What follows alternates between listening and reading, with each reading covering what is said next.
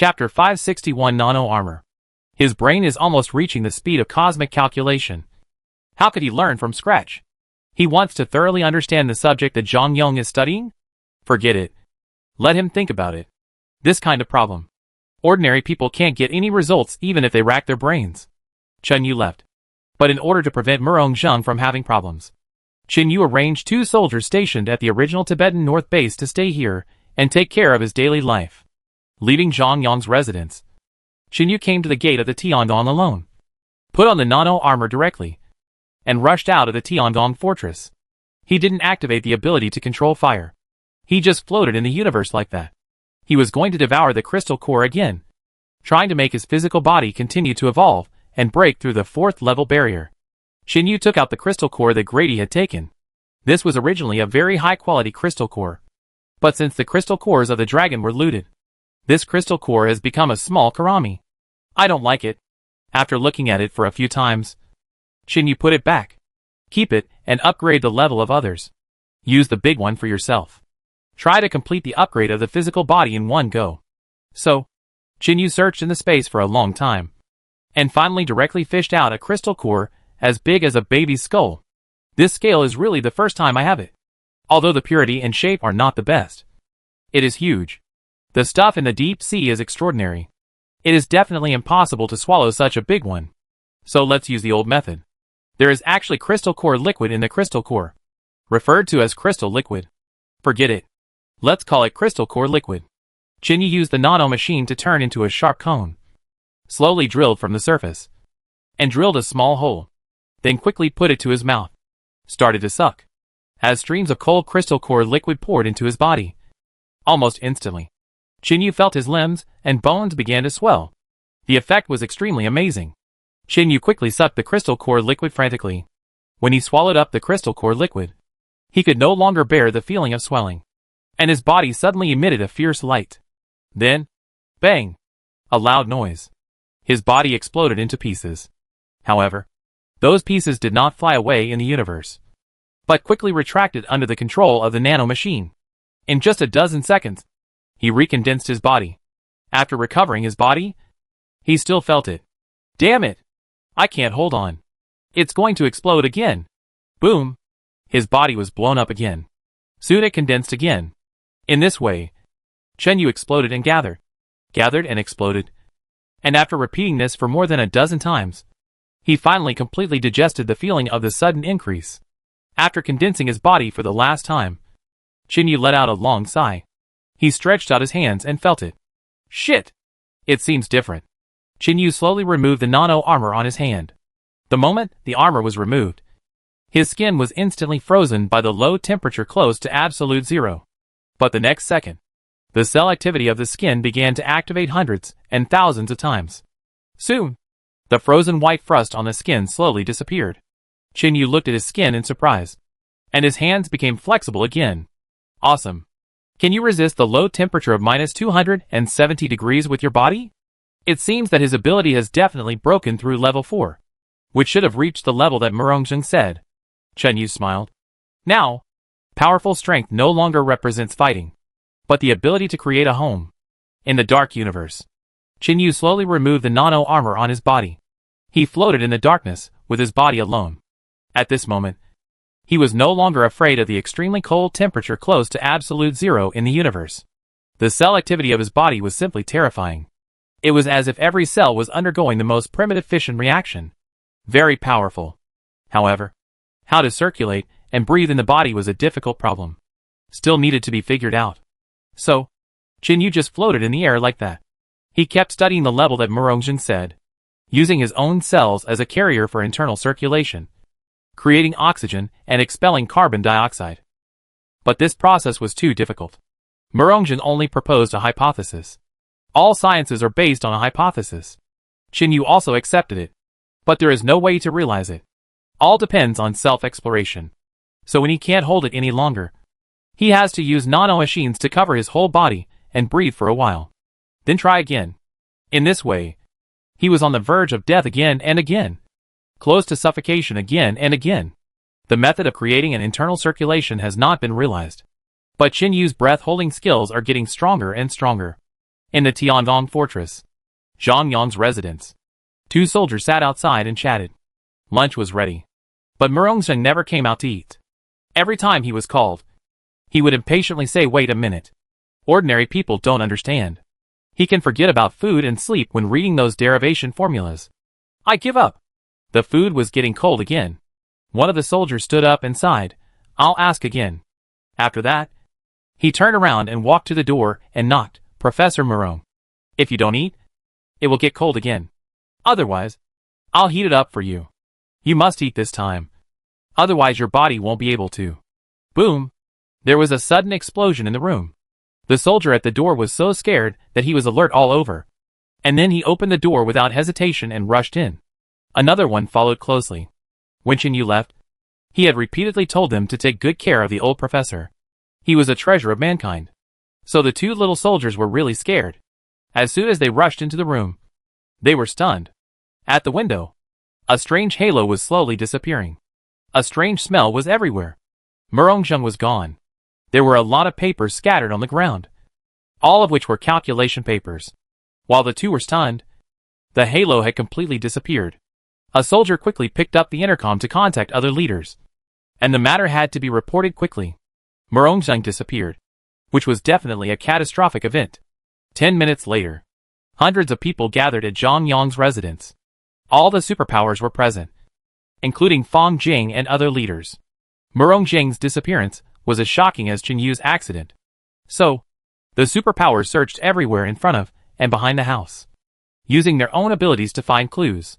After more than an hour of work, no one found anything. I don't understand what happened. There's nothing I can do. I can only wait for Chinyu to return. Only he may be able to find Murongzheng's whereabouts. Just like that, everyone dispersed. The Tiangong fortress gradually became less free and easy. First Zhang Yang disappeared. Then Zhang Yong died strangely. And now Murongzheng is missing. Could it be that there is something fishy about the Tiangong fortress? 3 days later, Chenyu finally came back from the outer space. He still couldn't solve the problem of the internal circulation. This kind of thing can't be solved overnight. It takes time to figure it out. As a result, he heard the news of Murongzheng's disappearance when he came back, which scared him. Damn! Murongzheng could be missing? Chapter 562, the last position. He rushed to Zhang Yong's residence as soon as possible. It had been isolated. The two young soldiers were also called. Chinyu carefully checked the room while listening to the young soldier's retelling of the situation. When he heard that a suspended halo appeared in the air, Chinyu's heart moved, and he immediately asked where the specific location was. When the young soldier pointed it out, Chinyu was stunned. It was at the back window. That was the last position of the formula derivation. Zhang Yong died at that position. Now, Murongzheng may have disappeared at this position. Chinyu slowly walked to the window and carefully felt everything around him. At this moment, his physical ability has broken through the level 3 barrier and officially reached the level of level 4, even exceeding it by a lot. His cells are like microfactories. He has extremely sensitive tactile nerves. He can even feel the tiny suspended particles in the air doing Brownian motion. After he stood quietly for a while, he always felt that the position of the window was different from other places, which made his hair stand on end. It was a dangerous feeling. However, it was not there before, so it can be judged that he felt this abnormality only after his ability was upgraded to level 4. Strange. What happened to this space? Chinyu looked up at the 5 exclamation marks at the end of the formula. Could it be that Zhang Yong really derived the positive integer hidden between 3 and 4? So, he opened the portal to the 4-dimensional space? Now, Murongzheng has also disappeared. Went to the 4-dimensional space? What is the concept of the 4-dimensional space? In fact, it is the concept of time and space. It is the 3-dimensional space we are in plus the dimension of time, with the addition of the past and the future. So, did they travel through the time axis? Chinyu was shocked. He didn't think this matter was serious before. He never even thought that Zhang Yong was an ordinary person who had not even mutated. How could he deduce such an outrageous theory? However, something inexplicable has indeed happened now. This is a problem. If it is true, if Zhang Yong really deduced the mysterious positive integer and opened the door of time and space, it would be a headache. As for the secret of time, humans have not understood it at all. Some people even think that time is a non-existent concept. Chen Yu is not a human with a super high IQ, and it is impossible for him to understand the secret of time. Therefore, just when Chen Yu frowned in thought, suddenly there was a shout from outside, "Brother Yu! Brother Yu!" It was Dong Qiule. Chen Yu quickly dodged. Dong Qiule rushed to the nearby area after a few flashes outside, and said in shock, "Brother Yu, go and see the Earth. It seems that terrible changes have occurred." Earth? Chen Yu was completely confused. What happened to the Earth? He quickly found an observation window of the fortress, opened the observation window, and took a look. As a result, he was shocked by the sight. Damn! There seemed to be a circle of strange things on the surface of the Earth. It was as if a huge ring had wrapped around the Earth. What was that? At this moment, a part of the nano-machine on his body suddenly spread out uncontrollably, and slowly condensed into a graceful figure in midair. Chen Yu's heart skipped a beat. It was Liang Qiuying. She finally came back. Liang Qiuying's body slowly solidified. Then she fell unconsciously from the air, and was caught in Chen Yu's arms. Damn it! She is in a coma. She seems to have lost her mind. Moreover, Chen Yu, who has always relied on nano-machines to have synesthesia with Liang Qiuying, can't feel Liang Qiuying's condition at this moment. It's as if the nano-machines of the two people have become alienated. Or maybe they have evolved in new directions. Chen Yu frowned. The recent events gave him a bad premonition. Not only about the Tiangong fortress, but also about the Earth. That feeling is terrible. Seeing that Liang Qiuying couldn't be woken up, Chen Yu had no choice but to temporarily block Shang Yang's residence. And the incident of Murong Jing's disappearance was also shelved. First, find a way to wake Liang Qiuying up. Chen Yu carried Liang Qiuying to Li Dehuzi's residence. Let him try to wake Liang Qiuying up with medical means. Li Dehuzi tried it. It didn't work. Liang Qiuying couldn't be awakened by any stimulation. There was nothing else to do. I could only send her to my residence for the time being. Watch her every day. Her experience was probably even weirder than Lu Ye's. In this way, time passed day by day. Murong Jing never came back. Liang Qiuying never woke up. Just like a vegetative person, her physical skills were maintained by nanomachines, neither dead nor alive. 7 days later, there was still no change. Chen Yu couldn't stand it anymore and decided to go to the Earth first. What on earth is that circle that appeared out of thin air outside the Earth's surface? He notified the sisters of the 13 Hairpins women's gang to come and protect Liang Qiuying. And he rushed out of the Tiangong fortress again, transformed into the god of fire, and rushed straight to the Earth. When he was about to get close, Chen Yu was stunned. That circle of strange things was in the atmosphere, not in the outer space. It was like a huge ring, with a total of 24 nodes on this circle. Just as Chen Yu slowly approached, at a certain moment, the nano-machines on his body suddenly became agitated. Almost all the nano-machines swarmed out of his body. A huge signal emission pattern was formed on the outer surface of the body. Damn! This thing is related to nano-machines. Suddenly, a familiar spiritual wave came from a certain node above the circle of strange things. Is it Liang Qiuying's spiritual body? Chen Yu was shocked and rushed in that direction quickly. That location was above Asia, above the southern waters of Xia country. The spiritual body in that node has been calling Chen Yu. Even with excitement and ecstasy, Chen Yu no longer hesitated, directly extinguished the flames on his body, and plunged into the middle of that strange node. When he rushed in, the inside suddenly became clear. It turns out that the node is a huge group of nano-machines surrounding a vast platform. The platform is at least thousands of square kilometers. There is a temple in the center of the platform. Crystal Temple.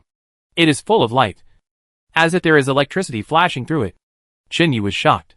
There is such a thing hidden in the Earth's atmosphere? And this position. Chen Yu finally knew what Liang Qiuying's escape pod hit when it fell to the Earth. It should be this. She hit a platform.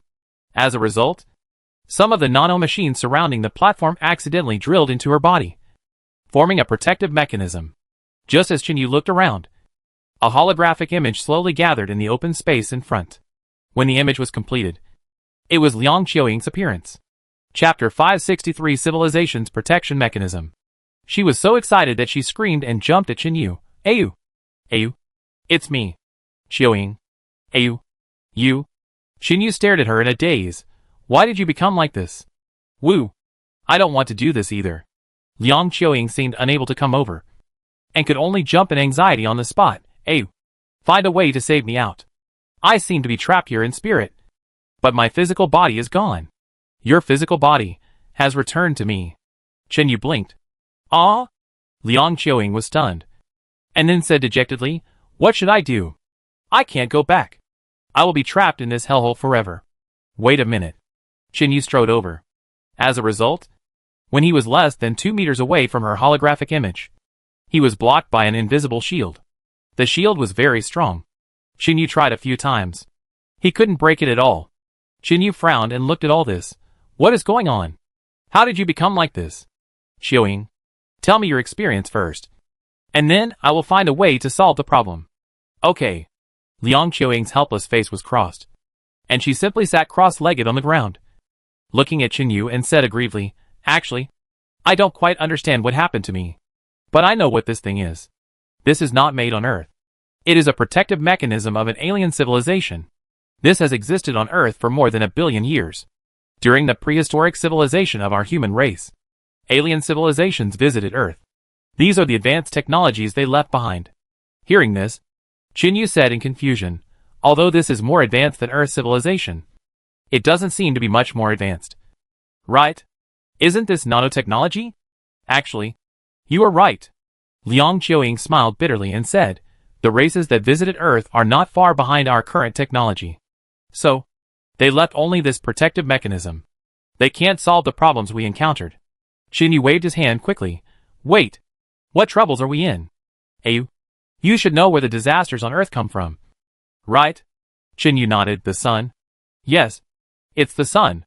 Liang Qiuing pointed to her head. After I was assimilated here, I received all the information, including the mutation of the sun. As early as more than 1 billion years ago, alien civilizations discovered that our sun was implanted with a virus. I'll translate it like this. It's more vivid.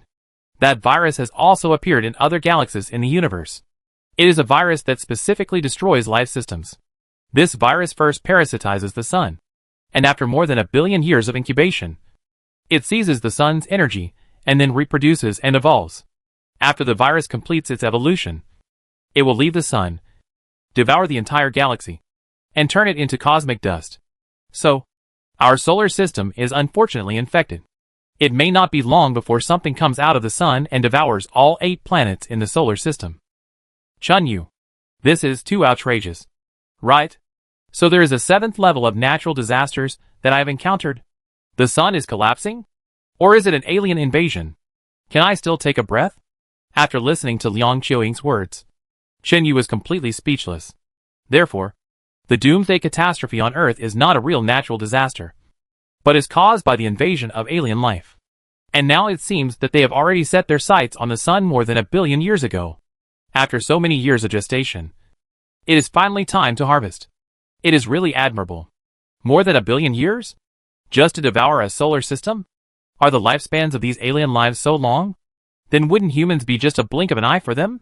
What should we do now? If all this is true, then the things on the sun may soon come to the Earth. Tiangong Fortress was the first to bear the brunt. With his current ability, can he stop the alien creatures that have lived for more than 1 billion years? Regardless of whether he can stop it or not, Xinyu doesn't want to fight it head-on. He can't afford the consequences, because Tiangong Fortress will definitely not be able to stop it. By then, all the people he cares about will be finished. Xinyu hurriedly asked again, Qiuing, what other information is there? Also, how did this thing suddenly appear? It seems that it didn't exist before. I don't know much about this. Liang Qiuing shook her head helplessly. After sending you away, the entire Asian plate crust completely collapsed. In order to protect myself, the nanomachine automatically dissolved me into a molecular state. Although I escaped the catastrophe of the Earth's crust collapse, I was suddenly bound in midair by a strange force. I don't know how long I was unconscious. When I woke up again, I became like this. Oh, by the way, from the information I received, the dragon we saw in the Southern Sea area is actually a creature of this civilization. Xinyu nodded. I guessed it. What should I do now? I don't want to be trapped here like this. Liang Qiuing looked anxious. I'll find a way. Xinyu turned around and looked around. On this platform, there was nothing else except Liang Qiuing's illusion, since there are 24 platforms outside the Earth. What are on the other platforms? Is there any trick? Qin Yu immediately turned around and waved. Xiaoying. Wait for me. I'll go to other platforms to explore, and see if there are any new discoveries. I'll come back to find you later. Oh! Liang Xiaoying watched Qin Yu jump up and rush out of the nanomachine protection layer. Qin Yu's whole body was on fire. Exploring one platform after another. Almost all of them were empty. Nothing. Seeing that he was about to reach the last platform, Qin Yu was also a little disappointed. He jumped directly into the protection layer and landed on the ground of the platform. As a result, it was unexpectedly discovered that there was a very modern small house in the center of this platform. There seemed to be a figure inside.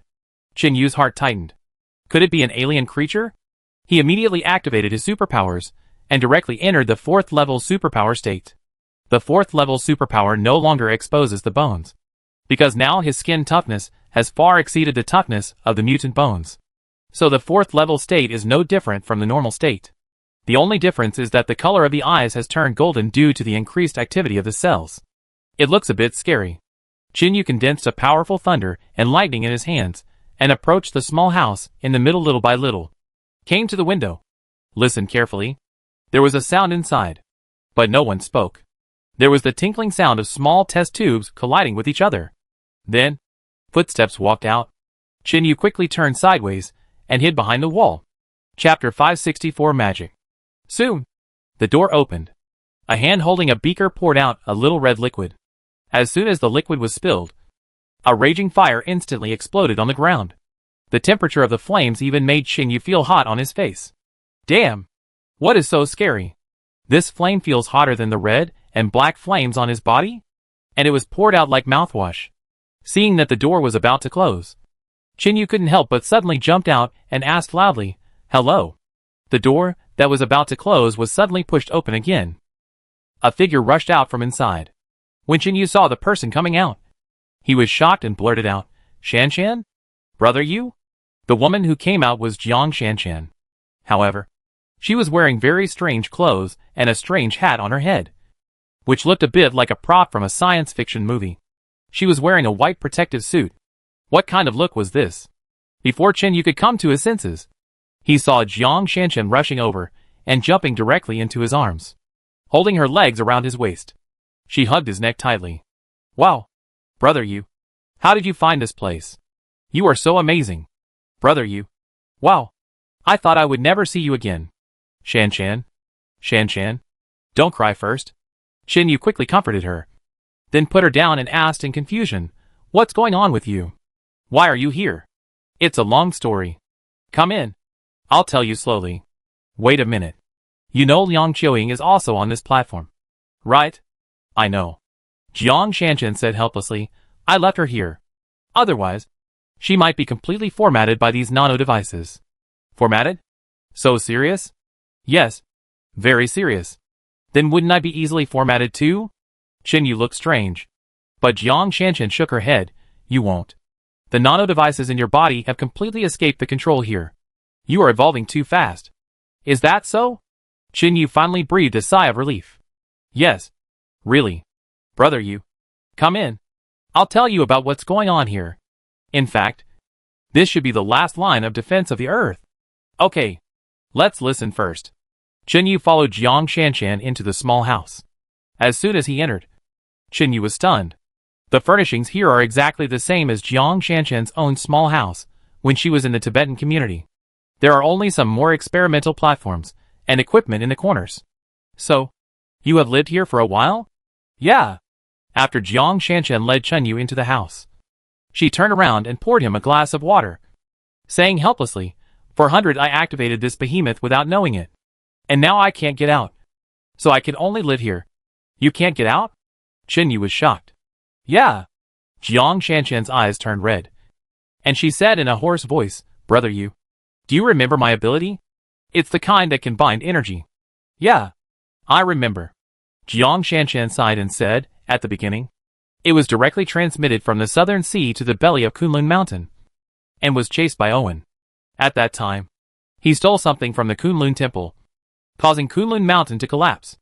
At that time, Sister Ya and I were about to be killed by falling rocks. At that moment, I subconsciously activated my supernatural power again, and after sensing a strange energy, I moved directly there. As a result, I was teleported into the Crystal Temple. There was a very strange energy in the Crystal Temple, which was bound by my supernatural power, and then drilled into my body. I was unconscious for a while. When I woke up again, I just felt the energy in my body a little bit, and accidentally activated this big guy. In fact, this behemoth is the Crystal Temple in Kunlun Mountain. It is a technological crystallization of alien life based on digital civilization. At this point, Jiang Shanshan suddenly asked, "Brother Yu, do you know what digital civilization is?" "I don't know." In fact, the mysterious number between 3 and 4 studied by Professor Zhang Yong is the true face of digital civilization. Qin Yu was shocked. What is the true face of digital civilization? After Jiang Shanshan's popular science, Chen Yu finally understood a little bit.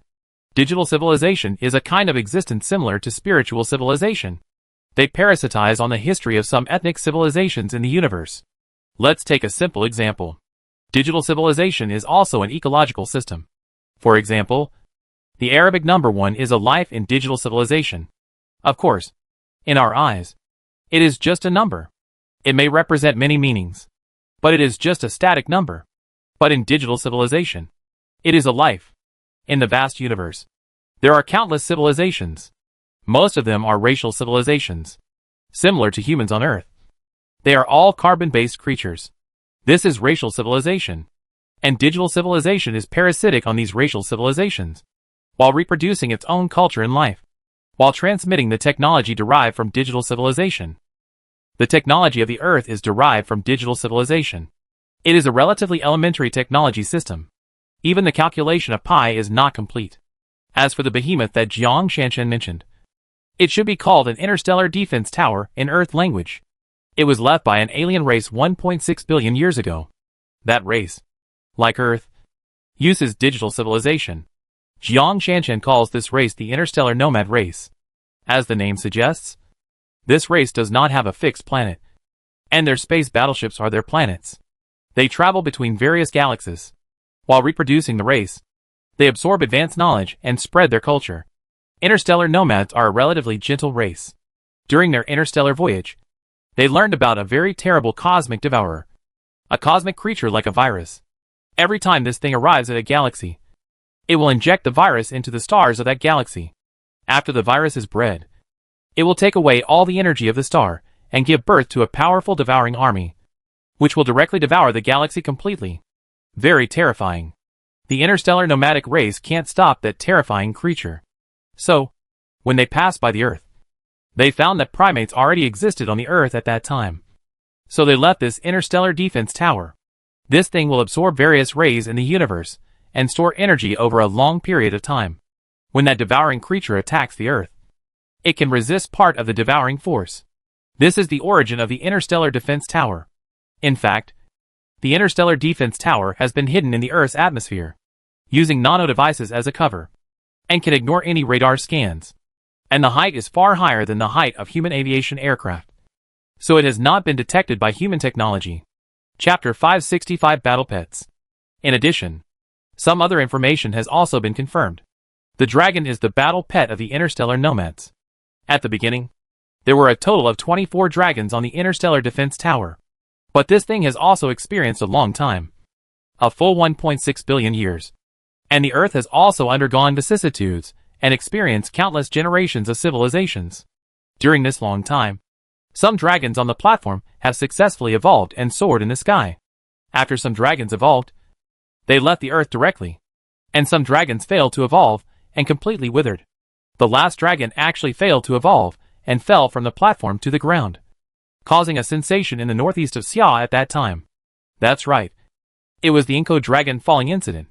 However, at that time, the Xia kingdom had a special department that specialized in studying these incidents. And the remains of the fallen dragon were secretly hidden. People began to secretly study this mysterious creature. They even began to use genetic technology to cultivate this creature. So, this last dragon was reborn again under human technology and grew slowly. That was the dragon that Qin Yu had seen at the beginning. After figuring out the reasons, Qin Yu's head was swollen. So the current situation is that Jiang Shanshan absorbed the core energy of the interstellar defense tower and mastered the energy-driven method of the interstellar nomadic race. As a result, She was trapped here. She couldn't get out? Because the nano-device recognized that her energy pattern was exactly the same as that of the interstellar defense tower. It naturally bound her here. In addition, when the interstellar defense tower was fully activated, a platform was missing. So the nano-device was ready to start the formatting program. Completely format Liang Qiuying, and take back that part of the nano-device. Fortunately, Jiang Shanchen noticed it in time. So Jiang Shanchen manipulated the energy of the interstellar defense tower and stopped the formatting abruptly, but completely separated Liang Qiuying's body that had assimilated with the nano-device. In this way, Liang Qiuying's spirit body was locked on the platform with the nano-device, and the body was automatically reborn from Qin Yu's side. Now, the interstellar defense tower is complete. It can resist a certain degree of attack. However, this level of defense is definitely not able to withstand the creatures that can devour the galaxy. Therefore, the final result must be that Jiang Shanchen will be destroyed along with the defense tower. This made Qin Yu angry. Damn! Funny? I have come all the way. And I have spent a lot of effort to gather so many people and leave these women who love me deeply. Is it just a waste of all my efforts? Just watch her die here. Strictly speaking, Qin Yu should not die. He can completely escape this disaster, because now he can travel freely in the universe. Jiang Shanchen said that in fact, the nano-device in Qin Yu's body has escaped the control of the interstellar defense tower because of his rapid evolution. In other words, that part of the nano-device has become Qin Yu's own thing. Therefore, Qin Yu can survive in space. Then, the people in the Tiangong fortress actually escaped, because they can enter Qin Yu's space to live. So now the only ones who can't be saved are Jiang Shanchen and Liang Qiuying. Qin Yu is unhappy. How can we get them out? At worst, the Earth will be destroyed. If I really can't resist, it's not my responsibility. I'm not the great saint, and I have to shoulder the responsibility of saving the Earth. Qin Yu sat on the chair, thinking silently, thinking of all possible ways. If it doesn't work, I will evolve my superpowers again. Even if my body collapses, I have to try it once. Anyway, I have enough crystal cores to see how far I can evolve. When I evolve to the top level, if I still can't stop those creatures that devour galaxies, then I will accept my fate. Opposite, Jiang Shanchen looked at Qin Yu's solemn expression and felt distressed. She couldn't help but sigh and said, "Brother Yu, don't think about it anymore. In fact, I have accepted my fate. Otherwise, can you tell me about your story? I want to hear how the sisters are doing now." "They are all fine." Qin Yu let out a long sigh. "I also rescued Yaya." "Ah? Really?" Jiang Shanchen clapped her hands in joy. "That's great. Sister Yu was rescued. I'm relieved. In fact, everyone is fine." Qin Yu touched his face hard and murmured, "Only Zhang Yang is missing." He swallowed the crystal cord to activate his superpowers and disappeared. At the same time, Teacher Zhang Yang and Professor Murong disappeared completely because of their research on positive integers between 3 and 4. "What?" Jiang Shanchen's face suddenly changed, and she asked in surprise, "Are you sure they are missing?" "Well, I can't find it. It just disappeared strangely in the room." "Oh my god." Jiang Shanchen looked strange. Qin Yu looked at her and asked in confusion, "What's wrong?" "June? Ayu?" Jiang Shanchen suddenly said happily, "Maybe they really found the portal to the four-dimensional space. If they really found the portal, maybe all of us can be saved. The portal to the four-dimensional space is the door of space and time that can change the time dimension." Qin Yu. According to Jiang Shanchen's analysis, Zhang Yong should have deduced a positive integer between 3 and 4. So he opened the door of space and time himself. To deduce this secret, it does not necessarily require humans to be very mutated.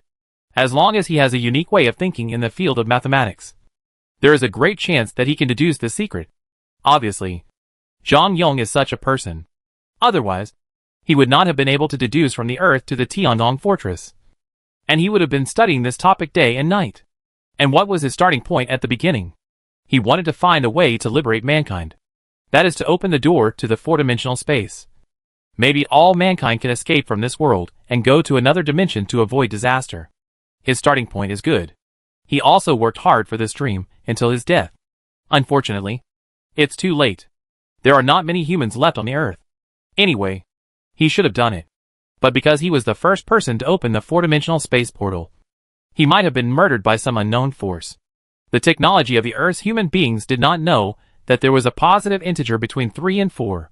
Therefore, perhaps some power was hiding this positive integer, and did not want humans to know. So they killed him who opened the door. As for Murong, he disappeared at the same place. And even some little soldiers saw that kind of hazy halo. Which means that Murong also found the portal. And he successfully passed through. If Chinyu can also find this portal, maybe he can go and explore it, and find out what kind of world is behind the portal. If it is safe, maybe he can send all the remaining humans into the 4-dimensional space portal. As for this world, no one can stop its destruction. Chapter 566 Completely Dark. In the history and culture of the interstellar nomads, the terrifying virus that devours the life of the galaxy has long been regarded as a cosmic disaster. No galaxy can escape. Never. A backward and weak galaxy like the solar system is absolutely doomed. After figuring out all this, Chinyu was thoughtful. After a moment of silence, he suddenly looked at Jiang Shanshan. Can you tell me how long it will take for that thing on the sun to come out? I don't know the exact time, but judging from the state of the sun, it is estimated that there are only 2 or 3 months left. By then, the sun will be completely extinguished. Chinyu was shocked. Will it be extinguished? Completely dark? Yes. Jiang Shanshan nodded. It will completely turn into a cosmic meteorite without energy. Cruel enough. Then, there is no choice. Originally, Chinyu was still fantasizing about swallowing all the crystal cores guarded by the dragons, and evolving himself to the extreme. Although this situation is totally uncontrollable, the final result may be that he will explode and die. But it is also a means. It can compete with that kind of alien life. But it is unnecessary now. If the sun is finished, it will even be completely dark after a while. Then the Earth here will no longer have any value to exist. There is no way to survive if you stay. Therefore, there is only one way left. The 4-dimensional space portal. Find this portal, and explore what kind of world is behind the portal. Is it suitable for human survival? If it is possible, then take root there completely. That's it. Chinyu decided to go back and study Zhang Yang's room again. I always feel that the portal has appeared. I just can't see it. Before leaving, Chinyu suddenly thought of the liquid that Jiang Shanshan poured out before, and asked quickly, Shanshan, what did you pour outside before? Liquid? Or flame? The temperature of that flame is terrible. Oh, right. Jiang Shanshan nodded suddenly and said, I almost forgot if you didn't say it. The interstellar nomads are best at using fire. For example, the dragons they raise are raised in a liquid fire from childhood. This liquid fire is very scary. According to my understanding of it, there should be no material on Earth that can withstand its temperature. It can even devour other types of fire. Chenyu blinked, and suddenly stretched out his hand. And a burst of red and black flames immediately condensed in his palm. Try it. Can it devour my fire? Okay. I'll try. Jiang Shanshan immediately went to prepare. In fact, Chinyu's red and black flame is just a fire-attributed ability that combines the annihilation effect of annihilation and protection power. So it can burn through everything. It mainly relies on the annihilation effect. The temperature of the flame itself is not too high. Soon, Jiang Shanshan took a test tube. Inside the test tube was a red liquid substance. Chenyu took a closer look. So magical. The substance in the test tube was magnificent. And it was like it was alive. And it could splash small sparks from time to time. Like an elf. Jiang Shanshan said softly, many alien civilizations tend to explore natural technology and the outer universe. Unlike our Earth, which only studies weapons to kill people. Haha. If the Earth can hold on for hundreds or thousands of years, humans may be able to reach that point. We are still too ancient now. Come on. Give it a try. Yeah. Jiang Shanshan slowly opened the stopper of the test tube, then poured the red liquid substance into Chinyu's hand. Hiss. Chinyu's hand shrank in pain. Damn. I can't bear it. Immediately activated the level 4 supernatural power. A black hole had been burned in the palm of his hand. After the level 4 supernatural power was activated, the palm began to recover at a speed visible to the naked eye. And the red liquid substance was like being freed from its restraints, madly devouring Chinyu's red and black flames. But when swallowing, it suddenly got stuck. Then, the red liquid substance began to discharge black matter. In less than 2 minutes, the surface of the red liquid substance was actually covered with a layer of black annihilation energy. Qin Yu was amused. So, no matter how powerful the flame of the alien civilization is, it still has no way to deal with his spiritual energy of annihilation and protection. Finally, the red liquid substance and Qin Yu's flame completely merged, formed a new flame form. Almost an intermediate form between liquid and flame. Very amazing. The power almost doubled. Qin Yu smiled and looked at Jiang Shanshan. It seems that alien civilizations may not be the most powerful. Look! It's absorbed. Really, so amazing. Jiang Shanshan looked up at Qin Yu. Brother Yu, your power may have reached a point that is difficult to explain with science. Almost. Qin Yu breathed a sigh of relief. And then quickly said, let's prepare according to the remaining 2 months. You also think of a way here. How to get you and Qiuing out. I will go back to find the portal. Yeah. I'll try. Jiang Shanshan pouted and nodded. No way. This is the only way for now. After Qin Yu hugged her, he immediately jumped up. The flames on his body rushed out, and the flying speed was as fast as thunder and lightning. And he disappeared in an instant. 2 months of preparation time. Too short. Qin Yu rushed out of the atmosphere, suspended in the universe, looking at the ice blue sun in the distance, and sighed in his heart. How many years has it shone on the earth? As a result, the hero is now old and has been corroded by the cosmic virus. What a pity! What should I do now? How can I find the portal? Qin Yufei returned to the Tiangong fortress. Inside, everyone was waiting for his news. Without certain news, people can't live a stable life. Live in great fear every day. After Qin Yu came back, he didn't tell everyone the real disaster for the time being, but just told everyone that it was safe here for the time being. Let everyone live with peace of mind. After dismissing everyone, Qin Yu went to Zhang Yang's residence alone. He sat in the living room. He looked at the window silently. How can I find this door? Qin Yu sat there all day. It was past 7 o'clock in the evening. There were footsteps outside. Brother Yu, are you in there? I'm here. Qin Yu responded lightly. The door opened. A moving figure threw herself into his arms. It was Li Xiaoyun.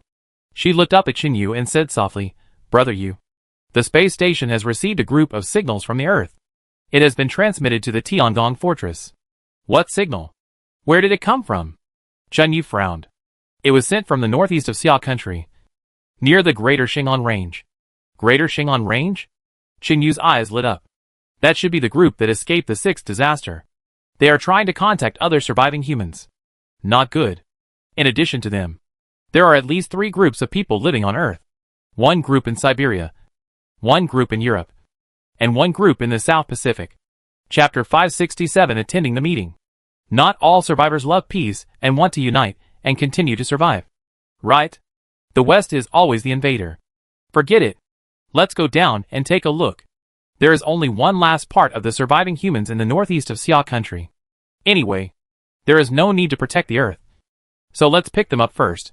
Qin Yu immediately stood up, looked at Li Xiaoyun and asked softly, Come with me to the Earth? Okay. Li Xiaoyun was immediately delighted and said, Take me to fly. Okay. Qin Yu immediately picked up Li Xiaoyun, left the room quickly, rushed out of the Tiangong gate, and turned into a huge god of fire and rushed towards the northeast of Xia country on Earth. Northeast of Xia country. In a wooden house. In a small room near the observation building. A girl in a white dress sat alone in a dark corner, her hands in front of her, making various poses. Between her palms, there was a transparent cube that kept changing shape. The girl was about 15 or 16 years old. She had delicate features and a delicate face. Her hair was short and below her ears. Her eyes were as clear as a spring. However, her eyes were full of loneliness and solitude, without any trace of activity. At a certain moment, there was a knock on the door outside. Jia Jia? Jia Jia? It's me. De Hui. Come in. The door is not locked. The girl separated her hands, and the cube in the middle of her palms disappeared instantly. Very open. The door is open. A young man ran in. He walked up to the girl and asked in confusion, What are you doing? Why don't you go to the meeting? Not interested. The girl looked blank. Jia Jia. It's not a question of whether you are interested or not. All people with special abilities must go to the meeting, even if your special ability is just to play with toys. The girl looked up at the young man, curled her lips and said, since my ability is just to play with toys.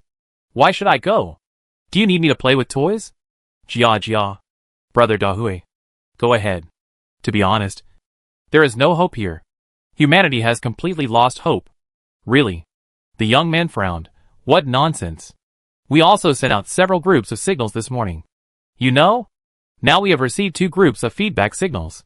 The girl's face changed, and she stood up suddenly. Really sent it? Yes. It's over. The girl ran to the window and looked outside, muttering, I didn't expect that this place would be destroyed so quickly. Alas. Why do people become stupid and arrogant once they have power? Who do you say is stupid and arrogant? Suddenly, a voice came from outside the door. A woman walked in slowly, tall and cold-eyed, wearing a mink coat, wearing a pair of high-heeled leather boots, flaming red lips, long wavy hair. Her figure is even hotter. Her face is full of the temperament of Her Majesty the Queen. As soon as Dahui saw the person coming, he immediately turned around and bowed his head respectfully. Director Su. Yes. The woman nodded, looked at the little girl at the window, and said lightly, Ming Jiejia. Do you know why I came to you in person? I don't know. The woman said coldly. Since we settled down here, you have been passive and negligent, and even often said some depressing words. Do you think we will tolerate you just because you are the daughter of Principal Ming? Your father is dead. Do you know? Now, I am the boss here. If you don't obey my orders, don't cooperate with the meeting of superpowers, and don't want to live here well, you will be expelled. I understand. Ming Jiejia. The little girl beside the bed looked at her silently, and nodded after a long time. Su Ting. I understand. I wish you a long life. After saying that, she turned around and dragged a suitcase out from under the bed. Dahui, who was standing by, was startled and rushed over and said anxiously, Jiejia, you are crazy. With your level of strength, you will be frozen to death soon if you go out. No, don't worry. Ming Jiejia shook off Dahui's hand and said softly, Sun Hui, thank you for taking care of me during this period. Listen to my advice. If someone really comes here to contact us, you'd better hide in the cellar and don't come out again. My father will protect you. After saying that, he packed a few things into the suitcase and zipped it up. Ming Jiejia walked out of the door without looking back. Outside, a dark blue world. The thin figure of the little girl slowly walked out. When she stepped out of the wooden house, she slightly supported herself with her hands. An invisible barrier instantly appeared around her body, wrapping her in it and shielding her from the extreme cold. In this way, her stubborn and thin body slowly walked towards the distance. In the wooden house behind her, many people saw this scene. Everyone sighed in their hearts. Her father protected the people here, but now she was driven out. It's chilling. What a pity. No one dared to say anything, because that woman has now become the strongest superpower warrior here. Now, whoever is stronger has the final say. On the desolate and cold land, a thin and frail figure staggered, step by step, aimlessly walking forward. The sky gradually darkened. All around was desolate and lonely. The whole world was terrifyingly quiet. Ming Jiejia barely held up the space shield, and a picture kept echoing in her mind. On the earth, tens of thousands of soldiers fought bloody battles against alien creatures. In the sky, the powerful figure like a cosmic god of war blocked most of the alien creatures outside the earth that were as dense as locusts. In that battle, the starry sky was dim, and blood rain was everywhere. That was the scene she had foreseen. Ming Jiejia is a superpower. She awakened 2 abilities. One is the ability to control space, and the other is the ability to foresee. She can see some future scenes when a certain opportunity occurs. So, she thinks the future may be doomed. It will definitely be destroyed. Therefore, in the base, she never cooperates with those managers. Now, the real manager of the base is Su Ting, a powerful level 3 superpower warrior. Although powerful, but not smart enough, she always likes to regard herself as the savior of mankind, because in her opinion, there may not be many humans left on this earth, as long as she can continue to be strong, and slowly stabilize the base, and reproduce the race little by little. One day in the future, she will become a figure like the Empress. Ming Jiejia thinks it's hilarious. Maybe she has read too many Doomsday novels. And the Empress, she is being clever. Just like this time she took the initiative to send a signal to the outside world, who stipulates that there are not many humans left, and the remaining ones must be pacifists?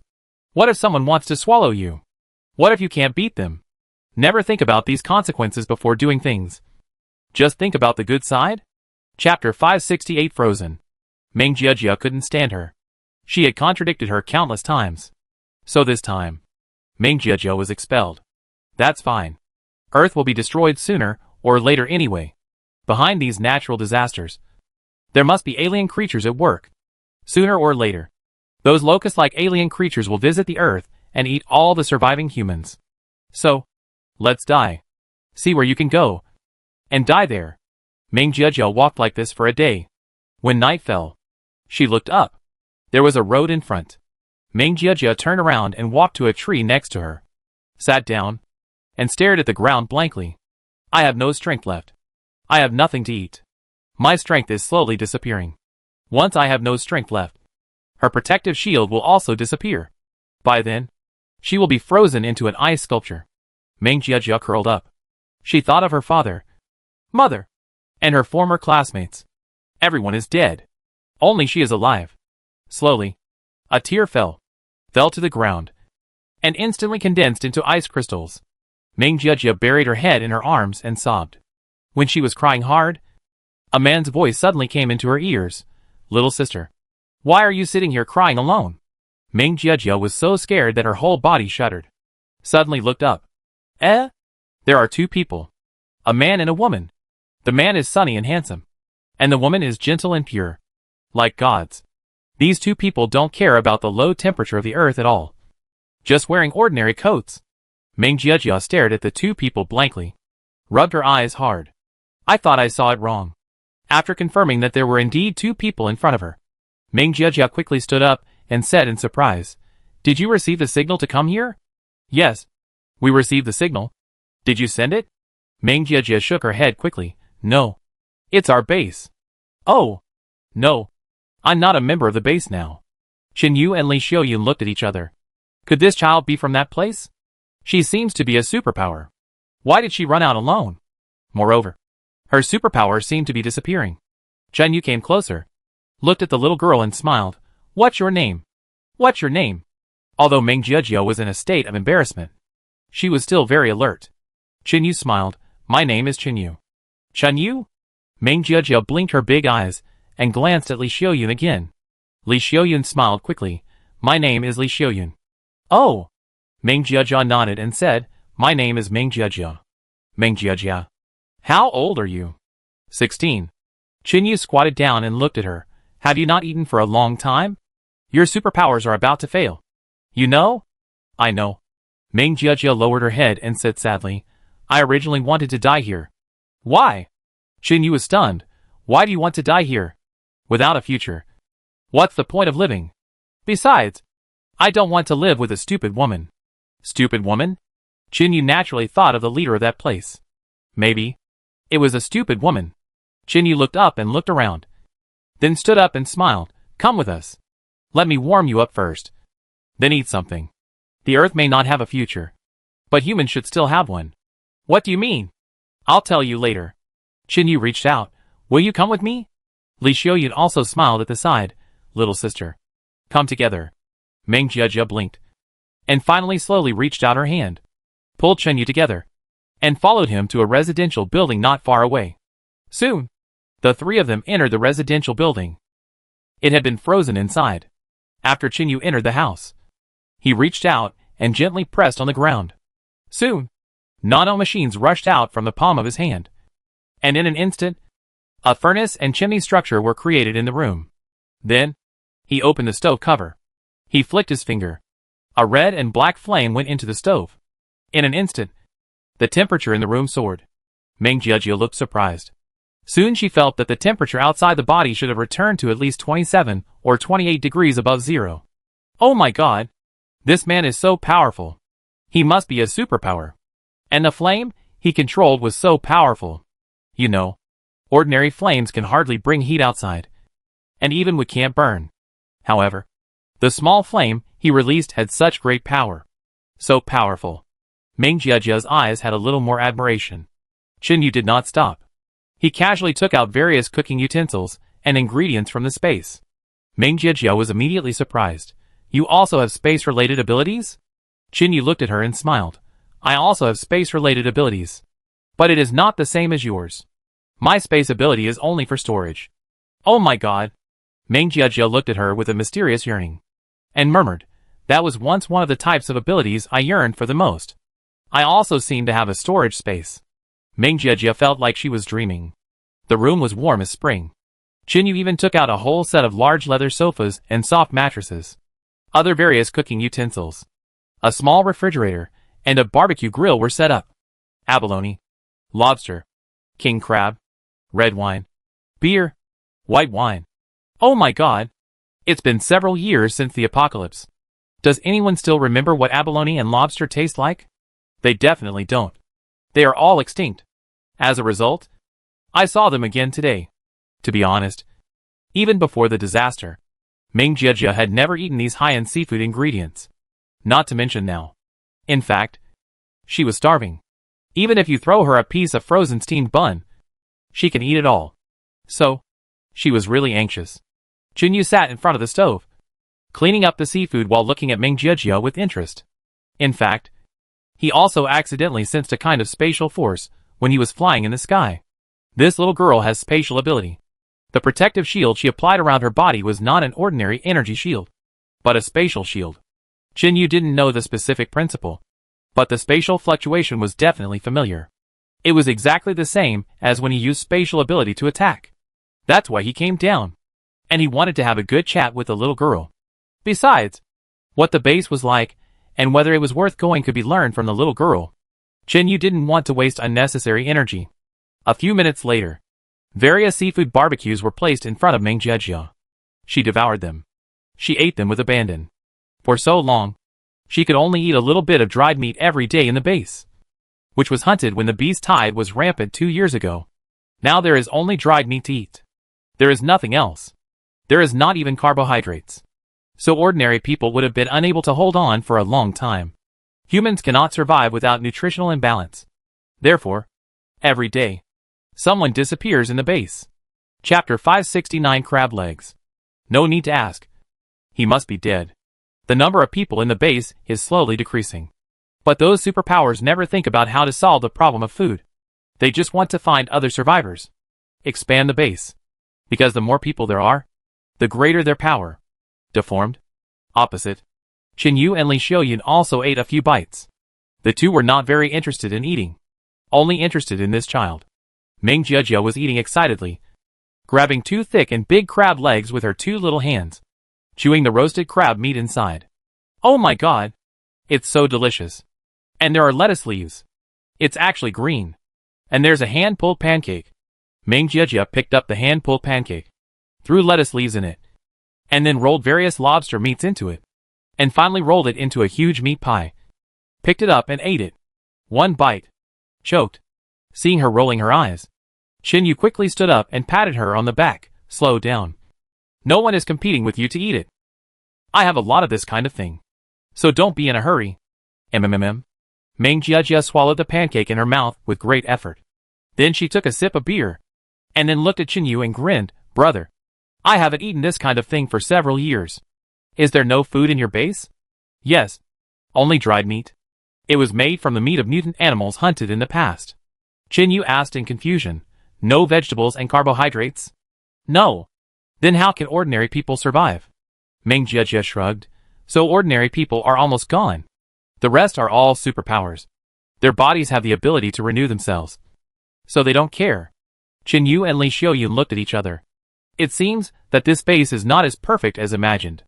I thought that the Xia people who persisted to the end on Earth would be a group of people with powerful abilities and outstanding minds.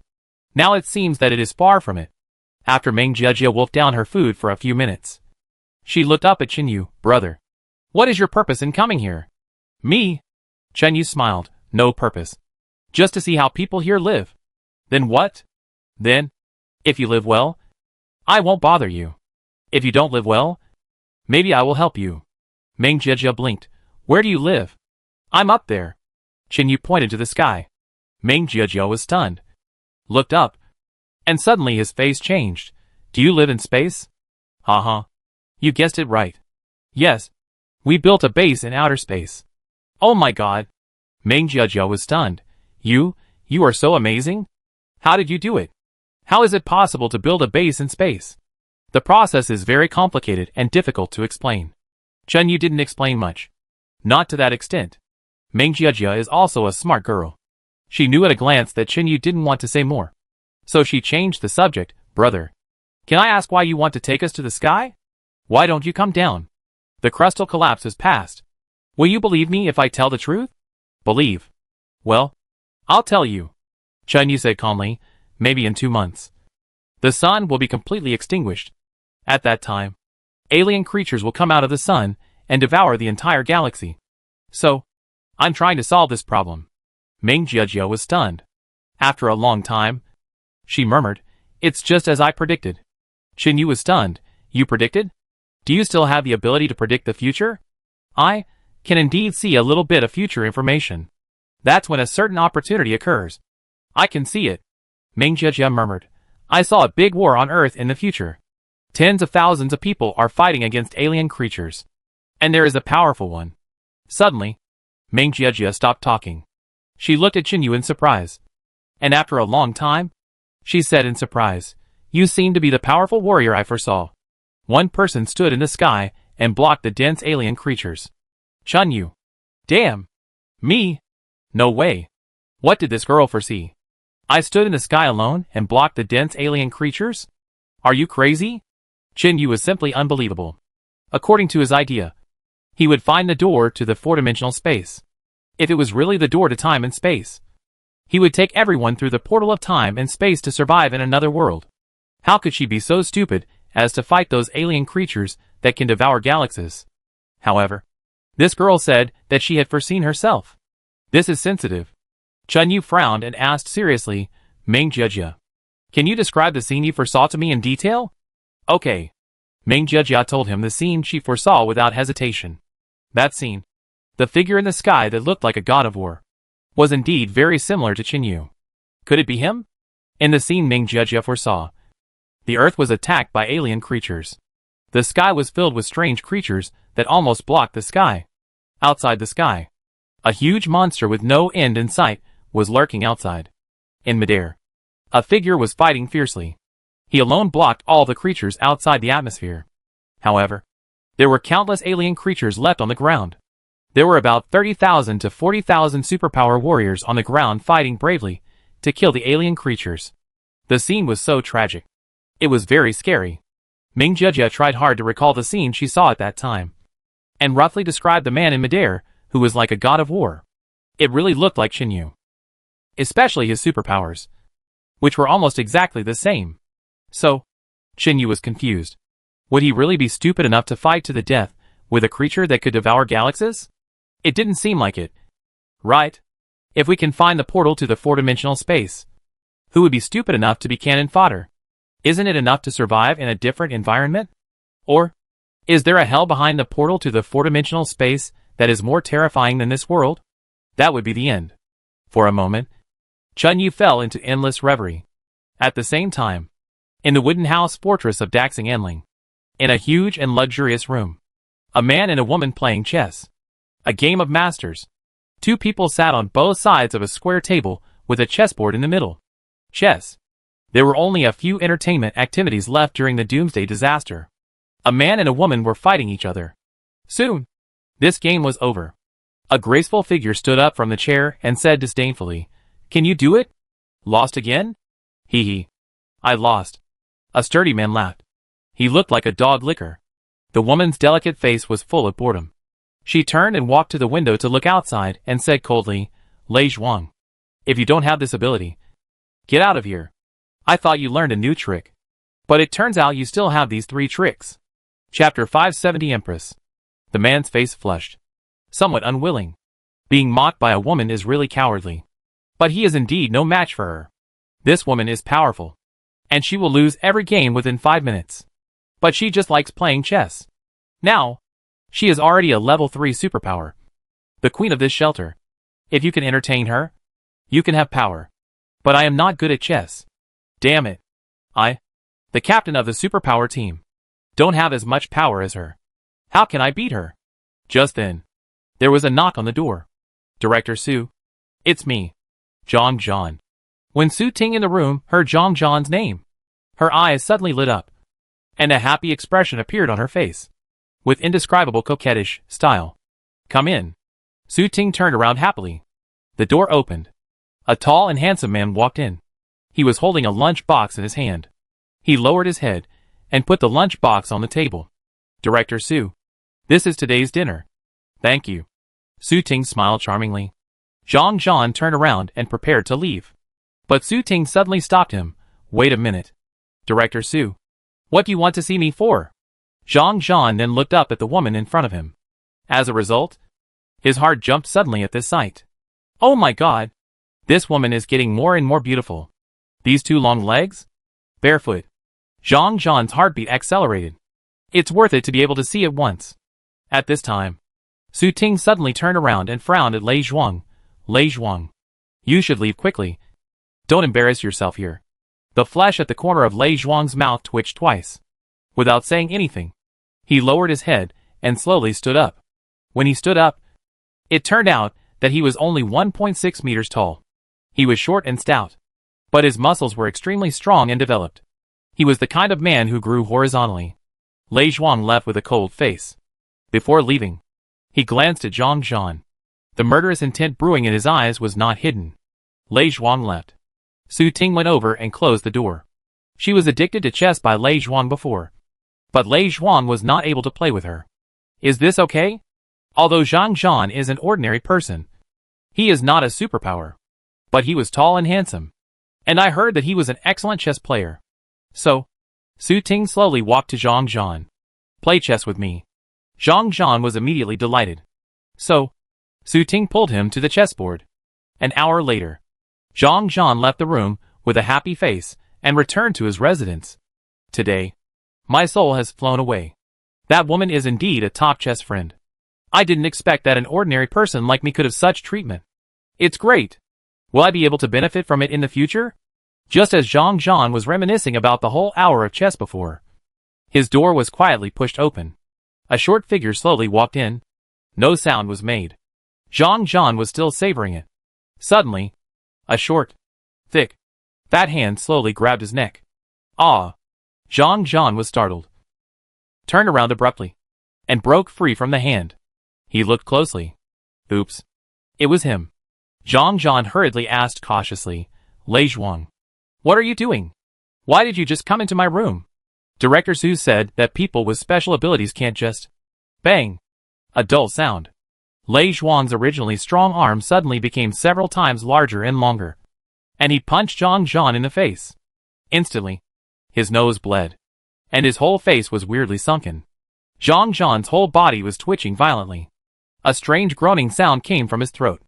Lei Zhuang seemed to ignore it, and walked over to punch him on the head one after another. Soon, Zhang Zhan stopped moving. Lei Zhuang finally stopped. He slowly stepped back 2 steps. He looked at the body on the ground silently. Suddenly, there was a popping sound outside the window. It was like someone was clapping. Lei Zhuang was so scared that he suddenly looked up and looked out. Damn! A Westerner? Golden curly hair. High nose and deep eyes. A pair of sea blue eyes.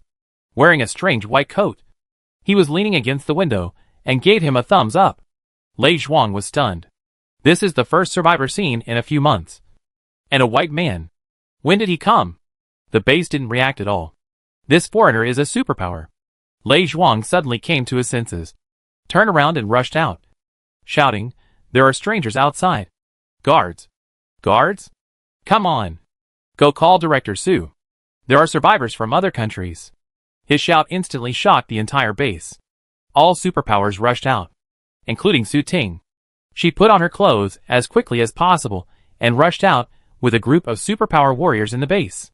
Outside, sure enough, Westerners appeared. There were 4 in total. 3 men and 1 woman, all wearing strange white clothes. 4 people stood together, all with smiles on their faces. And when they saw Su Ting leading people out, the 4 people immediately raised their hands to indicate that they were not aggressive. Su Ting smiled. She smiled so proudly. Who said that we can't contact the survivors outside? Aren't these 4 good people here? They are very gentle and friendly. With my own strength. I can't control these white pigs? When all the survivors in the world slowly gather under my command, I will be the first great person in human history to create the alliance of all races. Su Ting smiled so proudly. The 4 foreigners were solemnly invited to the shelter. In a large conference room. Su Ting was at the top, and below her sat 12 core members. She understood the principle of strength in numbers. The remaining powerful superpower warriors were all guarding outside the door. Even if Su Ting was arrogant, she knew that she should be cautious before figuring out what superpowers the other party had. Both parties introduced themselves. 4 foreigners, 3 men and 1 woman. The 3 men were named Logan, Ryan, and Liam. The woman's name was Serena. Very beautiful. Blonde. Her beauty was no less than Su Ting's. Even better. So in the conference room. Except for Su Ting, who was sizing up the 3 men. All the other core members were staring at the woman. Everyone sighed in their hearts. The blonde girl is really good looking. And she is fierce. She is definitely pregnant. At least F cup. After the 2 sides introduced themselves, Su Ting asked in a condescending manner, "Did you 4 come here after receiving our signal?" "Yes." Logan is a little older. About 40 years old. Bald head. Full beard. Looking at Su Ting with aggressive eyes. He showed a friendly smile. "We just received your 777 signal and came here." "Where did you live before?" Su Ting asked. "In the South Pacific." "What?" Su Ting was stunned. "You live in the South Pacific? Which country are you from?" "We are from the United States." Logan smiled.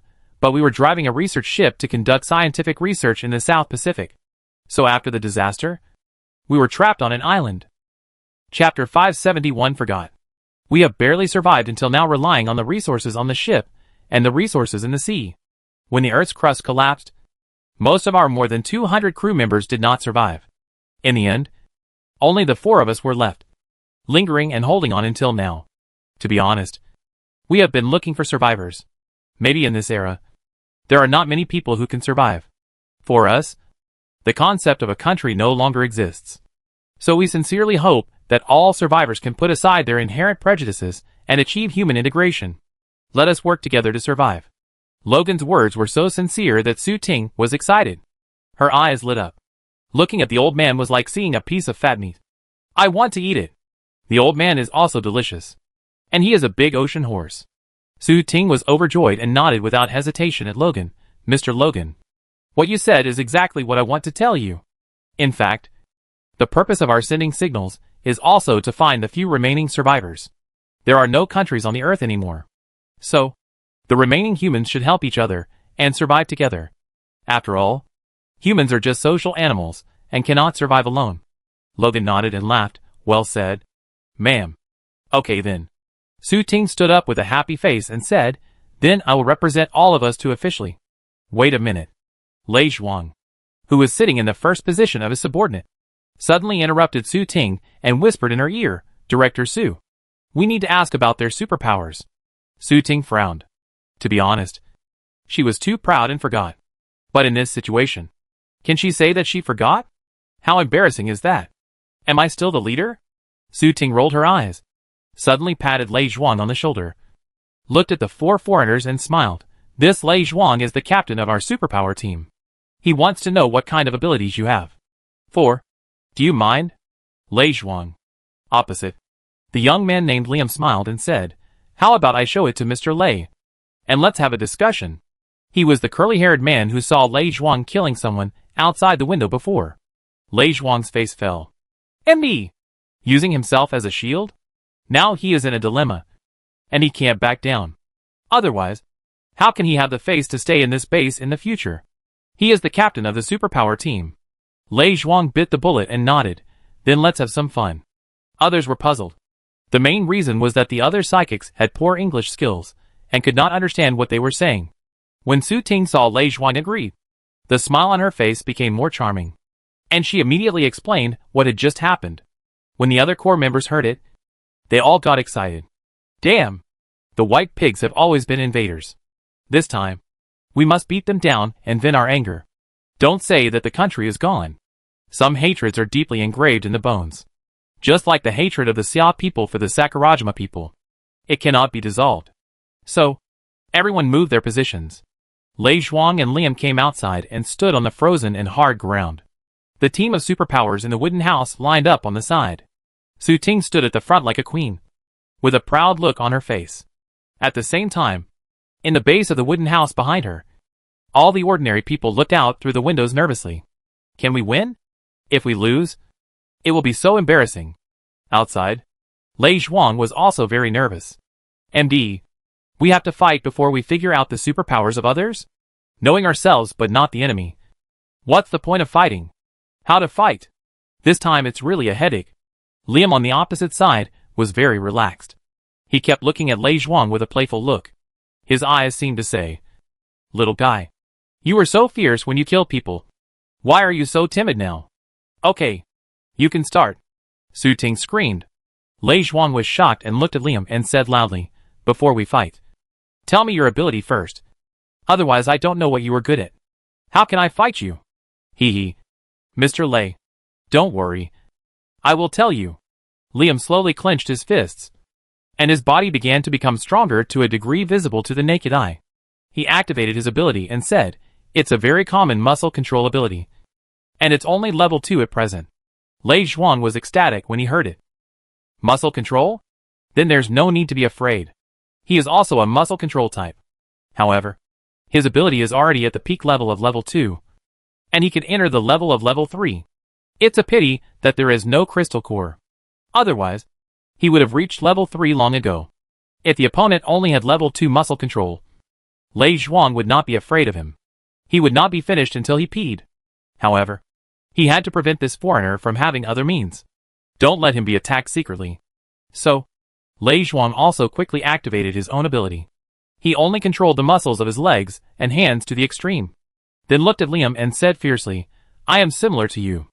Let's just use this ability to spar. And stop when we get it right." "Okay." Liam smiled and nodded.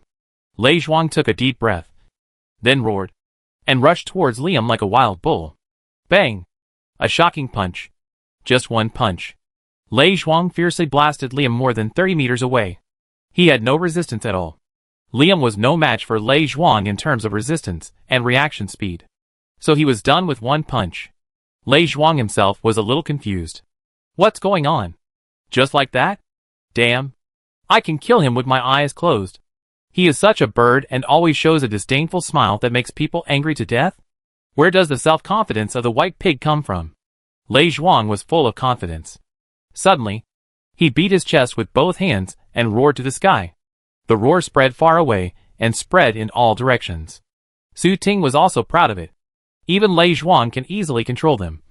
Let alone myself. You know, Su Ting is already a level 3 superpower. Although she has headaches from time to time, her strength is really unmatched. Therefore, she regards herself as a female emperor.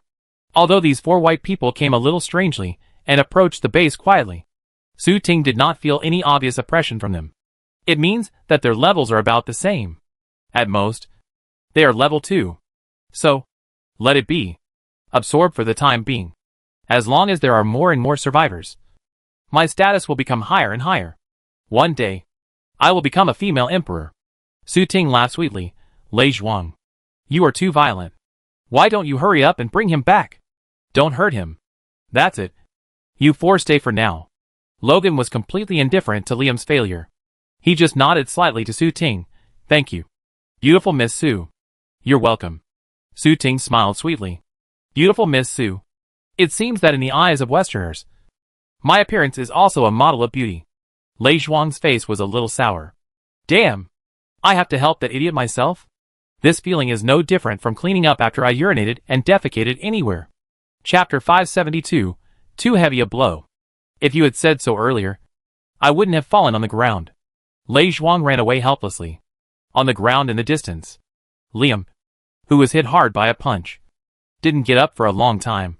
When Lei Zhuang ran to him, he couldn't help but twitch his mouth. Damn! His face was deformed. He won't die. Will he? Did I hit him too hard? Suddenly, Liam on the ground finally moved. And after a long time of effort, he slowly sat up, looked at Lei Zhuang and smiled. Mr. Lei is really amazing. Lei Zhuang, damn!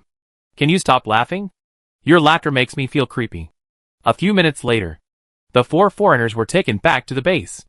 Liam was sent to the infirmary to treat his injuries. Actually, there was nothing to treat. He was a superpower himself, and the injuries on his face would heal on their own over time. The remaining 3 followed Su Ting back to the conference room. At the same time, all the core leaders were informed that these 4 foreigners would also be members of the base in the future. They officially joined. As international friends, Su Ting also arranged 4 nice rooms for them. For a while, the whole base was talking about it. Should we treat them so well? They haven't made any special contributions to the base. Is Su Ting a little too flattering? It's already this time. It's the end of the world. Why are you still kneeling like this? Anyway, ordinary people don't dare to object. The remaining superpowers also want to stand out. So, the 4 international friends stayed in the base peacefully. Midnight. There was a dead silence between heaven and earth. In the residential house under the highway, Ming Jiejia has fallen asleep. She talked all afternoon, and she was full and had a warm environment for her to sleep. So she slept very soundly. In the other corner, Chen Yu was also lying on the bed with Li Xiaoyun in his arms. The room was warm like spring. So the 2 of them were not in the state of activating superpowers, but in the normal state, wearing only thin pajamas. And it was very comfortable to stick together. Li Xiaoyun enjoyed this feeling. She snuggled in Chen Yu's arms, and Chen Yu also hugged her contentedly, just in his arms. It was so peaceful. It was perfect.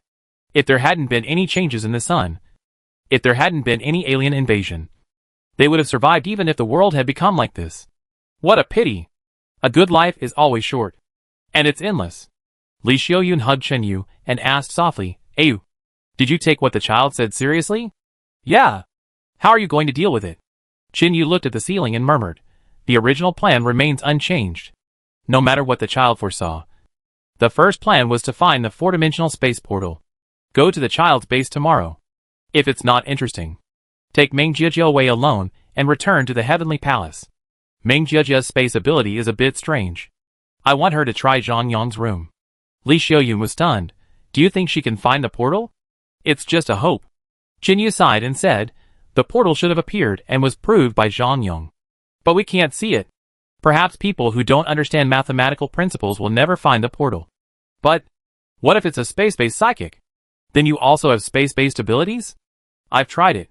Chen Yu shook his head helplessly, although I can use space-based abilities. But one is a portable space, and the other is an attack-based ability. Like Ming Jiejia, who creates her own space and shields herself from the cold.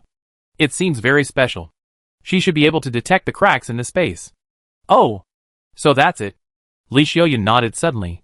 I hope your analysis is correct. Well, try all the methods. If none of them work, then in the end, I may have to bite the bullet and fight. Don't be afraid. I will always stand by your side. Li Xiaoyun's starry eyes flashed with charming light. Looking at Chen Yu and whispered, if that time really comes, I will work hard to improve my supernatural powers. Strive to stand at the same level as you, and fight against alien creatures with you. Xiaoyun. You are really my baby. Don't fool me. You have too many babies. I don't want them. Call me something else. Haha. Your baby is different from others. Chen Yu hugged Li Xiaoyun tightly and smiled faintly. You are my classmate, and we have a relationship that makes people miss it. Every time I do that with you, I always imagine how great it would be if I had pressed you down when we were in school. Bad guy. Li Xiaoyun blushed and twisted him gently. At that time, I was very pure. Okay. Although I have a crush on you, it is only a spiritual one. A platonic crush. And there is no evil thought of lust at all. Okay. It doesn't matter. I just have it. Hee hee. If my dad knew, he would break your legs. Just after she finished speaking, Li Xiaoyun suddenly froze. Then she sighed sadly, buried her face in Chen Yu's chest again, and muttered to herself, alas, I miss my dad again. If he hadn't tried to devour the crystal core that time, I wonder if he would be alive now. Don't think about it. Chen Yu rubbed her hair and comforted her softly. Go to sleep. Yeah. Li Xiaoyun stopped talking. She curled up in Chen Yu's arms like a kitten. She fell asleep slowly. Chen Yu didn't sleep. He couldn't fall asleep for a while. One reason was that he was holding a beautiful woman in his arms, and he really couldn't sleep. The other reason was that he kept thinking about what Ming Jiejia said. If Ming Jiejia saw the real future, and the future could not be changed. It meant that he couldn't find the portal to the four-dimensional space at all. So, he could only strengthen himself to fight. Those who resisted on Earth should have turned all the people in the Heavenly Palace into an army of superpowers. But how could there be so many? There is a chance of failure in swallowing the crystal core. And the failure rate is very high. It is impossible to produce so many superpowers. Unless there is one situation. Find a way to eliminate the failure rate.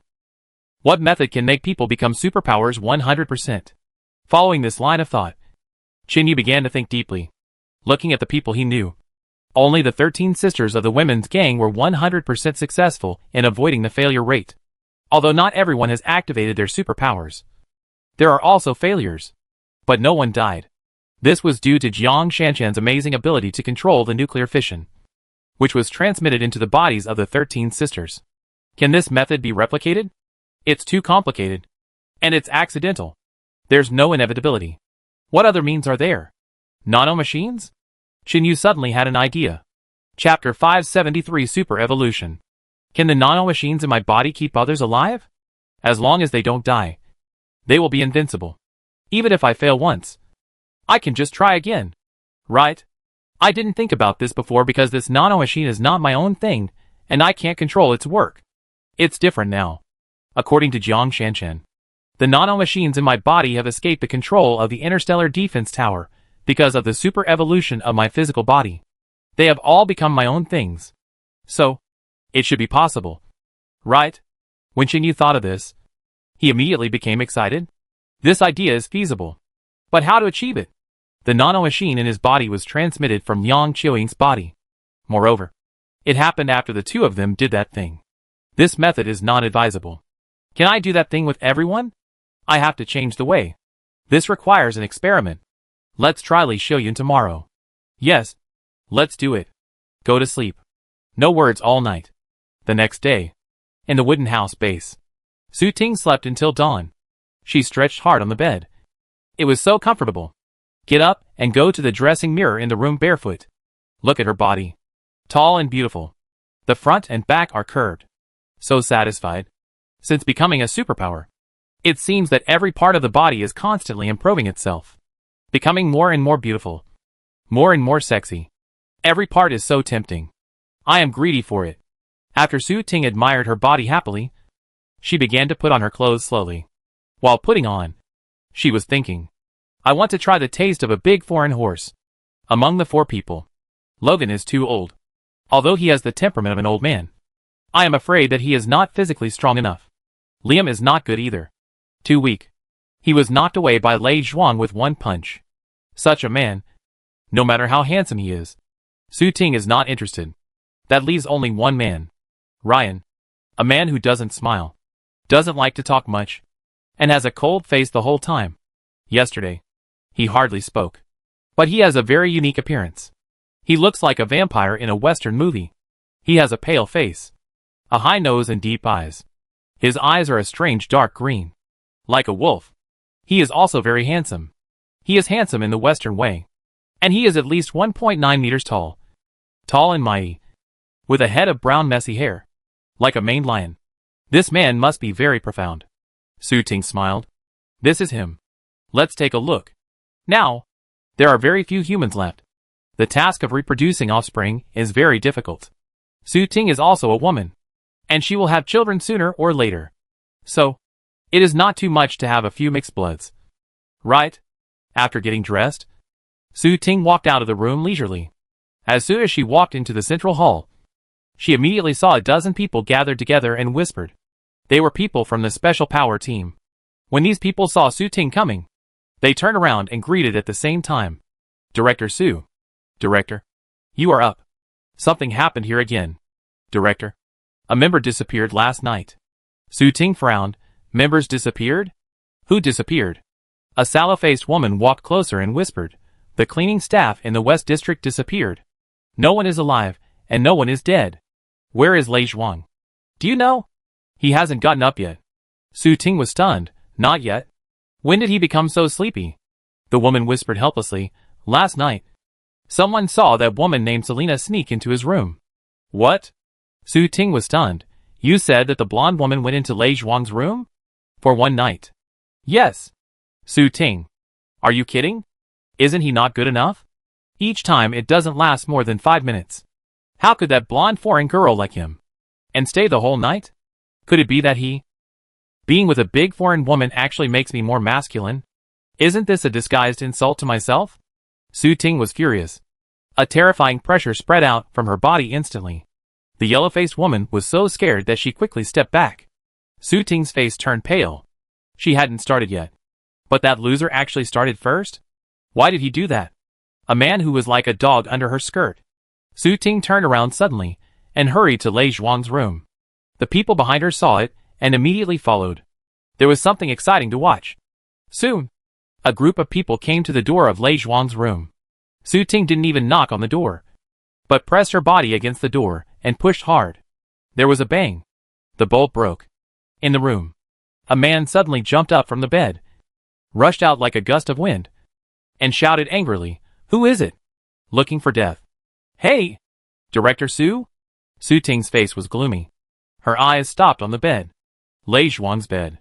The woman's enchanting figure was exposed. Her long golden hair was scattered on the bed. Her skin was white and delicate. Her figure was curvy. And she was a devil's figure. Too tempting. The men who followed in behind all swallowed unconsciously. This big foreign horse? Who doesn't want to ride it? The key is that she took the initiative to find Lei Zhuang. Slowly, the blonde woman on the bed opened her eyes and murmured like a dream, "Who is it?" Humph. Su Ting snorted coldly. A threatening breath burst out instantly. Lei Zhuang's hair stood up. He quickly dodged in front of the window and said in a deep voice, "Director Su, this is my private life. My freedom." Su Ting. Freedom? Okay. Good. Very good. Then we'll see. A man is missing from the base. But Su Ting doesn't care at all. She is full of anger now. She was choked by Lei Zhuang. That incompetent man. How did he get together with that blonde bitch? Humph. No wonder Westerners call blondes blonde bitches. She is a bitch indeed. She flirted with me right after she came here? Su Ting was murderous. She came out of Lei Zhuang's room furiously. As for Lei Zhuang, he really didn't care. Because last night, the blonde opened the door to a new world for him. The big mare is really wild. It's much easier to control than Su Ting. Moreover, the big mare made him feel the dignity of being a man. Cool. It just feels so good. So, ignore Su Ting for now. While it's still early, Lei Zhuang turned around and looked at the blonde on the bed. She had been woken up.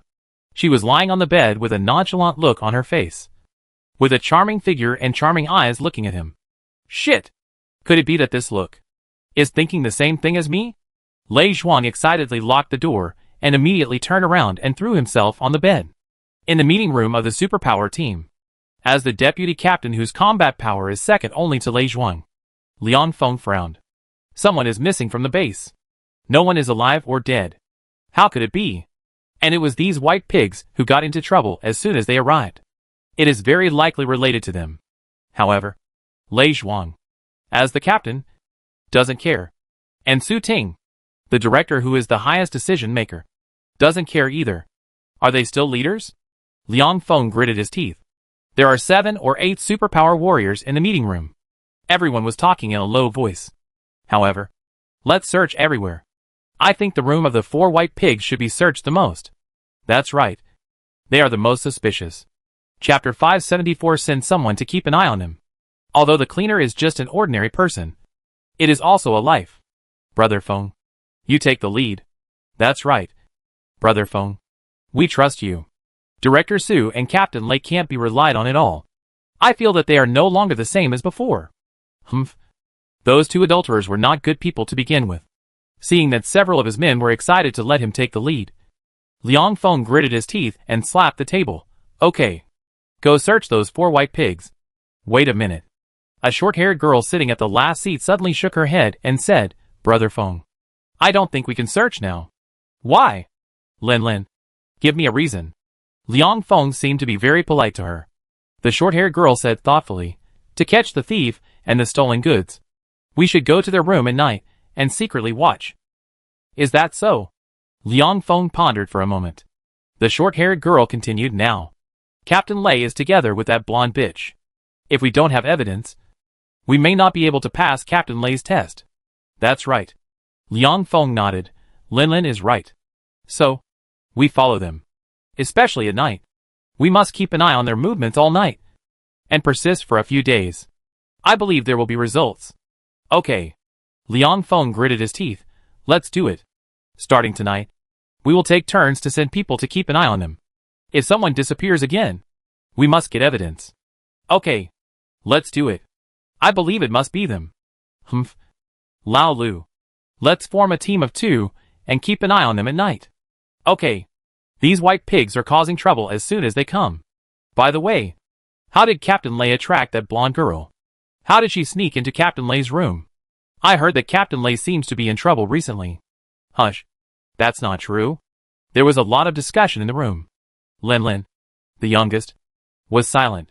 Liang Feng waved at everyone. Okay. Stop wasting time. Form your own teams.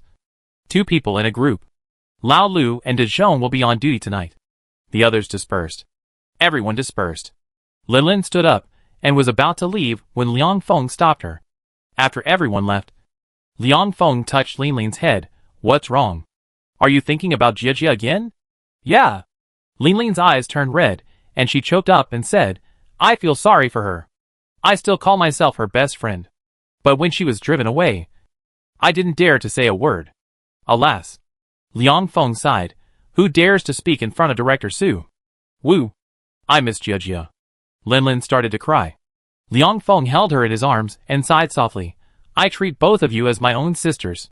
But I didn't dare to say anything when she left. I am the most useless person. No. You still have your sister-in-law. Your children. And your grandmother. Of course you can't say anything. But I am like Jia. A person with nothing. Liang Feng didn't know what to say. Suddenly, Linlin looked up at him. I want to go out and find her. No. Liang Feng immediately frowned and shook his head. Brother Feng. You can't stop me. Linlin said with red eyes. I must go out and find her. If she dies, I will collect her body. If she is not dead, I must bring her back. Linlin. It doesn't matter. Brother Feng.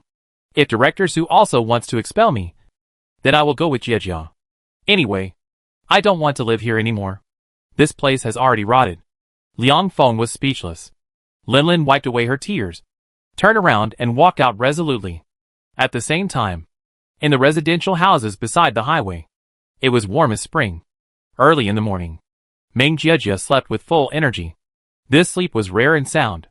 She didn't even dream. It was too outrageous. Since her father passed away, she has had nightmares almost every night. Sometimes it is a nightmare without logic. Sometimes it is a nightmare of foresight. Even including the scene of the destruction of the wooden house base in the forest. She once mentioned those scenes to Su Ting. But they were all sneered at. Last night was very good. I haven't had any dreams. When I woke up in the morning, I saw Chen Yu making breakfast. What is he doing? Meng Jia wiped her eyes with a suspicious look. Slowly got up and walked to his side, looking at the various tools and materials in front of him. Big brother. What are you doing? Making rice rolls. What? Rice rolls. Have you eaten it? No. Chen Yu smiled and looked up at her. You are from the northeast. It's normal that you haven't eaten it. This is a breakfast delicacy in Guangdong. I made it. You try it. Okay. Meng Jia was immediately happy. Then, Chen Yu asked again, Jia, if I want to take you to my base, are you willing? Yes. Meng Jia nodded without hesitation. As long as Big Brother takes me in, I will follow you. That's it. When the time comes, I may need to do you a favor. Try to find a space portal for me. Space portal? What is it? A kind of 4-dimensional space portal. A time and space gate. Meng Jia looked incredulous. At the same time, she looked at Chen Yu with infinite admiration. This man is so powerful. In her base, those people are still doing boring things between men and women, and are still trying to be the empress. But I am looking for the gate of time and space? 10 minutes later, Meng Jia ate the rice rolls. It was so delicious. Slurp. The soft and glutinous rice rolls are paired with secret sauce. And then a bowl of sesame porridge. Meng Jia almost doubted whether she had traveled to a peaceful time. This feeling is so satisfying. Li Xiaoyun actually ate it beautifully. The best thing about following Chinyu is that he likes to make his own food. Cuisine from all over the country. As long as he has time and is in a good mood, he will basically tinker with it. So, you can often eat good food with him. The most important thing is that he has a portable space. There is still a lot of food stored in it. The three of them ate and talked, and the atmosphere was very harmonious. After dinner, just as Chinyu was packing up the utensils, he suddenly frowned, turned his head, and looked outside and whispered, "Someone is coming." Li Xiaoyun entered the combat state immediately, and Meng Jiajia was also startled, and quickly got up and ran to the window to look out. Someone. If there are still people in this place, they must be people from the wooden house base. Could it be that someone is looking for her? Meng Jiajia was a little excited. Would someone really come to look for her? But looking outside, it was a desolate blue. Where is the person? Meng Jiajia looked back at Chinyu. Big brother. Is there anyone? Yes, there is. But she hasn't passed by here yet. But she should be walking in this direction. It looks like a girl, about your age. Meng Jiajia's heart moved, and she quickly asked, "Is she cute? With a round face? When it's cold, she likes to put her hands in her sleeves?" "Yes, she is indeed like this." Chinyu nodded, "But I can't see what her face looks like. Looking at the way she resists the cold, it should be purely relying on the strength of her physical body." "Oh my god! Is it Lin Lin?" Chapter 575 Best Friend. Meng Jiajia said with surprise, "Could it be Lin Lin who came to see me?" "Who is Lin Lin?" "Lin Lin's name is Xiao Lin Lin, and she is my only good friend in the base." "Good friend?" "Yes, she is my only good friend." "Then did she stop you from being kicked out?" "Jiajia, don't define people easily. Whether you are a good friend or not is not defined by how well you play with each other on weekdays. You can only tell who is a good friend when you are in trouble." Meng Jiajia lowered her head. Then she turned around and looked out the window silently. After a while, she was shocked and blurted out in surprise, "It's really Lin Lin. It's her. She might be here to find me." Chinyu also saw it. On the cold ground outside, a petite figure was walking slowly forward. Every time she walked a distance, she would shout loudly, listening carefully. She was really shouting Meng Jiajia's name. Meng Jiajia also heard it and cheered excitedly. "You see? I knew she was my best friend. So she left the base to find me. I want to go out." After saying that, she ran out like a gust of wind. Chinyu looked at Meng Jiajia, who had already opened the shield and rushed out, and smiled. "At this age, it seems that you need good friends." Li Xiaoyun, who was standing by, took his arm and laughed softly. "If I had a good friend when I was in school, I might not have been secretly in love with you until graduation. At least, she would have encouraged me to confess my love. You always seem to be very resentful when you mention this." Chinyu looked down at her and smiled. "Of course I am resentful. It's the end of the world, and I can really be with you. It's a pity that I spent my time on campus. It would be great if I could walk around the campus hand in hand with you in the ivory tower." "Uh-huh." Chinyu laughed. "That would only be possible if we traveled through time and space. Maybe when we find the door of time and space, we can really go back to the past." "Oh no! Someone is coming." Outside, suddenly, a black shadow appeared behind the girl named Lin Lin at lightning speed. Two pitch-black claws grabbed her neck directly. "Ah!" Xiao Lin Lin screamed in fear. But she was also a superpower after all. At the critical moment, she activated her physical power and rolled on the spot, narrowly avoiding it. Unfortunately, although she escaped from the claws of the black shadow, her neck was still scratched. A burst of blood spurted out. Xiao Lin Lin fell in the distance, looking at the figure behind her in horror. At the same time, footsteps sounded behind her. "Lin Lin! Lin Lin!" Xiao Lin Lin was shocked, looked back, and burst into tears. "Jiajia! Woo woo! Jiajia! Run! Don't come over! This guy is a bad guy! Lin Lin! Are you bleeding?" Meng Jiajia didn't care about anything else. She ran madly to the nearby area, directly pulled Xiao Lin Lin up, and kept backing away. At the same time, she looked at the man in front of her in horror. He was a Westerner. His face was as pale as paper. There was a black smoke all over his body. The nails on both hands were blue-black. There was a pair of fangs sticking out of his mouth, like a vampire. The pupils were already silver-white, looking extremely scary. He approached step by step, staring at the two little girls on the ground. The greed and cold-bloodedness in her eyes were undisguised. Xiao Linlin staggered back under the cover of Meng Jiejie, covering the wound on her neck and trembling as she said, "His name is Ryan. And they have 3 companions. All in the base. They are bad guys. Jiejie. Run quickly." "No. I won't run." Meng Jiejie bravely stood in front of Xiao Linlin and supported herself with both hands. A layer of unclear space barrier suddenly appeared in front of the 2 people. Meng Jiejie tried to stop it, but suddenly her eyes blurred. Ryan's figure turned into a puff of black smoke, and in the blink of an eye, he appeared behind the 2 girls. The speed was like teleportation. Just as he was about to reach out to grab the 2 girls, there was a sudden sound of applause behind him, which frightened Ryan so much that he trembled all over and quickly retreated 20 meters away. All the movements were as fast as lightning. In the distance, a man and a woman slowly walked out. Like gods. Ryan frowned. Who? How could his biological intuition not detect that there were still people? Meng Jiejie turned around and screamed, "Brother! My friend is injured. What should I do?" "Don't worry. She won't die." Chen Yu walked closer, took a look at the wound on Xiao Linlin's neck, walked over and squatted, and said softly, "Bear the pain?" Xiao Linlin blinked her big eyes and looked at Meng Jiejie. Meng Jiejie nodded quickly. "Linlin. Trust him. He is a big brother. Very powerful. He will not hurt you." "Yeah." Xiao Linlin nodded timidly. Chen Yu then stretched out a finger and slowly touched the wound. Then, the nano spread out very slowly. The machines began to repair the wound. At this time, Ryan was unhappy.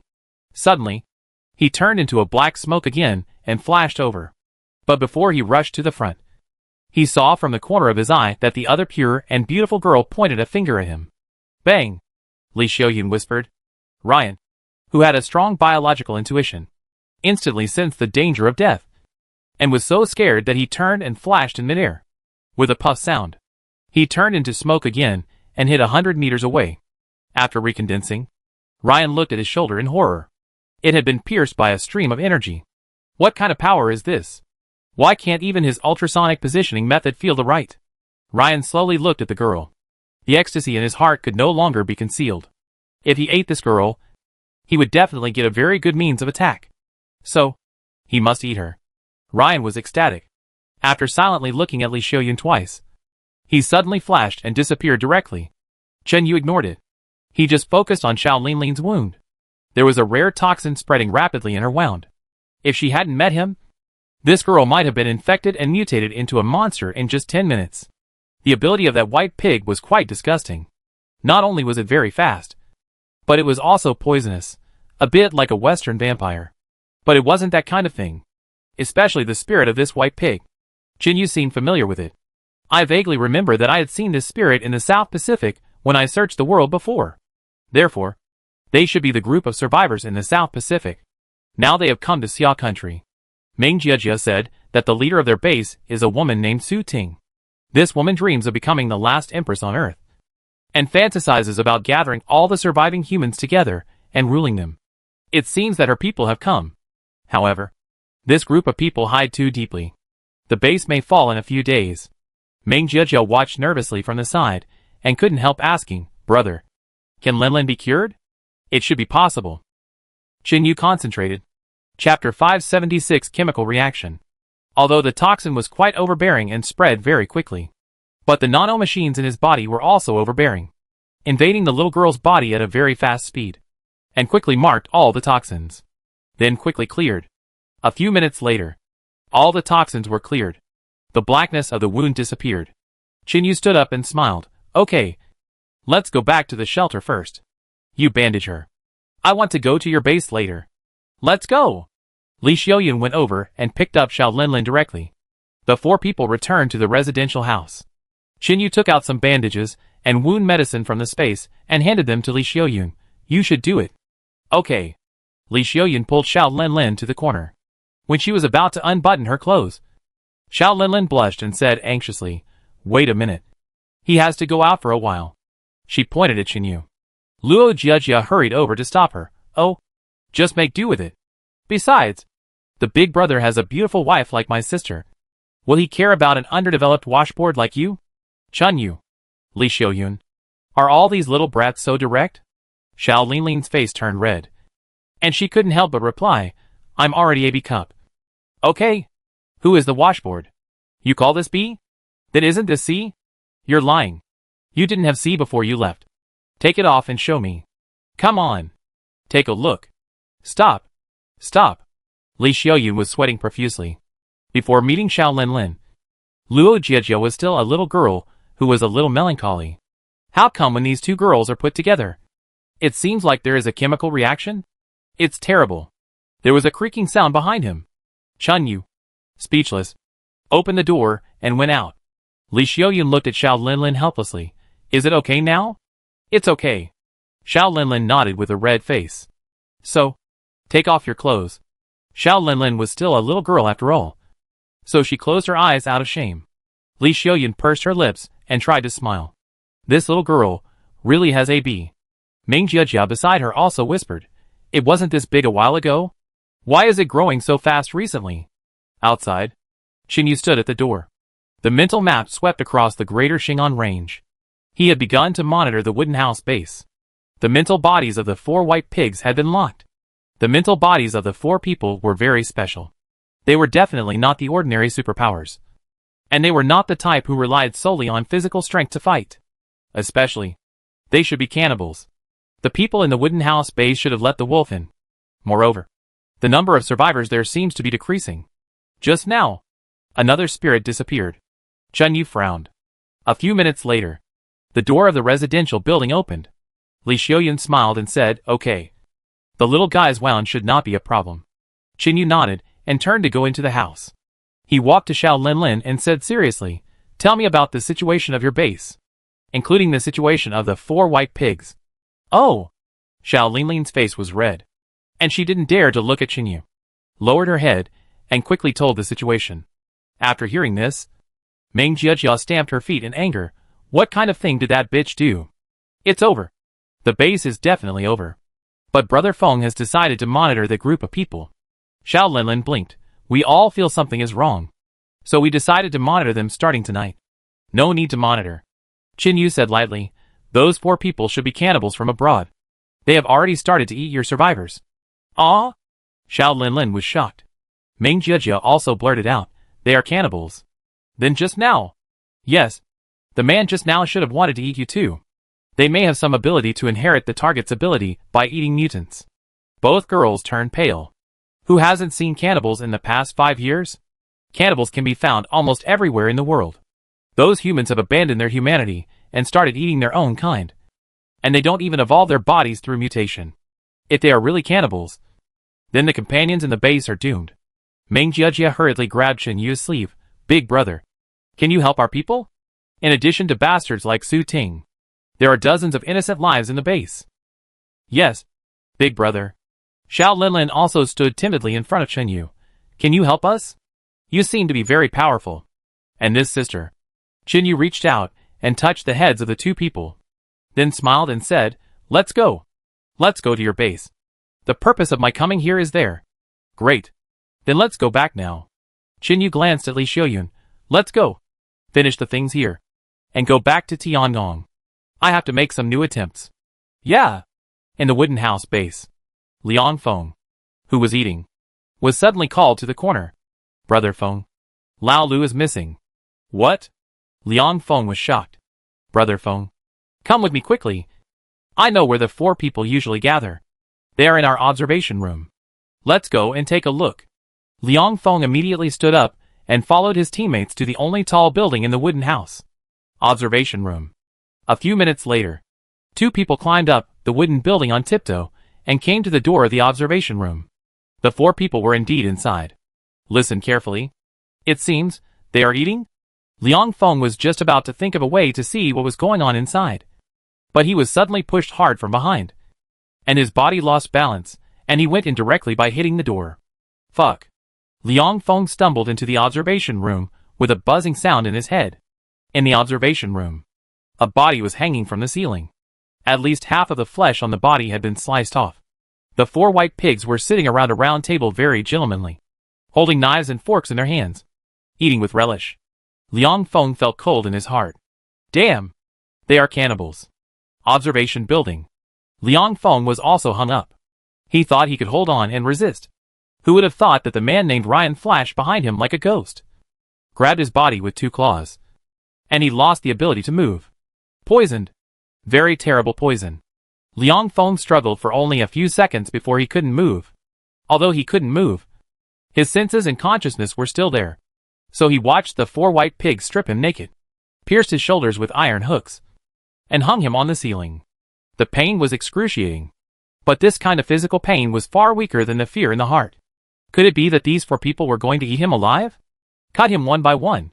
And Liang Feng also saw who the other man who was hung up was. It was Lei Zhuang.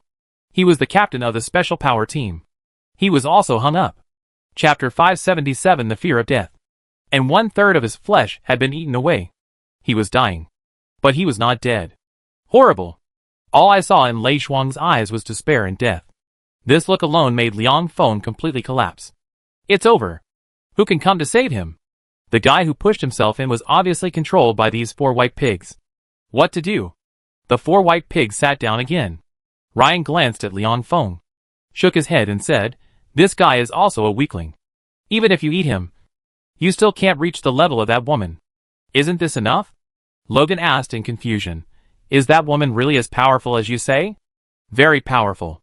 Ryan said seriously, "Few people can bring me a threat of death. But the woman's attack method is not only imperceptible, but also ridiculously powerful. The moment she attacked, I really felt a fear of death." Liam smiled. "In this case, let's join forces to take down the strongest level 3 mutant. Eat her, and we will definitely be able to deal with that woman." "Yes." Selena leaned lazily on the chair and said leisurely, "Although the level 3 mutant is very powerful, she is ridiculously stupid. Maybe Ryan can deal with her by himself." "Why?" Ryan looked at Selena coldly. "Because that woman likes you." "Like me?" Ryan frowned. "Yes. She likes you. Believe in my intuition and vision. Women are the most accurate in judging women. That level 3 psychic must want to sleep with you. So, do you want to try an Oriental woman?" Ryan. No expression on his face. He was so cold that he didn't seem like a human. Logan suddenly shook his head and said, "Don't underestimate level 3 psychics. Our current ability is limited. Only level 2. So we must be cautious. I think we should join forces." "Okay." Selena stretched, "But we have to wait a few more days. At least we have to eat up all the level 1 superpowers here first." "Humph. You messed around like this and directly killed this superpower captain. How many days do you think you can wait?" Logan snorted coldly. Just when Selena wanted to speak, there was a sudden commotion downstairs. It seemed that many people had gone out. The 4 people were stunned for a moment, and immediately stood up and walked to the window to look out. "Huh? A stranger?" Ryan blurted out, "It's that woman."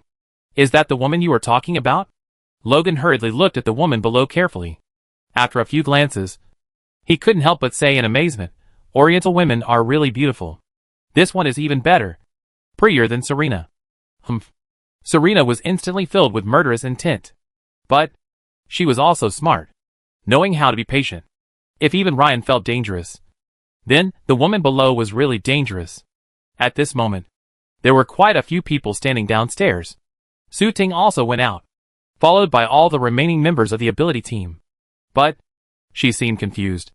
All the members of the ability team came out, but the captain and the vice captain were gone. Isn't this a jerk? Did they all go to that blonde bitch?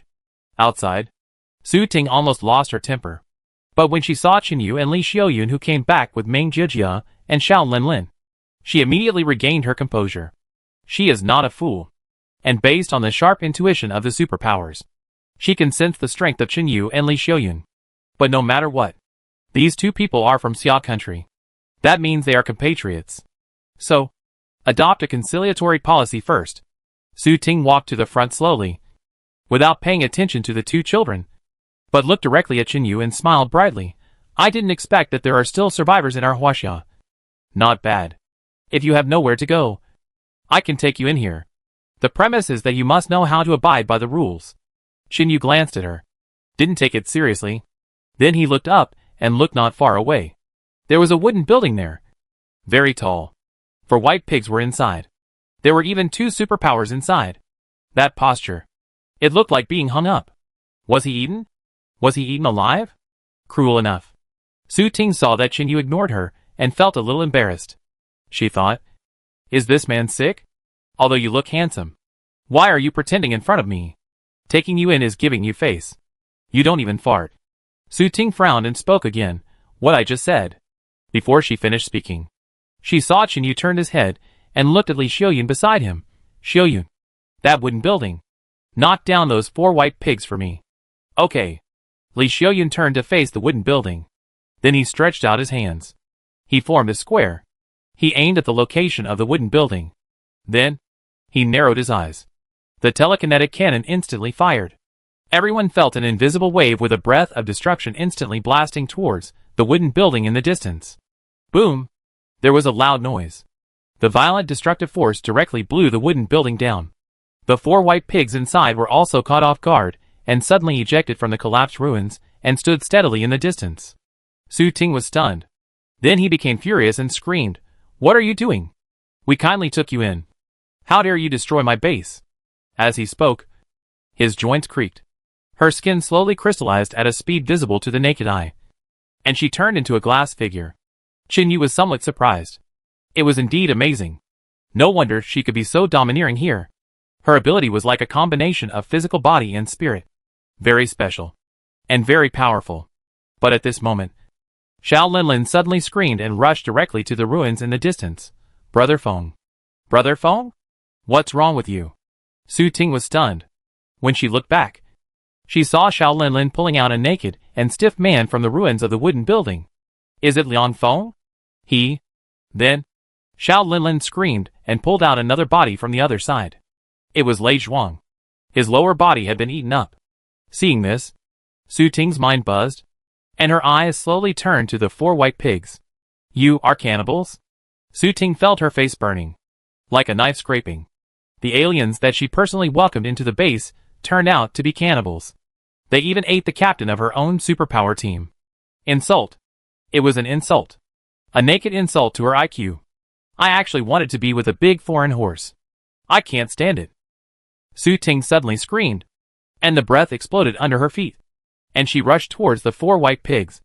At this moment, the 4 white pigs were helpless. They had no choice but to fight. So, the 4 of them activated their powers at the same time. They all had physical powers. They were all good at fighting. However, Ryan had poison. Selena had hypnosis. Logan could use hot weapons. And only Liam was weaker. But he knew how to fight. So, 4 against 1. Chapter 578 Ways to Escape. Originally, Su Ting's strength crushed the 4 of them.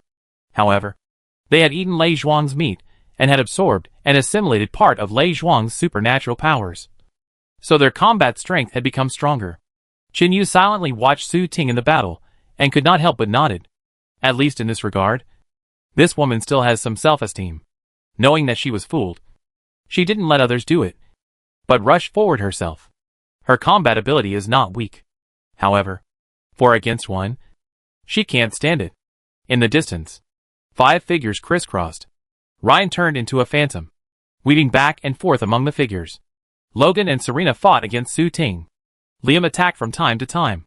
Guerrilla warfare. This tactic completely restrained Su Ting. Although her ability was not weak, her weakness was too single, and her combat awareness was insufficient. So she became more and more flustered. She could have taken the upper hand, but she was gradually suppressed.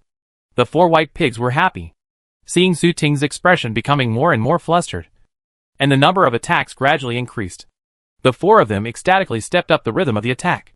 They were ready to take Su Ting down in one fell swoop. This side, just as Qin Yu was watching intently, a small hand suddenly pulled him. Big brother, please save Director Su. Qin Yu looked down at Ming Jijia. You want me to save her? Didn't she chase you away? It was her. Although I hate her, I don't want her to die at the hands of the white pigs. That would be too insulting to our people. Oh, that's it. Qin Yu smiled. Don't worry. I won't let her die at the hands of the white pigs. After saying that, he turned to look in the direction of the battle group and shouted, Hey! The one with poisonous claws. Look at me. Ryan, who was attacking frantically, was stunned and subconsciously turned his head to look at Qin Yu. Result? Suddenly, There was a sharp pain in his mind.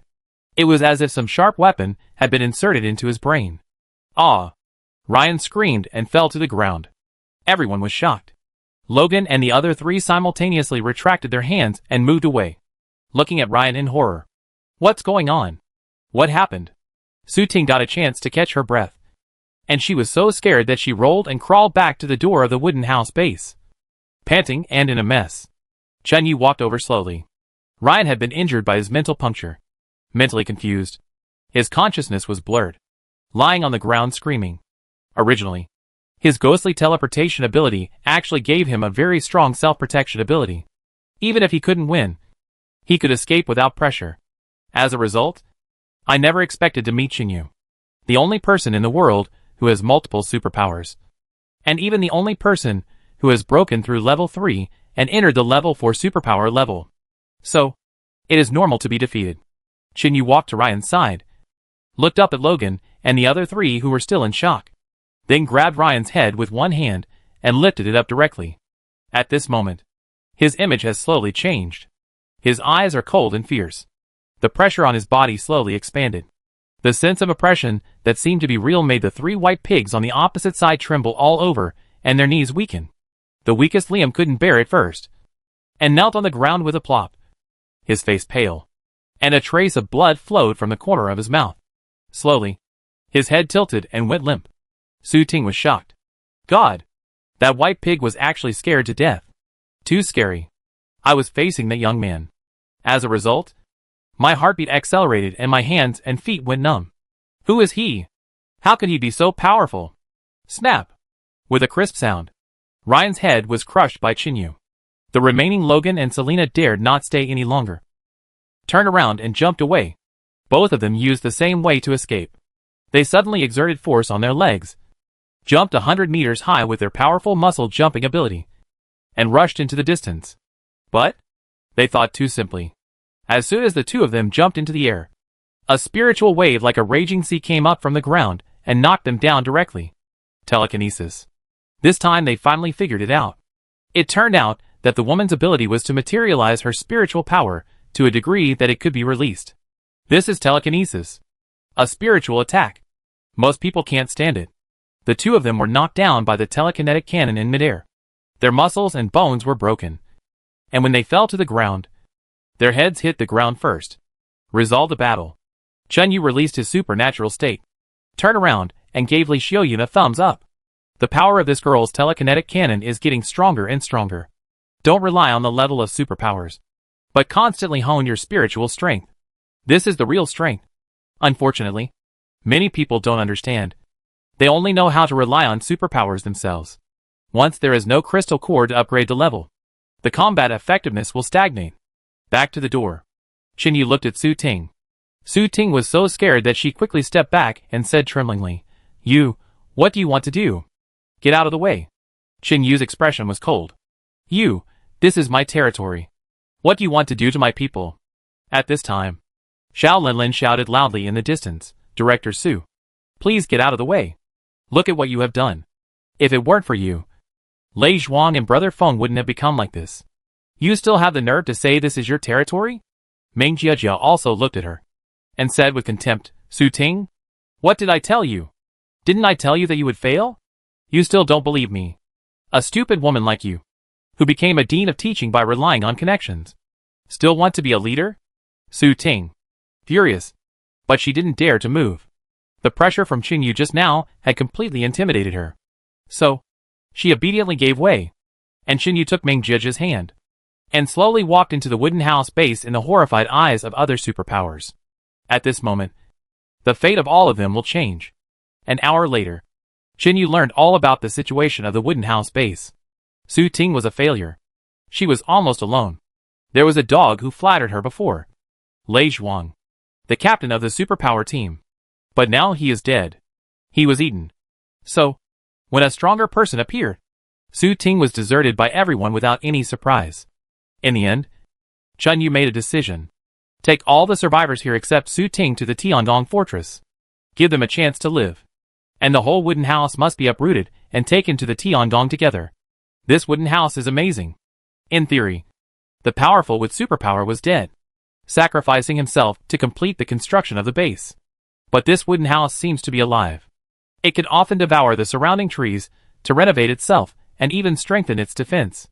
Chapter 579, the location of the space-time gate. This thing is quite magical. Chinyu could not feel that it had human consciousness, but he could feel the great vitality it possessed. Therefore, take it away. Perhaps it will be a means of greening the city in the future. After making this decision, Su Ting was furious, but she did not dare to do anything, let alone Chinyu. She did not even have the confidence to take on Li Xiaoyun's telekinetic cannon. So, she could only grit her teeth and hide aside. In the next few hours, the dozens of people who survived the entire base were all prepared. They heard that Chinyu was a superpower with a portable space, and even evolved to the point where he could put humans in it. This is too scary. Doesn't this kind of superpower only exist in legends? I actually saw one today. Moreover, I can enter his space? Everyone was excited and scared. I was afraid it was a lie, and I didn't want to be eaten again. A few hours later, everything was ready. All the survivors were packed up. So Chinyu asked everyone to hold hands and line up in a row, and reached out to touch Meng Jiejie, who was standing in the front. Whoosh! At that moment, everyone disappeared. All were transferred to his space. Su Ting was stunned. She was madly jealous. How fucking cool is this ability? If I can activate this ability, wouldn't I really become the creator? What a pity! Is there still a chance now? Su Ting's mind was full of crazy thoughts. Then she found that Chinyu had uprooted the entire wooden house with extremely violent force, and pulled it up from the ground. Plop! Su Ting fell to the ground. She looked at the unbelievable scene in front of her with a dazed look. It's over. The wooden house base is gone. It was all stuffed into the space by Chinyu. The original location of the base is now only a large bare space. Su Ting suddenly jumped up and screamed, Mr. Chin, how could you do this? I have worked hard to protect this base until now. Give it back to me. Chinyu looked back at her. His face was full of disdain. Su Ting suddenly activated her special ability and pushed it to the peak state. She looked at Chinyu and roared fiercely, Don't think I can't beat you. Before she finished speaking, she watched Chinyu's body burning with fire. Then, he kicked the ground hard, and with a loud bang, the whole person soared into the sky and flew away. Flying away, Su Ting was stunned. She fell to the ground again, looking up at the sky. Others can fly. What am I? Where is the sky? Everyone is gone. They all went to live in heaven. But I was left behind. Su Ting stared blankly at the surroundings. The fields were empty. In the lonely and desolate land, there was no sound except for the dead silence. How could she survive alone? Su Ting's spirit gradually collapsed. At a certain moment, she suddenly screamed and started running wildly on the ground like crazy. She was already crazy. In the outer space, the Tiangong fortress was suspended safely. Chinyu flew out of the atmosphere like a god of fire and headed straight for the gate of the Tiangong fortress. After entering the gate, he dispersed a body of flames. Many people had gathered inside to greet him. Chinyu released all the people in the wooden house, and after explaining the origins of these people to Fang Jing and others, he took Meng Jiejie away directly. Meng Jiejie is a rare space-based supernatural person. Let's see if her supernatural power works. Chinyu firmly believes that the space-time gate should have been opened.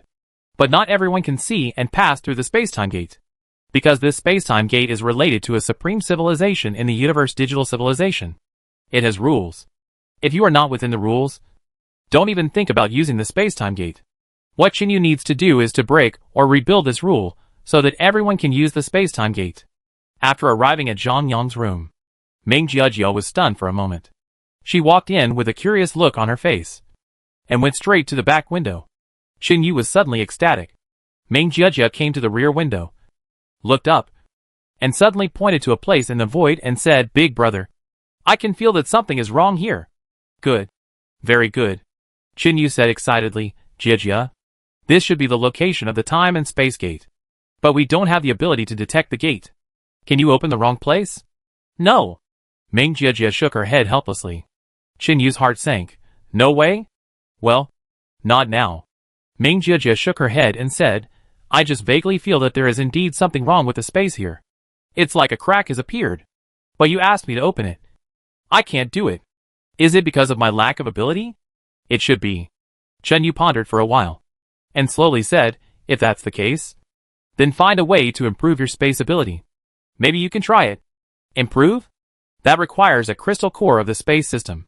But as far as I know, it seems that this kind of crystal core of the space system is very rare and almost difficult to find.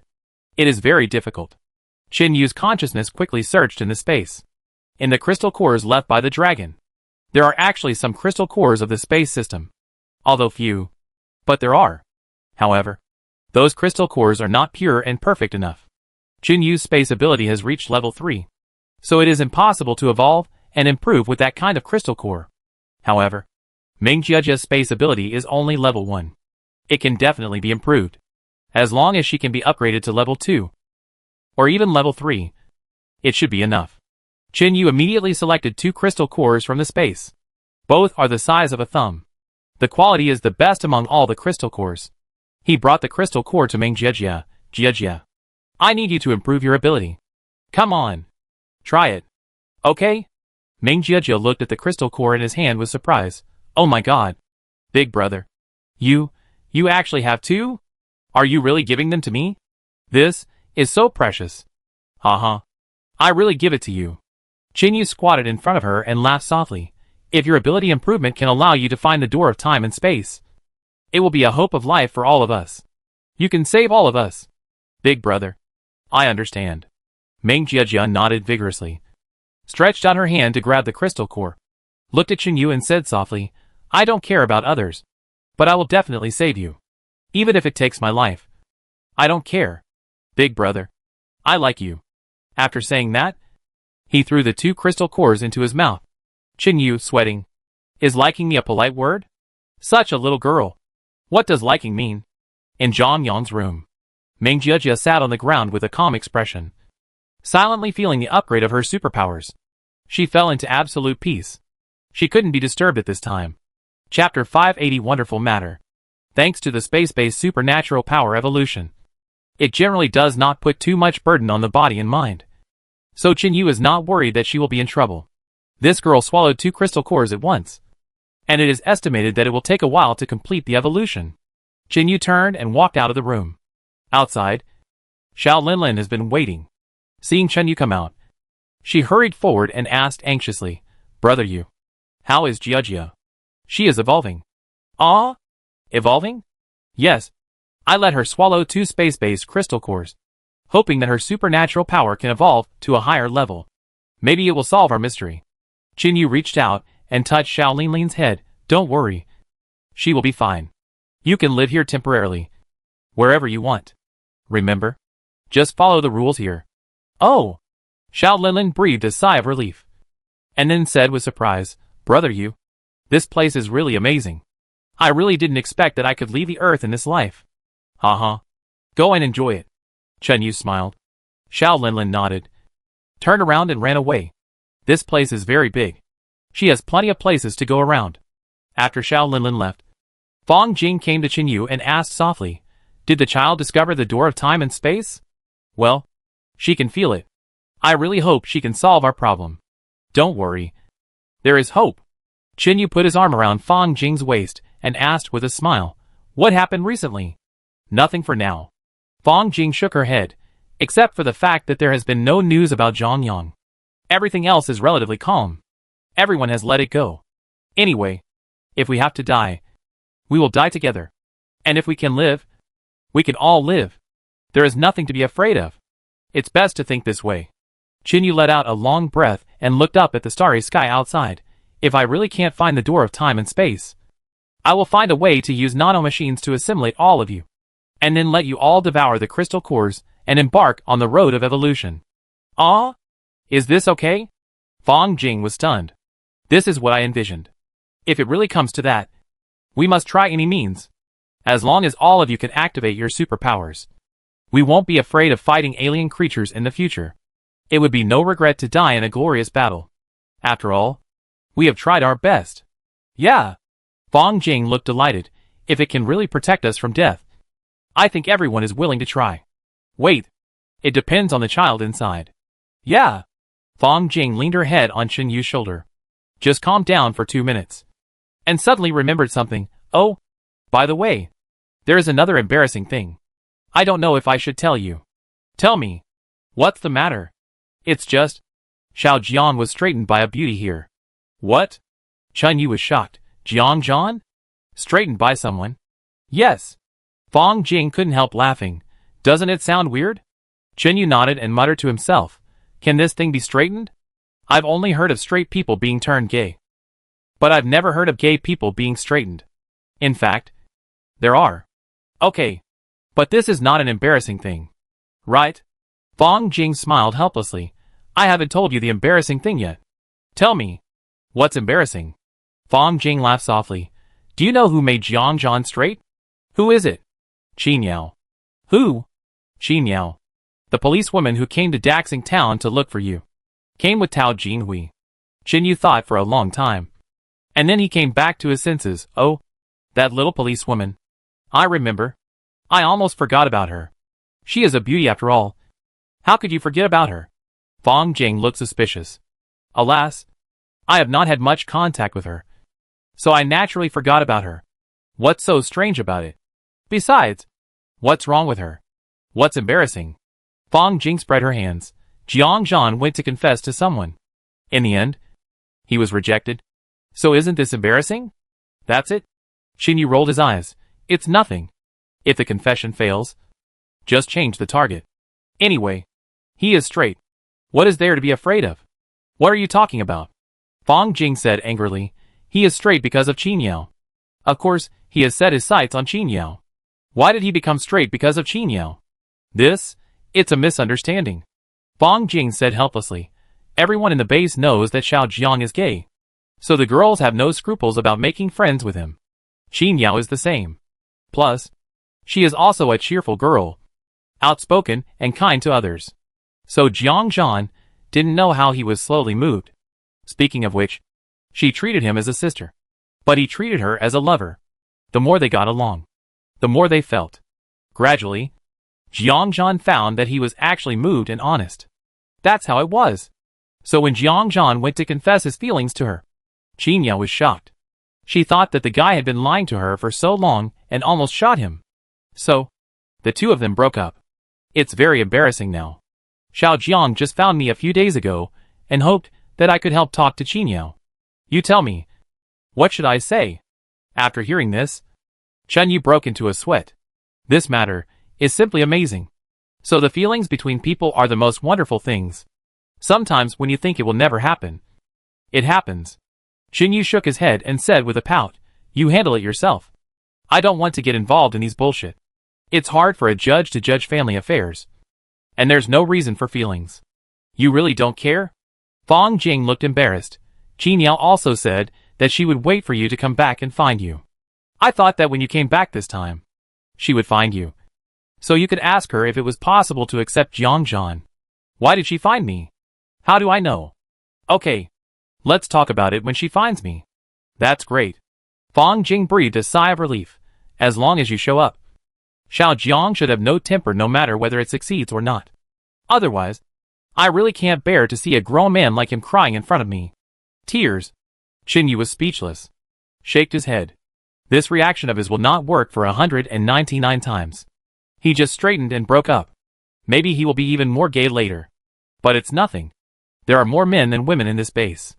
There are more strong men. Jiang Zhan should have a wider range of choices. Right? What if he meets someone with similar interests? Qin Yu looked back at the room. Still no movement. Then looked at Fong Jing and said, Do me a favor. Call Sister Lu and the others. Let them help me guard this place. I have to go back and take a shower. I haven't had time to take a shower down there.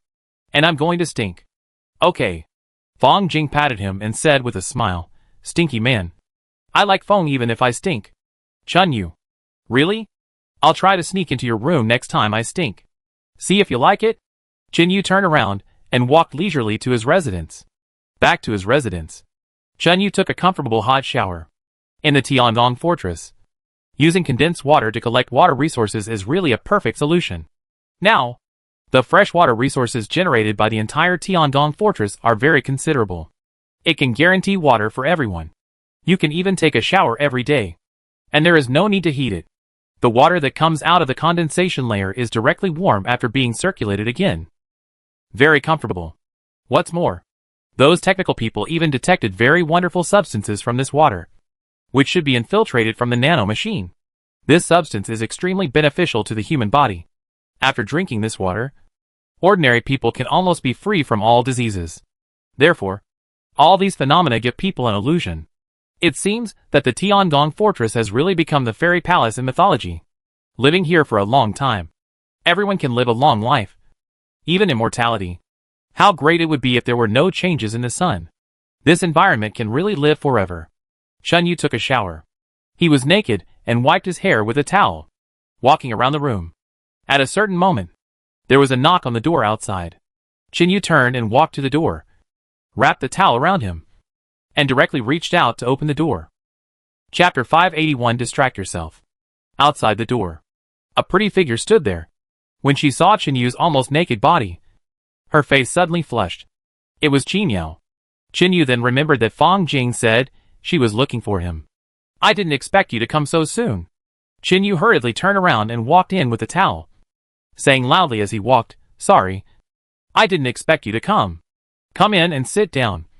I'll go get dressed. Qinyao. This guy. When you are alone at home, do you just let yourself go? Qinyao entered the room, looking around, distracting herself by looking at the furnishings in the room. Mainly because I just saw his figure. He is really good looking. His figure is still in my mind. Qinyao thinks she is not a woman who can be easily fascinated by men. But it is still hard to forget the scene just now. The main reason should be the jealousy of the heart. Now, Chunyu is almost a godlike man. He is too powerful. He can do anything. So Qinyao also admires him. A few minutes later, Chunyu walked out of the bedroom again. This time he put on a clean coat. His hair was slightly wet. He had a smile on his face. He was very sunny. Qinyao took a deep breath, looked at Chunyu and smiled faintly. It's so hard to see you.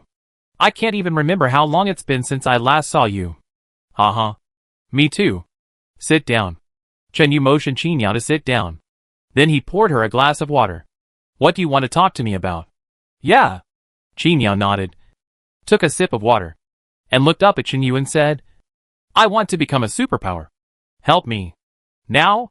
Chunyu was stunned. Yes. Now. Why now? Because I don't want to be alone all day doing nothing. And I don't want to let others control my fate. I like to be able to control my own future. Chunyu asked in confusion. Why didn't I think about it before? I wanted to before. Qinyao sighed, but since I had this idea, I almost never see you again. Why do you have to see me? Chunyu looked at her. I left a lot of crystal cores in the community. You can get the crystal cores by looking for Zhang Yang or Fang Jing. No. I want to find you. Qinyao looked at Chunyu seriously. I want to become a superpower. But I don't want to waste my life in vain. I hope you can help me. Help me avoid the probability of death. I want to live to become a superpower. Because everything is meaningless when people die. Can you do it? Chunyu blinked. What if I can't do it? Do you still want to take the risk and try? Yes. Are you not afraid of death now? Yes. Qinyao slowly lowered her head, but now it's a critical moment. I know the news of the time-space gate. I also know the upcoming crisis. So, I must complete the transformation before then. I need to be strong. Chunyu was speechless. I didn't expect that this little police officer would have such an urgent desire to become stronger. That's great. She has all the qualities to become a strong person. She is a police officer herself. And she is a criminal police officer. She is determined. And she knows what to do and when. She hopes she can control her own destiny. Such a person, if given an opportunity, will become extremely powerful. Chunyu has always ignored her. Mainly because Chunyu has been running around since she came from Daxing Town. Those who can be taken out are all superpowered people. Naturally, he has less contact with her. After a long time, he almost forgot about her. But once he saw her, Chunyu could easily recall the scene when he was in Daxing Town. This little police officer is pretty good. Chunyu looked at Qinyao with a serious face, and finally nodded. I agree with your point of view. Then I will tell you about the current situation. So, Chunyu told him his plan in detail. For example, waiting for the information of the time-space gate. For example, turning everyone into a superpower. But there is no perfect plan for everyone to avoid the probability of death. After saying all these things, Qinyao's eyes lit up. She looked at Qinyu eagerly and said, since you have also thought about this problem, why don't you use me as an experiment? Find a way to activate my superpowers and avoid the probability of death. Is it okay? It's okay. Qinyu smiled and said, but I don't have a specific approach now. I just referred to the 13 experiences of Lu Shuyun and others, and am thinking about how to reproduce their results. Women's gang? Qin Yao nodded and said thoughtfully, they are indeed a miracle. But their method may not be very realistic. Indeed, there is no such huge energy source at the moment. Qin Yao blinked. How did you and Professor Liang complete the transmission of nanomachines? Qinyu scratched his head. We accidentally completed it through sexual intercourse between men and women. Qin Yao blushed when she heard it. But she didn't mean to be shy at all. And said directly, then try to do the same thing to me. What? Qinyu was stunned. Do the same thing to me? What? I'm not a woman. Yes. Can you do the same thing to me? Qinyu. Doesn't this woman know what sexual intercourse is? And she's so confident. Just when Qinyu was confused, Qin Yao said again, Qinyu. Don't be confused. I agree with you. I admire you. And I've even thought about becoming your woman. But you have too many women. Even if I become your woman, you may not pay more attention to me. So, I choose to be your comrade in arms. I don't reject this method. I told you what was in my heart. And you also knew what I was thinking. Therefore, the decision is yours. I really want to give it a try. Qin Yao slowly walked to Qinyu, looked up at his eyes, and said seriously, help me. Please. If you have mental misophobia, I can proudly tell you that I am still a virgin. Qinyu has seen it.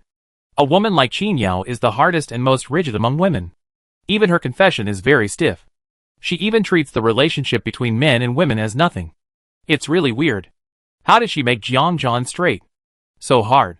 So, Jiang Zhan is not straight. In Qinyu's opinion, Qin Yao's personality is not much different from that of men. This is the reason why Jiang Zhan can be friends with her. Right? I am drunk. What to do now? She is so serious. And she said everything in her heart. She is not against me. She even thought about becoming my woman. It's just because I have too many women. So she chose to be my comrade. Because she is afraid that I won't pay much attention to her. What a personality. Other women will never consider the problem from this perspective. Chapter 582 The Gate of Time and Space. Those women almost all became Qinyu's women without hesitation, and tried every means to stay by his side. Qin Yao was more independent. She should be the kind of woman who would not be easily conquered by men in life. Qinyu looked at her for a long time. After finding that she did not retreat at all, he smiled helplessly. Qin Yao, let me think about it. Okay. Qin Yao nodded. I'll wait for you anytime. After saying that, she turned around and left. Before leaving, Qinyu suddenly asked, oh, by the way, Fang Jing told me that you and Xiao Jiang. I have nothing with him. Qin Yao stood at the door and said without turning back, we are just ordinary friends. If you are worried about this, then you don't have to worry. I will go and tell Jiang Zhan clearly. After saying that, she left directly. Qinyu didn't know whether to laugh or cry. She was so direct. Come on. It would be better if she was willing to say it herself. Even if Jiang Zhan would faint in the toilet, it would be better than him always misunderstanding other people's feelings. Qinyu closed the door. He sat down on the sofa in the living room and silently thought about what Qin Yao said. She wanted to use her as an experiment. It's not impossible. If it really succeeds, it can naturally be extended to everyone else. However, it must not be done by means of sexual intercourse between men and women. Otherwise, even if Qin Yao succeeded, could Qinyu still have sex with everyone in the Tiandong fortress? It's okay with women. But how about men? Wouldn't that be a mess? We have to think of other ways. It would be best to simulate the scene of the 13 women's gang. Qinyu slowly fell into deep thought. Outside Zhang Yong's house, 10 of the 13 sisters in the women's gang have arrived. Except for Jiang Shanshan in the Interstellar Defense Tower, Lu Ye and the third sister Wang Lijuan, who have been in seclusion since returning. All the other sisters have come. They are now a rare fighting force in the Tiandong fortress. The fighting power is off the charts. Even if they are people without superpowers.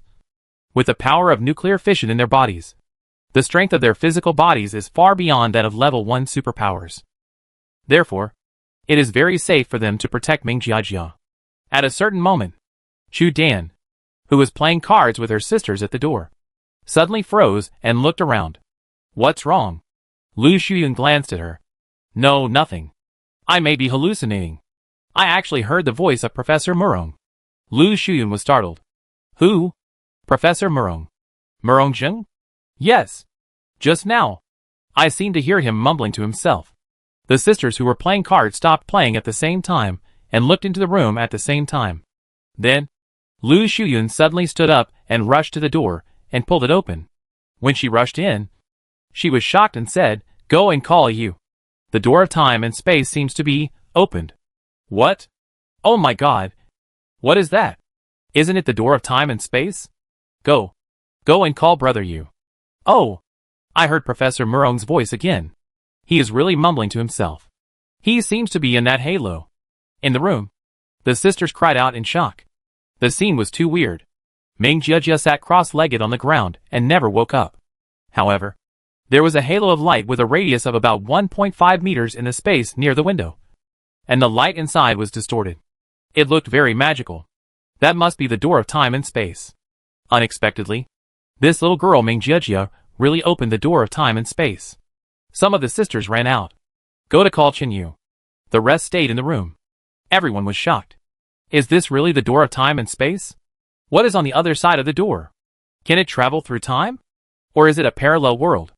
Or is it a completely unknown space in another world? No one knows.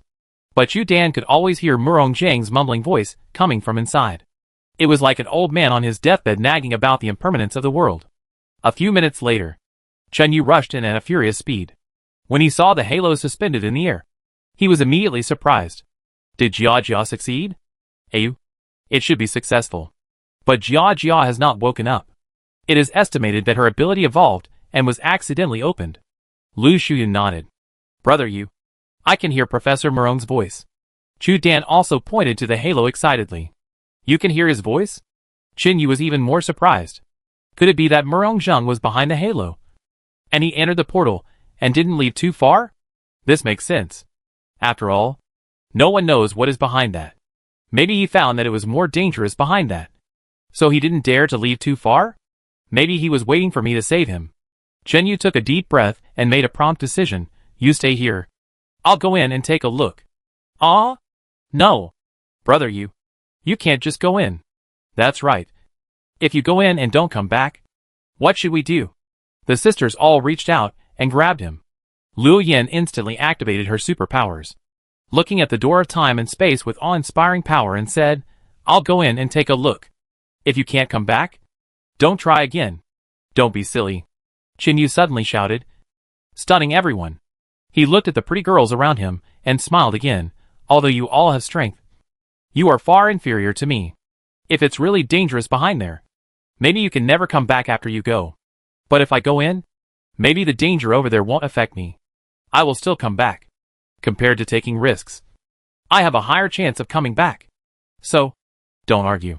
Since Dandan can hear Professor Murong's voice, it proves that Professor Murong is behind the door.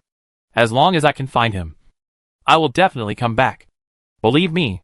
Qin Yu reached out and touched each woman's head, smiling faintly. I am your man. Please have some confidence in your man. Also, temporarily block the news. Don't let anyone know that I went in, so as not to cause trouble. Everyone was at a loss. So far, no woman has been able to make Qin Yu obedient. So, Qin Yu shook off the women's hands, turned around and strode to the door of time and space. Take a deep breath. The time to witness the miracle has come. Is this the door of time and space? The door of disaster? Or even the door of destiny? Only after going through it can we find the truth. So, Qin Yu suddenly jumped into the halo. His breath disappeared instantly. Chu Dan, who could no longer feel Qin Yu's spiritual fluctuations, shook his body and turned pale. That man disappeared. Qin Yu was stunned. He only felt a flash of light in front of his eyes, and there was no discomfort in his body. He appeared directly in a white room. What kind of hell is this place? You can breathe. No discomfort. An empty white room. There is nothing. Chapter 583 Attempt. The surrounding walls are made of unknown white square materials. A milky white light radiates from that material. Qin Yu carefully turned his body and looked around. I didn't see the door. It's inexplicable. Is this the thing behind the mysterious time and space door? Where is Murongzheng? Chinyu slowly walked to the wall and reached out to touch the wall. It's very warm and soft. I've never seen such a material that can glow by itself. Generally on Earth, this kind of material should be radioactive to glow. Chinyu frowned and immediately spread out the mental map, which surprised him. The mental map could not be spread out. Trapped in this room. This is scary. Chinyu immediately determined that this must be a different world. Otherwise, how could the human mental power be bound? Unable to explore the surroundings, Chinyu could only activate his superpowers. Activate the muscle control superpowers to level 4. And then press hard against the wall. No change. Chinyu began to exert force slowly. The force increased little by little to the extreme. Then a sound similar to electrical noise began to appear in the whole room, buzzing non-stop. At the same time, the room seemed to be deformed, and the originally white walls became more and more red, more and more scary. At a certain moment, Chinyu suddenly felt a flash of danger in his mind, and he quickly withdrew his strength and stepped back. The deformation of the room disappeared. The color slowly turned white again. Damn! Just at that moment, there might be a defense mechanism that was almost activated. That mechanism is quite scary. Even though he is now covered with supernatural powers, he still feels a sense of crisis. It should not be underestimated. Chinyu gave up using brute force, turned around and sat in the middle of the room, frowning, silently observing the walls around him. There must be an explanation here. According to Zhang Yong, finding a positive integer between 3 and 4 means finding the portal to the 4-dimensional space. Murongzheng said that the 4-dimensional space is actually adding a timeline to the 3-dimensional space, with a distinction between the past and the future. So, is this the 4-dimensional space? Is this the future world? This weird house looks like the future world, because there is no such high technology in the real world. It can even withstand the full force of his level 4 ability. But why did the future century become like this? Just a white house? What's outside? Chinyu carefully observed the wall, looking for clues inch by inch. Suddenly, he was stunned. He stood up and walked to the wall on the left. There was something different on it. Only a white square with a handprint-shaped logo on it. What is this? Chinyu looked at it carefully. Could it be a fingerprint unlock? He slowly stretched out his hand and pressed it gently. Swipe! An illusory input box immediately appeared in front of him. Looking at the familiar flashing cursor on it, Chinyu was stunned. It looks so much like a cursor on a computer? Could this still be Earth? This input box looks like something for entering a password. Could it be that you have to enter a password to get out? Chinyu was completely confused. Since he came in, he has only found this abnormal place.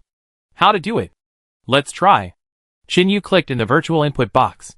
Sure enough, a virtual numeric keyboard appeared below. It was really for entering a password. And when he saw the Arabic numerals, all the previous mysteries disappeared instantly. This is still Earth. He was just imprisoned in a white house for no apparent reason. Maybe what was in Zhang Yong's room was not a portal to the 4-dimensional space, but some kind of defense mechanism. Maybe he was about to deduce the mysterious number, but was wiped out by a defense mechanism. It was to prevent him from exposing the number. And Murongzheng should have discovered this space portal. And he came in himself. He is not dead yet. Chu Dan heard his nagging. So he is here too. Locked in. Now, he can only rely on himself. Chinyu began to enter the password in the input box. But he had no idea. So he could only enter the more common numbers, such as 000. He didn't even know how many digits to enter. So, he tried again and again. Still no effect. Time passed by. Chinyu frantically entered for a full 3 hours. Unfortunately, it didn't work at all. Chinyu gave up. Such attempts were a waste of time. He didn't have much time to waste. According to the information Jiang Shanshan has absorbed, the Earth may only have more than 2 months to prepare. Therefore, we have to think of other ways. Chinyu turned back to the center of the room and continued to sit cross-legged. After a while, he took out a beer from the space and analyzed while drinking. After a while, he felt hungry. So, he took out pots and pans, induction cookers, and generators. Self-sufficiency. We won't starve to death. Chinyu knew that you can't eat hot tofu in a hurry. You must be calm. So, make yourself a delicious meal. Get some ribs and marinate the bones yourself. Take out various large bones and spines from the space. And get a few pigeons. quails, chicken feet, chicken wings, chicken gizzards, duck necks, duck tongues, etc. Throw it all into the pot. Add seasoning, turn on the power, and start stewing. After a while, the room was filled with fragrance. Steam rose slowly and dissipated through the gaps in the white blocks in the room. It was amazing. Chinyu didn't even notice the gaps. But all the gas was dissipated. This White House is really amazing. The more this happened, the calmer Chinyu became. Just like that. 2 hours later, he started to eat. He gnawed bones and drank cold beer by himself. The small refrigerator was also taken out. When he got tired of eating, he dug a cold watermelon to relieve the greasiness. It was so leisurely. Chinyu ate for more than 2 hours. Calculating the time, it might be late at night on Earth. The room never changed. It was still white as always. Except for the red color when he used brute force to attack. It didn't change at all. Whether it was fire or electric shock, there was no reaction at all. Finally, after dinner, he couldn't analyze it anymore. Chinyu finally took a deep breath and decided to use the power of annihilation and protection to see if he could corrode a hole here. So, he slowly condensed a black light of annihilation at his fingertips. The moment he slowly moved the black light towards the White House, the whole room suddenly turned red like blood. Tens of thousands of white light beams shot out from the gaps in the room, and instantly blew Chinyu into a pile of ash. Chinyu is not dead. After who knows how many hours, he condensed his body again. The nano-machine has given him a real immortal body. At least this type of attack can't wipe him out. After recovering his body, Chinyu took a long breath. After changing his clothes, he looked at the White House that had returned to normal and shook his head helplessly. This damn place. It really stumped me. It's not possible to open the door by force. And it's even more impossible to open it by wisdom. That damn password doesn't even have a hint. How can I try it? Chapter 584 Crystallization of Technology. Just when Chinyu felt overwhelmed and felt like he was about to lose heart, there was a beeping sound outside the house. Then, he saw that the wall on one side of the White House was like stacking blocks. And those white blocks kept stacking up, slowly revealing a door. Outside, a figure stood there. A huge head and a weak body. Is it Murongzheng? Chinyu suddenly jumped up from the ground and flashed outside in an instant. Professor Murong? Chinyu looked at him in surprise. I didn't expect that he was the one who opened the door. Murongzheng also smiled with relief and nodded. It's you. I noticed that some rooms had the most serious defensive phenomenon. So I guessed that you were here. Only your power can trigger the strongest defensive effect here. Are you controlling these rooms? Chinyu looked at him in confusion. Of course not. Murongzheng shook his head. I am also one of the people trapped here. It's just that I have figured out some of the rules here. So I can find you. Chinyu looked around. A narrow corridor. You can't see the end in front or behind. There are those small white houses on both sides of the corridor. It's endless. It's hard to tell how many there are. Chinyu frowned and asked, what exactly is this place? Is it another world? Or the Earth? Or some parallel time and space? No. This is nothing. Murongzheng shook his head. Strictly speaking, we haven't entered the gate of time and space, but are bound by some rules behind the gate of time and space. What do you mean? Come with me. Come to my room. Murongzheng turned and hurried to the back, saying as he walked, in 2 minutes, the matrix here will change again. I have to get back to my room before then. Otherwise, it will be troublesome if I miss it. Matrix? Come with me. Don't talk yet. There is no other way. Just follow him. The two of them ran in the corridor one after the other. 1.5 minutes later, Murongzheng opened a door on the wall and went in. Chinyu followed him in. Murongzheng did not close the door. Instead, he motioned Chinyu to stand in front of the door and look outside. More than 20 seconds later, the originally white corridor outside suddenly disappeared. A feeling of light and shadow interlaced for a full minute, and finally stabilized. Another corridor appeared outside. However, this time the color of the corridor turned dark red. Murongzheng shook his head and sighed softly. You can't go out for 24 hours. Once you walk out, you will definitely die. Chinyu was really confused, seeing Murongzheng close the door with ease. The room returned to the appearance of a small white house. In this room, there are some derivation formulas on the wall. Very few. But it looks like a heavenly book. Murongzheng slowly sat on the ground, panting and said, my head is getting bigger and bigger. and every action is a torture. If possible, after this incident is over, please help me in my life. Chen Yu was shocked. He hurriedly walked to Murong Zheng and sat down. Professor Murong, you are getting smarter now. Can't you find a solution? No way. The brain is infinitely evolving. I won't stop until I reach the top. Sooner or later, my head will burst. At that time, I will die even more uglier. It's better to die decently. At least I can leave a whole body. Chen Yu looked helpless. Why can't you evolve like in the movies? Superpowers and the ability to travel through time and space. Why does your brain evolve? But your head keeps getting bigger? No one can explain the secret of evolution clearly. Murongxing spread his hands. He didn't know either. Even though his brain has evolved by more than 20%.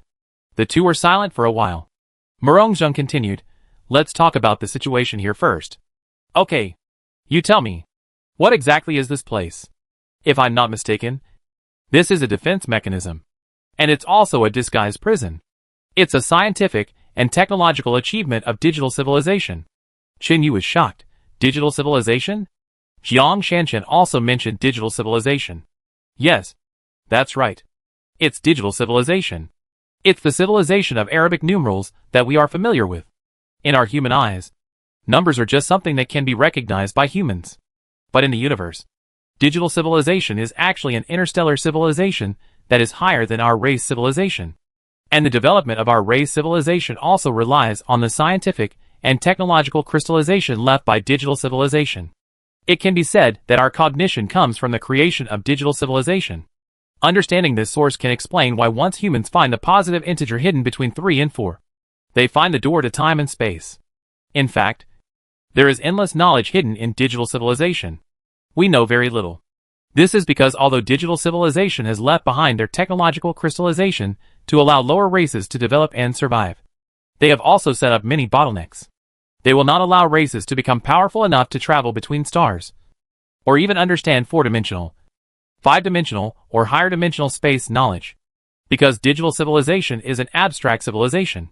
But racial civilization is very specific and has a certain degree of aggressiveness. Once racial civilization transcends the constraints of 4-dimensional or even 687-dimensional space, a disaster will occur in the universe, just like the interstellar devouring race. At this point, Murongxing pointed to the White House. So, here, it is a restriction set by digital civilization between the real world and the gate of time and space, which is equivalent to a protection mechanism. Chen Yu suddenly said, just like a firewall.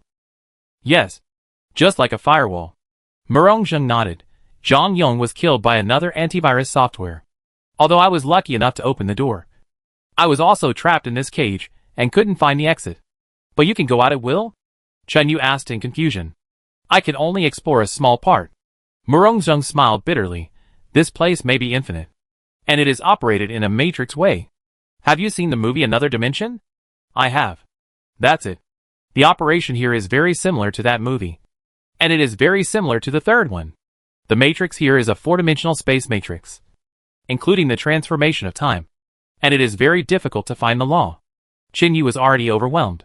If even a super brain like Murongxing can't find the exit, then I certainly can't.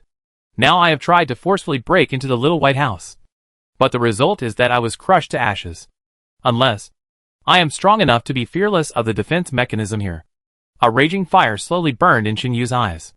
There are still tens of thousands of crystal cores in the space. There is even a huge crystal core like a hill. I don't believe it. A crazy look slowly rose in Chen Yu's eyes. At worst, swallow the crystal core. This is considered a battle for survival. Chapter 585. Let's work together. As long as I am strong enough to ignore the defense mechanism here, I will definitely be able to burn through this place with the power of annihilation. Digital civilization? Can it stop humans from becoming infinitely powerful? For the human race, the terrifying elements hidden in the genes combined with the Doomsday virus can breed a wonderful substance called crystal nucleus. It can even enable humans to activate magical superpowers. In Chen Yu's understanding, the human race civilization is truly invincible. It has infinite possibilities. What the hell is digital civilization? Although human technological civilization is derived from digital civilization and is restricted by digital civilization, it may never break through the bottleneck. For example, the exact value of pi has not been calculated yet. But can technological civilization stop the evolution of human beings? Not at all. So Chinyu took a deep breath, looked at Murongzheng and said seriously, Professor Murong, let's join forces and work together. You find the rules. And I decide to continue to evolve my superpowers. Can you still evolve? Murongzheng looked at him in confusion. Yes. Chinyu patted Murongzheng on the shoulder. You forgot that the treasure guarded by the dragon is enough for me to evolve to the top. I want to try it. This? Okay. Murongzheng shook his head and sighed helplessly, although I feel more uneasy about your evolution to the top. It seems that this may be the most direct means at the moment. Why are you worried about me? Chinyu said in confusion. I have the means to protect my brain and heart. What are you worried about? Chinyu. Murongzheng looked at Chinyu and said softly, have you thought about what will happen after you get out of trouble? After you get out of trouble? Yes. Once you get out of trouble, you will still face the problem of the solar system being swallowed up. Can you stop the alien creatures from swallowing the stars? Chinyu was silent. He didn't know whether he could stop it or not. But he dared to fight now. The confidence came from Meng Jiajia's foresight. It's a pity that Meng Jiajia couldn't see the final result. So no one knew what the final result would be if tens of thousands of superpowers fought against those alien creatures that could swallow the galaxy. Murongzheng looked at Chinyu without saying anything, sighed and said, in fact, even if you get out of the predicament, the situation outside may still be a dead end. But if we can control this place, maybe humans can preserve their bloodline. This place should be in the gap between 3-dimensional and 4-dimensional space. And it can definitely avoid the attacks of those alien creatures. If all the survivors are moved here, it is also a solution. Chinyu raised his eyebrows. Just kidding. What's the difference between this ghost place and a prison? Are we going to keep our people in captivity?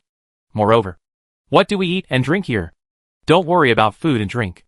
Murongzheng slowly walked to the wall, came to the password input area, and entered some digital codes in the input box. The next second, the floor of the room suddenly changed. It slowly turned into chairs, benches, and kitchen utensils. There were even food ingredients that humans can eat. Chinyu was stunned. Murongzheng looked at him and smiled. You forgot that I have lived here for a while. If I didn't have food and drink, I would have starved to death. How did you know this? Repeated Trials. Chinyu. Crazy. What he said was simple. Repeated Trials. God knows how many attempts he made.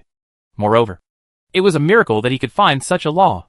So the continuous evolution of the human brain is also very scary. In Chinyu's opinion, it was beyond comprehension that such a phenomenon could be tested. If Murongzheng continued to evolve, perhaps his brain could in turn crack the secrets of all digital civilizations. But Chinyu was still reluctant to let everyone take refuge here. This place is more uncertain than the Tiandong fortress. What if one day this place self-destructs? Murongzheng also knew Chinyu's thoughts. So he nodded and said, I know your thoughts very well. So I won't force it. Because this method is not the best solution. Let's continue to work hard as you said. You evolve. I'll find the rules. Okay. Chinyu nodded. After constantly being exposed to these things, his desire for self-improvement can no longer be contained. The universe is so big. Why can't humans go out of the universe? Technology is limited by digital civilization. But what about superpowers? There is definitely no limit. Just use the crystal cores given by the dragon to try to evolve yourself to the top. If it still doesn't work, then accept your fate. When the time comes, as long as you can go back, let all the survivors vote for themselves. Those who want to fight side by side with him can stay. If you don't want to die, enter this White House. That's it. So, Chinyu turned around and walked to the corner silently, closing his eyes and meditating. The easiest way to break through is to evolve the physical body to the extreme. But before that, the power of annihilation and protection must be improved first. Otherwise, it will not be able to protect your heart and brain. So, choose the spiritual crystal core first. Murongzheng on the side also continued his research and began to write and calculate on the wall. This kind of wall is very interesting. It can be scrubbed. Automatic scrubbing. It is simply a perfect calculation platform. Just like that, the two of them stopped talking to each other. Time began to pass by. In the Tiandong fortress, one day and one night passed. Chinyu never came back. Everyone was extremely nervous. Meng Jiajia never woke up either. And her space-related abilities always supported the door. Many people had gathered outside Zhang Yong's house. They were all waiting. There were more than 50 days left before the 2-month deadline. There was little time left to decide the fate of the remaining human survivors. At the same time, everyone finally discovered the abnormality of the sun. The sun had originally turned into an ice blue sphere. But now, the color has turned into dark blue. It gradually turned into a dark blue. It seemed that it would be completely dark and become a dead ball sooner or later. This feeling was too despairing. Who could have thought that the sun would be gone after a natural disaster? Without the sun, the solar system would have no value in existence. Where is the way out for mankind? Ding-ling-ling. An alarm sounded. Zhang Yang opened his eyes in a daze. What came into view was the snow-white ceiling. Ugh! My head hurts. Zhang Yang propped himself up and rubbed his temples. Suddenly, there was a sound of footsteps outside. He trotted all the way to the door. With a bang, the door was knocked open. Zhang Yang turned his head and looked over. Dad? Why don't you get up? Mom said if you don't get up, she will come up and punish you. It was his son, Zhang Ziyu. Well, Dad will go downstairs now. Zhang Yang wiped his face vigorously and got up from the bed. The little kid at the door turned around and ran away again. Very quickly, Zhang Yang went downstairs along the stairs. When he walked to the kitchen, he saw Xiaoling wearing an apron and making breakfast. Chapter 586 Trauma. Wife, you're the last one to get up. Xiaoling turned her head and glared at him. You're not going to work today. I'm telling you. It's time to pay off the loan again. There's also credit card payments and various gas, water and electricity bills. You can't be passive at work anymore. If you get fired, our family will have nothing to worry about. Uh-huh. I know. Don't worry. Zhang Yang laughed, being scolded by his wife. He didn't have any temper at all. He turned around and went to the bathroom, turned on the faucet and washed his face. After washing his face, he looked up at the mirror. A moment of trance. I always feel that the more I look at myself in the mirror, the stranger I feel. If you watch it for a long time, you will feel scared. Zhang Yang quickly turned around and wiped his face with a towel. After washing up, he walked out of the bathroom and went to the kitchen. Breakfast was ready. The family of 3 was eating breakfast warmly at the table. The son was noisy and the wife was nagging. Zhang Yang suddenly felt a little bored. I don't know why, but I felt an incomparable boredom and discomfort for this kind of life that I have long been accustomed to. He suddenly looked at Xiaoling and frowned and said, I had a dream again last night. Is it the dream of the Doomsday disaster? While urging her son to eat, Xiaoling glanced at Zhang Yang. You dreamed that you are a Special Forces elite again? And you followed your brothers to survive the Doomsday? You also became a superpower? Zhang Yang. Xiaoling curled her lips and smiled. Your dream is also very strange. You have done it hundreds of times. And you are still having it? Is our world going to end in the future? Zhang Yang. Xiaoling continued to laugh. Okay. I think you are too tired recently. So you always have nightmares. If you really feel that you can't bear it, then take a few days off. Zhang Yang, I'm done eating. I'm going to work. After saying that, he got up and left. Hey, you haven't finished your milk yet. Xiaoling shouted twice. In the end, only the sound of the door closing was heard. Zhang Yang went out. Like a zombie. He came to the garage, got into a luxurious Mercedes-Benz car, and then drove to work. Half an hour later, he walked into a technology company, swipe the card and say hello to colleagues. Go back to his workstation. Turn on the computer. Start working. The morning passed quickly. Have a working lunch at noon. Continue working in the afternoon. Go home after work at 6:40 in the evening. Have dinner. Play with his son for a while. Listen to his wife's chatter. Then go to sleep. No words all night. The next day, woke up again with a sound of footsteps. Dad? Get up. Got it. Zhang Yang sat up tiredly and wiped his face hard. What happened? Now I can't get any rest after sleeping for a night. I feel more and more tired. And I dreamed again. It was the same dream of the Doomsday disaster. It seems that I really need to find a psychiatrist to intervene. Otherwise, if I continue like this, I will suffer from mental breakdown sooner or later. I still have to support my family, children, wife and house. I worked like a zombie for 5 days. Saturday, early in the morning. Zhang Yang greeted Xiaoling early, then left home and went straight to the psychiatric department of the municipal hospital. He met the director of the psychiatric department. A beautiful woman. A beautiful woman. Her name is Fong Jing. She was wearing a white coat. She was quiet and introverted. After meeting, Zhang Yang frankly told all his symptoms. After that, Fong Jing seemed very interested. Looked at him and smiled. If you keep having this dream, it means that you may have some kind of trauma lurking deep in your heart. How about this? You tell me your dream in detail. I want to hear it. Okay. Zhang Yang began to tell the story of the Doomsday catastrophe in his dream. He started with the extremely high temperature. He talked about the backflow of seawater and the arrival of a super tsunami.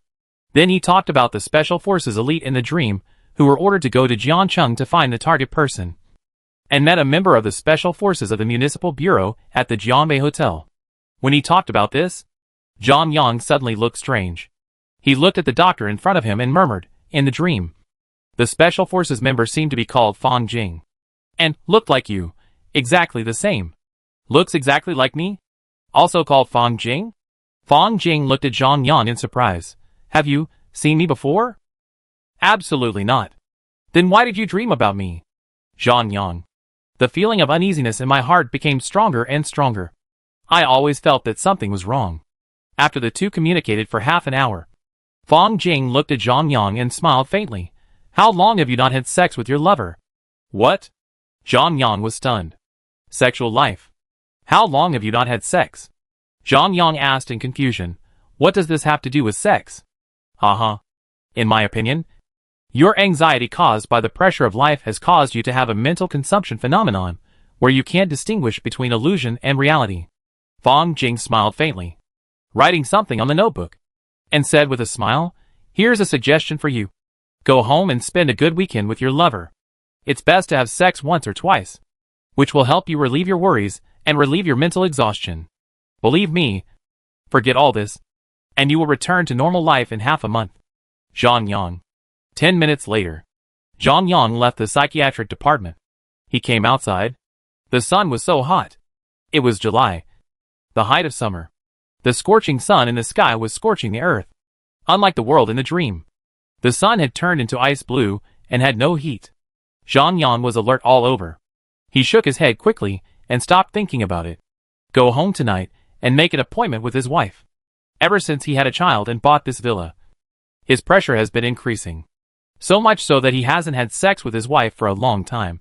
Maybe it's really mental exhaustion. Zhang Yang drove to the seafood market and bought a lot of seafood. He also bought a bottle of high-end red wine. On the way home, when passing by a familiar street, Zhang Yang was stunned. He found that the leaves of the trees on both sides of the street turned red. What the hell? Can urban greening be messed up like this? This is not autumn maple leaves. Just as he was complaining about the city's planning, he suddenly found that the color of the leaves suddenly turned green. Shit! Zhang Yang suddenly stepped on the accelerator. The car squeaked and stopped in the middle of the road.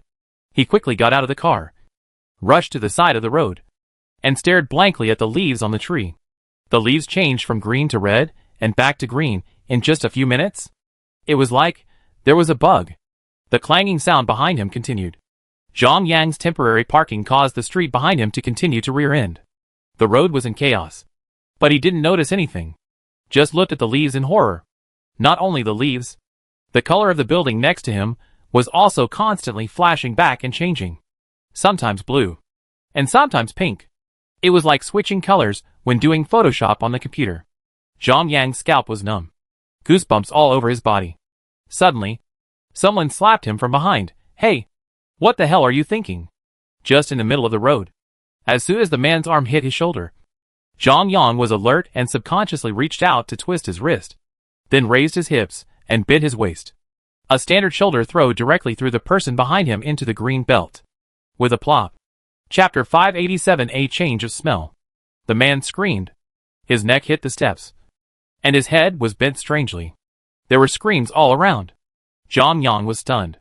What the hell? How did he do it just now? It's over. He killed someone.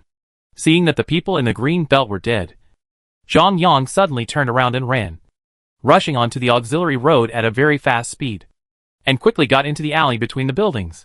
A few minutes later, sirens sounded in the distance. 40 minutes later, Zhang Yang returned to the gate of his community without anyone noticing. However, the gate of the community was blocked by police cars. There were police officers guarding the door. Zhang Yang saw the situation at the door from a distance, and immediately turned around and left, going around to the side behind a high wall of the community. He looked up, then took a run to accelerate. He went up in a flash. He flipped over the wall, agile and nimble. All the movements were done in one go. When he jumped into the courtyard of the community, he was stunned. How could he do this? The memories of the dream in Zhang Yang's mind began to flash continuously, overlapping with the real world, and the illusion became more and more serious. He patted his head hard, and then drove away the illusion. It's over. There must be something wrong with me, Zhang Yang muttered to himself. But thinking about the safety of his wife and children, he could only take a deep breath and try to calm himself down. Then he quickly moved towards his villa. A few minutes later, he found the backyard of the villa and climbed over the wall. There were police officers in the front yard. It seemed like they were asking questions. Xiaoling answered while crying, sounding very sad. Zhang Yang quietly walked to the back door, gently opened the door and walked in. His son was not downstairs. Zhang Yang immediately went upstairs and came to the door of the bedroom on the third floor as quickly as possible. After pushing the door open, sure enough, his son was on the bed inside, fidgeting with a panicked look on his face. When he saw his father coming back, Zhang Ziyu shouted in surprise, "Dad!" "Hush!" Zhang Yang hurriedly shushed him, rushed over and hugged him in his arms, whispering, "Ziyu, don't make a sound. Dad is back. It's okay, Dad." Suddenly, Zhang Yang felt that his son in his arms was not moving. He quickly looked down. This look scared him so much that his heart skipped a beat, and his mind went blank. He even subconsciously pushed his son out. Fuck. The son's body seemed to be frozen. Moreover, the originally tender and handsome little face was like a computer stuck, slowly pixelated, and even dislocated. This horrible scene made Zhang Yang almost scream out. What happened? What happened? At the same time, the colors in the room began to change constantly. Another bug? Even though Zhang Yang was brave, he was frightened by the scene and felt cold all over. He kept backing away and sat down on the ground. Slowly, his son's body recovered little by little. All the misplaced pixels returned to normal. But my son turned into a strange child. Zhang Yang stared in horror. This child? How come he looks so much like the man named Chen Yu in his dream? Why? Why is this happening? Is there something wrong with me? Zhang Yang was extremely manic. The veins on his forehead were throbbing. The increasingly confused consciousness made him have a deviation in his perception of himself. So, he suddenly turned around and slammed his head against the wall. Boom! A dull sound. Everything went dark. Zhang Yang fell to the ground. Before he fainted, he seemed to hear a mature man's voice. Lao Zhang. Lao Zhang. In a daze. I don't know when. Zhang Yang slowly woke up. As a result, when he opened his eyes, he saw his wife Xiaoling wearing a hollowed-out suspender pajamas, smiling at him beside him. Look at you. You are such a jerk. Xiaoling smiled charmingly. You must drink red wine. If you can't drink, don't drink it. 2 glasses and you're drunk. Damn. Go wash your face quickly. Do you want to? Do you want to calm down? Zhang Yang stared at her blankly. He was terrified. What's going on? What happened? Didn't he kill someone? When he got home, there were policemen at home. His son. Thinking of his son, Zhang Yang sat up suddenly and asked anxiously, Where's Ziyu? Shh. Keep your voice down. I've coaxed him to sleep. I'll go see him. Zhang Yang got out of bed suddenly and ran to the door of the next room. Gently opened the door and took a look. Sure enough, his son was sleeping soundly in bed. He was breathing evenly. Zhang Yang felt tired and slowly closed the door again. Then he returned to the bedroom in a daze and sat on the bed. Xiaoling, who was standing beside him, looked at him in confusion. What's wrong with you? Didn't you say you wanted to be in a good mood tonight?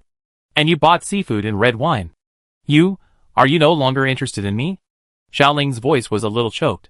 Zhang Yang quickly turned around and hugged her in his arms, and comforted her in a hoarse voice. Lingzi, don't think about it. How could I not be interested in you? Then how can you still hold it back? Xiaoling looked at him with red eyes and annoyed.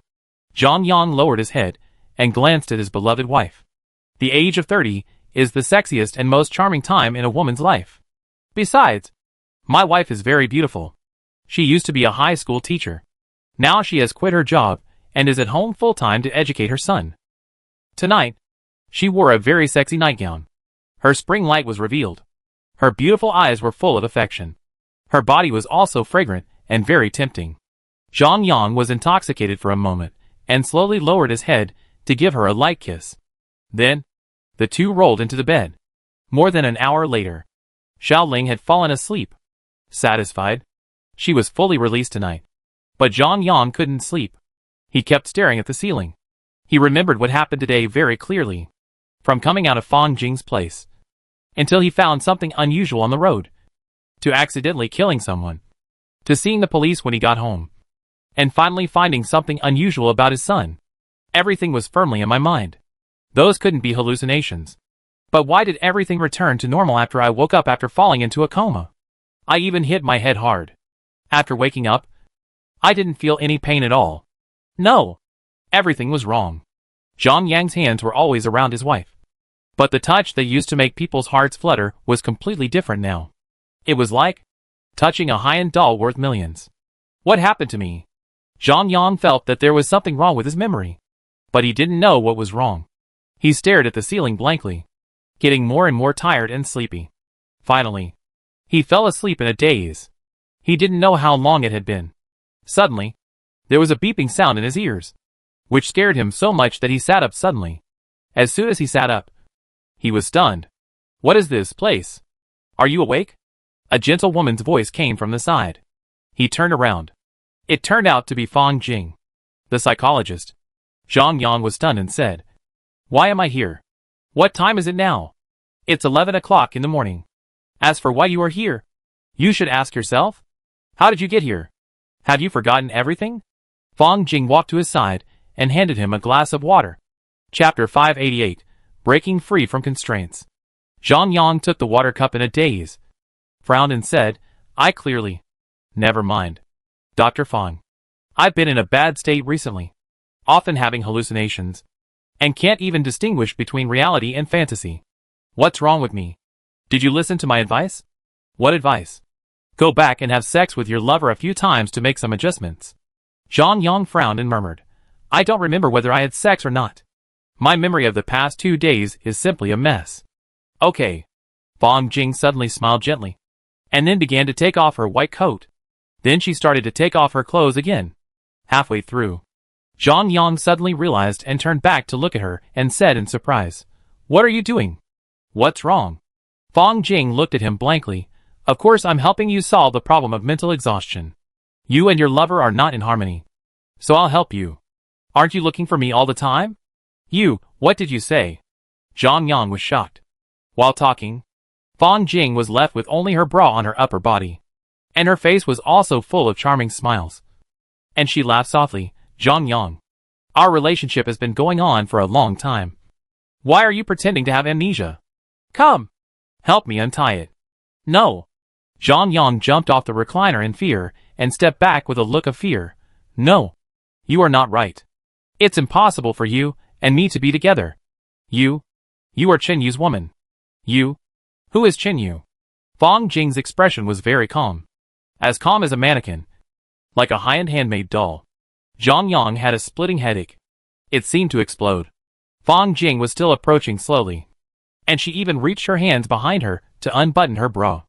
At the moment when the bra fell, Zhang Yang suddenly turned his head, smashed the glass behind him, and jumped from the 15th floor. Bang! His body hit the ground hard. The huge impact even created a deep pit in the ground. But he didn't die. Zhang Yang was horrified to find that he didn't feel any pain at all. 15th floor? He looked up. Fang Jing's head was still sticking out of the window. She kept staring at him. Her eyes were as cold as a robot.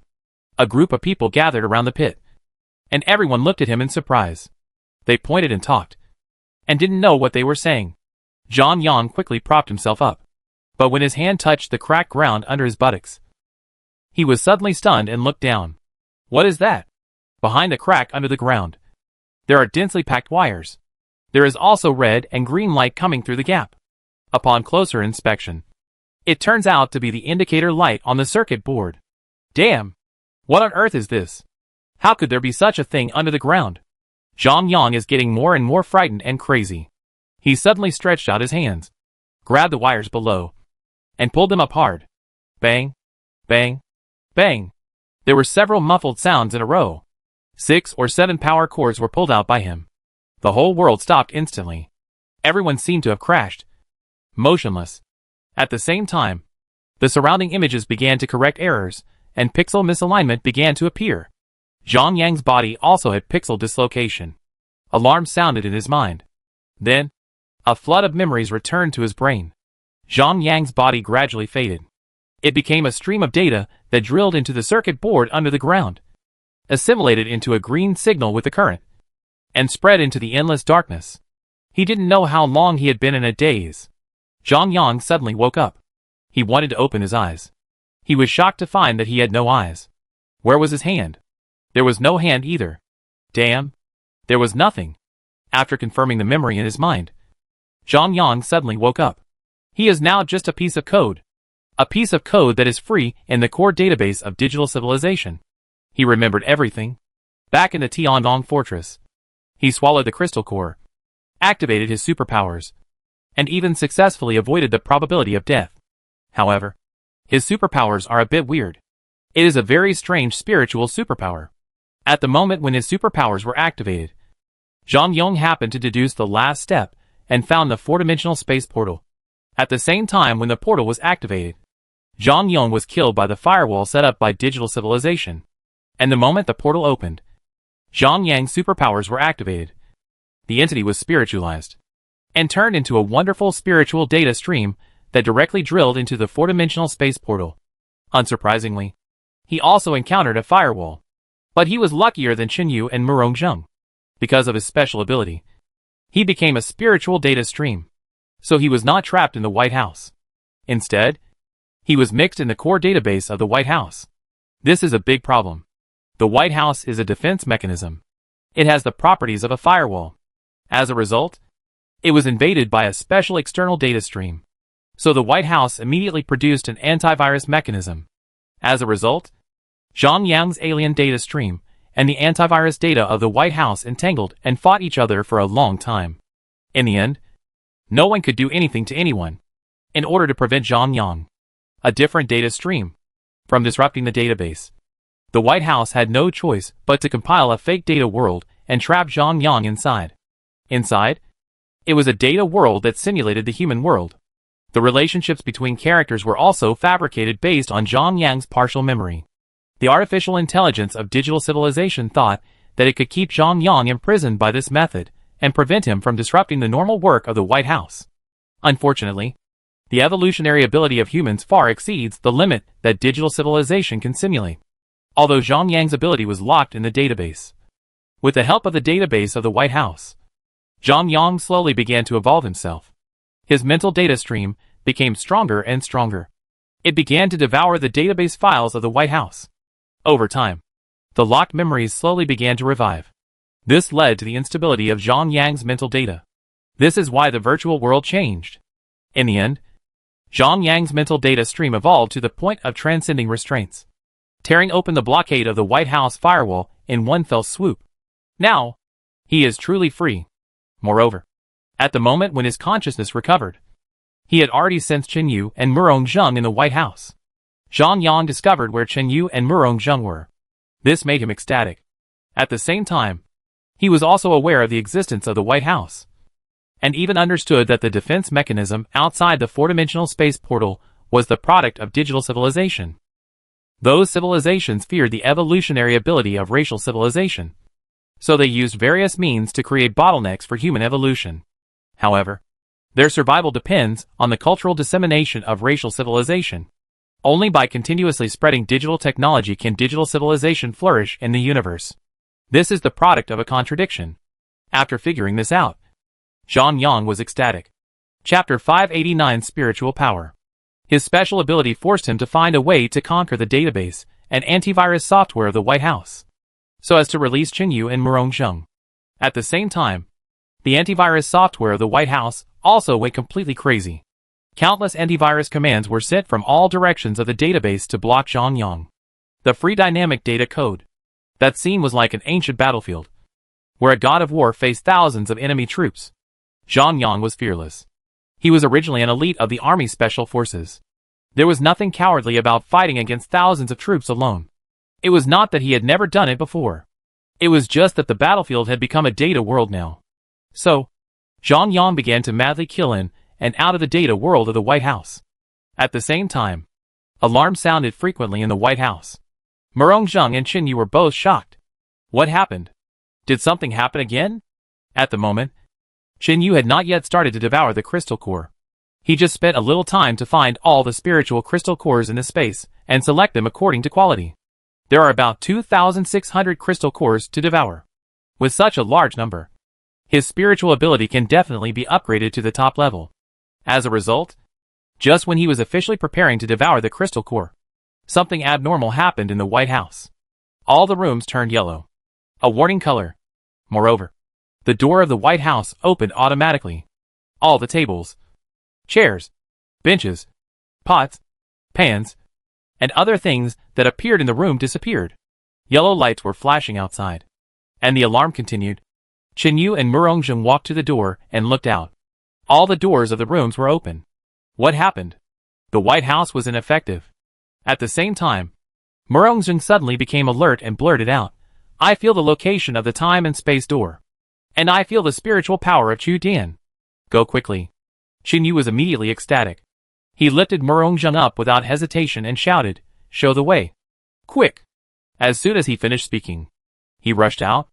Murongzheng quickly showed the way. When the yellow light flashed outside, all defenses disappeared. Qin Yu ran all the way in the narrow corridor, activating his physical abilities to the extreme. Following Murongzheng's instructions, he rushed to the front of the time and space gate in just a dozen seconds. Cool! Qin Yu clamped Murongzheng tightly, and suddenly jumped out. Light and shadow flickered. Two people have appeared in Zhang Yang's room. Screams suddenly rang around. Brother Yu? Oh my god! Yu is back. Brother Yu. Brother Yu. Woo! Brother Yu is back. It's the sisters of the women's gang. Qin Yu let out a long sigh and quickly put Murongzheng down. After Murongzheng landed, he looked at Qin Yu in surprise, and said in a daze after a while, I heard Zhang Yang's voice. Who? Qin Yu said in surprise, you mean Zhang Yang? Yes. Zhang Yang. Is he in there too? He? Murongzheng thought for a while, then said, to be precise, he is indeed in there. But he is not trapped, but turned into a piece of virus code and invaded the data space of the White House. The change just now was caused by him. Chun Yu. Damn! This kind of thing is really beyond comprehension. Zhang Yang turned into a piece of code? Murongzheng suddenly laughed, haha. Zhang Yang is really good. He didn't die. He also activated his superpowers. A strange superpower of a data spirit body. Now, he is fighting in the data space of the White House. Fighting? Qin Yu looked terrified. Yes, he is fighting. According to him, once he successfully defeats the antivirus software in the White House, he will control the place. Chun Yu. It sounds like he is awesome. Why does it feel like God has started to help me? Qin Yu was relieved unexpectedly, and everyone around him was confused. What are these two talking about? What database? What code? What antivirus software? What White House? What is behind the time and space gate? Lu Shuyun couldn't help but pull Qin Yu's sleeve. Hey, what are you talking about? Do you want to explain it to us first? Okay. Qin Yu immediately turned around and looked at her. Let Fang Jing gather everyone. I will explain the situation. In addition, inform Xiao Ling that her husband is not dead, and has even become a powerful superpower. Really? Lu Shuyun screamed excitedly, and immediately called her sisters to rush out. Qin Yu turned to Meng Jiejia and patted her shoulder gently. Jiejia. Jiejia? It's okay. You don't need to support the space-time gate for the time being. Swish. The space-time gate disappeared instantly. Meng Jiejia, who had been motionless, finally moved her eyelids and slowly woke up from the stiff state. With a tired face. The first sentence after opening her eyes was, Big brother. Did I help you? Haha. You helped me a lot. Qin Yu reached out and rubbed her head, smiling and said, Your ability is very good. I will need your help in the future. You will live here in the future. I will have someone clean your room. Thank you, brother. Ming Jiejie smiled sweetly. 10 minutes later, everyone in the Tiangong fortress gathered outside the door. Qin Yu walked out of the room. He used nano-machines to make a loudspeaker, trying to make everyone hear his words. He also told the real secret of the time and space gate, including the magical effect of the White House. After telling all the information, Chen Yu gave everyone two choices. One is that when the ultimate disaster comes, you can hide in the White House, which should be able to avoid being completely swallowed by alien creatures. The other is to become a superpower and fight Qin Yu.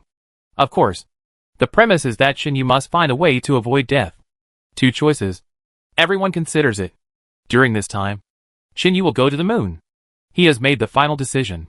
He will devour all the crystal cores on the moon and strive to evolve himself to the peak of human evolution. After that, prepare for war. Qin Yu decided to become the only super soldier who can fight against the alien devourer in the scene foreseen by Ming Jiejie. Qin Yu told everything. In the Tiangong fortress, everyone knows the current situation, the crisis they are about to face, and the means of self-rescue. Either hide or fight. The decision is yours. Qin Yu has done his best. He has found the ultimate space to avoid disaster. It is behind the four-dimensional space portal. As long as Zhang Yang can completely control the White House, it will be the final refuge for mankind. As for the success rate, according to the voice heard by Murong Zheng, Zhang Yang seems to be quite confident in his own ability. And Qin Yu also trusts Zhang Yang as always. If he says it's okay, then it's okay. So, everyone's final choice began. Resist or live in disgrace. Qin Yu ignored it. He gave everyone half a month to think about it. Chapter 590 Resistance. And he himself needs to race against time to go to the moon and work hard to improve his ability level. Qin Yu left. Everyone in the Tiangong fortress returned to their homes. Most people here have started families. There are still many women among the survivors who gathered from the Sunlight City in Tibet and the northern Tibet base. Some of them had families before, but their families were broken up after the disaster. Now they just re-established their families and have hope of life. Some soldiers established families because they admired each other. Therefore, most people need to think carefully. Some even have children. Such a family is more difficult to choose. Only those who are single or Qin Yu's women. They are simple. Must follow Qin Yu to resist. If we can't live together, it's good to die together. Just like that, the Tiangong fortress became rare and calm. Qin Yu is leaving. He is going to the moon to improve his superpowers. If he is lucky, he can meet Shenlong again. And maybe Shenlong will give him some hints. Before leaving, he pulled Murong Zheng to an empty corner. Qin Yu looked at Murong Zheng seriously. Professor Murong, can you estimate how much chance we have of winning if we resist? I can't figure it out. Murong Zheng shook his head. I don't even know the scale and information of that kind of interstellar devouring creature. Do you want to know about it? If there is a channel. Of course I want to. Qin Yu nodded. Okay. Then I'll take you to the Interstellar Defense Tower. The circle of buildings on the Earth is actually a kind of alien creature left on the Earth more than 10 billion years ago. Now, Jiang Shanshan and Liang Qiuing are both on it, and have become another form of life. You can go and see them. Oh!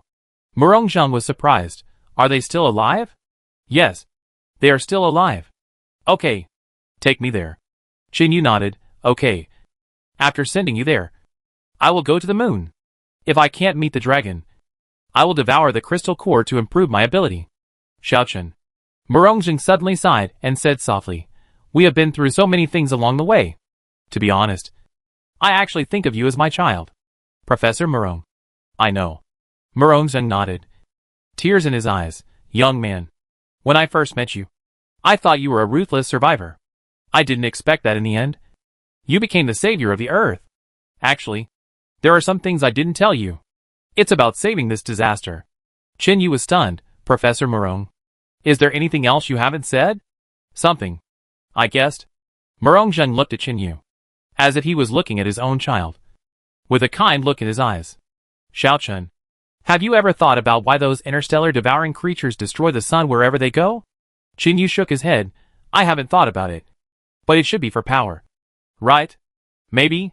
Murong Zheng sighed. But what I guessed is actually another possibility. What possibility? Qin Yu's eyes widened immediately. He urgently needs all kinds of information now. As long as he can save the Earth and save this disaster, he will spare no effort to try. Murongjing pondered for a moment, then said, in fact, there is another possibility. That is, the power of stars is actually the nemesis of those interstellar creatures. Think about it. They infect stars by injecting viruses. And the time span is so long. Up to more than 10 billion years? This is too outrageous. If they are really powerful, why don't they directly devour galactic life or galactic energy? Even, they are born from the sun. Don't they use the energy of the sun to breed their life forms? And then start to devour galaxies? I have a very bold idea. This kind of alien creature is actually afraid of the energy of stars. Whether it is light or various rays, or absolute high temperature and heat. In short, they are afraid of stars. Stars are their Achilles heel. But they need to devour the energy of galaxies. So they chose such a parasitic way, using some means to inject the virus into the stars. Over the long years, they slowly digest the energy of the stars, and finally completely destroy the stars, and then dare to breed entities, and finally devour the galaxies. Hearing this, Qin Yu was somewhat moved. It seems that this speculation is somewhat reasonable. But what can be done? Seeing that Qin Yu didn't seem to understand what he meant, Murongjing couldn't help but say, Xiaochen, do you remember what I told you about using your own microscopic world to achieve internal breathing? I remember. Murongjing nodded. The microscopic field of the human body is very scary. If each smallest unit of cell is infinitely magnified, it is very similar to the universe. So the ancients said the universe outside the body, the microcosm inside the body. In fact, the purpose of completing the internal circulation breathing in the microscopic world of one's own body is only a very insignificant achievement. And the greatest achievement, Wang Nuozhao, is actually to become the sun. Use the body as a carrier to generate light and heat comparable to stars, as well as those cosmic rays. The human body can do this. Qin Yu, let go of your mind and expand your imagination. Find a way to make every cell in your body produce an effect similar to nuclear fission or superfusion. Then use external force to concentrate all this energy together and collide with each other. And an energy explosion, like the Big Bang, will be formed in the body. By then, maybe you will become the sun. You will emit super strong light and heat. You will emit all cosmic rays. And you will become a star-like existence in the universe. Qin Yu, what are you talking about? Isn't that too outrageous? Turn myself into the sun? Have a Big Bang in my body? Do you want me to create the world? Qin Yu left. He left the Tianyang fortress alone and flew to the moon.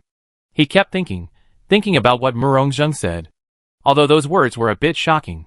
What Murongjing's super brain could think of was no longer understandable to ordinary people. Since he said it, there must be some truth. Moreover, in the ancient Chinese myths and legends, those ancient true gods, who could create the world, should not have any problem incarnating into a mere sun. Panga could transform into the sun with just one eye. No matter if it's true or not. At least this idea is not groundbreaking. Finally, Murongjing also explained why he never told Qin Yu about this. Because if Qin Yu really did this, he might have to sacrifice himself to become the sun, replacing the original star to illuminate the earth. Only in this way can the earth be truly saved. Chapter 591, The Back of the Moon. Otherwise, even if the aliens are defeated, the sun has become a dead ball. Without the sun shining on the earth, life cannot be nurtured. If this is the result, what's the point of fighting? Everyone should just hide in the White House.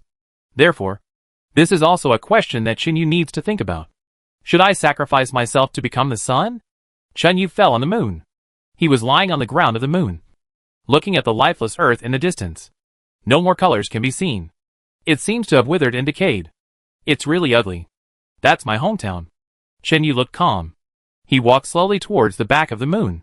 He wanted to go to the huge moon pit to complete his transformation. As he walked, he suddenly felt something in his heart. He felt a palpitation. Not good. Qin Yu suddenly turned into a flame, rushed into the sky in an instant, and flew straight to the back of the moon. He felt the dragon, but its breath seemed very weak. What happened?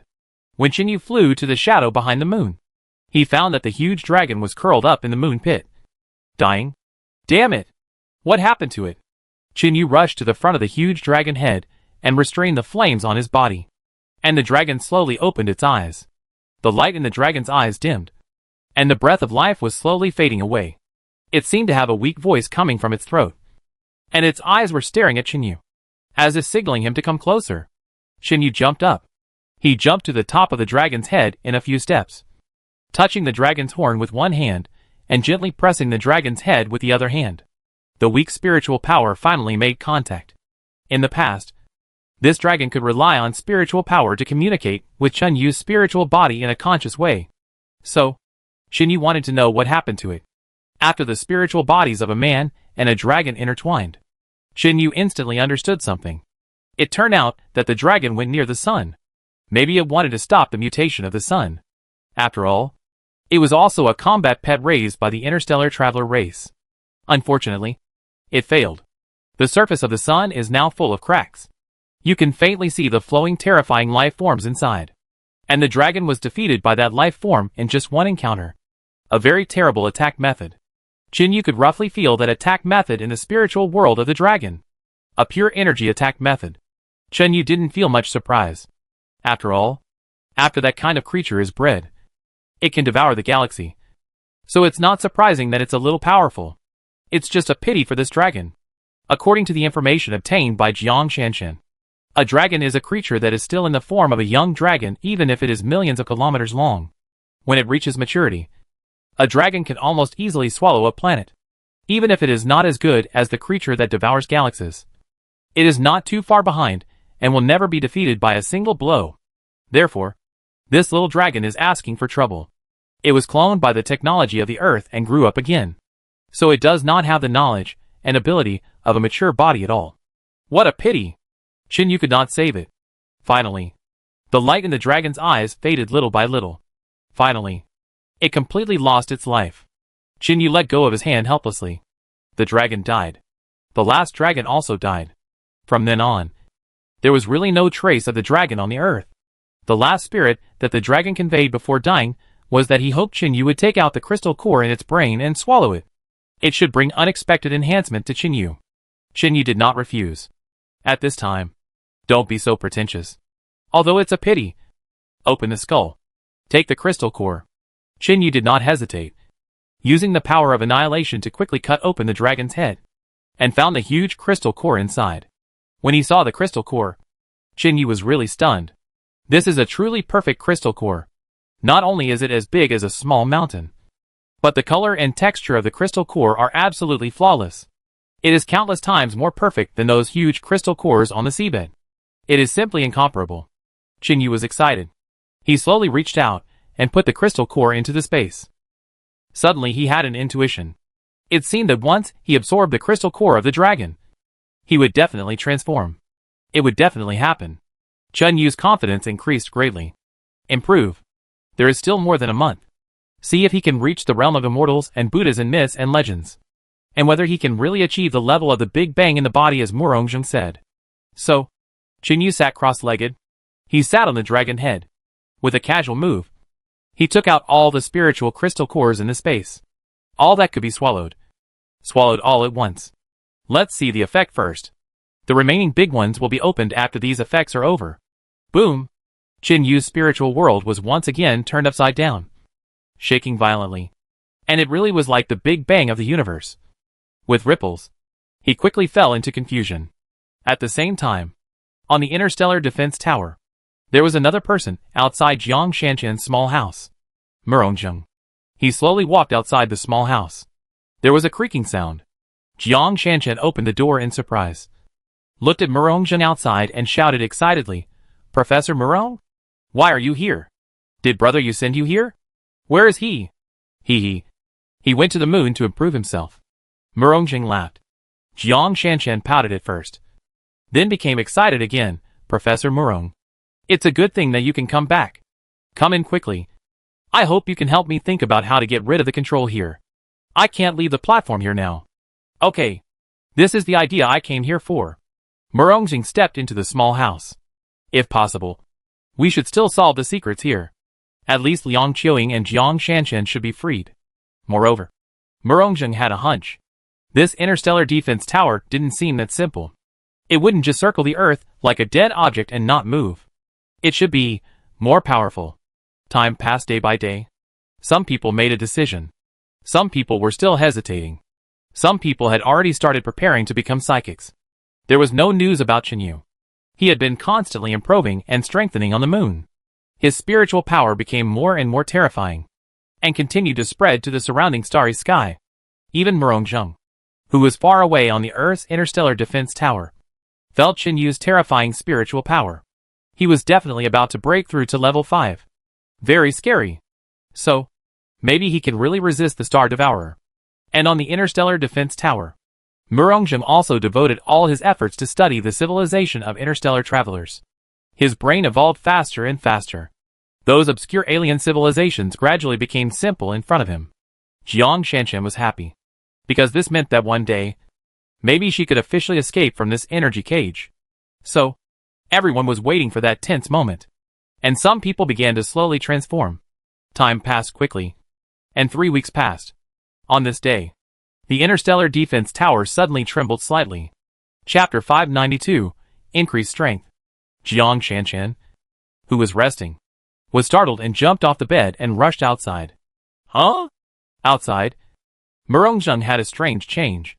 His already huge head had become transparent, and the brain tissue inside was clearly visible. All his hair had fallen out. It felt like a transparent dough wrapped around a huge dumpling stuffing. Even weirder, his head seemed to be glowing faintly. A strange wave resonated with the energy of the entire interstellar defense tower. What happened? Jiang Shanshan was so scared that she didn't dare to go over. Was Murongzheng going to explode?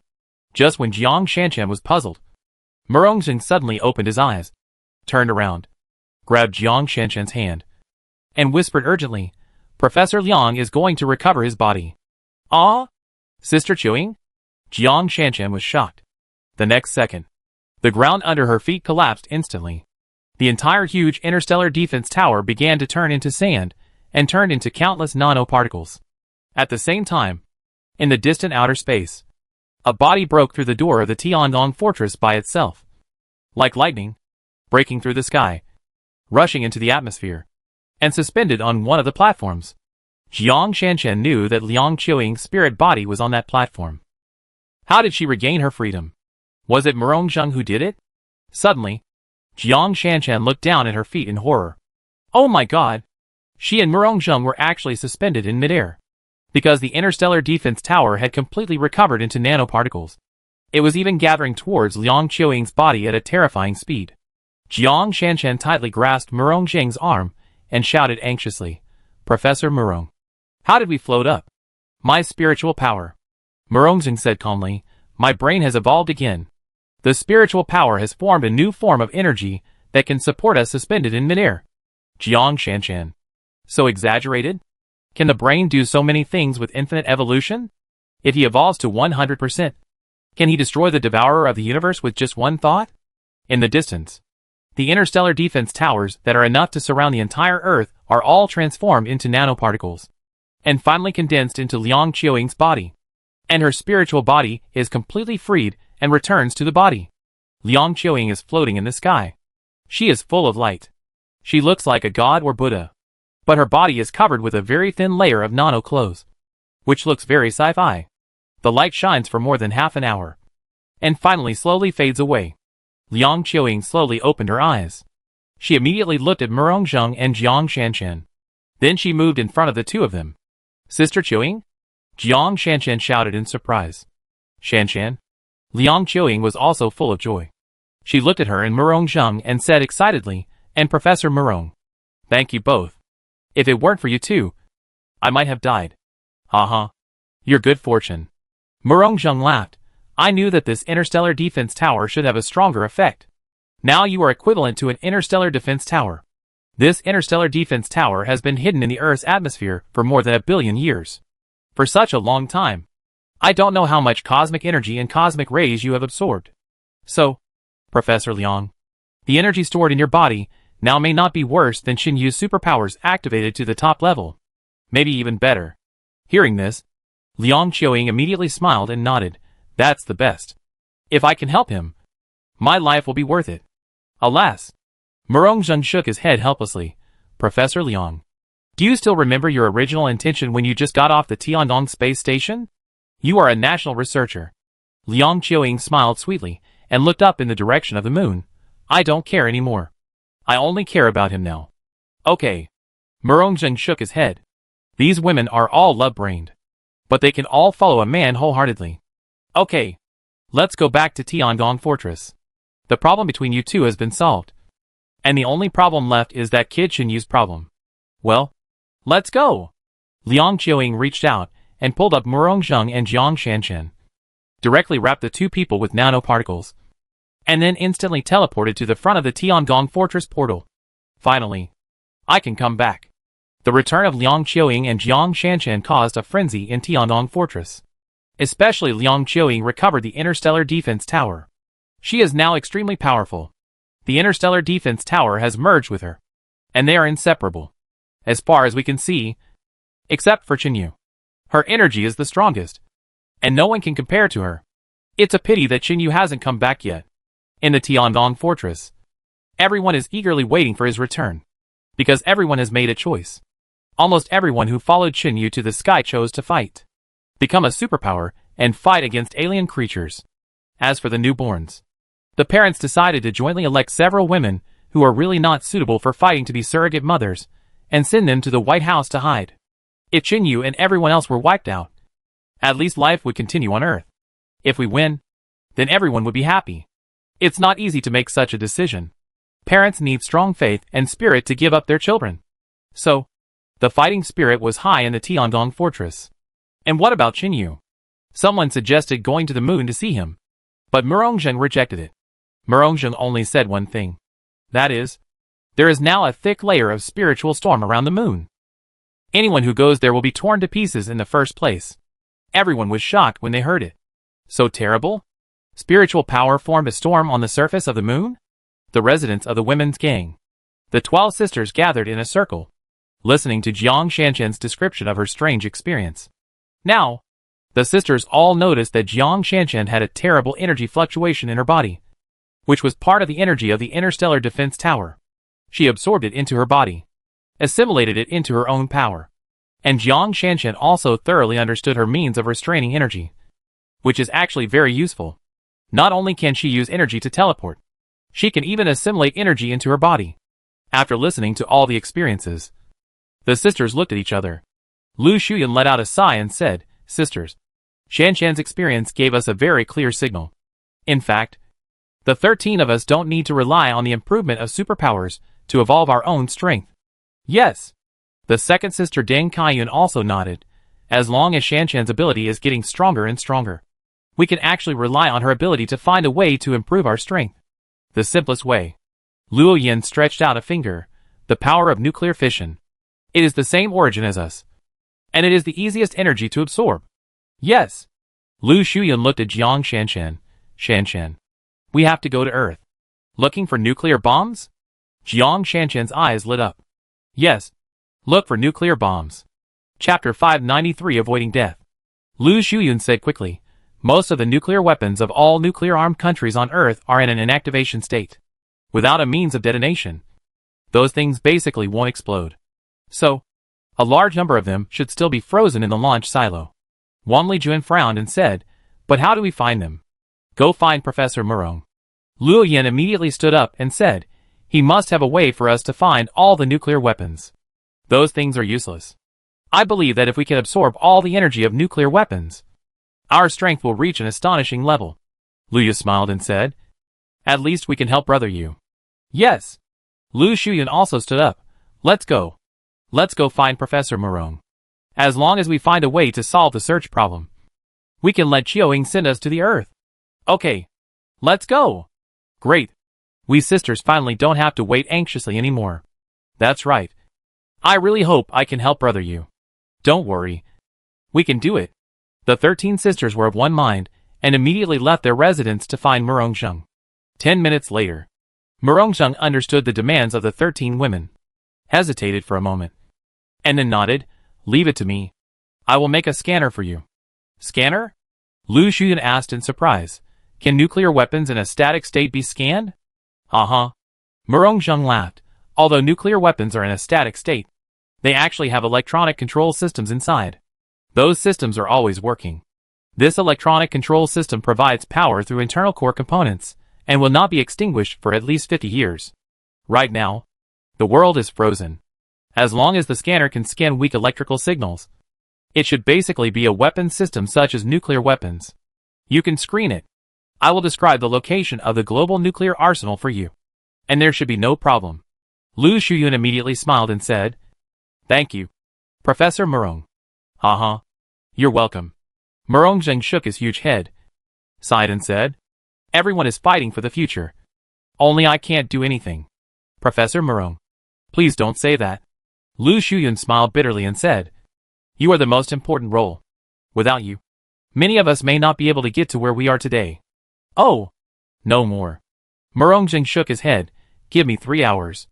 I'll go to the laboratory. In 3 hours, you can set off for Earth." "Okay. Thank you." The sisters left. The result will be known in 3 hours. At the same time, the edge of the moon, Liang Qiuying, wearing a nano suit, was suspended in space, quietly looking at the moon in front of her. She didn't dare to go over, because there was indeed a violent mental storm around the moon. It was simply terrifying. The mental storm had already materialized. Like an aurora, it surrounded the entire moon, looking gorgeous and weird. That was Qin Yu's spiritual body, with an indescribable sense of oppression. In fact, Liang Qiuying's nano suit could almost withstand the attack of a level 5 superpower. But she was really unsure whether she could withstand such a mental storm. Forget it. Let's wait until Chen Yu completes his evolution. Just as Liang Qiuying was about to leave, a flash of arc light suddenly flashed from the moon, instantly enveloping Liang Qiuying. Liang Qiuying's mind rang loudly. Then, an illusory figure slowly appeared in her mind. "Is it Chen Yu?" Liang Qiuying was pleasantly surprised. "Ayu?" Qiuying. Chen Yu's spirit body looked good, full of energy, and there was nothing wrong. "Ayu, when will you complete your evolution? We have to wait a little longer. There is still time." Chen Yu shook his head.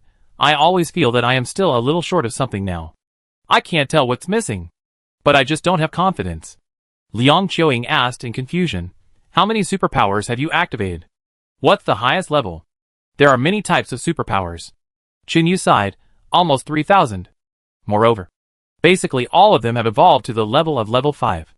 However, it's not as exaggerated as I imagined. I thought the level of level 5 would reach the realm of the Creator. Unfortunately, it's still far away. So, this level should not be able to fight against the Star Devourer head-on.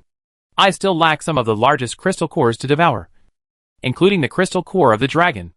So, I need a few more days to make my last effort." Liang Qiuying nodded helplessly. "Okay. I'm really afraid that you will exceed your tolerance." "Don't worry. It won't." Chen Yu's spiritual body slowly floated over, gently embraced Liang Qiuying's consciousness body in his arms, and then said, "Qiuying, you still have to do me a favor." "What? You said?" Liang Qiuying closed her eyes and enjoyed the pure spiritual communication. "It feels so warm."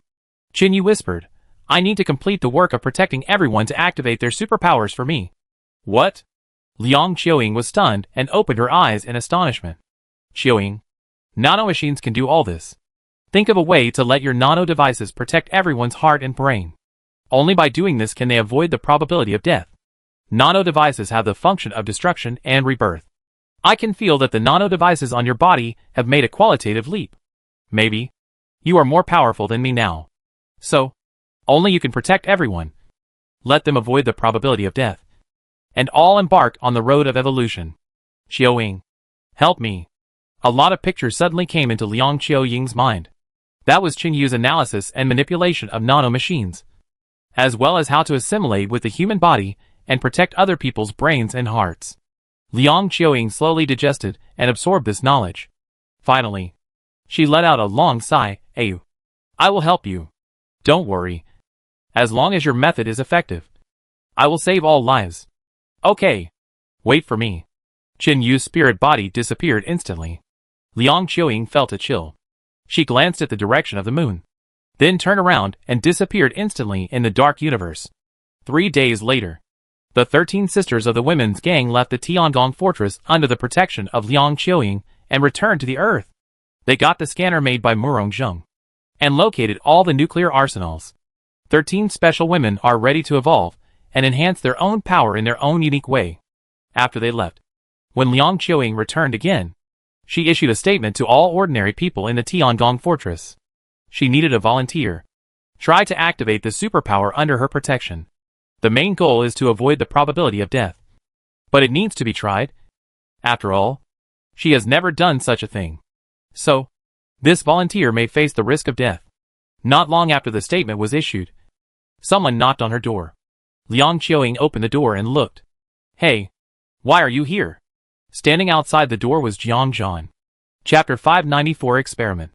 Professor Liang, I am willing to be the volunteer. You can use me for the experiment. I don't care anymore. Jiang Zhan had a calm face. It looked like he really had no desire to live. Liang Qiuying blinked, then nodded sideways. Come in. Jiang Zhan entered the room. Liang Qiuying closed the door casually, looked at Jiang Zhan and said seriously, Are you sure you don't care about anything? Yes. Sure. It's strange. In my impression, you don't seem to be a young man who has seen through the world. Why do you look like a monk now? Jiang Zhan blushed. No words. Liang Qiuying had just returned not long ago. So naturally, she didn't know about the blunder between him and Qinyao. Since that incident, Jiang Zhan has been depressed. He has no fighting spirit at all. He feels that there is no point in living. With his sexual orientation, he has no future at all. In this Tiangong fortress, almost all the men are from the military station. And they are all ironclad men. Who would be gay with him? Therefore, Jiang Zhan really doesn't think it's boring. Might as well be a guinea pig. Experiment.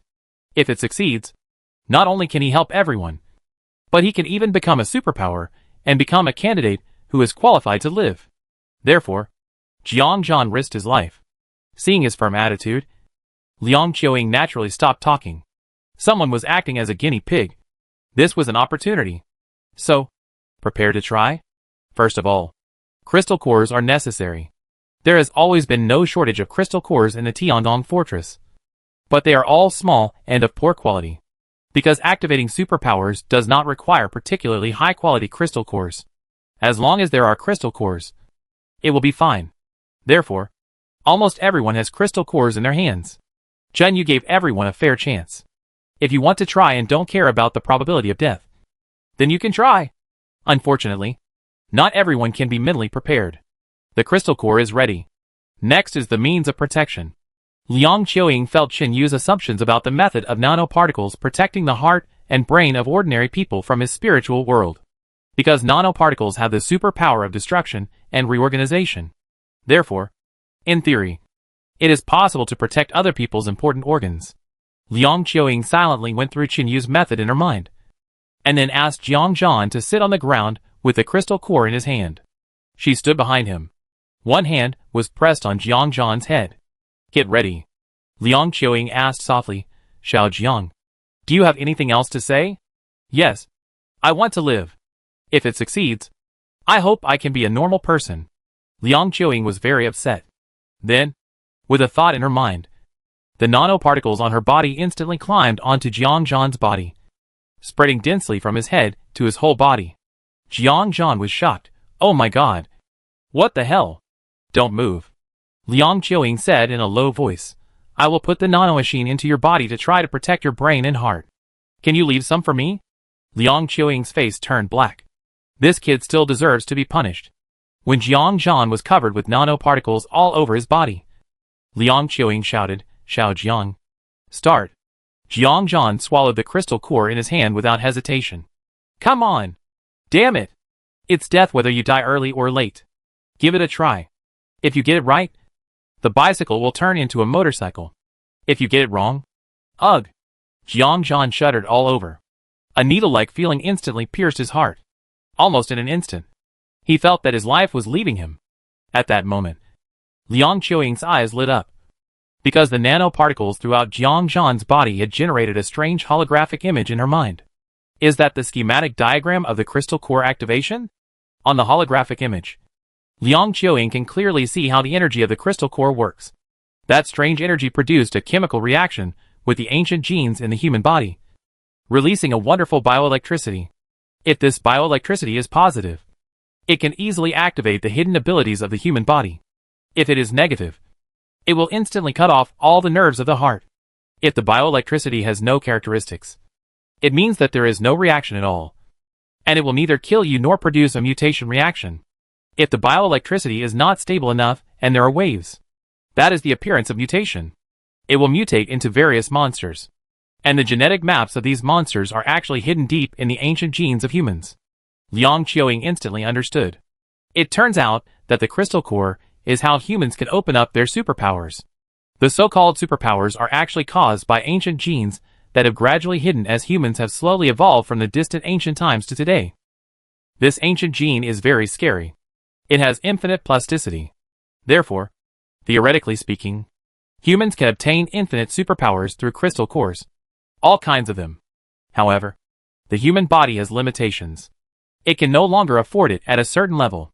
The more superpowers developed, the greater the damage to the human brain and heart. After figuring this out, Liang Qiuing directly controlled the nano-machine to guide the negative bioelectricity in Jiang Zhan's body out. In a blink of an eye, Jiang Zhan's death crisis disappeared, and his body, guided by the energy of the crystal core, slowly opened a special form of superpower. Half an hour later, Jiang Zhan suddenly opened his eyes. He looked at his hands in surprise, then raised his head and shouted, "Professor Liang, did I succeed? I avoided the probability of death?" "Yes." Liang Qiuing also breathed a sigh of relief and nodded with a smile. "I have discovered the cause of death caused by crystal core mutation. So I helped you avoid the probability of death." "Ha ha ha." Jiang Zhan suddenly jumped up and roared. Then he waved his hands, and all the ironware in the room immediately floated up. Liang Qiuing's eyes lit up. "Hey? You can control metal?" "Ha ha ha ha ha." Jiang Zhan was excited and ecstatic. "I've become Magneto." "Ha ha ha. Professor Liang, I love you so much. I'm going to go out and show off."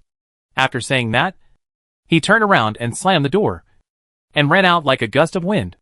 And those metal objects that he controlled to float lost their power, and fell to the ground with a clang. Liang Qiuing, this bastard. Jiang Zhan's success caused 1,000 waves. The people in the entire Tiangong fortress were boiling.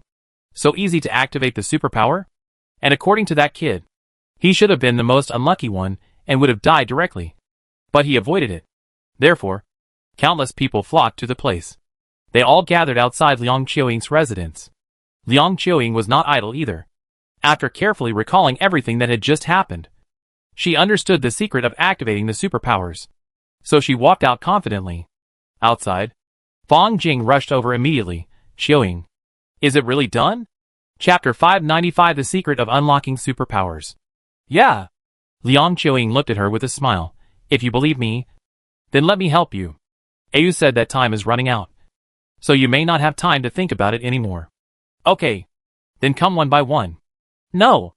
Liang Qiuing looked at everyone in front of her, with a wonderful light flashing in her eyes, and said seriously, "Everyone, come together." "Ah?" "Everyone." Fang Jing was stunned. "Tens of thousands of people together?"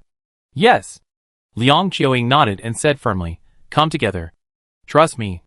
Don't hesitate. Except for the children." Everyone gathered in the big square, and everyone prepared their crystal cores.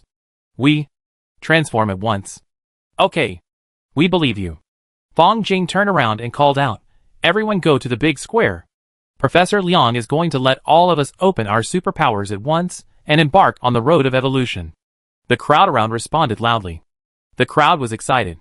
Everyone in the Tiangong fortress was excited. Murongzheng was also very happy. He didn't expect that Liang Qiuing actually figured out the secret of human superpowers. Watching more than 30,000 people slowly gather, finally reached this step, Murongzheng drove outside to the dark sky. The sun in the distance was getting dimmer and dimmer. The originally ice blue sphere had now almost turned dark brown, and was about to be completely extinguished. Without the sun's light, the entire galaxy would fall into absolute darkness. Even more, if the sun loses energy, it will lose the power to operate in the universe. As we all know, the solar system is not static. The sun is actually in a state of motion, running wildly in the Milky Way with the 8 planets. However, once the sun completely loses energy, its state of motion is bound to change. And if the sun changes, the orbits of the other 8 planets will also change. The future is unpredictable. This universe has completely changed. More than an hour later, Everyone gathered in the big square. Those with children locked their children at home temporarily. Everyone held a crystal core in their hands. Everyone was nervous and excited. The moment to decide fate has come. In the past, although everyone was alive, they could not become a superpower and had no ability to protect themselves. It felt like an ant. They just lived under the protection of people like Xinyu. Their lives were controlled by others. Now, there is finally a chance. And it is a chance to avoid the probability of death and become a superpower. Therefore, everyone was excited. Outside, people who had become superpowers stood in a distance and watched. Everyone was feeling emotional. It was better now. At the beginning, they almost succeeded in becoming superpowers by struggling on the brink of life and death. Especially Li Xiuyun. She had been thinking how great it would be if her father could hold on until this moment. You can become a superpower by avoiding the probability of death. Alas, what a pity. Finally, the noisy scene quieted down. Liang Qiuying was floating in the air like a fairy, and the nano clothes on her body slowly spread out, like countless tentacles, and began to touch everyone's body. Soon, everyone's body was covered with nanoparticles. More than 30,000 people is too small. The nanoparticles in Liang Qiuying's body can even form a circle of interstellar defense towers on the surface of the Earth. You can imagine how huge that volume is. So the scale in front of us is also a small matter. After making all the preparations, Liang Qiuying looked at Murongzheng, Dong Qiulei and others, and passed the message, I'm going to start. You are responsible for monitoring. In case of any unexpected situation, do what you should do. Murongzheng, Dong Qiulei and others nodded at the same time. Then, Liang Qiuying's voice rang in everyone's mind. Let's start. Family, swallow the crystal core. I will protect you. Everyone heard this voice and swallowed the crystal core in their hands without hesitation. For a moment, the scene was spectacular. As soon as the crystal core entered the stomach, many people reacted immediately. Those were all probable to die. The reaction to death was the fastest. Therefore, Liang Qiuying fell into a state of stillness, and all her energy was used to monitor the situation in these people's bodies. So, those who should be protected were protected. Those who should be avoided were avoided. Slowly, the scene in the big square was scary. Some people who reacted quickly had a terrible energy storm on their bodies. Some of the people with physical bodies have undergone changes, either becoming stronger, or growing flesh wings, claws, or even turning into 3 heads and 6 arms.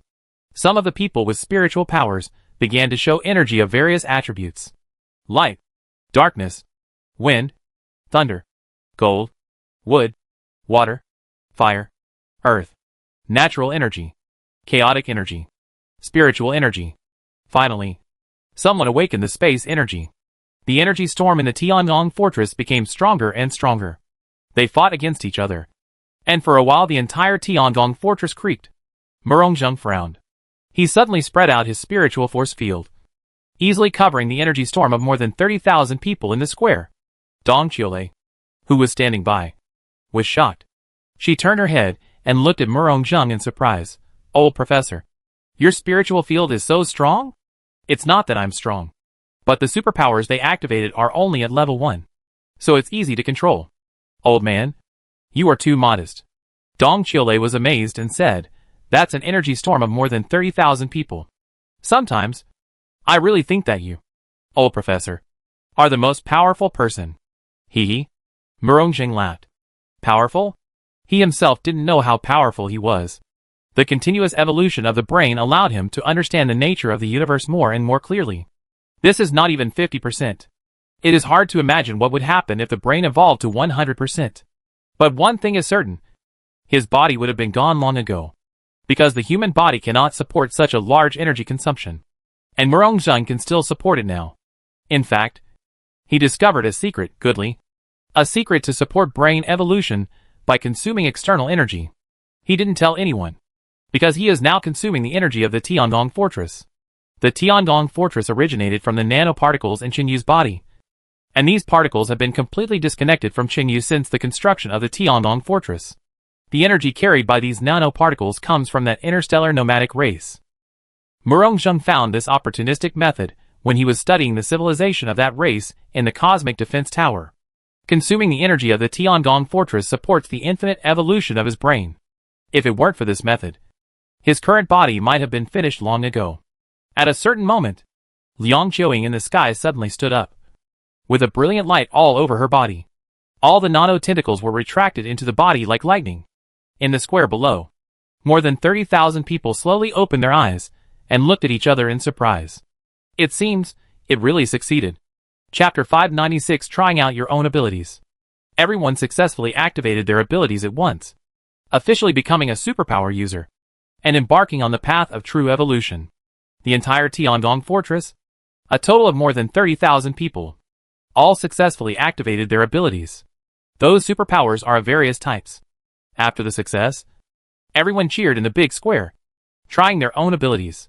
Some are physical, some are spiritual and magical. 2 awakened space-related superpowers. But neither is the storage type.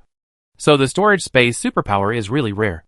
More than 30,000 people didn't have one. Qinyu was really lucky to be able to awaken the portable space at the beginning. Liang Qiuing spent a lot of energy, so she was mentally exhausted. But she succeeded, and she was happy.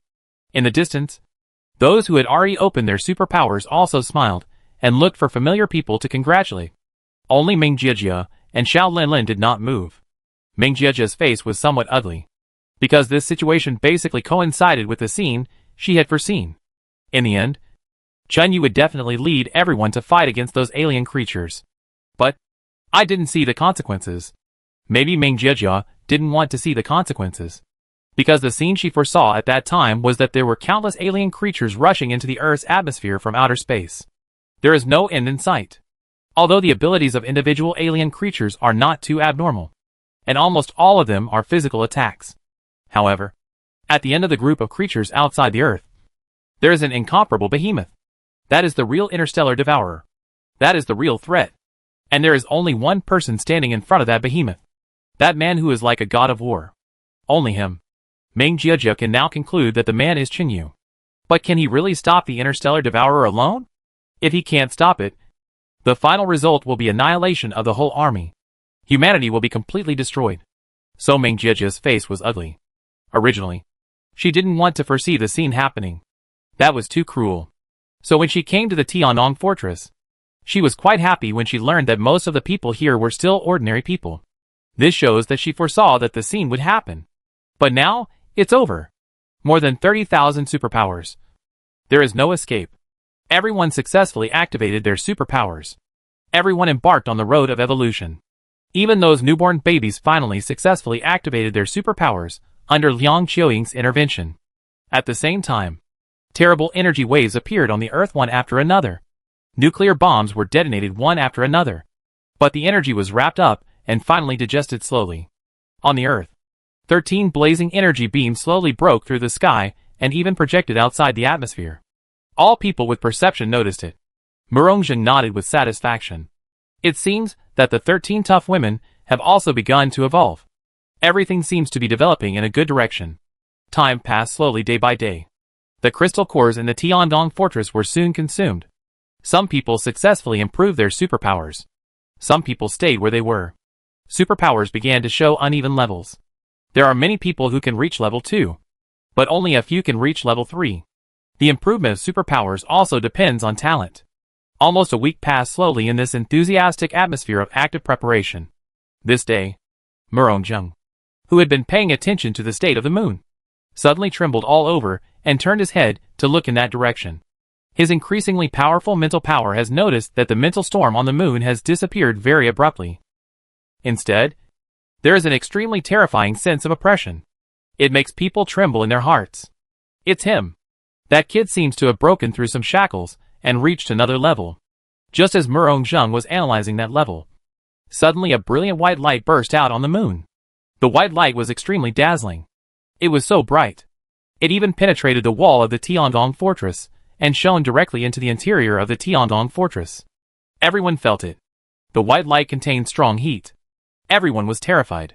But Murongzheng widened his eyes and murmured excitedly, "He actually, really did it. Can he really turn into the sun? This kind of light wave radiation and heat. I'm afraid it can be even stronger." In the distance, the strong light became stronger and stronger. The heat became stronger and stronger. The light penetrated the wall of the Tiandong Fortress, causing the temperature inside to soar. Everyone slowly couldn't stand it anymore. Liang Qiuying was even more surprised to find that the temperature inside had quickly risen from more than 20 degrees to more than 60 degrees. And it was still rising.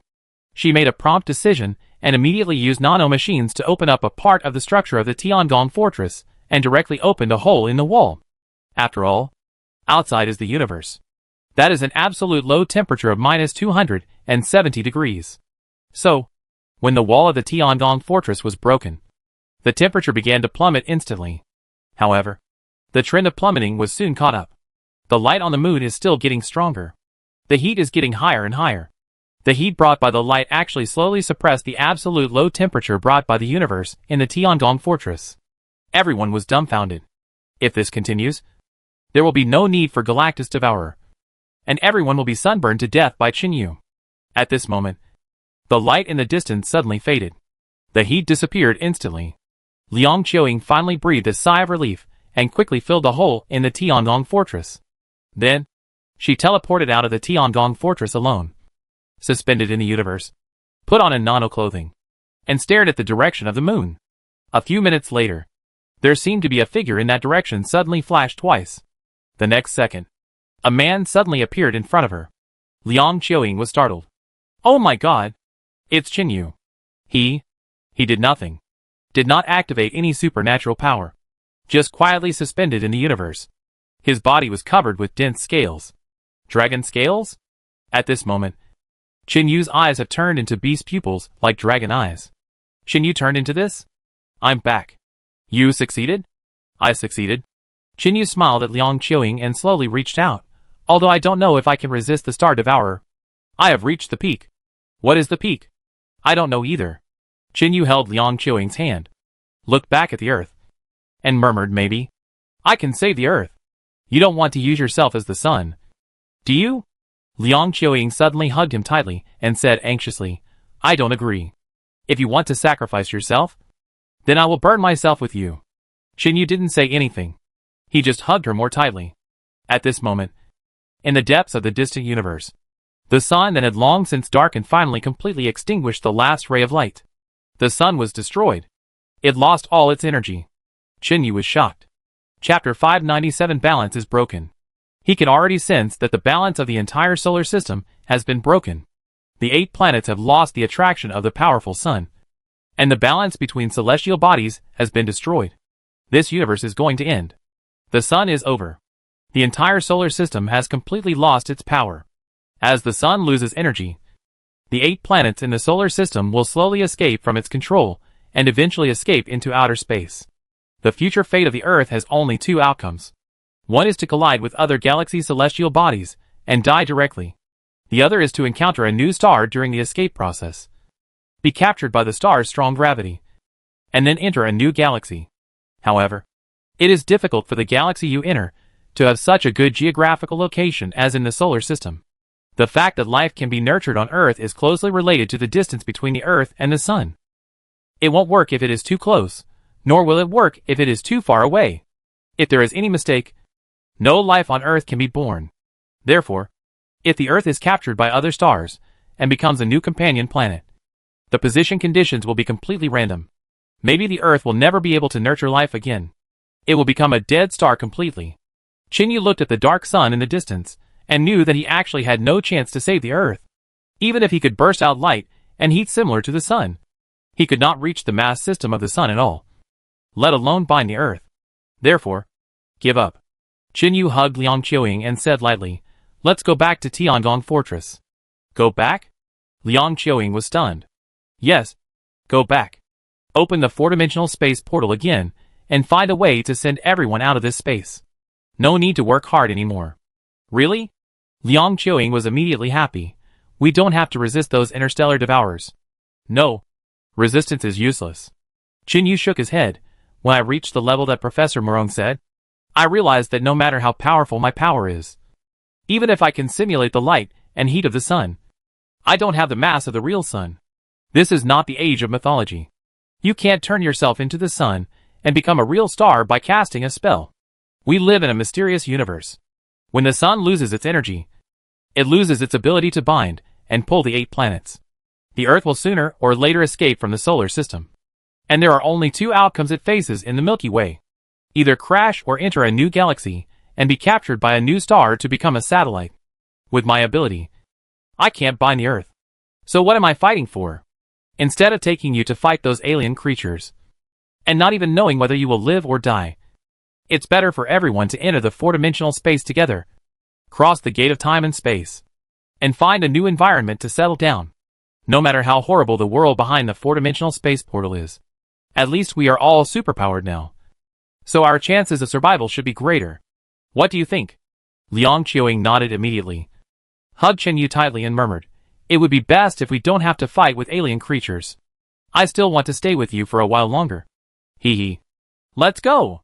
Chen Yu took Liang Qiuing and walked forward in space, which was better than strolling in the garden. Soon, the two returned to the Tiangong fortress. Inside the fortress, everyone was actually ready for battle. When Chen Yu came in, everyone cheered. Welcome their leader. Chen Yu motioned for everyone to be quiet, and then explained his decision. After he finished speaking, the surroundings were quiet for a moment. But then, there was a fierce cheering and applause. It can be seen that no one wants to fight. No one wants to fight those alien creatures that can devour galaxies. If they can leave, it would be the best. Merongjing also nodded. His idea of turning himself into the sun to save the Earth is purely imaginary. Ideally, if Chen Yu can really reach that state, and even have the ability to bind the 8 planets, then he will really become a stellar celestial body. But the actual situation is that Chen Yu's ability is still far from enough. Although light and heat were simulated, the quality system was not good at all. It could not bind the Earth at all. Therefore, there was no point in fighting. The best way now was to completely leave this space through the four-dimensional space portal. As for what kind of world was behind the portal, no one knew. It couldn't be worse than the galaxy that was about to be destroyed. Right? So everyone reached a consensus. Chen Yu called Ming Jiejia and asked her to continue to activate the space power and open the door of time and space. When the space portal was opened, all those with remote sensing ability immediately felt a very familiar spiritual body. It was Zhang Yang. He was still alive. Chen Yu smiled. As long as he was still alive, it meant that the White House behind the portal should be completely conquered by him. This guy. He wanted to become a superpower from the beginning. But he was tied down by his family, and didn't really open his superpower until the end. However, his superpower was too strong. He turned his spirit into a data stream mode. It just became a carrier for humans to communicate with digital civilization. Chen Yu didn't hesitate at all, and jumped directly into the door of time and space. The next second, he was already in the White House. However, it was not the kind of small white room that imprisoned people, but a huge and empty white room. There was no boundary in sight. There were 2 white sofas not far ahead. In the middle was a round coffee table. There were teacups on the coffee table. It was even steaming. The person sitting on one of the sofas was Zhang Yang. But at this moment, he was dressed in a suit and leather shoes, with his hands crossed in front of him, his legs crossed, and looking at Chen Yu with a smile. Chen Yu walked over slowly. "Old Zhang. Brother Chen. Sit down." Chen Yu sat opposite Zhang Yang. The two looked at each other for a few times. Chen Yu nodded. "Old Zhang, you have changed a lot. Don't flatter me. You have really changed a lot." Zhang Yang shook his head and smiled. "You should know that all creatures that enter this space are the embodiment of data flow in my eyes. I can even analyze everyone's energy value and ability type." "What about me?" Zhang Yang shook his head. "I can't analyze it. I can't see your data flow at all. As if it was blocked by a black light." "Okay." Chen Yu breathed a sigh of relief and looked around. "So, you have completely controlled this place?" "That's right." Zhang Yang smiled. "This is mine now. And it won't be long before I can completely invade the race of digital civilization." "What's the point of doing this?" "Of course there is." Zhang Yang sighed, looked at Chen Yu and said with a wry smile, "I can't get out anymore. I can only survive here in the form of data stream. So for you, for my wife and children, I must strive for more capital for you. The more invasions, the more digital civilization achievements I will obtain." Chapter 598, for example. Let's say you go to a wild world. With my current ability, I can turn it into the 21st century in an instant. And so on. If I can invade the core of digital civilization, I can turn the 21st century Earth into StarCraft mode in an instant. This is the meaning of my existence. Chen Yu blinked, looked at him and said softly, "Thank you for your hard work. Brother. You're welcome. I'll leave my wife and children to you. Brother. You must take care of my son. But you don't need to take care of my wife. Chen Yu. You said it as if I had taken care of your wife." Chen Yu picked up the teacup and took a sip. It seems to be real. It seems to be really drinking tea. This feeling is quite amazing. Zhang Yang smiled. And with a slight movement of his fingers, he saw the teacup in front of Chen Yu automatically filled with tea. Is this true or false? Did I really drink tea? Chen Yu asked doubtfully. Brother Chen, what do you think the concept of true and false is? Zhang Yang asked with a smile. True and false are the conclusions of our self-cognition. /and yes. It is a conclusion of your own cognition. Your conclusion comes from the feedback of your body.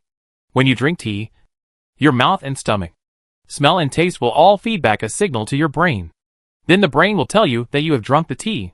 Chen Yu blinked, but in fact, I didn't drink it at all. Right? Correct. Zhang Yang waved his hand, and the round table in front of the two of them disappeared. Instead, there was a large 8-immortal table 493, which was filled with delicacies from the mountains and the sea. You can smell the smell. You can see the real thing. This is real. However, Chen Yu can clearly feel that this is not real. This is all due to his huge spiritual power. Zhang Yang let out a long breath. I am here and can influence the human body data flow to a certain extent. I let your brain feel the process of drinking tea.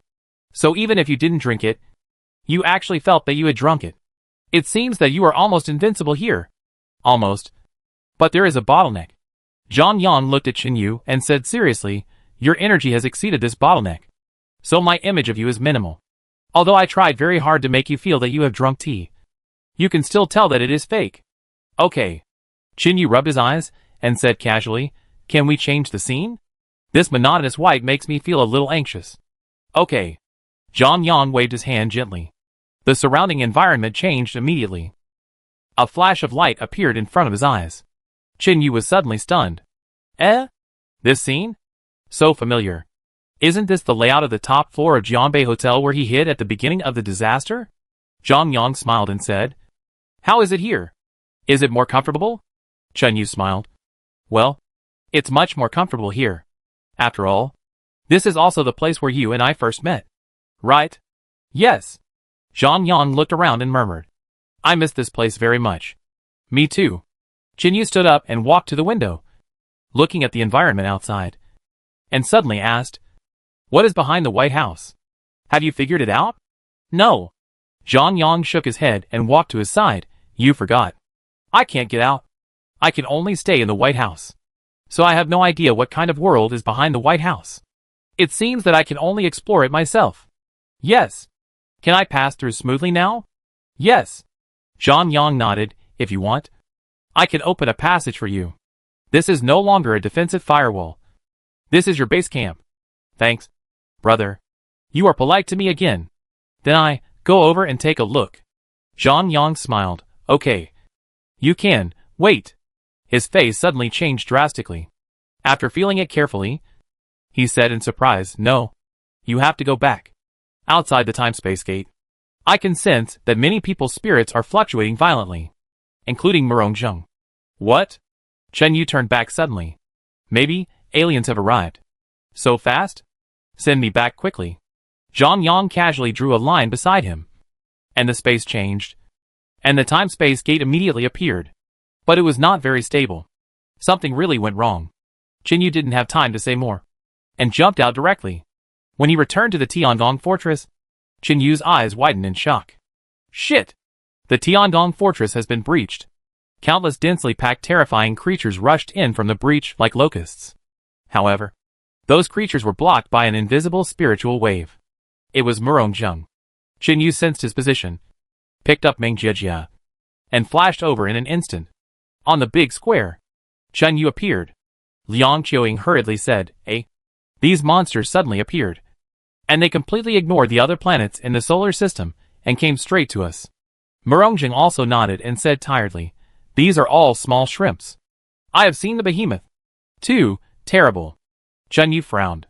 For a man whose brain was nearly 50% developed to say the word terrible, It must be very terrible. Now, it is too late to transfer all the time and space gates. Chinyu scanned the mental map and found that the 13 women of the women's gang had not returned yet. They are still on Earth. Can't abandon them. Chinyu looked solemn. After putting Meng Jiejia down, he waved his hand. Qiuying, control the Tiangong fortress back to the ground and meet up with Sister Lu and the others. What about you? Liang Qiuying was shocked. I'll hold it off first. Chinyu looked up at the gap and said lightly, it's all thanks to that interstellar creature that I've come to this point today. I won't be willing to die unless I see it with my own eyes. You go back to the surface and find a way to get Meng Jiejia to open the space portal and try to get everyone in. I'll try for some time. Qiuying, be obedient. Chinyu's voice was filled with supreme majesty. Liang Qiuying could only nod helplessly. After all, now, only she had the ability to transfer everyone from outer space to the surface of the Earth. So, Chinyu raised his legs and took a step. He actually walked into the void step by step. At the same time, he was covered with scales, and an astonishing pressure slowly expanded from his body. A black halo emanated from him like a halo, and began to rotate around his body. That black halo is the new form of annihilation energy. As a result, wherever he went, the alien creatures were corroded into ashes, like snow in the sun. Everyone was stunned. So powerful. From this point of view, it seems that these alien creatures are not that great. But Murongzheng still looked grim. He knew very well what level these scattered alien creatures were. For example, it was like the dandruff that fell off from people. Although there were many of them, they were not as powerful as 2.0. Chapter 599 Disappearance. The huge shadow that slowly floated over from the sun was the true face of the Star Devourer. That thing was extremely terrifying. Seeing that Chinyu had cleared the entire Tiangong fortress and flew out from the gap, Liang Qiuying immediately transformed into a nano-machine and completely assimilated the entire Tiangong fortress. The next second, the entire huge Tiangong fortress suddenly disappeared in the outer universe. In the void, only Chinyu was left floating in the air. He looked calm. His eyes showed the form of animal pupils, emitting a faint golden light. He could see the behemoth. That thing? Is it too fucking big? It was like a cloud-like black hole floating in the universe. Wherever it passed, all matter could not escape the fate of being swallowed. And Chinyu could no longer see the Mercury closest to the sun. The interstellar devourer was too huge. Compared with it, Chinyu was even smaller than cosmic dust. That thing was born from the core of the sun. Its energy was even more terrifying. No wonder the dragon could use a pure energy attack mode to destroy the Earth with one blow. Can it resist? Chinyu silently waited. He had mastered more than 3,000 superpowers, and each superpower had reached its maximum. However, these superpowers were okay for dealing with little Kurami, but they felt useless against such a huge interstellar creature. At the moment, the only thing he could rely on was the powerful force that he had developed with all his heart and soul. It was what Murongzheng had mentioned.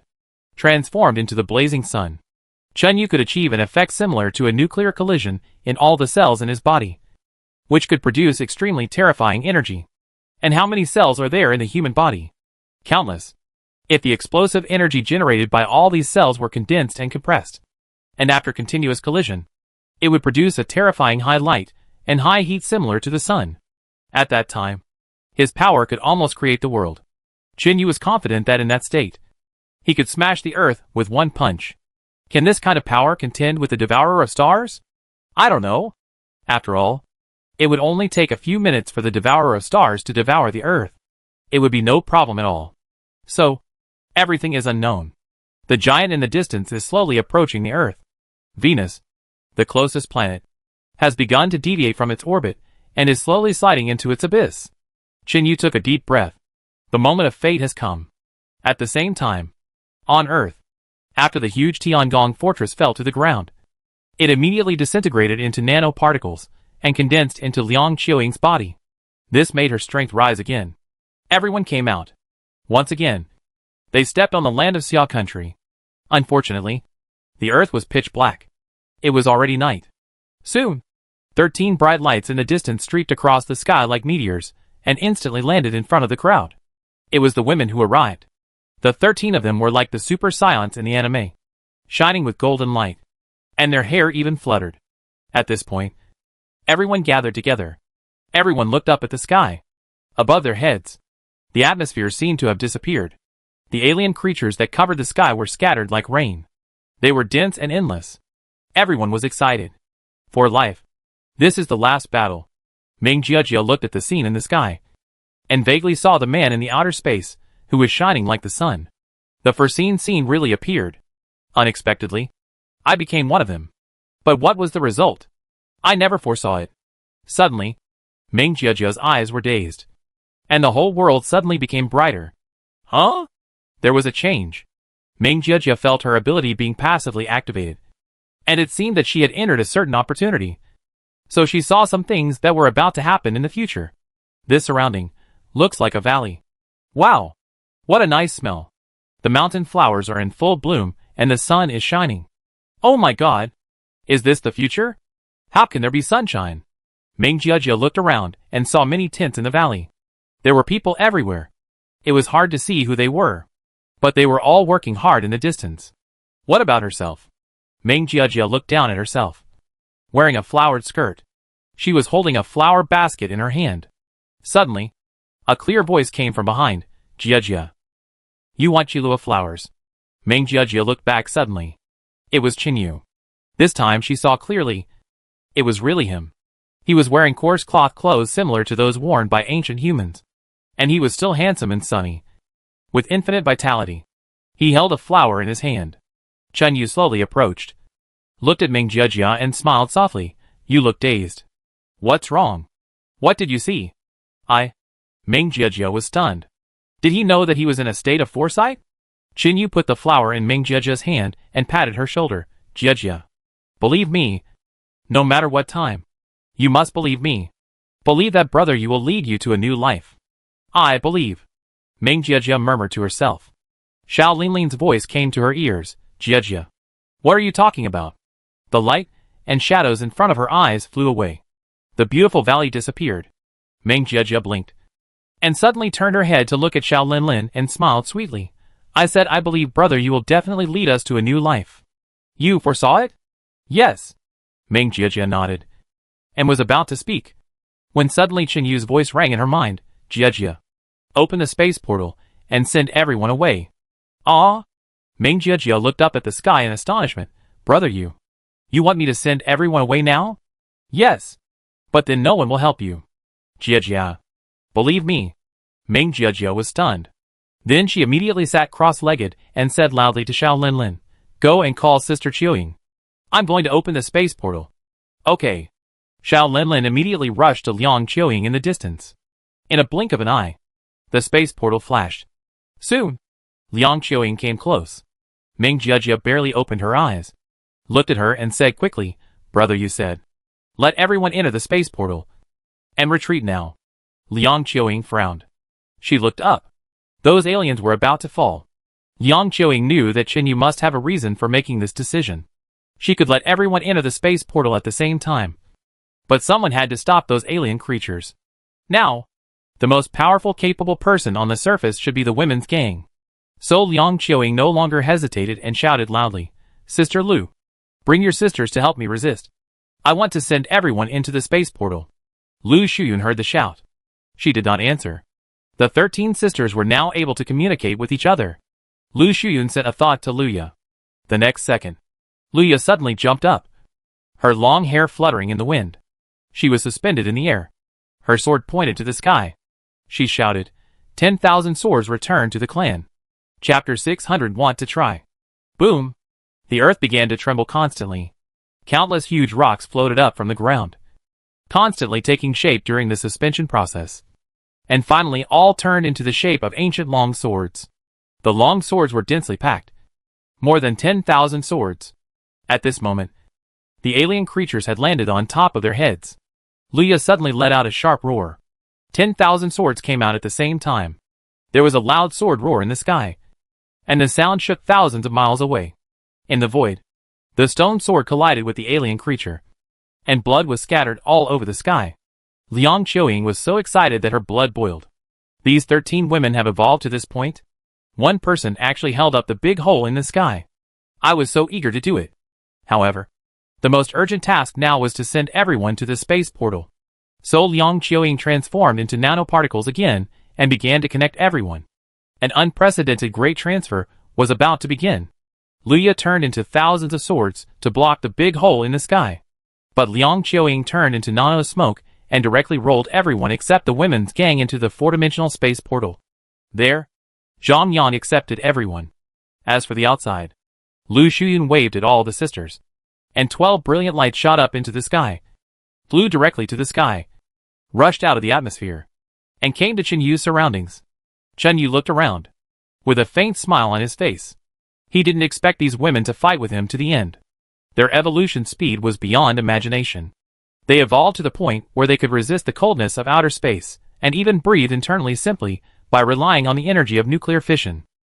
Really good. Quite good. No one spoke. Everyone understood.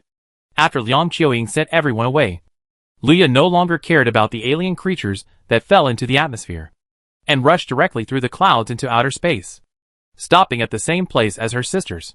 Not long after, Liang Qiuying also came out. She evolved in another form to the point where she could travel through the universe. The 13 women, plus Liang Qiuying. 14 women accompanied him. Chen Yu was satisfied. His eyes fell into the distance again, watching the star devourer getting bigger and bigger. Venus fell. From then on, the brightest star could no longer be seen on Earth. Getting closer. Getting bigger and bigger. Chen Yu looked at the star devourer's body, which was like an extremely huge moving black hole, devouring all the celestial bodies along the way. Very calm. Chen Yu's mood was rarely calm, because he no longer had any worries. Everyone entered the four-dimensional space portal. Zhang Yang is there, so people who go in won't be in danger. Moreover, as long as Murong Zheng is still alive, he will definitely be able to figure out what the world behind the White House is like. There is no need to worry about the rear anymore. So, Chen Yu plans to fight. Not to save the Earth, nor to save the solar system. Just want to try. Try to see if Murong Yang's conjecture is true. Murong Zheng speculated that the reason why the star devourer always devours the star first is because it is afraid of the light and heat of the star. Now, Chen Yu has this level of power. Why not try? If it fails, there are only two results. One is to disappear completely. The other is to be resurrected with immortality. It's worth a gamble, because if it succeeds, the benefits Chen Yu may get will be immeasurable. Why? Because the star devourer is not a real black hole. It is also a creature in the universe. Since it is a creature, it can be killed. Even its energy can be obtained. This thing devours the energy of the entire star. If all of it is transferred to itself, then Chen Yu will become a cosmic creature. Humans will completely break free from the shackles and rush into the outer universe. As Chen Yu's ability grows, his ambitions will grow. What does life and death mean?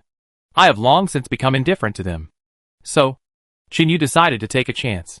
He was accompanied by 14 confidants. It was worth it. Seeing the star devourer getting closer and closer to the Earth, the gravity around it had begun to change dramatically. The Earth deviated from its orbit, flying in the direction of the star devourer. The Earth's atmosphere slowly broke open, and the little oxygen left leaked out. The mountains and rivers on the surface of the Earth collapsed. The Earth's crust collapsed. The fluctuations of the Earth's core energy also began to strengthen in this direction. It's finally here. Chen Yu took a deep breath. Then he stretched out his hands, slowly clenched them into fists. He used his spiritual power to inform all the women around him that when he completed the solarization, he would collide directly with the star devourer. The shock wave generated by the collision will be very large. So, they may face a choice. At the moment of the collision, they can enter Chen Yu's personal space and rise and fall with Chen Yu. But they can also stay away from the impact point and defend against the shock wave. If Chen Yu fails, they still have a way to go, which is to drill into the Earth's crust and enter the molten layer in the Earth's core. Then find a way to detonate the entire Earth when the Earth is sucked into the body of the interstellar devourer. This is the second step of the plan. If neither of these two methods works, then accept your fate. The 15 of them will be wiped out, completely turned into cosmic dust. This is their fate. As soon as Chen Yu finished reminding, the 14 women almost replied with the same meaning. They didn't want to bother with that anymore. We all prosper together, and we all suffer together. We will collide together.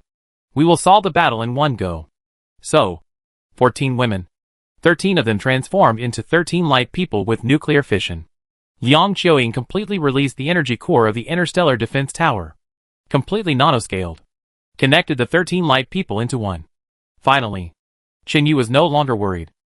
All the cells in his body instantly produced energy collisions. So, his body slowly began to radiate light. The light became stronger and brighter.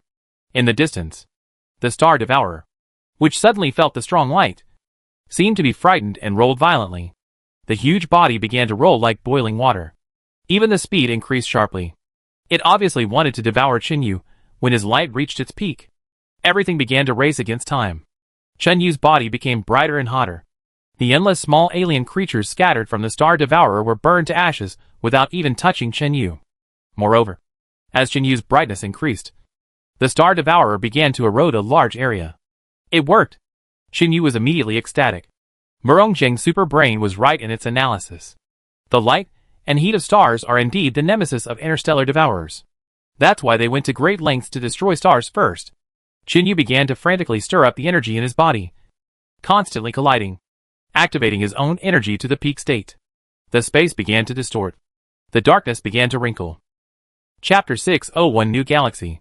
The Star Devourer has rushed to the vicinity. At a certain moment, Liang Qiuying led 13 light people around Chen Yu, the human-shaped sun. The 15 of them formed a strange celestial body, carrying unparalleled explosive energy, and suddenly rushed towards the Star Devourer. In the blink of an eye, the two sides collided with each other. There was a crackle in the space. The dark universe seemed to have flashed through thousands of cracks, and the terrifying shock wave instantly spread in all directions. Wherever it went, the planet collapsed. A wonderful collapse point was generated from the center of the explosion.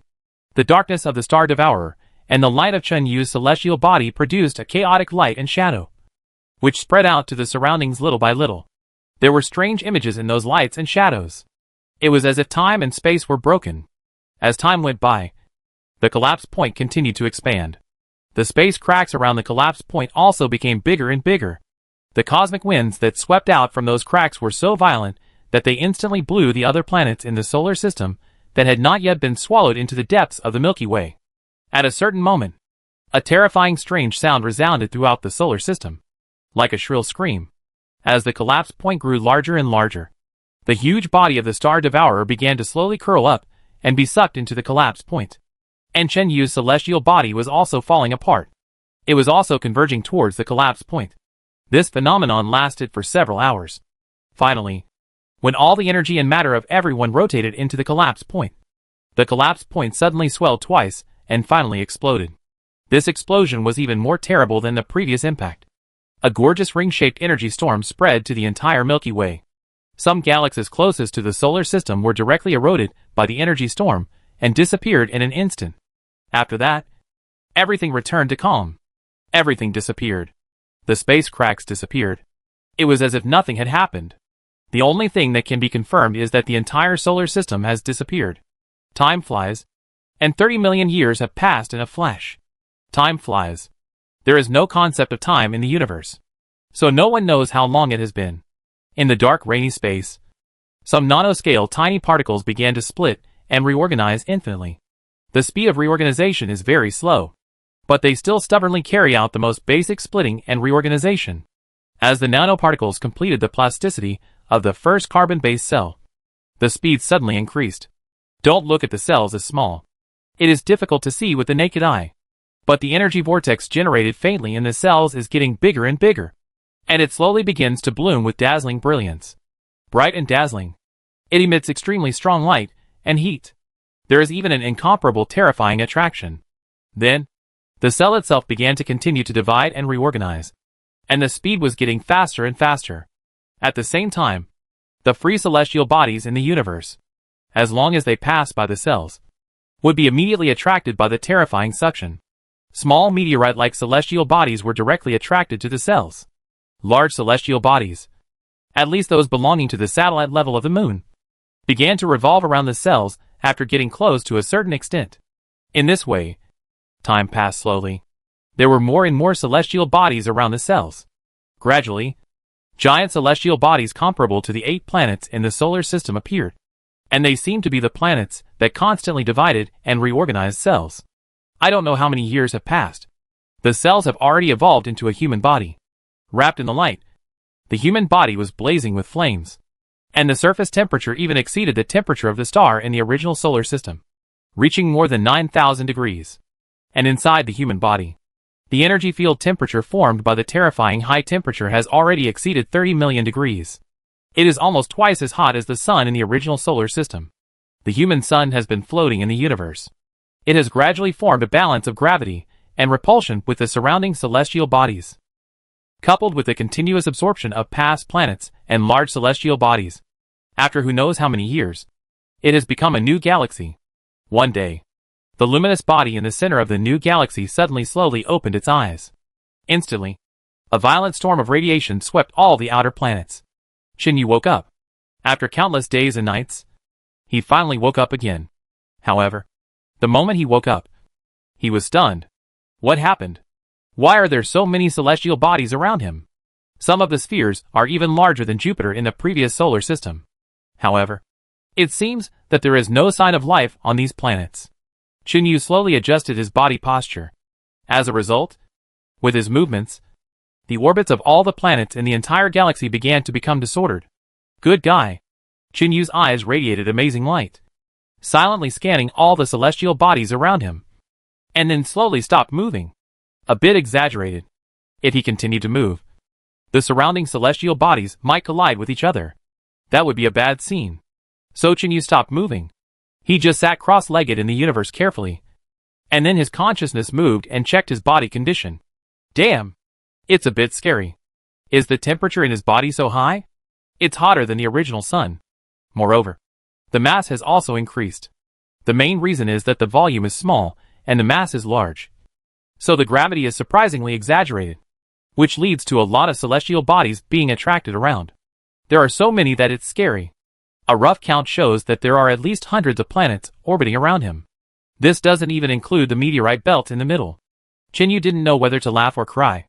Then, he was worried. Is the space still there? Because in the moment before the final collision with the Star Devourer, he stuffed 14 confidants into his personal space. His personal space is a subspace system. As long as he doesn't die, the subspace will always exist. Chinyu didn't know how long he had been reorganized in the universe. But seeing that there are so many celestial bodies around him, I'm afraid this time span may be big, scary long. Are those 14 beauties still alive? I was worried. Chinyu separated his spirit body and easily got into the subspace he carried with him. As a result, he was stunned when he entered. Oh my god! The sky is high and the clouds are light in here. It seems to have changed again.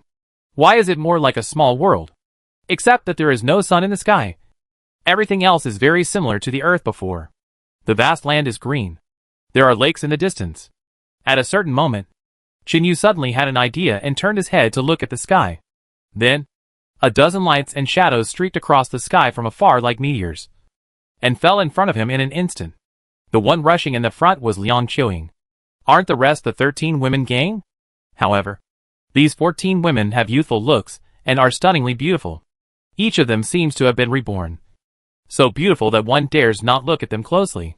Chenyu smiled. His face was calm and composed. The next second, Ayu, brother Yu, I miss you so much. Ayu, Ayu, I'm so happy that you're finally back. Brother Yu, hug me. Brother Yu, woo woo woo. I miss you. Brother Yu. Chapter 602 Planet of Life. 14 women rushed forward. Chinyu was surrounded by fragrance and laughed loudly. Stop. Stop. Beauties. Don't push me. I will burst if you push me any more. Unfortunately, who cares about 14 women? One by one, they hugged and kissed each other. The scene was extremely erotic. God knows how many boring sleepless nights these women have experienced. For a long time, Chinyu was almost melted. The women finally calmed down a lot, but each of them was excited with tears in their eyes and their chests heaving, looking at the charming faces in front of him. Chinyu smiled sincerely. It's great to know you. You are all my confidants and my lovers. Hearing this, the 14 women burst into tears at the same time, sobbing and crying. A few minutes later, after the women had vented their feelings, they took Chinyu to their shelter, next to a lake. It was really light and peaceful, with grass growing and birds flying. There were several thatched houses by the lake. The 14 women lived here. When Qinyu asked how long they had lived here, Liang Qiuying sighed and said, "We have lived here for 30 million years." "How much?" Qinyu was shocked. 30 million years? No more. No less. Lu Shuyan also nodded seriously. "We don't know how you were reborn, but we have lived for 30 million years." "Chunyu, are you crazy? You've become an old demon. 30 million years? I and the Galactus Devourer perished together, and it took 30 million years just to reassemble? No wonder new galaxies are forming around me." Chunyu looked strange. He sat on the grass without saying a word. Liang Qiuying asked softly, "Hey, what's your situation now? Have you recovered completely? Can you let us out? What's the situation outside now?" "Outside? Forget it. Go and see for yourself." Qinyu stood up and said helplessly, "I'm still in the universe, but I'm very hot now. Hotter than the original sun. You'd better be able to withstand this high temperature. Otherwise don't go out." "No. We all go out." Jiang Shanshan raised her eyebrows. "Brother, you. Don't forget. We have lived for 30 million years. Even if we cultivate immortality, we are probably immortals and saints." "Yes. You. It's okay." Luo Yan also said with a smile, "Let us out. If we don't go out, we all want to be petrified. Otherwise, we will go crazy after such a long time." "Okay." Chunyu smiled and nodded. "Since you have confidence, let's go out together. I hope you won't be surprised when you see the situation outside." "What's the situation?" Luo looked puzzled. "I'm curious." Qinyu let out a long sigh.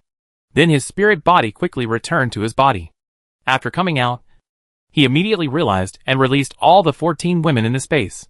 As soon as these people came out, they changed immediately. Liang Qiuying's nano clothes instantly spread all over her body, and she looked ethereal. The remaining 13 women were also covered with flames, just like 13 flame goddesses floating in the dark universe. They were all good, and they were indeed very powerful. Ridiculously powerful. Even if an ordinary person lived for 30 million years, he would probably become a fairy. Not to mention that they were people with supernatural powers.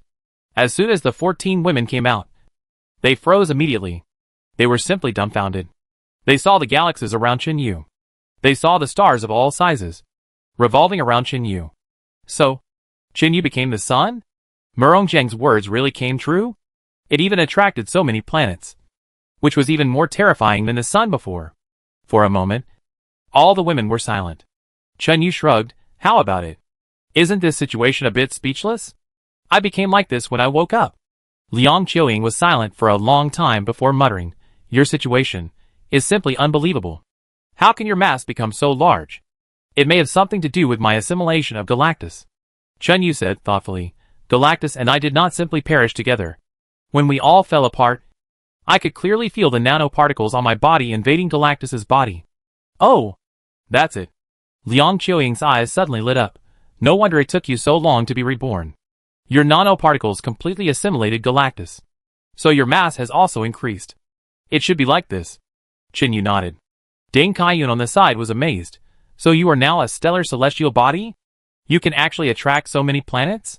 "Oh, I don't want to either." Qinyu didn't know whether to laugh or cry. "I don't dare to move now. If I move, those celestial bodies will start to run around. I'm really afraid that they will collide with each other." "Oh my god. Brother, is there a planet with life?" Jolie asked excitedly. "It seems not." Qinyu shook his head. "At least I haven't felt the presence of life yet." "Okay." Lu Shuyun took a deep breath, looked at Qinyu and asked seriously, So, what should we do now? Are you going to stay here and be a son forever?" "No." Qinyu frowned. "I still want to find other people. The problem now is that none of us have special space abilities like Jia Jia." The girl stopped talking. Because this is the truth. What to do? After a moment of silence, Liang Qiuying suddenly said, "I'll find a way." "You?" Qinyu looked at her in confusion. "Do you have a way?" "Not now." Liang Qiuying smiled. "But you forgot that I am now the main body of the Interstellar Defense Tower of the Interstellar Nomad race. In my body, there should be the core secrets of digital civilization. As long as I can crack digital civilization, I believe I can open the door of time and space. Qin Yu's eyes suddenly lit up. Okay. Luya and Chu Dan, two girls with high IQ, immediately raised their hands. We will help. Wait a minute. The lively Li Qiuyue quickly said, I have a request. I will never return to Brother Yu's space. I would rather open up wasteland on those barren planets. Is it okay? Qin Yu smiled faintly. Of course. My galaxy? I am the boss. /n/in time passed day by day. Qin Yu never moved again, but silently hovered in the universe, really becoming a star emitting light and heat. In his galaxy, on the largest planet with a moderate distance from him, 14 women have already taken root there. That planet was named Blue Star. Blue Star is very big, about 3,000 times the size of the Earth. Because of the appropriate distance, the temperature on the planet is almost the same as that on Earth. It is survivable, and there is an atmosphere and oxygen on Blue Star. The atmosphere is very thick, more than 10 times thicker than the Earth's atmosphere. It's a pity that there is no water source on Blue Star. There is a blue ice layer everywhere, which is extremely thick and almost covers the entire Blue Star. So it was named Blue Star by the 14 daughters. Those ice layers are not ordinary water condensation, but a kind of flammable gas condensation. Chapter 603 Skilled and Daring. Strictly speaking, it was very dangerous. Once the gas condensed ice exploded, the planet would be completely blown into slag, and even the balance of the entire galaxy would be destroyed. However, the 14 women still stayed there, because there was oxygen on it. Moreover, after research, it was found that the structure of the combustible ice was actually very stable. It could not be ignited by ordinary flames or other methods. It would require extremely huge energy collisions or other types of chemical reactions to ignite the combustible ice. Therefore, the 14 women were skilled and daring. They were not afraid at all. They built a shelter on the only small piece of land on the planet. It was built by Liang Qiuying, using nanoparticles. It is easy to create a super luxurious modern apartment. So that planet is very strange. On the primitive and ancient planet, there is only a small piece of land with a very dreamy, magnificent modern apartment building. 14 women planned to crack the secrets of digital civilization on the blue planet. In fact, Liang Qiuying and Jiang Shanshan can complete this research, because both of them have inherited the civilization technology of the interstellar traveler race and have a very deep understanding of digital civilization. With the help of other sisters, Liang Qiuying is confident anyway. I believe it won't take long for them to find the portal to the four-dimensional space. In this way, time slowly became dull. One day, a strange space fluctuation suddenly flashed on the blue planet. Qin Yu, who had been meditating with his eyes closed, suddenly opened his eyes. During this period of time, he had been meditating. He was thinking and summarizing his own strength. He was improving his ability. The effect was very significant. Now, Qin Yu's mind moved slightly, and in an instant a spiritual body cut through the universe and landed directly on the only piece of land on the blue planet. Qin Yu was surprised. The portal to the mind space appeared again. These women really didn't brag. They really cracked the core secret of digital civilization and found the portal to the four-dimensional space. In the small square in front of the land, 14 women stood side by side, as if waiting for the king's inspection. Liang Qiuying looked at Qin Yu and smiled faintly. Ayu, I have fulfilled my mission. We have found the portal to the four-dimensional space. Moreover, we have basically mastered the core of digital civilization. Great. Qin Yu gave a thumbs up. Then he slowly walked to the front of the portal and squinted his eyes to look inside. Surprise! His eyes could vaguely see through the barrier of space-time distortion and directly see inside the space-time gate. He saw the White House. Good guy. Qin Yu didn't expect that his power has reached this level now. He can actually see through the space-time gate. However, the White House was completely empty. There was no one in all the White Houses. Where were the people? Was the time inside synchronized with the outside? 30 million years had also passed inside? So all those companions were dead? Not so unlucky. Right. Forget it. Let's go in and look for Zhang Yang. If he's still there, we'll know by asking him. Qin Yu looked back at the 14 women. Do you still want to go in? Come with me to look for those lost companions? No. Lu Xuyun smiled and shook her head. Ayu. Go ahead. We've lived here for so long. We've already considered this place our home.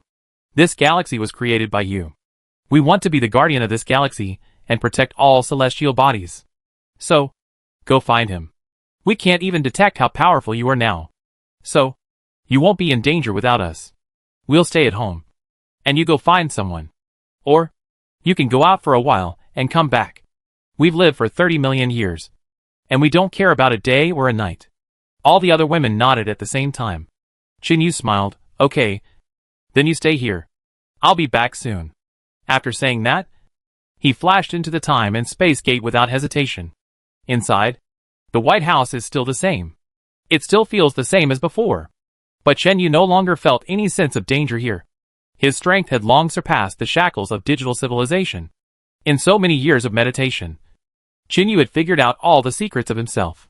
He had completely merged with the Star Devourer. He even absorbed it. That's why his mass was ridiculously large. Now Chinyu's physical body was terrifyingly strong. And through the energy analysis of the Star Devourer, Chinyu also figured out that this strange organism was actually just a bunch of it. It kept shuttling between various galaxies in the universe. When it encountered a star it liked, it would shed its outer shell and parasitize in the star.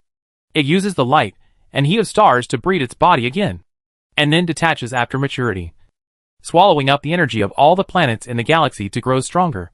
Therefore, the energy contained in the Star Devourer is actually very terrifying. But it doesn't know how to use it. It is just a special cosmic creature. It only has instincts. It will only continue to devour and regenerate under the drive of instinct.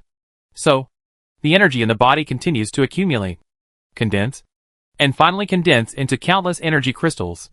Chinyu is lucky. In the end, he chose to die with it. Although the Star Devourer has the energy of countless galaxies, it is all condensed into energy crystals and stored in the body. So when Chinyu collided with him, he actually only exploded the shell of its body. It was also thanks to the fact that this creature can only survive by instinct and has no wisdom. Otherwise, when it completely absorbed those terrifying energies, it would have grown to the point where it could devour the universe. How could Chinyu still be able to run wild? So, Chinyu really got a big bargain. The reason why he spent 30 million years to condense his body again was because he absorbed all those pure energy crystals. This absorption and refining took 30 million years. So now Chinyu is more terrifying than the cosmic body, because he not only has inexhaustible energy, but also has wisdom. He is a celestial body with wisdom. A star with wisdom. So, here comes the question. Where are the companions? Where is Zhang Yang? The White House is empty. Zhang Yang is gone. And everyone else is not inside. Chinyu wanders around. His figure keeps flickering in the White House, neglecting 1,000 miles. A few minutes later, he is back to the starting point. I didn't feel it before when I came in. I felt that this place was extremely huge and extremely complex. It was the structure of the other dimensional killing array. But now it's simple. With his speed, he can walk through all the places after flickering a few times. It can be confirmed that there is no one here. There is no exit either. Chinyu's mood is a little gloomy. Maybe the flow of time here is the same as outside. So after 30 million years, those friends are horrible. There is not even a dregs left. Alas, it makes people sad. Many of those who were sent in at the beginning were his women and brothers. They didn't even see each other for the last time.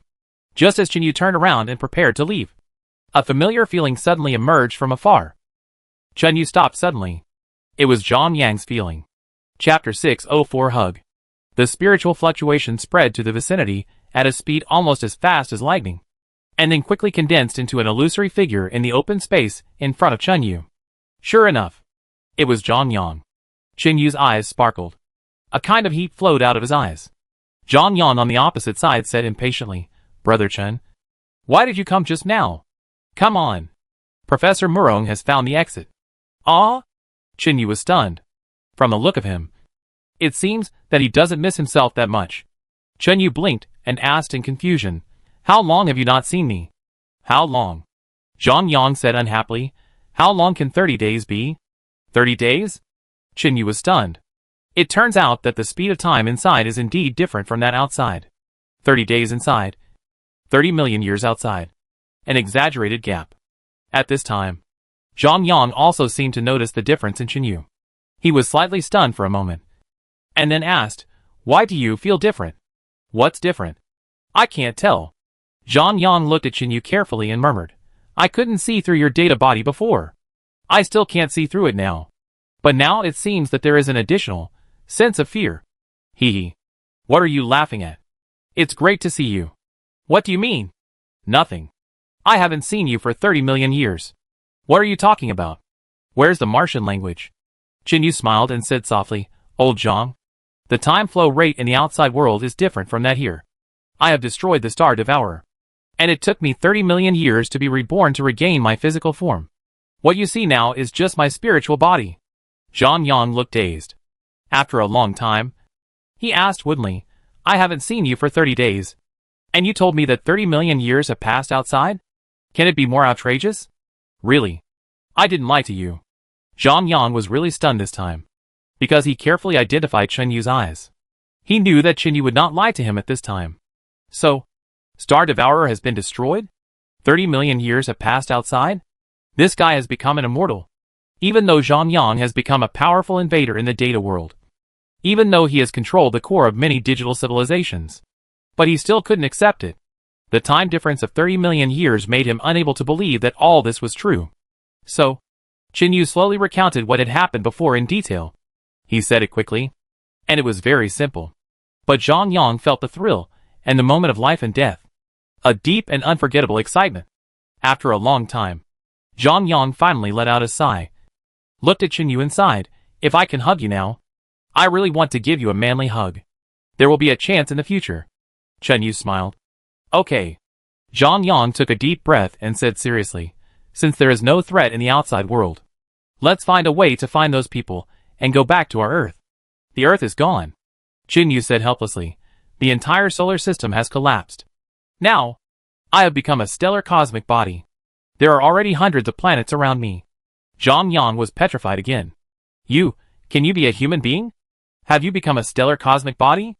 Zhang Yang hesitated for a long time before he could say, Brother Chen, when I first met you at Jianbei Hotel, why didn't I realize you were so awesome? At that time, you were still a special forces soldier. Zhang Yang didn't know whether to laugh or cry. Yes. I thought I was the protagonist who saved the world. I thought I could save more people. But now? Oh, forget it. Maybe you are the real protagonist. Hee hee. Chinyu laughed and waved his hand. Come on. Let's talk business now. Although the solar system is gone, I am still here. If those companions still want to come back, I will bring them back. The question now is, where are those people? Hee hee.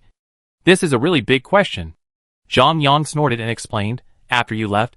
One day, Professor Murong finally found the real exit of the White House. So everyone followed him there.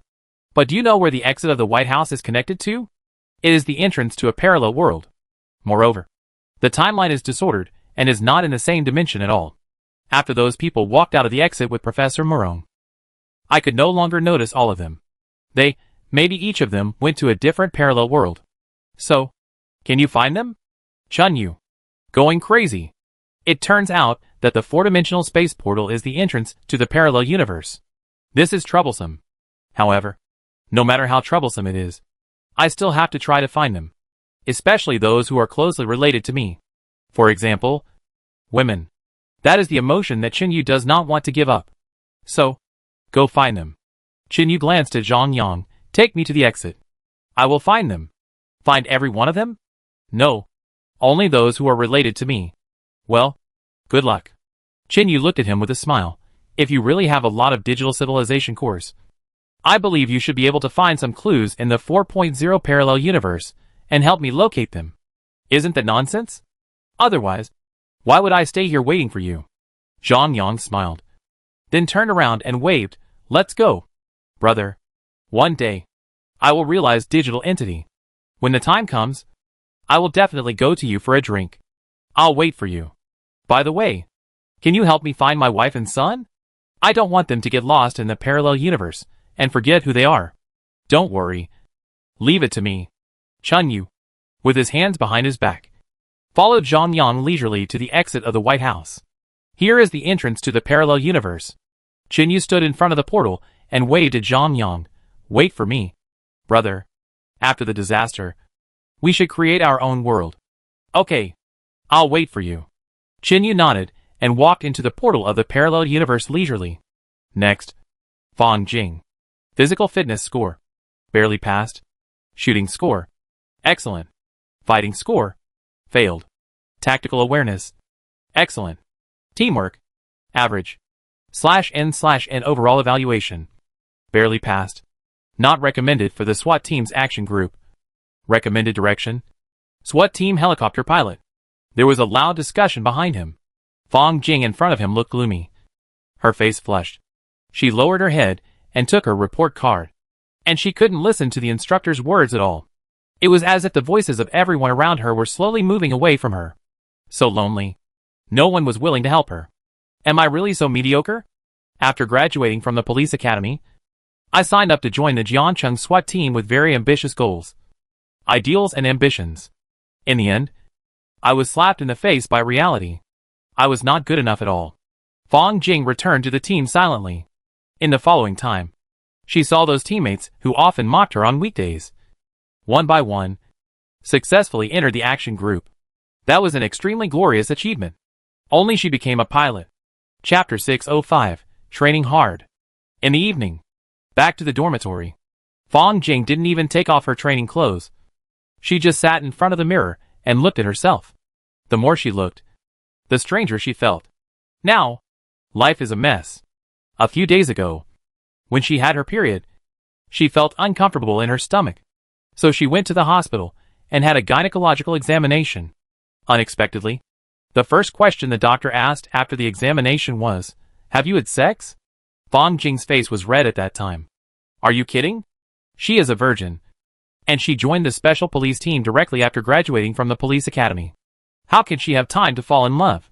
It is even more impossible to have sex with someone outdoors. How could she have sex? As a result, the doctor told her confidently that she must have had sex. And more than once.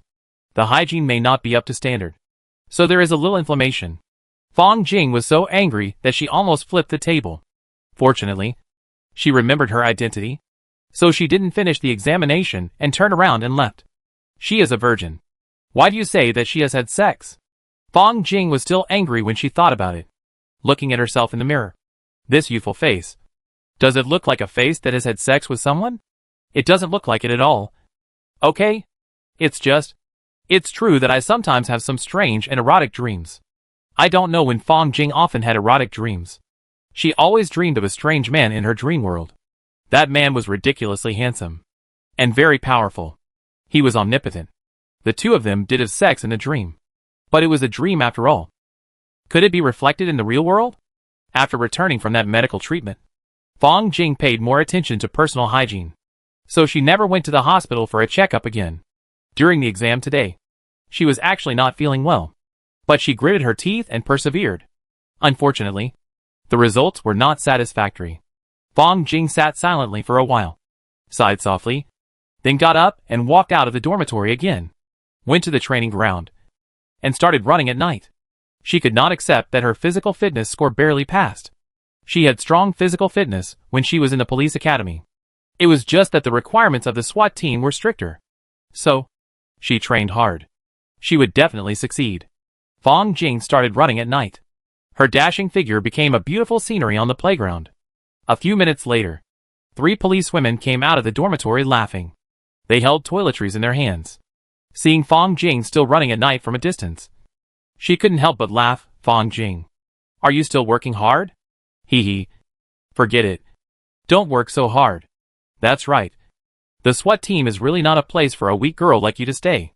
Oh, she has already stayed. She is now a driver. If it weren't for Instructor Sue, would she have stayed? That's right. She went through the back door. I don't know how much benefit Instructor Sue got from her. Keep your voice down.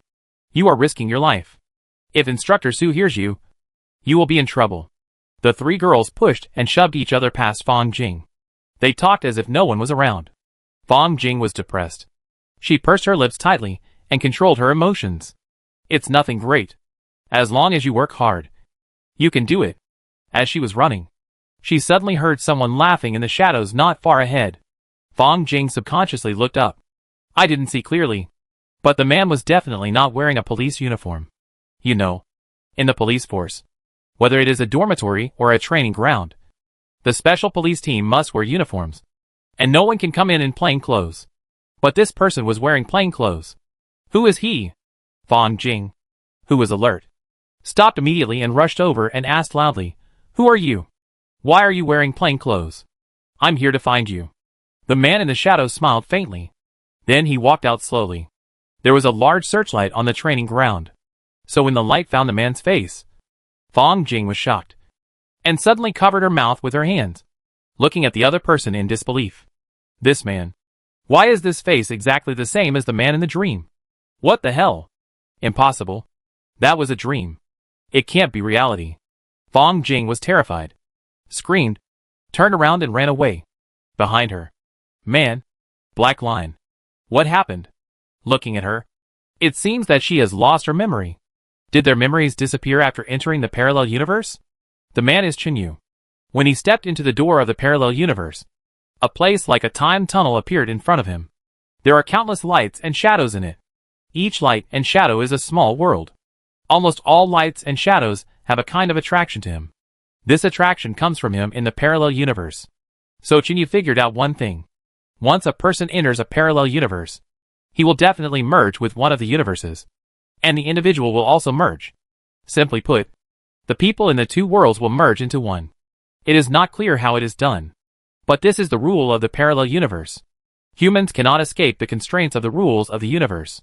Fortunately, Chinyu can.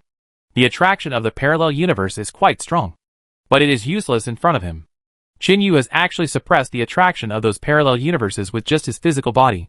So he can choose his own direction of action, after exploring with his huge spiritual power. And with the clues provided by Zhang Yang, Chinyu soon found the first person, Fong Jing. She was also the first woman in his life that he could risk his life to save. So, Chinyu came. Unexpectedly. The first time he saw Fong Jing. It was awkward. Obviously, Fong Jing had lost her memory. Maybe something went wrong during the fusion process. This phenomenon is very likely to have happened to everyone else. It seems that we have to find a way to awaken her memory. Chinyu, with his hands behind his back, slowly crossed the training ground and followed Fong Jing. On the way, whenever someone saw him, they would come up and ask him a question vigilantly. As a result, everyone left naturally after seeing his eyes, and stopped asking questions. Just like that, Chinyu followed Fong Jing to her dormitory. Fong Jing rushed back to the dormitory. Her heart was pounding. Her face was burning. The man in the dream actually appeared in the real world. How could she accept this? After all, in the dream, she and the man had sex more than once. The feeling left on her body in the dream was still there. How could this happen? Fong Jing ran to the window nervously and looked out. Huh? It seems that he didn't catch up. Forget it. I won't go out tonight. Maybe I'm under too much pressure and have hallucinations. Better get some good sleep. Tomorrow is the assessment day for the male team members. And the female team members are watching nearby. Sometimes, they have to serve as sparring partners. So, Fong Jing simply washed up, took off her clothes and went to bed, rolled up in the quilt, and fell asleep. At a certain moment, a figure flashed in the room. Chinyu appeared beside the bed, lowered his head, and smiled at Fong Jing. Fong Jing in this universe is still a rookie in the SWAT team. It seems that she is a little shocked. I vaguely remember that her performance in the SWAT team was not very good. Chinyu narrowed his eyes slightly. Chapter 606, The Stage of Confrontation. He can now see through the condition of Fong Jing's body. After a careful look, he found that Fong Jing's ability was sealed when she merged with the individual of this universe. It may be a self-protection effect of the body. It's too boring. Fong Jing also had a hard time to open her ability. Her ability is not bad. Physical strength. Body strengthening plus skin crystallization. That is, the physical strength can be continuously improved. And the skin crystallization gives her a super strong defense ability. After the level is upgraded, it is no problem to defend against nuclear bombs. Chinyu thought about it and became playful. He gently extended a finger and tapped Fong Jing's back. Fong Jing felt a sharp pain in her back while she was sleeping. She grabbed a handful of it without knowing what was going on. Then she continued to sleep. Chinyu smiled, turned around, and quietly disappeared into the room. No words were spoken that night. The next day, the SWAT team assessment day continued. Today was a comprehensive assessment for the male SWAT team members. All the female team members were watching from the side. Fong Jing was also in the queue. However, she was somewhat absent-minded, Because when she got up in the morning, she found a scary situation.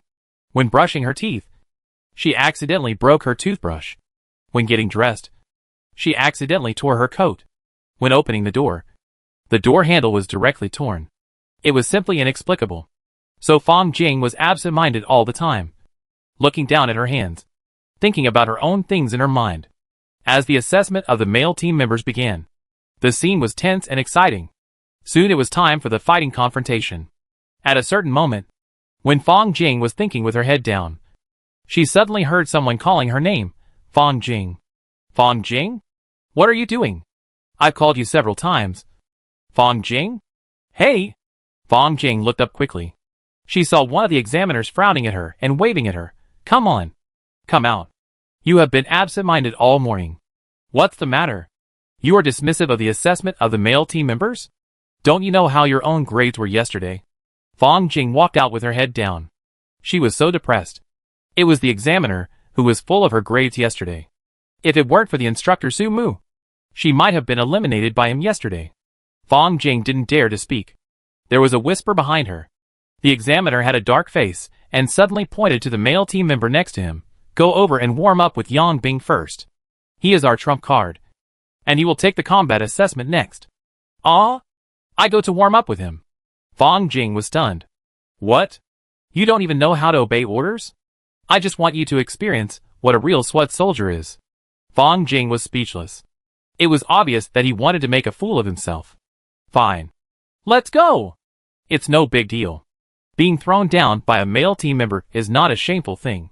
So Fong Jing made up her mind and walked over with her head held high. Fong Jing went out. Made up her mind. Go for it. Let's practice with him. Yang Bing, mentioned by the examiner, is a key talent of the special police team. It is said that he is a relative of someone in the province who used his connections to get him in. He has good qualities. At least so far. He has basically scored full marks in various tests. It is also a good job to be his practice partner. Many female team members are vying to be his practice partner.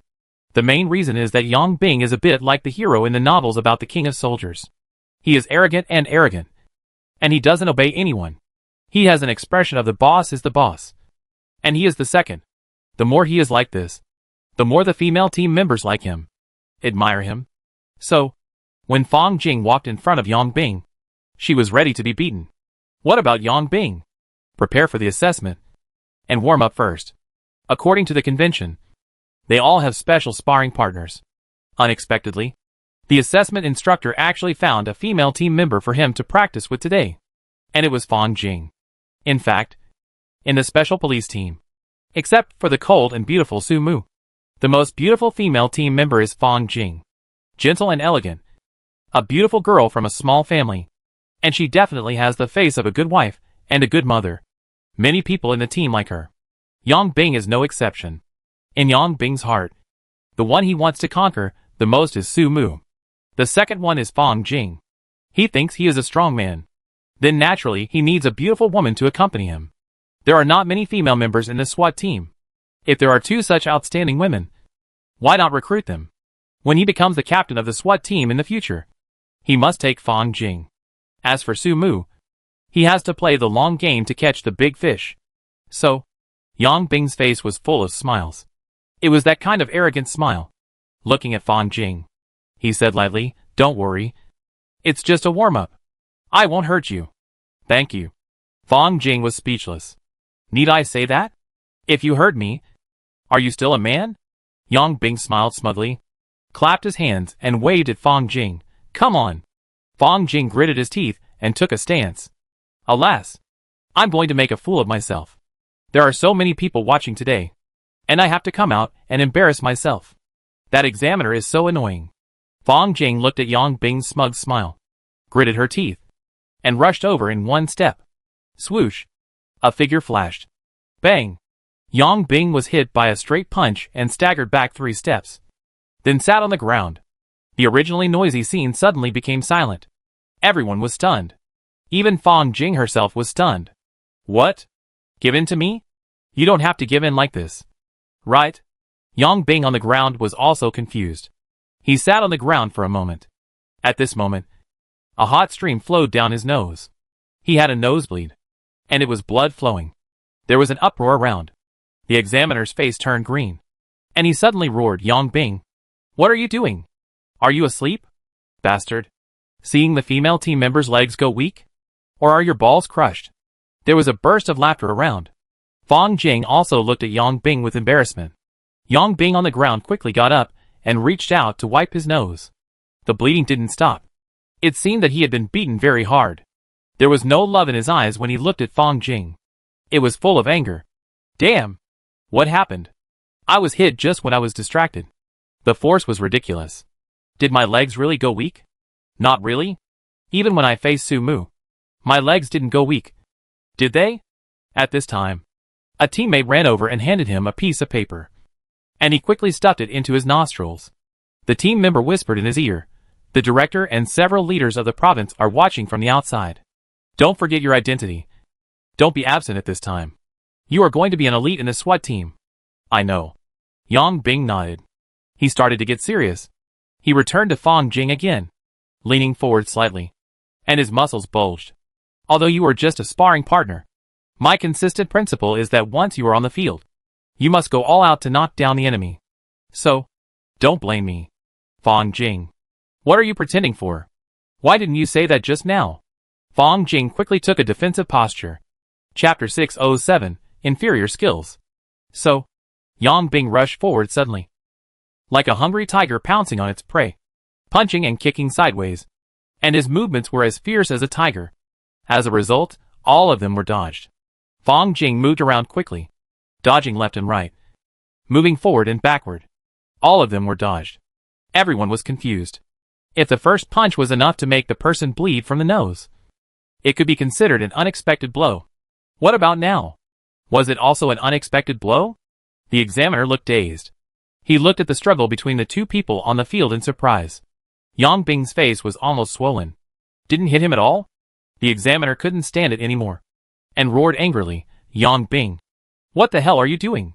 "Yang Bing, I'm fighting my ass off. The key is that he can't hit her. This woman is like a loach, and seems to have predicted all his moves."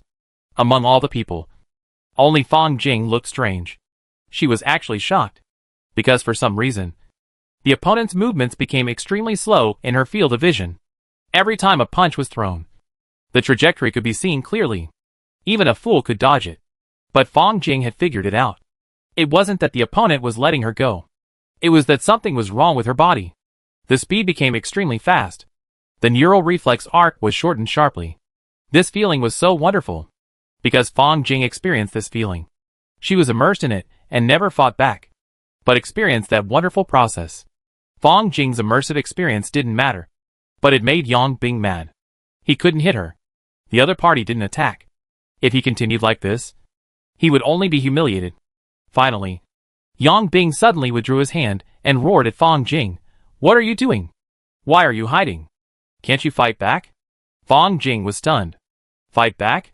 The next second, Yang Bing rushed up fiercely again. The action of his hand even used the kind of technique that could kill him in one move, which made everyone around exclaim. As a result, when the two of them came into contact, Fong Jing suddenly dodged sideways and slashed his neck with a knife. Bang! A muffled sound. Yang Bing didn't even make a sound, and fell straight to the ground. He fainted. A thunderous applause broke out in the surroundings. Everyone was cheering for Fong Jing. The examiner was dumbfounded. What's going on? Fong Jing looked at Yang Bing on the ground with joy on her face, and didn't know what to do for a moment. At this time, the examiner suddenly stood up and waved his hand, signaling everyone to be quiet, then strode to the center of the field and asked someone to carry Yang Bing down. This kid should be tortured. Today, you let him go to this extent? You don't care about your face? You trampled on the face of the family? It's simply unreasonable. As a collateral relative of their family, I have no choice but to save some face. The only way is to expose Fong Jing's tricks. This female team member is too bad. She actually used tricks to confuse Yang Bing in private. What kind of quality? The examiner strode to Fong Jing, with a dark face and a deep voice, and said, Fong Jing, what are you doing? What do you think this place is? Fong Jing was stunned. What's wrong with me? What's wrong with you? You are still ashamed to ask? I gave you the test results yesterday. What are your own fighting results? Don't you know it in your heart? The examiner continued angrily. With your status, two of you are not Yang Bing's opponent. Tell me yourself. What did you do with him? Fang Jing shrugged. I didn't do anything with him. He is not as skilled as others. So why blame me? You? The examiner laughed. Haha. Okay. Fang Jing. You mean? Your fighting skills are very good? I dare not say it is very good. Anyway, Yang Bing and I are competing normally. Okay. Okay. The examiner said 3 OKs in a row. Then took off his uniform. Put on the short-sleeved shirt inside and looked at Fang Jing and said, Come on. I will also personally examine you. Let me see how you, a team member who is not qualified in fighting, beat Yang Bing, who is ranked first, to the ground. Upon hearing this, there was an uproar around them. Coach Song. Isn't this inappropriate? That's right. Coach Song. You are such a powerful person. You are the provincial free fighting champion. You're going to fight Fang Jing? Oh. You're bullying me. Coach Song. You're too bullying me. There was a booing around them. The examiner yelled in anger, Shut up. Everyone. And watch carefully. This is a lesson for you. Whoever is making trouble will be deducted points. No one said anything immediately after hearing the deduction. The examiner got ready, looked at Fang Jing and said, Come on. Attack. Let me see how you knock Yang Bing unconscious. You asked me to attack. Fang Jing also risked her life. This examiner had never given her a good face from the beginning. What's so great about him? Fang Jing took a deep breath and slowly got ready. The examiner waved his hand loudly. Come on. Fang Jing rushed over suddenly. The distance between the two people was at least 5 meters. This was also the distance that the examiner deliberately kept. He didn't want to be too close, to prevent the other party from having any tricks. Unexpectedly, before she blinked, the other party was still 5 meters away. But after just blinking her eyelids, she actually dodged to the side. Then he raised his hand, and the knife fell. Bang! The examiner suffered a heavy blow on the side of his neck. Everything went black, and she fell to the ground. She fainted. Fang Jing was so scared that she stuck out her tongue. Oops. She used too much force. There was a strange silence all around. Now, everyone realized that there was something wrong with Fang Jing. Is she so good? Did she not take the assessment yesterday seriously? For a moment, the scene was awkward. No one came out to help the examiner. At this moment, a clear and lonely applause came from the back of the crowd. Everyone was stunned. They immediately spread out to both sides and looked back. As a result, they saw a handsome man in casual clothes walking over with a smile on his face. Fang Jing's face suddenly turned red, and her heart beat fast. She stared at the man. It was him again? The man in the dream. Why did he appear again? Was it hallucination again? Soon, Qin Yu had walked in front of her and smiled gently. I have fulfilled your wish. But you still don't want to wake up? Fang Jing. My woman. It's time to go. This is not your home. You forgot that you are more powerful than you are now. Fang Jing was stunned. She looked at the eyes of the man in front of her, as if she had fallen into a black hole. At the same time, many people around shouted loudly, because Qin Yu was a stranger. Just as several guards rushed over here, Fang Jing suddenly shook all over, and her mind seemed to be suddenly clear, and countless memories flashed back. After a moment, a gentle look appeared on her face. Then she jumped into Qin Yu's arms and screamed excitedly, Ayu! You are back. Song. Yes, I am back. That's great. I missed you so much. Wow. I really miss you. So much. You are finally back. I thought you were dead. Don't worry. I won't die. Chapter 608 Witness. Qin Yu rubbed Fang Jing's hair, then reached out and held her tender hand, turned around and smiled faintly. Let's go. Let's go back to our own home. Behind him, a group of people shouted angrily, Stop! Who are you? How did you get in? Fang Jing. You and him. Hey! Hey! In full view of the crowd, the figures of the two people suddenly disappeared, leaving behind countless witnesses at the scene. Each of them had a blank mind. SWAT team. Has the SWAT team come? Here they come. Who's coming? Captain Su came in person with his men. Su Mu is here? Okay. Let her come over. Jiancheng Old Town. Outside a residential building, a group of people surrounded Outside were people watching the excitement. And inside were people from the municipal bureau. The SWAT team's car had already stopped outside. 7 or 8 people in SWAT uniforms came down from above. These people were fully armed and looked stern. Especially the one walking in the front was the captain of the SWAT team, Su Mu. She was taken to the side of the director of the municipal bureau, Lu Feng. There were people from the criminal police team, as well as several directors and police officers of the local police stations. When Lu Feng saw Su Mu coming, he immediately called her, "Captain Su, come quickly. The situation is urgent. The suspect is too excited, and he wants to die together. Where are the people?" Su Mu's beautiful phoenix eyes swept around. The situation of the houses in the distance was in full view. "The person is in the yard." Lu Feng frowned. "This person is not an ordinary person. He is the human trafficker we have been hunting for. And his background is not simple. He has a background in overseas organized crime. What about the hostages? He held 3 people hostage. A woman and 2 children. He used the hostages to cover himself tightly. We can't find a chance. And now, the suspect is emotional and wants to die together. We have studied it. If it meets the conditions, we can shoot him." "Understood." Su Mu nodded. "Find someone to talk to him.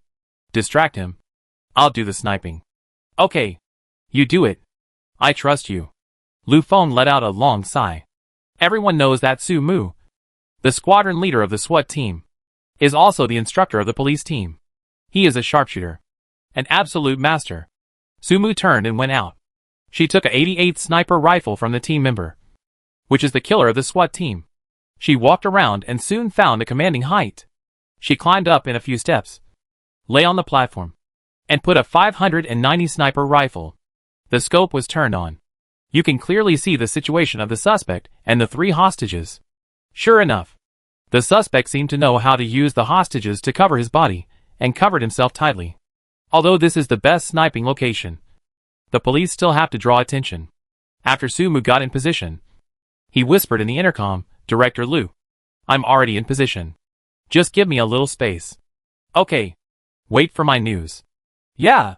Su Mu steadied his breathing and observed silently.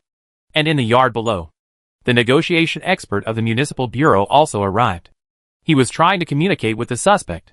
Time passed slowly. Seeing that the suspect had relaxed a little, Su Mu slowly held his breath, because the opportunity was fleeting. But at this moment, Lu Feng's voice suddenly came from the headset. "Captain Su, an emergency. The situation here has alarmed the province. The SWAT team sent another sharpshooter. So, don't shoot." Su Mu was stunned. Another sharpshooter was sent? "Director Lu, who is here? Who sent them?" "Yang Bing is here." "As for who arranged it, well, you should know even if I don't say it." "Right. Don't do it. Let Yang Bing come?" Su Mu frowned. Her expression was cold, and her face darkened. "Director Lu, you are still changing the generals at this time? It's just a mess. I can't do anything. Just follow orders." Su Mu gritted her teeth, slowly released the trigger, but did not turn off the safety. She still lay motionless on the commanding heights. Soon, a lazy voice suddenly came from her intercom. "Instructor Su, leave it to me. Rest assured, I will complete the task. Besides, your posture is good." Su Mu's face was immediately dark. On the ground, the SWAT team members, who came together, looked at each other. This Yang Bing is really awesome. How can he be so careless in such a mission? Don't you know that human lives are at stake? How dare he tease Su Mu at this time? With Su Mu's hot temper, he will definitely deal with him afterwards. Everyone knows that Yang Bing has been pursuing Su Mu, but he can't get her. The more he does this, the more Su Mu hates him. At this moment, Lu Feng's reminder sounded in the communicator. "Attention. The suspect has wavered. He has relaxed his vigilance. Yang Bing, get the chance? Shoot immediately." "Yes. Watch me." Yang Bing answered very loudly. At a certain moment, the suspect hiding in the house suddenly stretched his head and roared outside. Almost at the same time, bang! A loud gunshot. The suspect's head was hit, and he leaned back immediately. Killed in one shot. The mission was perfectly solved.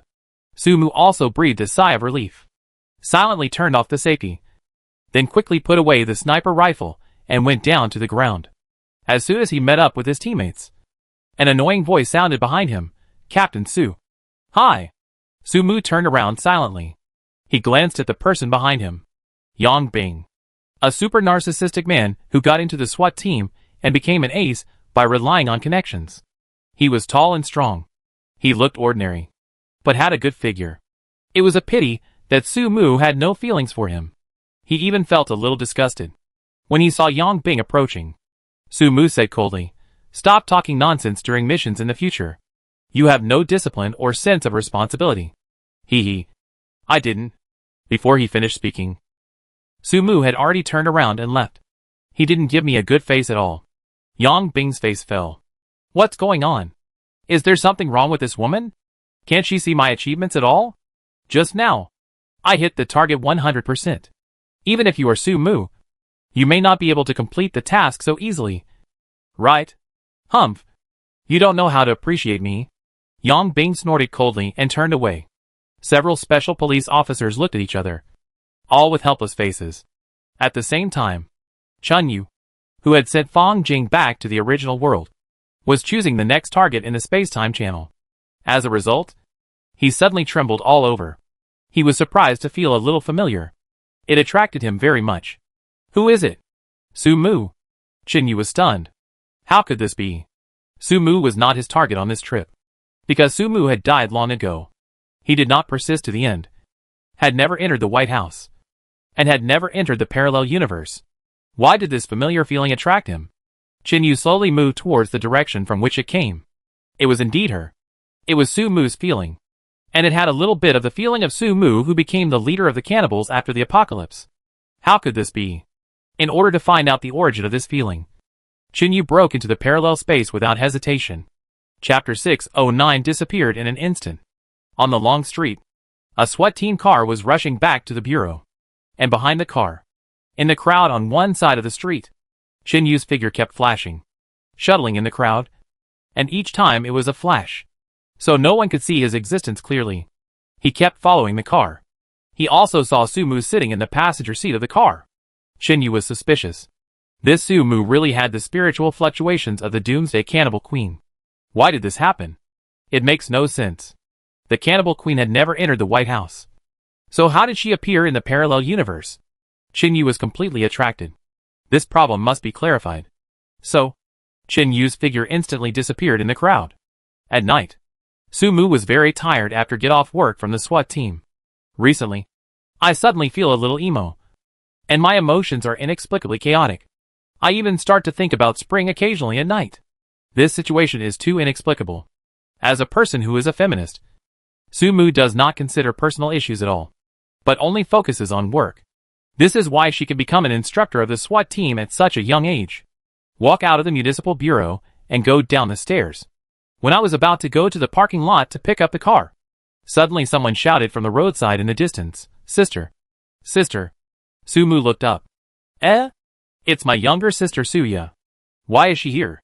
Sumu hurried over and came to Suya's Porsche sports car, frowning and saying, "Didn't I warn you not to come to the bureau to find me? And don't drive such a flashy car to find me." "Sister, I have something to talk to you about." Suya looked strange. "Tell me what it is." "You can't say it here.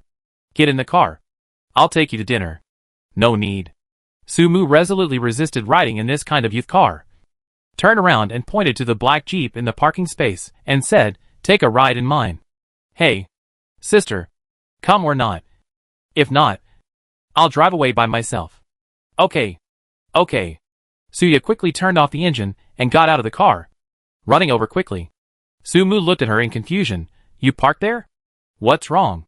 Do you understand the traffic rules? Is that a place where you can park? Do you know you will be ticketed?" "Don't worry. At most, you will be fined. I have something important to talk to you about." Sumu stopped in anger, staring at her with a pair of phoenix eyes, and said angrily, "Suya, your sister is a special police officer. Can you be a little more aware? Your values and quality are simply speechless. Go back and park the car. Go. Park the car." Okay. I'll go park the car. Suya turned around and left quickly. Sumu said coldly, "If you tell me these boastful remarks again, don't blame me for kicking you." "I know." Suya quickly returned to the car and parked it in a parking space on the side of the road. Then she turned off the engine and got out of the car, twisting her slender waist and running back. She smiled and held Sumu's arm. I was wrong. Okay? Humph. Stop smiling. Let go. I won't. Let go. I won't. Auntie. If you don't let go, how can I drive? Oh. Your IQ is touching. You're still a college student? What did you study in college? Sumu muttered and walked to the side of the car. Just as he was about to open the car door, he suddenly heard that extremely disgusting voice from far behind him. Captain Su. Wait a minute. Wait a minute. Sumu quickly opened the car door and said without turning his head, Sister. Get in the car quickly. Suya looked back suspiciously. Who is it? Hey! Isn't this little sister Suya? Ha ha ha. What a coincidence. In the distance behind him, Yang Bing ran over quickly. He was wearing a handsome casual outfit. He was wearing a baseball cap. When he ran closer, he looked at Suya with shining eyes and said with a smile, Little sister Suya. It's a coincidence today. I'll treat you tonight. How about going to the seafood restaurant of Jianbei Hotel for a meal? Oh! Yang Bing. Suya smiled as soon as she saw Yang Bing. This guy is not a good guy. Suya has heard about Yang Bing. His family is well connected. So he was put into the special police team of the city bureau. Now he is known as the king of soldiers. It is undeniable that his personal ability is indeed outstanding. And he is a little arrogant. But his attitude is problematic. He did not join this special police team with the purpose of serving the people. He was forced to join this special police team because his family needed him to bring honor to the family. Therefore, after joining the special police team, his behavior was very impetuous. Like a playboy. His personality is also exaggerated. Since he met his sister, this guy has been attached to her like a piece of taffy. He can't get rid of him. Seeing this man in person today, Suya's mouth curled up slightly. Isn't this the famous SWAT team super soldier Yang Bing? Haha. I don't deserve it. Yang Bing's mouth was full of joy. Because he had heard that Sumu had a twin sister named Suya. And even saw photos of the two sisters from others. Both sisters are beauties that are rarely seen in a century. They are really beautiful. So Yang Bing had been thinking about them for a long time. Why? It's the most fun to date and marry twin beauties. Those who understand will understand. Because you have a beautiful wife and a sister-in-law who is almost identical to you. Not everyone can experience the fun of a sister-in-law. So Yang Bing chose Sumu. He kept pestering her. Today, I unexpectedly saw my future sister-in-law Suya. And I was so happy. Suya is more fashionable than Sumu. Because Suya is still a college student. So she dresses more youthfully. Yang Bing also heard that the Su family is a hidden rich family. Very rich. Don't think that Sumu is very frugal on weekdays and almost only wears uniforms. But her sister is really a rich girl. Drives a Porsche. Wears Cartier. Uses Lancome. Anyway, she is a materialistic girl. But such a girl has an advantage. She will not be deceived by a scumbag. She lives a rich life.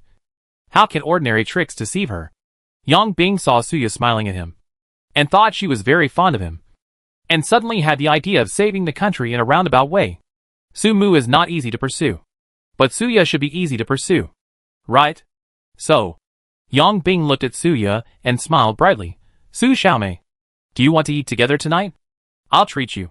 Go to the seafood restaurant of Jianbei Hotel? Why treat you? What's the reason? Suya smiled. What's the reason?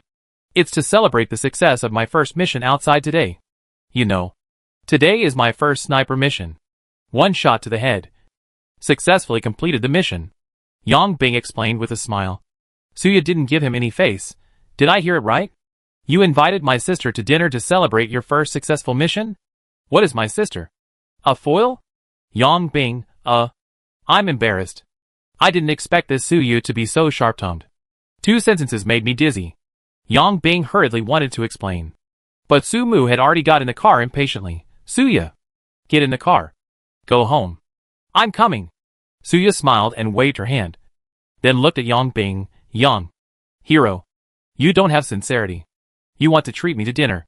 But you also want to take a ride? How is that possible? Chapter 610 Temporary Parking. Yang Bing immediately turned around and pointed to the roadside. I'm driving. Take a look. Are you interested in riding in my Hummer? The black one on the roadside. Suya looked back. Suya suddenly looked at Yang Bing seriously. Nonsense. Is that a place where you can park casually? You are a special police officer. How can you park there? If you are seen by the traffic police, you will be ticketed. Yang Bing. Damn. Did I start the day wrong? I was scolded by a little brat? In the Jeep. Sumu couldn't help laughing. This is my sister. Yang Bing was a little embarrassed and said with a dark face, you can park there temporarily. I will go there and drive away immediately. Don't worry. I have a military license plate. No one dares to give me a ticket. Bragging. Suya curled her lips. Yang Bing was aroused by the desire to win and glared, you don't believe it? Even if I parked there all the time, no one dared to give me a ticket. Do you believe it? Little girl. This society is very complicated. You don't understand it yet. As soon as the voice fell, there was a loud bang on the side of the road. The two people shuddered. Fuck. What's going on? The two turned their heads at the same time. Sumu in the Jeep was also startled and hurriedly got out of the car to look at the side of the road. As a result, everyone gasped. A huge monster, as if it was not parked properly, hit Yang Bing's Hummer fiercely and even smashed the Hummer. It was smashed. That was a Hummer. Yang Bing's mind went blank. He also saw clearly what the huge vehicle that hit him was. A heavy SUV. Night 15. Super Iron Rhino with armor and bulletproof. What the hell? I just bought a Hummer a few days ago. Yang Bing suddenly got angry and rushed to the side of the road. Sumu was afraid that he would cause trouble, so he ran over with a helpless look on his face and shouted at the same time, Suya! Don't come over. Suya! You can talk well? How could she not go to see such a lively scene? Suya followed. Many people gradually gathered on the side of the road, because today's car crash scene was explosive. A Night 15 smashed a Hummer. How much money did this crash cost? Everyone gathered on the roadside and started taking pictures of the two cars. Yang Bing rushed to the roadside and saw his beloved car. The entire rear end of the car was smashed, and he cursed in his heart. How hard was the crash? You are so pretentious for driving a Night 15? Didn't you learn how to park on the roadside? You crashed into it to death? You used the accelerator as a brake? Yang Bing suddenly pointed at the driver's seat of the Night 15 and roared, Get out of the car. Get out right now. Sumu quickly blocked in front. Yang Bing. Calm down. Don't forget your identity. Let the traffic police handle this. He picked up his phone after saying that. He was about to call someone to handle it. At this time, the driver's door of Night 15 opened. A young man got out of it. When Sumu and Suya saw the young man, they were almost stunned at the same time. So handsome? A demon. And why does he look so familiar? Sumu's heart was beating fast. A rare emotion grew from deep in her heart.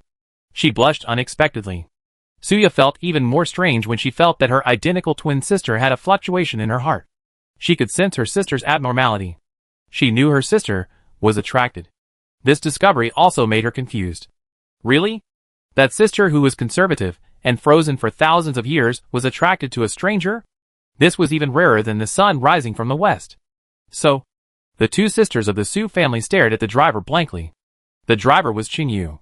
He got out of the car with a calm face, looked at the front of his car, then turned to look at Yang Bing and shrugged, Sorry. I didn't park the car properly. You? Yang Bing's face turned blue. You said lightly, I didn't park the car properly. And it's over. Yang Bing roared angrily, Can you drive? Do you know that I just picked up a new car 2 days ago? Do you know? I'll pay. Qingyu interrupted him and said calmly, I'll pay whatever you should pay. Don't worry. I won't pay you a penny less. Yang Bing.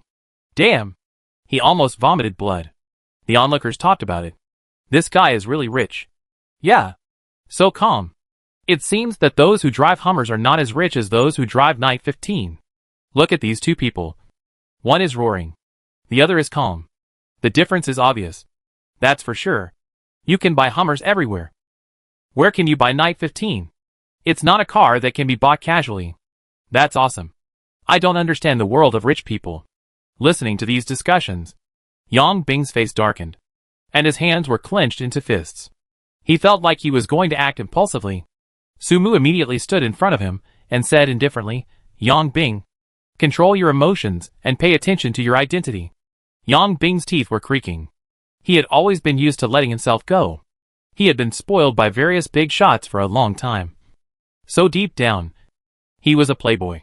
But now, he was wearing the skin of the special police team. So, he was on the verge of a rage. After Sumu warned him with a stern look, he turned around and looked at Chinyu. Frowning, "Is this your first day driving?"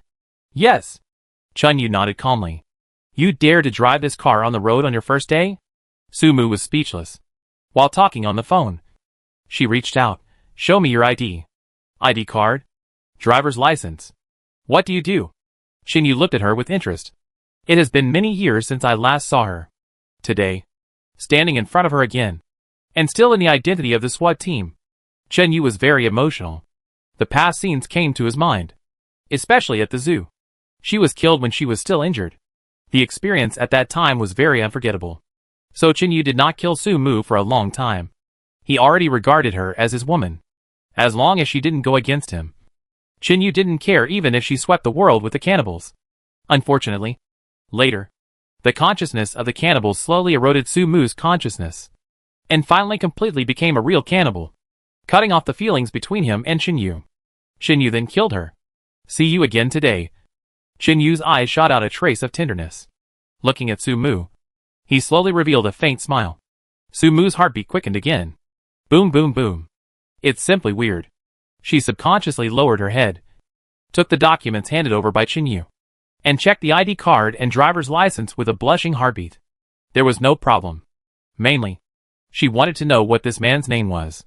His name was Chinyu? I haven't heard of this name. But why did she blush in her heartbeat when she saw him?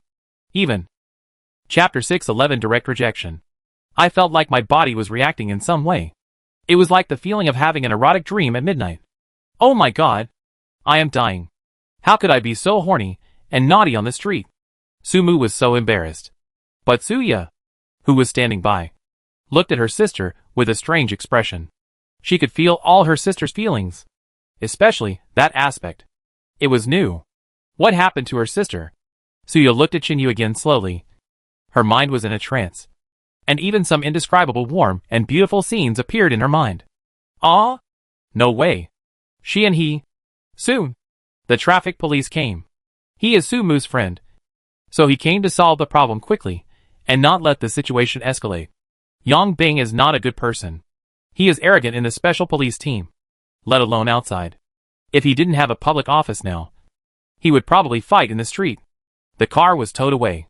Yang Bing and Chinyu were both called to the traffic police brigade. Sumu and Suya also went there. As witnesses, it is necessary to provide some information. Go through the procedures. Under Sumu's secret instructions, the traffic police team did not do more investigation. Anyway, Chinyu admitted that he was the one who hit the car, so he should be fine. During the whole process, Yang Bing's face was livid, but Chinyu was calm. Everyone can see that Chinyu is really rich. He doesn't care about money at all. At around 7 o'clock in the evening, everything was finally handled. Everyone walked out of the traffic police team. When they reached the roadside, Yang Bing finally suppressed his anger and decided to do his own thing first. The Su sisters were the main target. As for Chinyu, he is just a loser. What can a few money at home do? In Jiancheng? It won't work. Sooner or later, he will be dealt with. Thinking of this, Yang Bing went straight to Su Mu and forced a smile. Captain Su, let's have dinner together. No, thank you. Su Mu refused directly with a cold face. Turned to leave. Yang Bing quickly stopped her. Captain Su, don't be like this.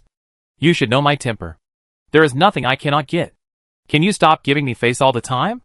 Give me some face. Just this once. Yang Bing. Su Mu frowned, stared at him and asked in confusion, how much face do you have? Your face is face, but mine is not face. I don't want to go to dinner with you. So what? Do you want to force me to eat? You? Yang Bing's anger rose again. What? Don't know how to respect others? After all, our Yang family is not an ordinary family. Right? Why are you, a stupid woman, pretending to be so arrogant? Do you really take me seriously? The Su family is just doing some new energy business. How much money does the family have? What is money to the people in power? It's just waste paper. There are only numbers in the bank card. Why are you pretending? Yang Bing looked fierce, slowly clenched his fists. looked at Sumu and said impatiently, "You really don't give me face?" Sumu. Think it through. What? Sumu also got angry. Looked at him coldly and said, "Are you threatening me? Yang Bing. I know your family background. You don't have to pretend to be a young master in front of me. Don't talk to me in this tone. Otherwise, don't blame me for turning hostile." "Okay. You can." Sumu. Yang Bing took a deep breath. His eyes flashed with an inexplicable light, and nodded at Sumu. "You are noble. You have a temper. Fuck. From now on, you are nothing in my eyes. I will remember you." After saying that, he turned around and walked to the side of the road, stretched out his hand to stop a car, and prepared to leave. Sumu snorted coldly. He was full of disdain. He turned around and greeted Suya. "Let's go home." "Wait a minute." Just then, a gentle voice suddenly sounded. Sumu and her sister were stunned. At the same time, they turned back to look at the man behind them. Yang Bing also turned back. His eyes were full of vigilance. Chinyu slowly walked to Sumu and smiled faintly. "Are you free tonight? I want to treat you to dinner." Hearing this, the three people present were all confused. "What the hell? You want to treat me to dinner too?" The fierce light in Yang Bing's eyes instantly emerged. It was ferocious. And Sumu was also confused. Looking at Chinyu and slowly said, "Why do you want to treat me to a meal?" "Thank you very much for what happened today. So I want to treat you to a meal." "Of course. I won't force it. I don't have any background. And I won't call such a beautiful woman such a dick so mean." Sumu. His heart skipped a beat. Is this guy looking for trouble? Is he targeting Yang Bing? Damn. Sure enough, when Yang Bing heard what Chinyu said, he exploded instantly, and could no longer control his emotions. He suddenly turned around and walked towards Chinyu. "Who are you implying? You bastard?" Sumu was startled and quickly stepped in front of him. "Yang Bing. Calm down. Get out of the way." Yang Bing shouted, "Sumu. I told you. You are nothing in front of me. Who are you? Do you have the right to block my way?" Yang Bing. "At least, I am your boss." Sumu's face was ugly. "Humph. Boss? Do you have a bad memory? It's time to get off work now." Yang Bing suddenly reached out to push Sumu. Just when Sumu gritted her teeth and was about to take action, suddenly a hand behind her gently wrapped around her waist and hugged her directly to the back. Sumu was stunned.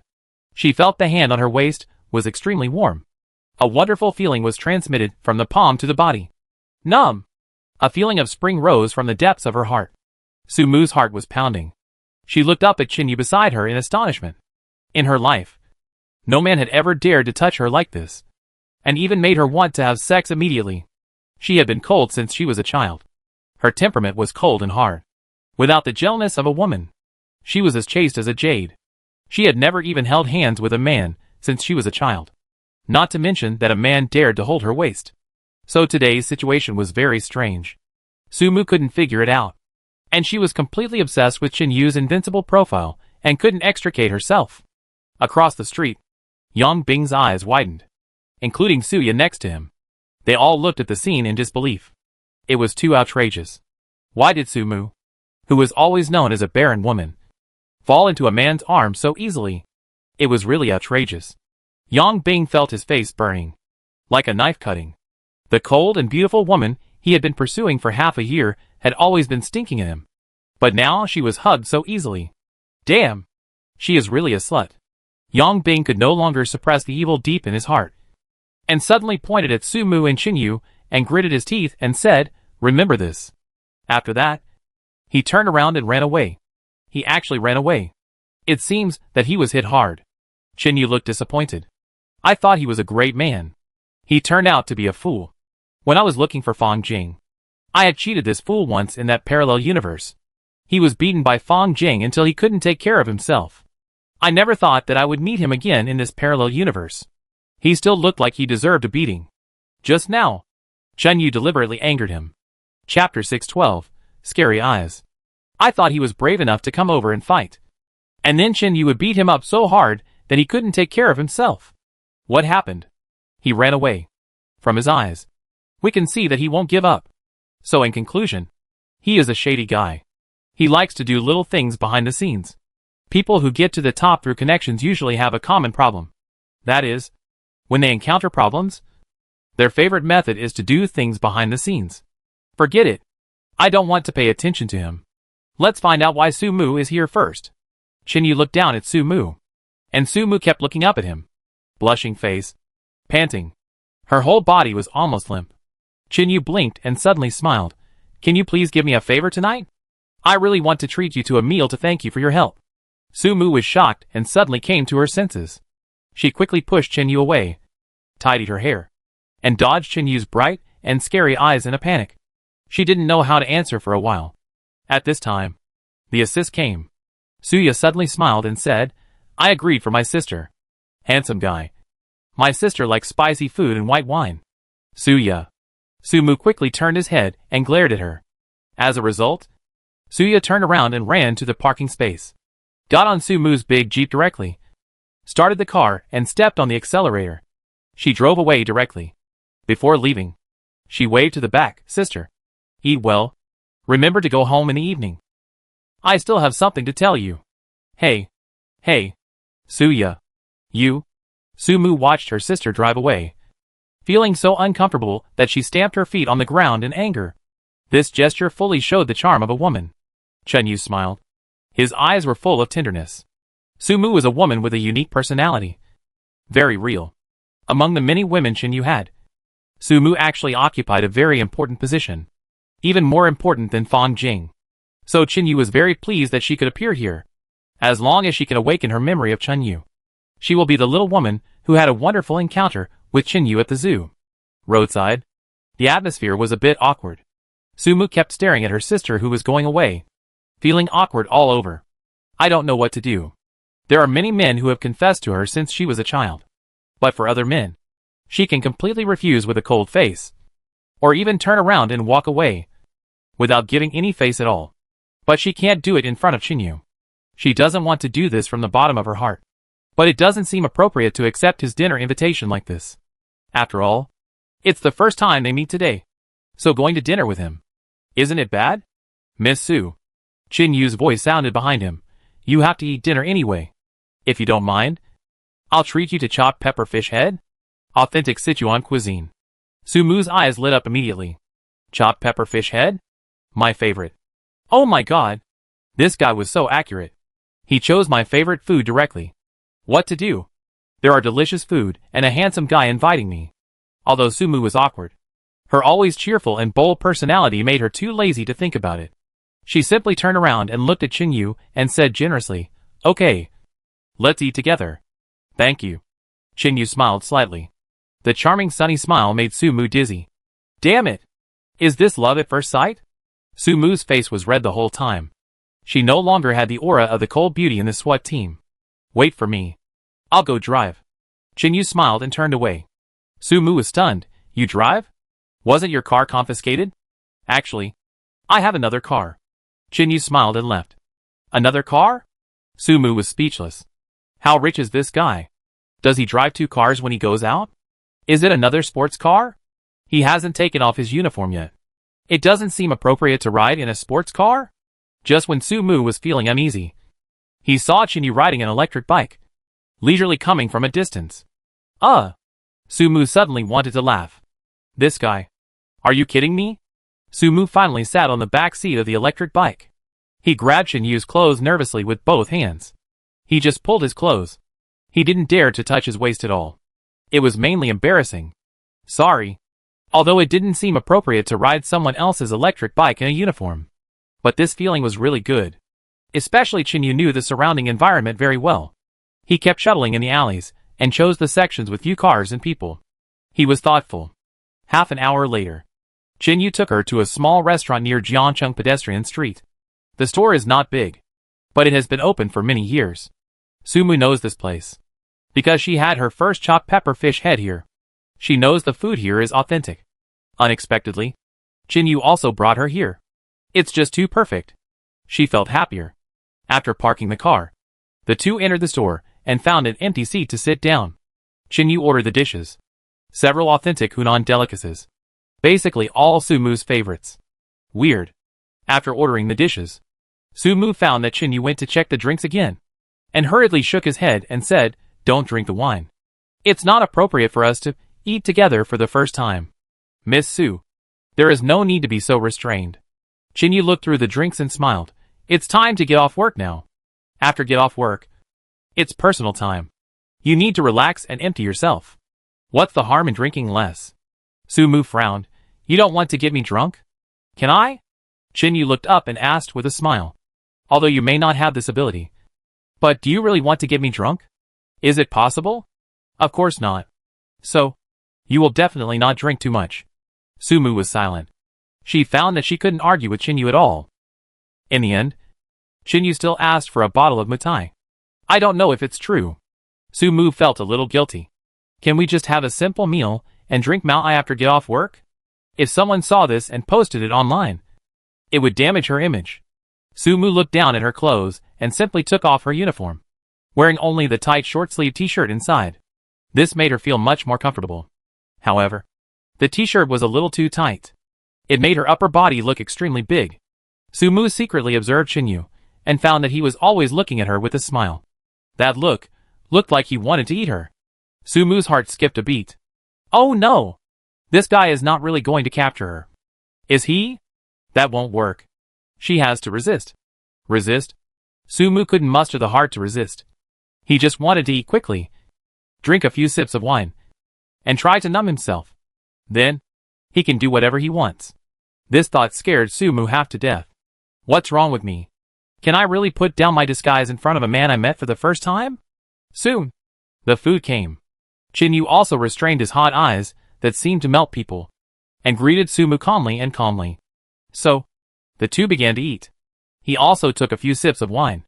Chapter 6:13 Well calculated. The scene that Sumu imagined of getting her drunk did not occur. Phew? Finally relieved. Otherwise, if Sumu was really drunk, she would not even know how to react after being drunk. In this way, the two of them ate and chatted. The atmosphere in the small restaurant became more and more harmonious. A little after 9 o'clock in the evening, Chinyu and Sumu finished dinner. The meal was very harmonious. The two even chatted in sync. Sumu's mood was always floating, and she felt like she was not herself. After dinner, the two walked outside. When the cool wind blew, Sumu was a little drunk. His face was pink. Her eyes were moist and intoxicating. Walking beside Chinyu, she looked more feminine. When they reached the electric bike, Sumu didn't stop, and neither did Chinyu. The two continued to walk. When they reached the bus stop, Sumu still didn't stop. Chinyu continued to accompany her. The two kept strolling and chatting. It was as if they had endless things to say.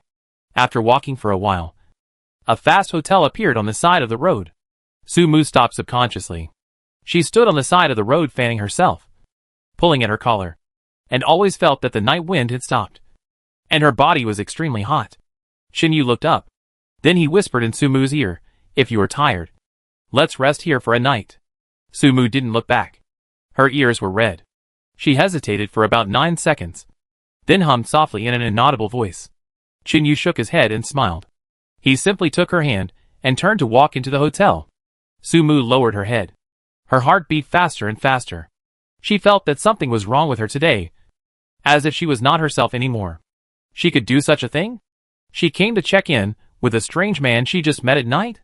Although she was somewhat resistant in her mind, her whole body was madly catering to this idea. The feeling of the flesh overcame reason. So, the two of them checked into a king-size bedroom. And it was the most luxurious room on the top floor. Although the deluxe room in the Express Hotel was not that luxurious.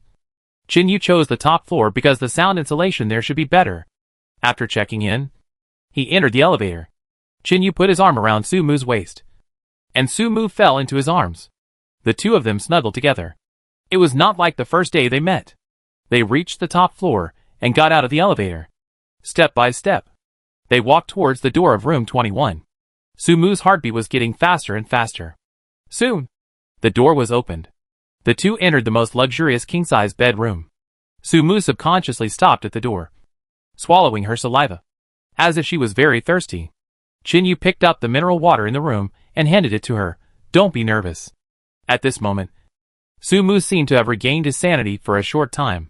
He suddenly snatched the mineral water, looked at Chinyu fiercely and whispered, "Have you already planned to get a room with me tonight?" God knows it. Chinyu didn't know whether to laugh or cry. This is our first meeting. How could I have already planned it? Tonight. We have come here step by step. Sumu panted violently. He stopped talking again. He stared at Chinyu fiercely for a long time, then turned his head and went into the bathroom, slammed the door, and shouted at the same time, "Turn off all the lights outside." Chinyu smiled. He turned off the lights casually, leaving only a row of small orange lights above the big bed. The lights were dim, more romantic. Lying on the bed, Chinyu let out a long sigh. Now it was certain that the spirit of Sumu, who had always been entangled with him in love and hatred in the Doomsday, had definitely merged with the Sumu of this world. But why was the spirit of the cannibal queen in the Doomsday brought into the White House and into the parallel universe? This was a mystery? How was it done? Who brought it in? This matter could only be figured out if we could find a way to make Sumu regain all his consciousness. Sumu was different from Fang Jing. Chinyu could directly use means to revive Fang Jing's consciousness, but Sumu's couldn't. Chinyu didn't even know how her consciousness came about. So there is no means or ways to stimulate her. The only way is to let her wake up. Now it seems that Sumu's body can't resist his seduction.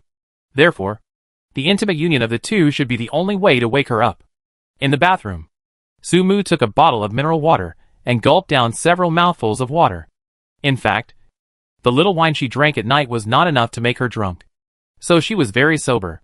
The fact that she could follow was a true reflection of her own body. But Sumu didn't understand. She couldn't figure out what was wrong with her. She looked at herself in the mirror. Beautiful and unworldly. This face was as beautiful as nature, with almost no flaws. She knew she was beautiful since she was a child. However, Sumu, who had a completely different personality from her sister, never took pride in her appearance, but rather disliked it. So she almost always had a cold face. She had been cold since she was a child. She hoped that when she grew up, she would be more ordinary, and not become the focus wherever she went. Unfortunately, it did not go as she wished. The older she got, the more beautiful she became. It was almost to the point of being thrilling. The genes of the Su family were too terrible. No matter where she and her sister went to school, they soon became school beauties. In the end, in order to avoid being harassed, Sumu simply enrolled in the police academy and joined the most dangerous and hardest SWAT team. As for the younger sister, she enjoyed her youth. She went from high school to college and even prepared to study for a master's degree, just to stay on campus for a few more years. So, the two sisters' academic careers were also poles apart. Sumu made great progress all the way, skipped grades, and graduated early to work. But Suya was lazy in her study and life, and she was held back several times. In the end, her sister started working, but she hadn't graduated from college yet. She was also drunk. Sumu had a lot of random thoughts, but he couldn't get rid of the dirty idea of wanting to have sex with Chinyu in his heart. Finally, he gave it a try. Take a shower. Maybe this is his fate. Although Chinyu looks like a rich young man, night 15 is not something that ordinary people can afford. 9 out of 10 people like this are scumbags. But there is also a good person. What if I am lucky? Even if I take a step back and say that I am blind and gave my first time to a scumbag, I will accept it. After all, it was my own initiative. The feeling of the body cannot be deceived. So, Sumu stripped himself and started to take a shower. Washed himself very carefully. Even looked at his perfect and impeccable figure in the mirror. Deep down, he was still a little arrogant. Such a figure is cheap for the guy outside. The most precious thing was given to him. As a result, I didn't even know his basic information. I only knew that his name was Chinyu. I didn't know anything else. It was really weird. I didn't want to think about it anymore. Sumu forced her mind to be blank.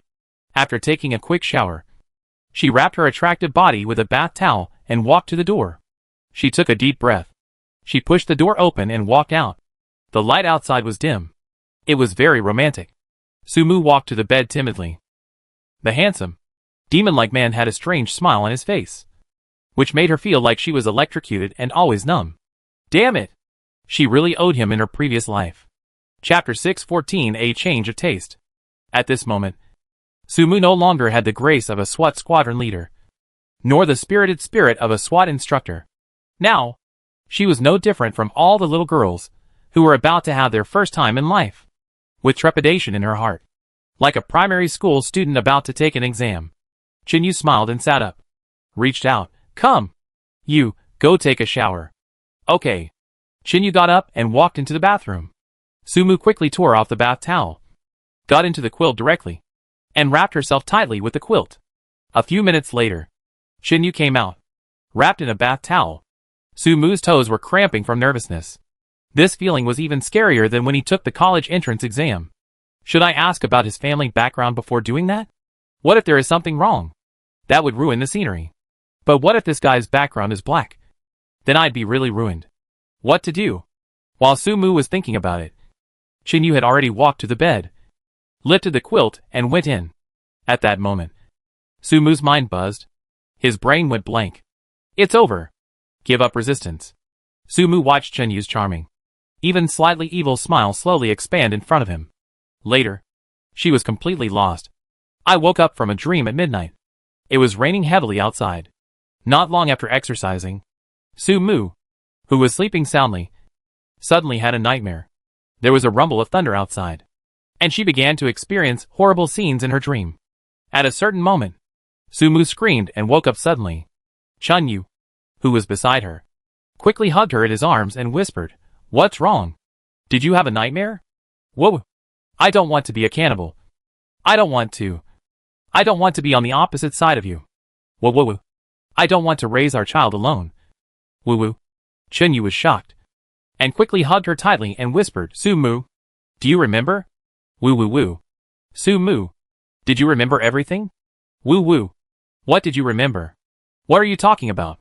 Chinyu blinked. "What did you just say?" I had a nightmare." Chinyu was speechless. In the end, he still couldn't remember. However, it has worked. Those words she just said were actually the inner thoughts of the cannibal queen Sumu. Right? That's good. Those consciousnesses began to break free from the shackles. Chinyu didn't say anything more, just hugged her tightly and comforted her softly. Slowly, the temperature between the two began to rise again, and Sumu's crying slowly changed. Everything was beautiful. The wind and rain outside made the feeling in the room even more wonderful. The next day, early in the morning, Sumu was awakened early by the alarm. She looked at the time, quickly got out of the entanglement in the quilt, got out of bed, and began to put on clothes despite the discomfort below. Chinyu also opened his eyes. "Still going to work?" "Yes." Sumu nodded with a red face, turned his back, and continued to put on clothes. "Can I not go to work?" "You support me. I support you." Sumu chuckled, turned back, and gave Chinyu a charming look. "Hate. You are rehearsing lines with me? Ouch. So annoying. Why does it hurt when I smile?" "Sumu. Seriously? Don't go to work." "Why?" "I'll support you." "Go away. You're annoying. I can really support you." Sumu looked back at him. "You don't want me to go to work?" "Yes." "You don't like my job?" Sumu's eyes slowly cooled down. Obviously, she was wrong. Who wouldn't like the work of a special police officer? It must be someone with a ghost. So Sumu thought something was wrong with Chinyu. "Are you talking about Yongbing?" But Chinyu smiled and shook his head. "It's not that I don't like your job, but I think the guy yesterday will definitely cause trouble for you." When Sumu heard that he was referring to Yongbing, she immediately relaxed and curled her lips and said, "His family has some power. But I didn't make any mistakes. All the procedures were legal and compliant. What can he do? Don't underestimate a man's jealousy."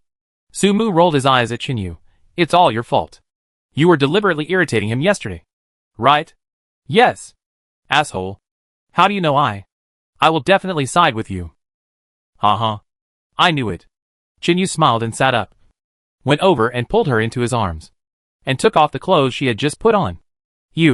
What else do you want to do?" "I don't want you to go to work." No. That's the job I like. Take a day off today." "You? Promise me. Take a day off. Today belongs only to me." Sumu was speechless. So, she didn't leave the hotel after all. In the morning, Sumu took a day off. Didn't go to work. Yongbing, who had rushed to the bureau early, waited for Sumu all morning but didn't see him. He came to apologize. Last night, he was thinking about it.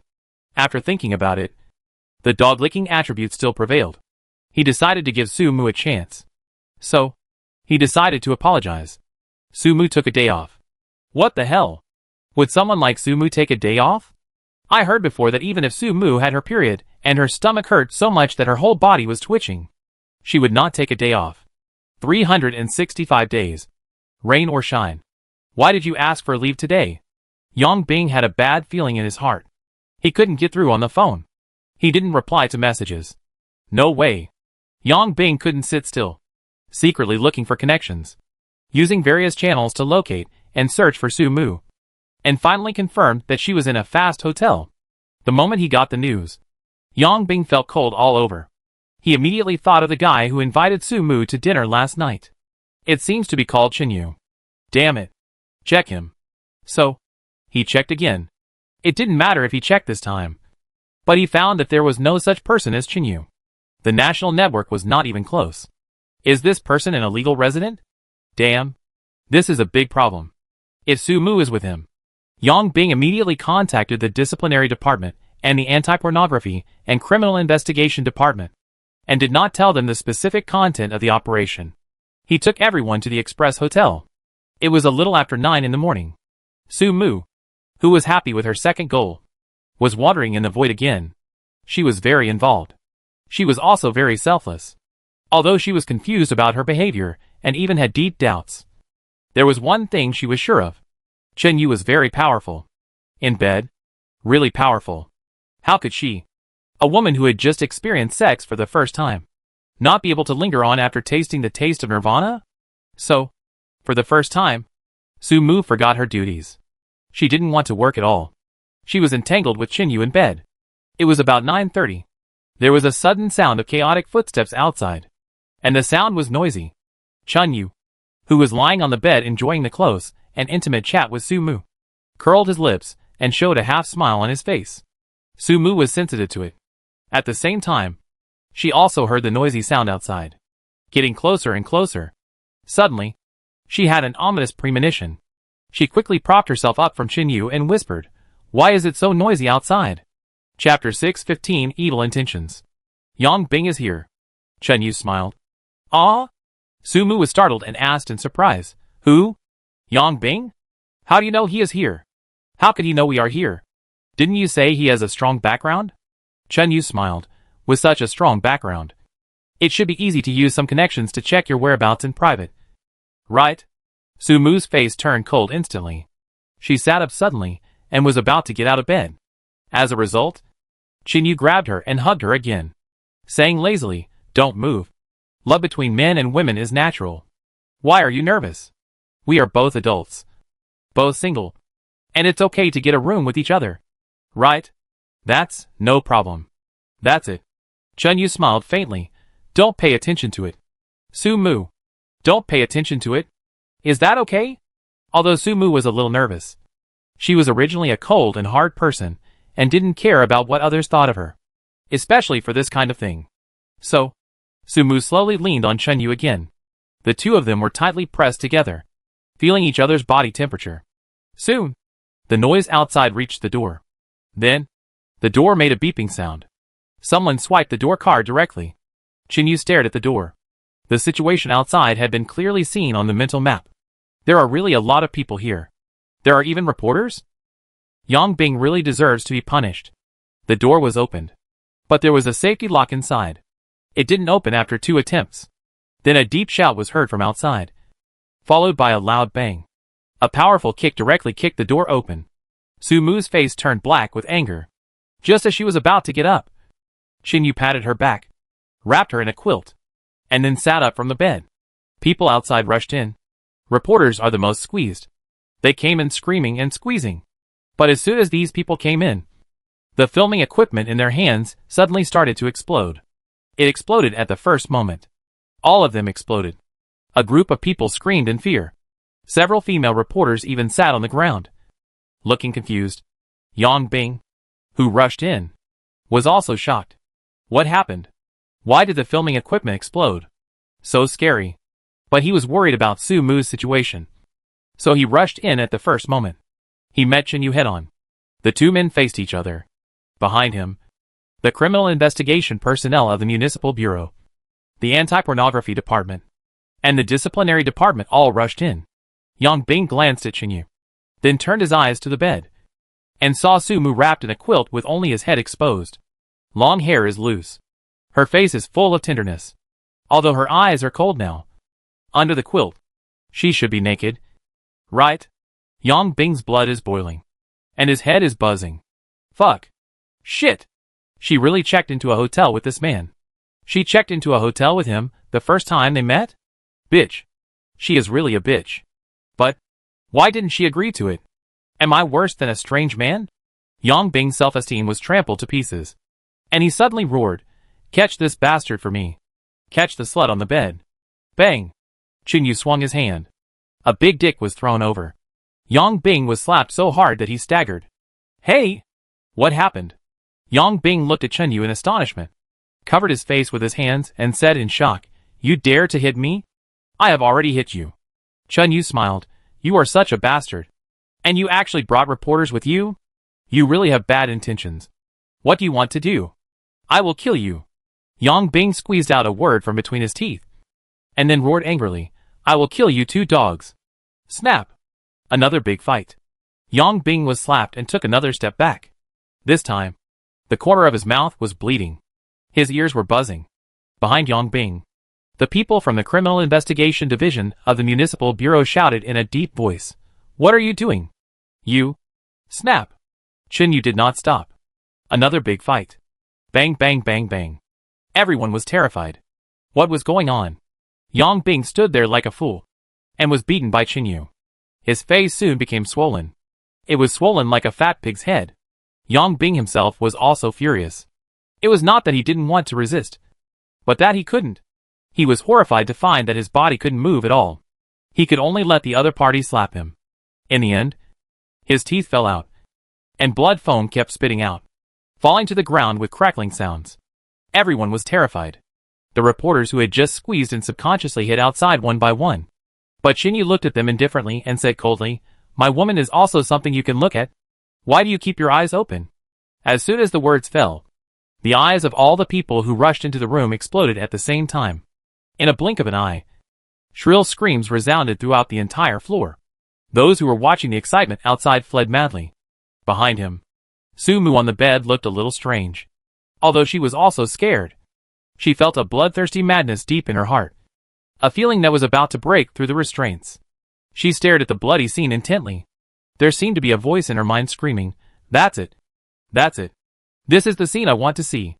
At a certain moment, when Chinyu slapped him, Yang Bing's neck made a cracking sound. His head spun strangely for several times. The fear and distortion in her eyes slowly disappeared, and her neck seemed to have lost its bone support and drooped directly to the back. There was a burst of terrified shouts outside the door.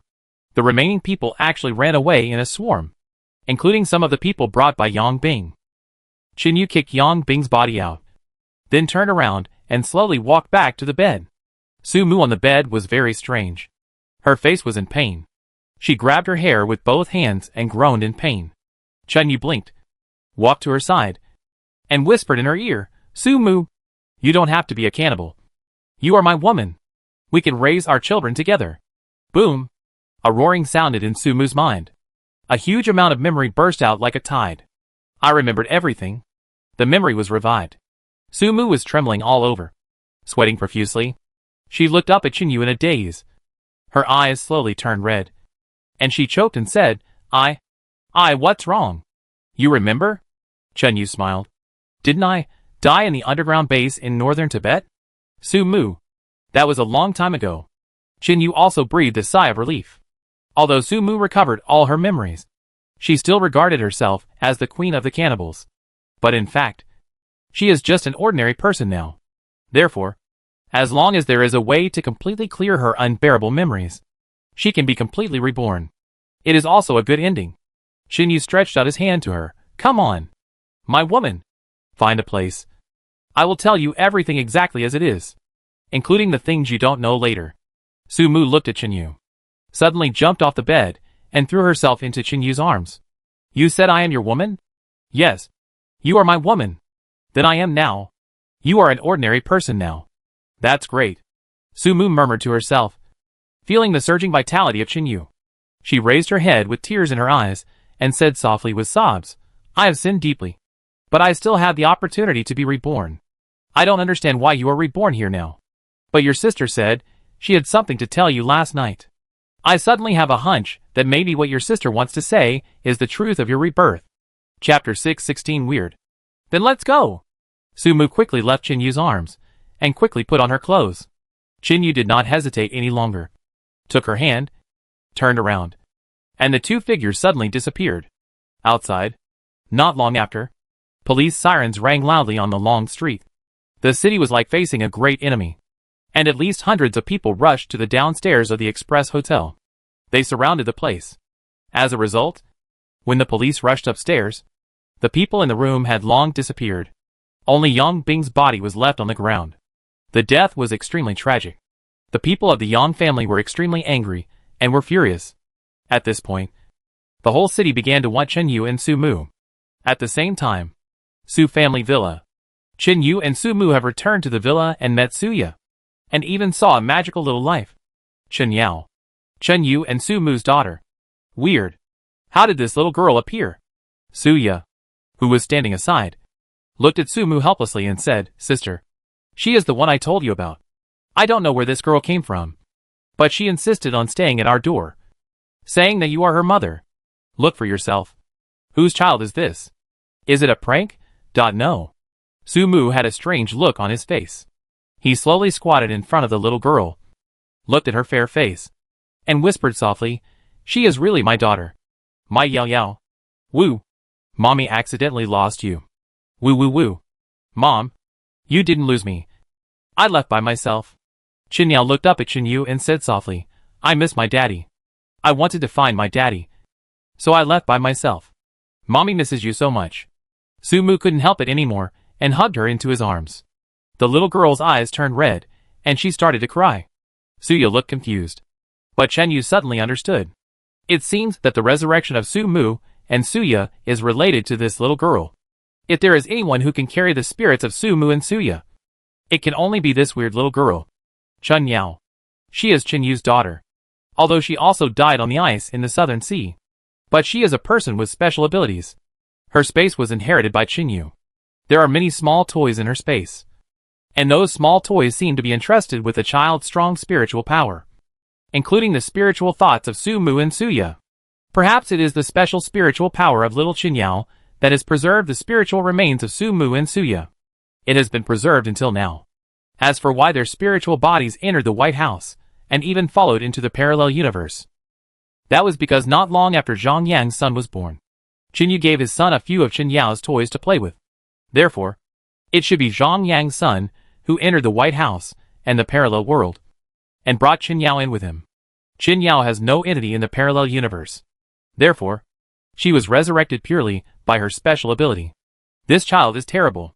There should be some special abilities that Chinyu doesn't know about. And Sumu and Suyu were resurrected in this world completely by relying on Chinyao's special ability. Chinyu breathed a sigh of relief.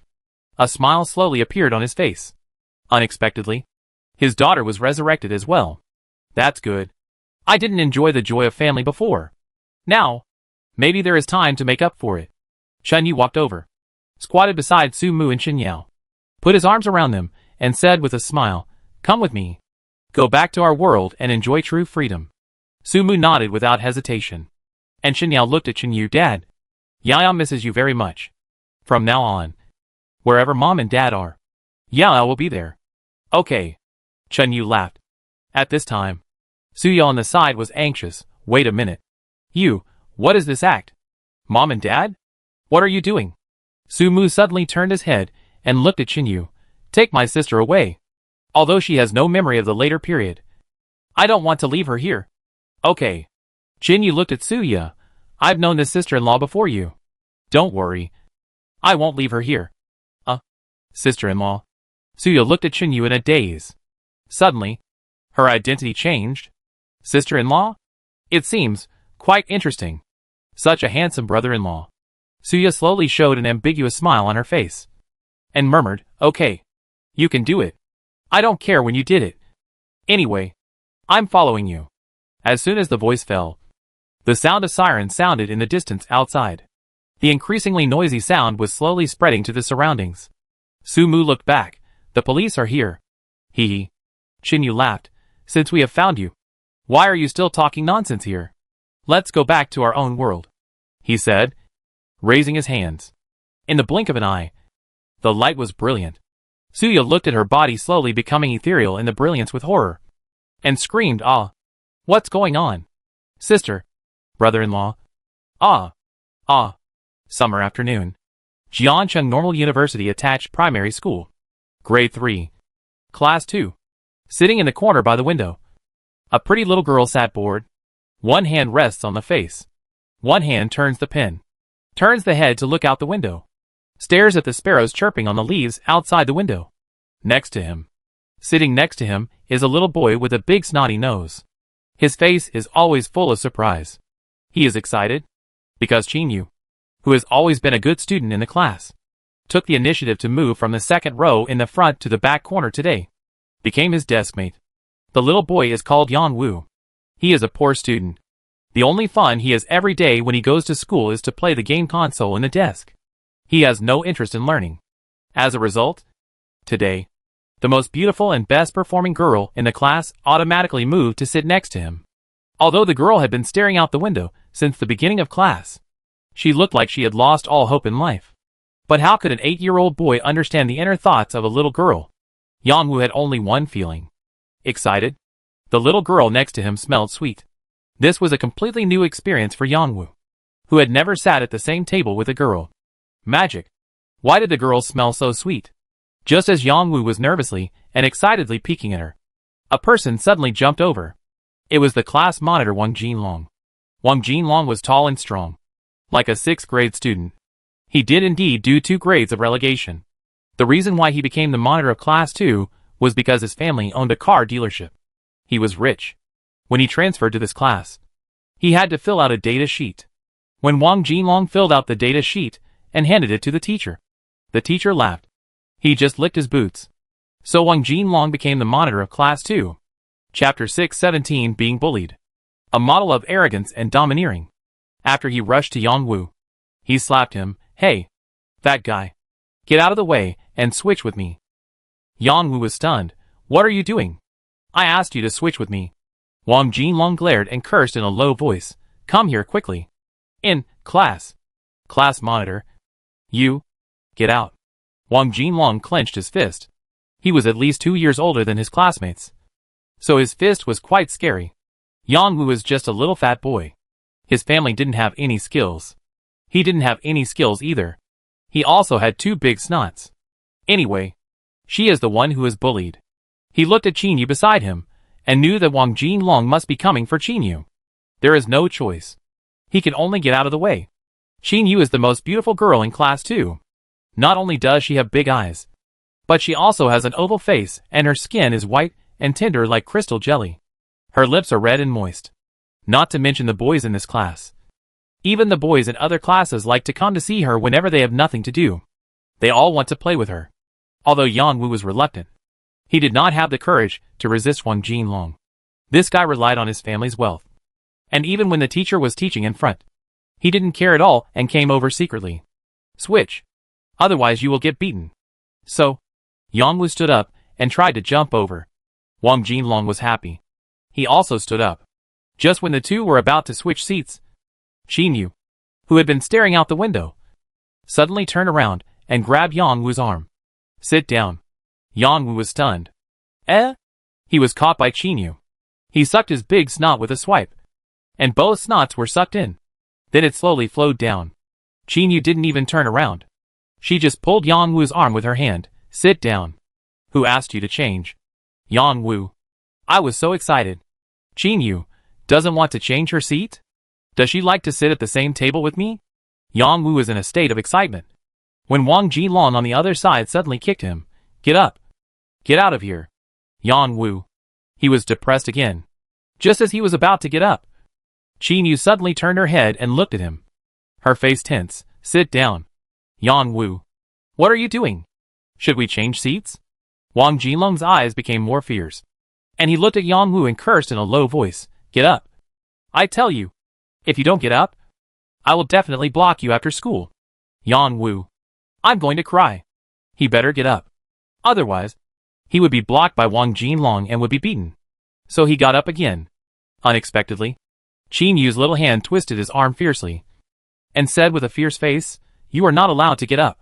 I will go with you after school. Let's see who dares to stop you." Yang Wu. His eyes widened. Going home with me? Oh my god. Qin Yu wants to go home with me? Go together? It's so beautiful. What happened to me today? Stepped on dog shit when I went out? Wang Jinlong on the other side saw that Yang Wu still didn't get up. Stretched his neck to take a look at Qin Yu inside. And his face instantly turned into a servile smile. "Qin Yu, I have something to say to you." Get lost? Qin Yu didn't even look at him and turned her head away. Wang Jinlong's face darkened. What's going on? I'm the class monitor after all. Right? She would rather sit at the same table with Yang Wu, the big slug, than with me? He thought about it. He turned around and took out a classic fully automatic Ultraman from the desk. Slowly handed it over and whispered anxiously, "Qin Yu, you let me sit next to you. This is for you to play?" Qin Yu looked back. She saw the Ultraman in his hand. She blinked. Then she slowly reached out and took the Ultraman. Yang Wu felt cold in his heart. It's over. Alas. Others are better. They have fun. He has nothing. The game consoles in the desk are all the cheapest black and white ones. There was nothing I could do. Just when Yang Wu thought he was going to be chased away, he saw Qin Yu pinching it slowly with a wooden expression on her face. Kaka kaka. The classic Ultraman toy with a motor and even the ability to talk was slowly broken under her little hands. It broke apart. All the joints were broken. The shell was completely broken. The motor inside was broken. Yang Wu was confused. His whole body was frozen. Wang Jinlong on the side also widened his eyes in astonishment. You know, his Ultraman is of very good quality. All made of hard plastic. Not to mention the little girl. Even a 10-year-old boy like him couldn't pinch it. And it felt heavy in his hands. As a result, Qin Yu crushed it with one hand. Crushed that tender white hand. For a moment, the two boys' minds went blank. No one reacted. Qin Yu shook her palm as if she had done something insignificant. Shook off the residue in her hand. And turned her head to look out the window without saying a word. Bored. Feeling decadent. So, it was quiet afterwards. Wang Jinlong didn't say anything. And his eyes looked at Qin Yu with a little more fear. Why was she so strong? Wang Jinlong didn't feel anything at all about his Ultraman being crushed. And thought it didn't matter if she crushed it. Anyway, it's her. The prettiest girl in the class. I'm proud of her. But she wasn't so fierce before. She was weak. She sat in the second row in the front. A good student. Her family background was quite ordinary. She was a very quiet girl. But why did she suddenly jump to the back and sit at the same table with the most decadent and stupid big slug in the class today? I could say a few words to her before. Why did she tell me to get out as soon as she saw me today? Wang Jinlong couldn't figure it out. Yang Wu didn't dare to move at all. He was not only afraid that Wang Jinlong would block him after school, but also afraid that Qin Yu would pinch him again. So scary. A small hand crushed an Ultraman toy. Crushed. Oh my god. Soon. The class was over. Luckily, the teacher didn't ask anyone to answer questions in this class. So even if Qin Yu sat at the back, no one bothered her. After class, the classroom was in a mess. The children screamed and fought. Only Qin Yu seemed to be out of this world. Staring at the leaves outside the window. Her eyes deep and blurred. She was helpless. Because in her 8-year-old body, she actually had the soul of a 15-year-old girl. Yes. Qin Yu merged into this parallel universe with the memory of the end of the world. She was involuntarily. After coming out of the White House, she was involuntarily sucked into this universe and merged with her, who was just 8 years old and in elementary school. At first, she frantically searched for companions, looking for Fang Jing. Unfortunately, it seemed that she was the only one in this world. No one else came. Qin Yu was depressed. She found many people in this world, such as Fang Jing, Dong Qiulei, and Su Jian. Unfortunately, they were not her companions. Although the face was a person, but it was not them. After more than 2 months of hard work, Qin Yu finally gave up. Chapter 6:18 Dual Superpowers. So before her parents almost sent her to a mental hospital, she returned to the elementary school classroom and lived a boring life. Although the peaceful life suddenly became boring, there was one thing that made her feel relieved. The superpowers she activated were still there. Weird. At the beginning, with the help of Liang Qiuing, everyone avoided the probability of death and successfully activated their superpowers. Qin Yu's superpowers are very weird. It is a dual superpower, but they are also physical. One is the ability to control power, and the other is the ability to be invisible. She can be invisible, relying on the ability of invisibility. She can enter and exit the special police team and find Fang Jing, and even Su Mu and others. Unfortunately, those people are all strangers. Now, Qin Yu has completely given up. She can't go back to her original world. Nor can she go back to the White House. Can't find Fang Jing and others. And can't wait for the man she has been thinking about. If it weren't for her parents, she really wanted to leave. Find a place where no one is. And live alone for the rest of her life. In the Doomsday period, Qin Yu finally grew up to be a 15-year-old girl, knowing everything. And even the beginning of her love. She was tied to Qin Yu. So such a peaceful day, on the contrary, made her feel at a loss. Especially as an 8-year-old child. The chattering and screaming in the classroom behind her made her extremely annoyed. Children and the like. I hate them the most. Especially that Wang Jinlong. He even brought Ultraman. What the hell? What is Ultraman? When I was little, I didn't want to play with it. Let alone now. Qin Yu stared blankly outside. She didn't want to move at all. At a certain moment, there was a sudden bang behind her. Yang Wu said ouch and seemed to fall to the ground. Qin Yu looked back. It was Wang Jinlong. He dragged Yang Wu out roughly and kicked him on the butt, kicking him to the ground. Qin Yu's face turned black. At this time, Wang Jinlong sat next to her, looked at Qin Yu and said with a grin, Qin Yu, sit at the same table with me. Okay. Get lost. Qin Yu's face was cold. Wang Jinlong was embarrassed. His face flushed. And he said angrily, what's the matter? Why can't you sit at the same table with me? You even broke my Ultraman. Otherwise, you can pay me. I'll pay your uncle. Qin Yu suddenly cursed, and then kicked Wang Jinlong backward. Bang. Can Wang Jinlong's small body withstand her current strength? He leaned back and hit the back of his head hard on the ground. This hurt him so much that he screamed, then covered his head and started crying loudly, rolling on the ground. The classroom was quiet in an instant. Everyone stared at this direction in horror. Originally, I thought Wang Jinlong fell down by himself. Unexpectedly, Qin Yu seemed to be so angry that she stood up and walked to Wang Jinlong, raised her foot and kicked him. Are you annoying? Are you annoying? Are you annoying? Pay. I will pay you with a stick. Annoying thing. Get away. Get away. She kicked and cursed. The sharp and childish voice spread in the classroom. Every classmate was confused. Oh my god. How could the most beautiful girl in the class, the girl with the best academic performance, become so violent? Wasn't she very quiet? So someone went to find the head teacher. Soon, a middle-aged woman rushed in from outside. Qin Yu was still kicking. She had been kicking for several minutes. Wang Jinlong cried until his voice was hoarse. The fear in his voice was not fake. He was really scared. His crotch was wet. He peed himself. The head teacher rushed over quickly and exclaimed, Qin Yu, what are you doing? How can you hit someone? Stop it. Qin Yu stopped. He looked back at the head teacher with an indifferent face. I didn't do it. Why should I stop? After that, he walked away with a swagger. He passed by the head teacher leisurely. Head teacher. What's going on? The way to open today is wrong? Which one is Qin Yu? Which one is Wang Jinlong? The one who beats others is Qin Yu? The one who gets beaten is Wang Jinlong. The script is not right.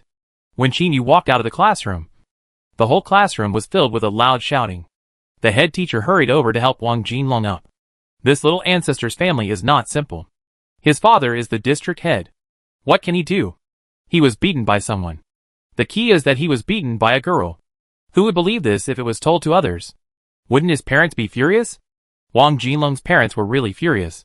In the afternoon, the parents of both parties were called to the principal's office. It was really a big deal. Who has ever seen two students go directly to the principal's office over a minor conflict?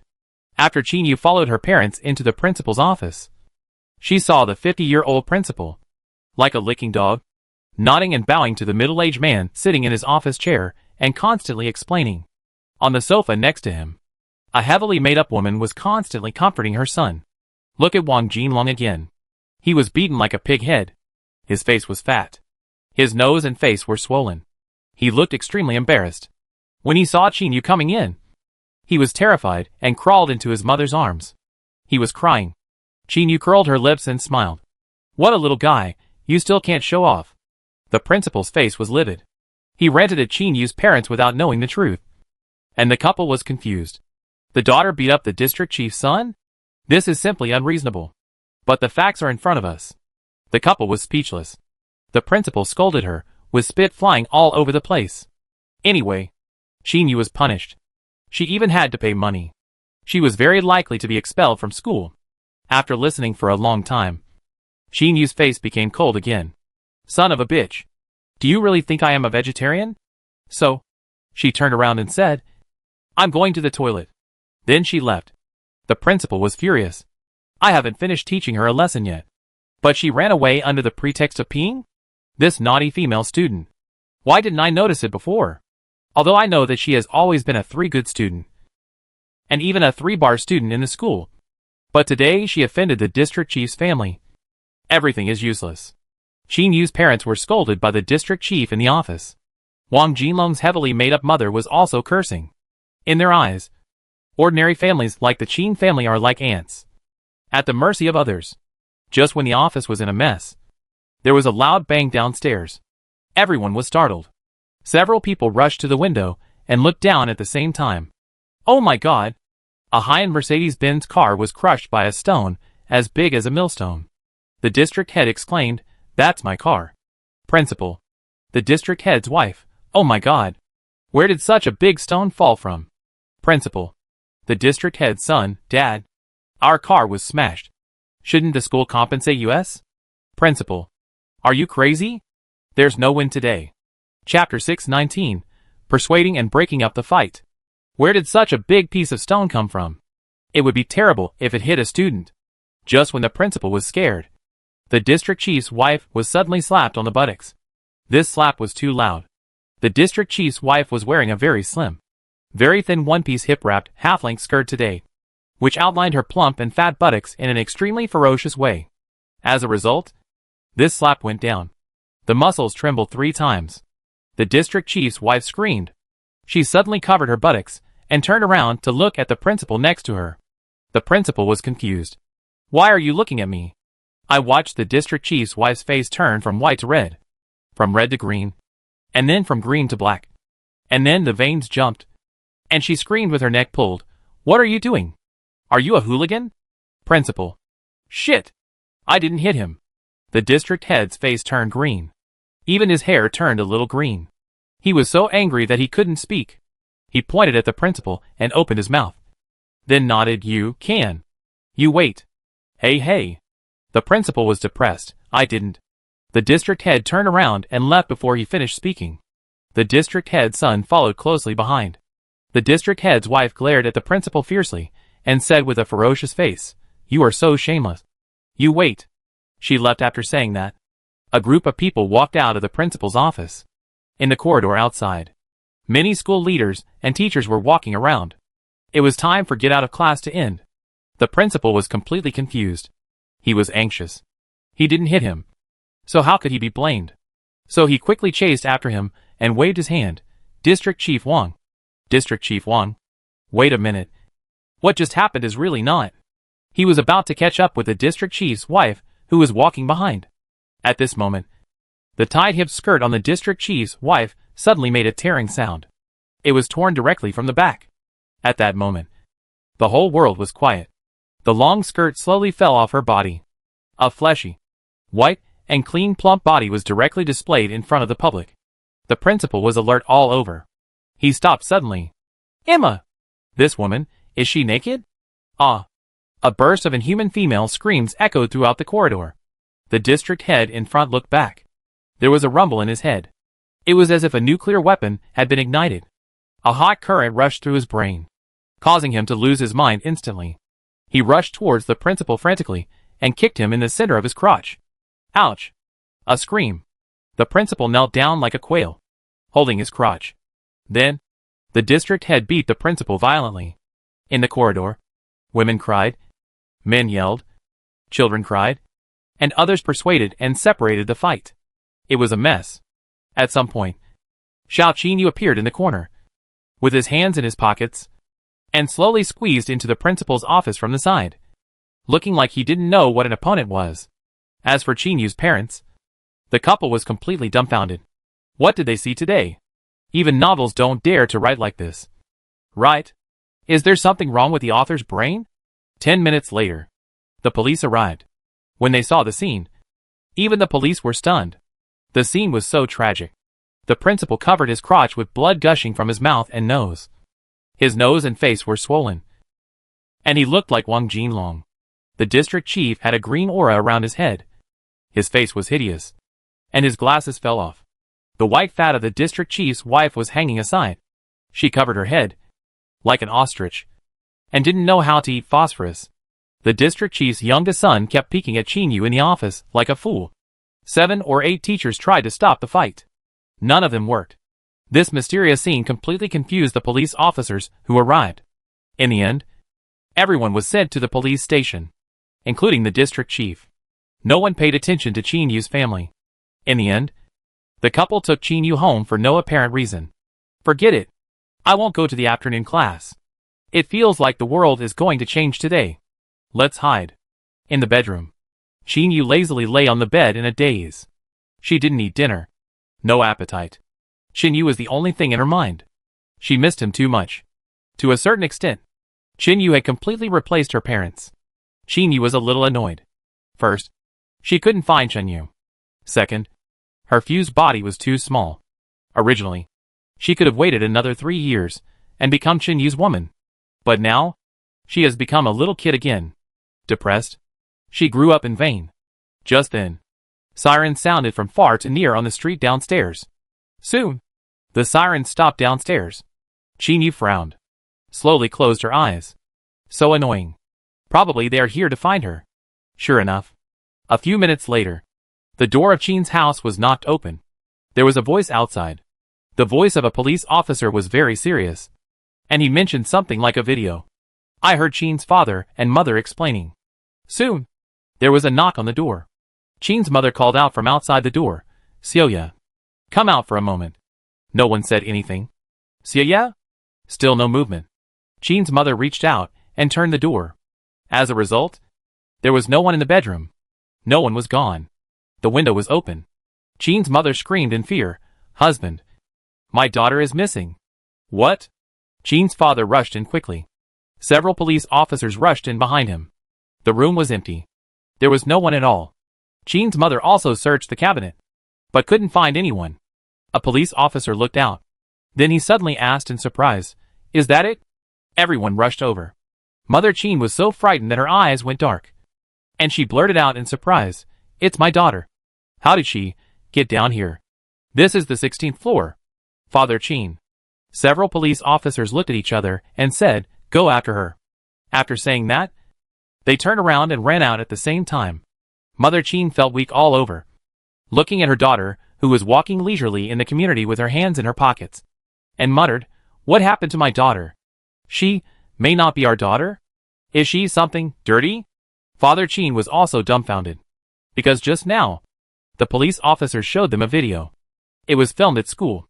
Someone accidentally filmed how the stone that hit the mayor's car came down. It was thrown from the roof of the administrative building.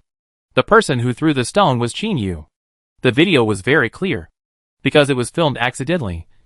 It was filmed from a long distance using a telephoto lens, and it happened to capture the front. Now, that video has gone viral on the internet. Qinyu walked out of the community. She didn't care if the police chased her. Anyway, she could hide at any time. But she also knew that the police might have discovered her secret when they found her. The video that her parents saw outside seemed to mention the scene of hitting the mayor's car with stones during the day. Maybe someone secretly photographed her. Qinyu didn't care. She was young after all. She was only 8 years old when the disaster first happened. After 7 years of hard survival, she was only 15 years old. During those 7 years, she even used guns, killed people, resisted mutant animals, and even cannibals. This experience made her mature in her heart. Chapter 620 Extremely dangerous. Just because she is mentally mature doesn't mean her cognition and worldview are mature. So Qin Yu is still very naive. After searching for Chun Yu in vain, she even has a tendency to self-destruct. There is nothing she can do about it. Qin Yu has not received orthodox quality education and psychological education. Therefore, she is in extreme danger now. The police behind her are about to catch up. Qin Yu walks slowly, thinking in her mind. If she is really the only one left in this world, how should she live? Live like a zombie? Or go crazy? Anyway, she is a superpower. In this world, I am the only one with superpowers. I am invincible. No one can do anything to me. Slowly, Qin Yu's eyes became somewhat dark. Another black mist even condensed on her body. The muscles around her body began to condense and wriggle. The power began to rise continuously. She was manic. She wanted to cause trouble. She wanted to vent. At this moment, a deep shout came from behind. Qin Yu. Stop. Qin Yu did not stop. Qin Yu. In front. Qin Yu. Stop. We are from the local police station. Now you are suspected of. Qin Yu suddenly stopped and turned around, reaching out and grabbing the lamppost next to him. He suddenly exerted force. There was a cracking sound. The nearly 6-meter-long street lamp pole was actually broken by her hand, and she held it directly in her hand. The police officers behind her were so scared that they sat down on the ground. On the long street, the sound of banging was endless. Vehicles collided with each other one after another. Pedestrians on the road were all scared and screamed and hid away. Everyone looked at her in horror. Qin Yu looked a little fierce. The originally tender face was now full of fierce murderous aura that was trained in her Doomsday life. It was trained by Qin Yu and Fang Jing. She is a qualified Doomsday survivor. But now it is not suitable. Her appearance is incompatible with this peaceful and harmonious world. One of the police officers was so frightened that he suddenly reached out and pulled out his gun, opened the safety, and pointed it at her. His action completely angered Qin Yu. The next second, a black shadow flashed in front of everyone's eyes. Bang! There was a loud noise. The huge street lamp post fell directly in front of the police officer.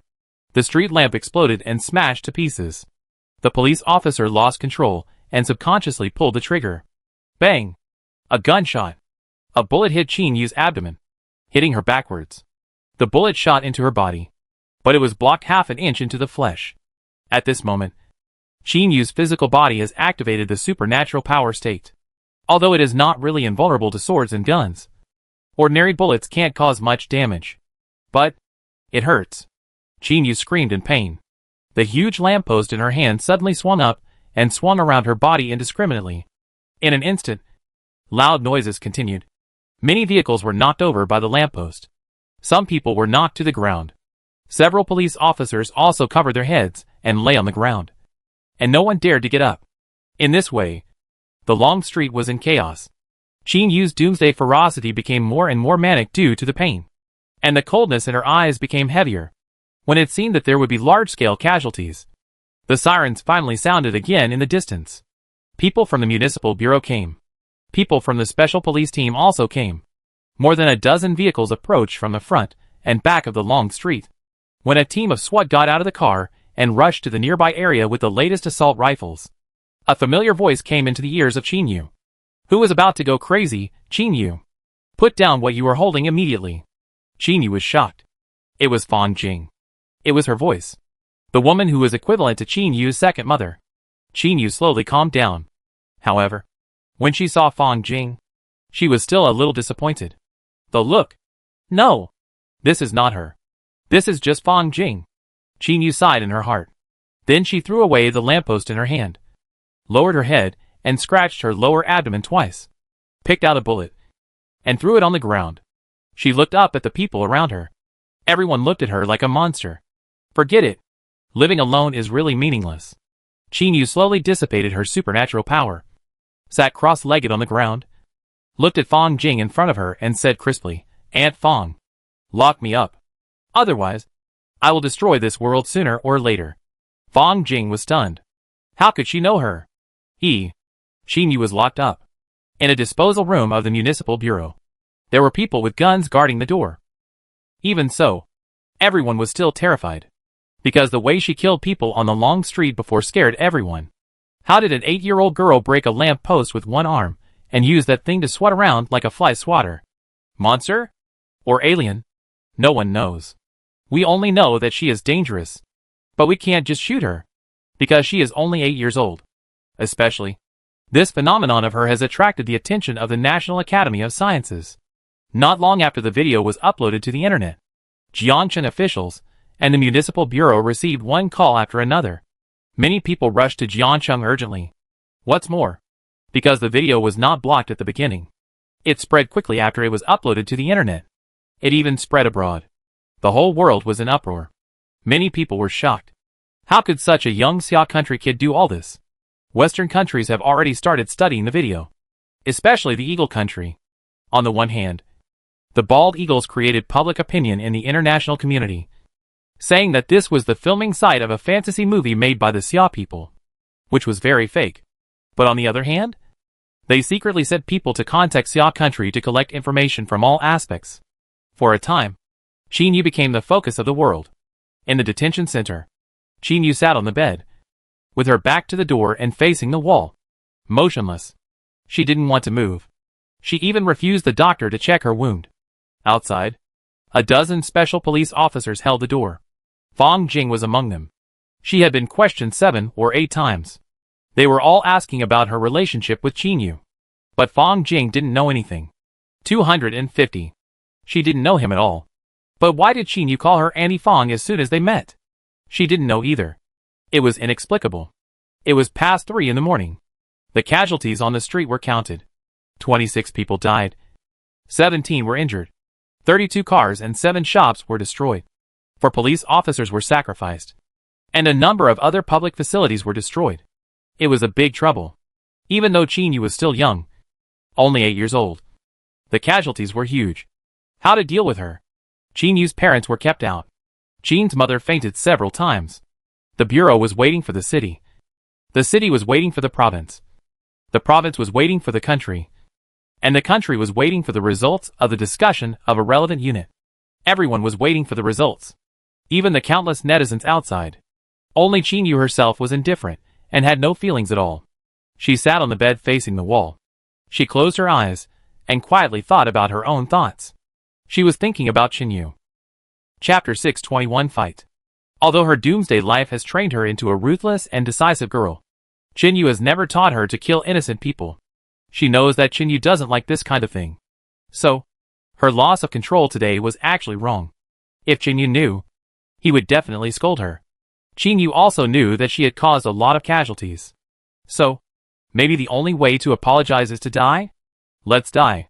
Anyway, that man sent everyone to the White House. And he went to fight against the Star Devourer. There has been no news for so long. Even Professor Muron confirmed that Qin Yu could not win. He must be dead. So, what are you waiting for? Just die. Maybe I can see him again in the afterlife? Then, can I stay by his side? A tear fell from the corner of Qin Yu's eyes. Although her body is only 8 years old now, her mind and spirit are already that of a 15-year-old girl. She is in love for the first time and is ignorant of sex. But she knows all the intimate life between Qin Yu and Fang Jing. She even eavesdropped on it. She imagined lying in Fang Jing's position and facing Qin Yu herself. So, Qin Yu is really not young anymore. It was a little after 7 in the morning. A paper order was issued at the national level. Take Qin Yu to the imperial capital. Although the crime she committed was serious, and she deserved to be punished. But the secrets she carried might be a treasure for the current Xia kingdom. Therefore, the higher-ups instructed that the punishment for Qin Yu should be changed to another form. As for the victim's family, they could only appease them as much as possible. The secrets of Qin Yu were too shocking.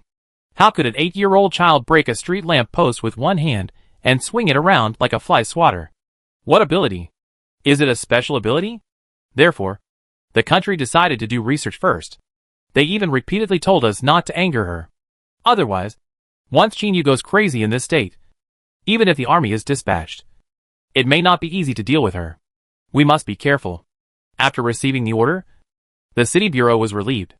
Their impression of Qin Yu is no longer an 8-year-old child, but a little devil. It would be best if she can be sent away. In this way, the outside began to get busy. Prepare the transfer process. Qin Yu will use the transfer to the imperial capital. The legendary 507 people will study her secrets. It was more than 10 o'clock in the morning. All the procedures were ready. The only thing left was to contact Qinyu. Who should be sent to contact her? How to explain to her? The bureau directly decided to let Fang Jing contact Qinyu. Fang Jing was also in a dilemma. She had no idea how this little girl knew her. She even called her Aunt Fang. There was nothing she could do. The mission had come. And the little girl's mission had risen to a national-level high-level encryption mission. She was lucky to be able to participate. So Fang Jing went to the disposal room with her head held high. Pausing at the door for a moment, Fang Jing opened the door and walked in. Inside, Qinyu was still sitting facing the wall. Fang Jing slowly walked behind her and whispered, "Little friend." "It's me, Fang Jing." "Aunt Fang." Qinyu slowly turned around and glanced at her. Fang Jing was shocked. Weird. Why would an 8-year-old girl have such a mature and reserved look?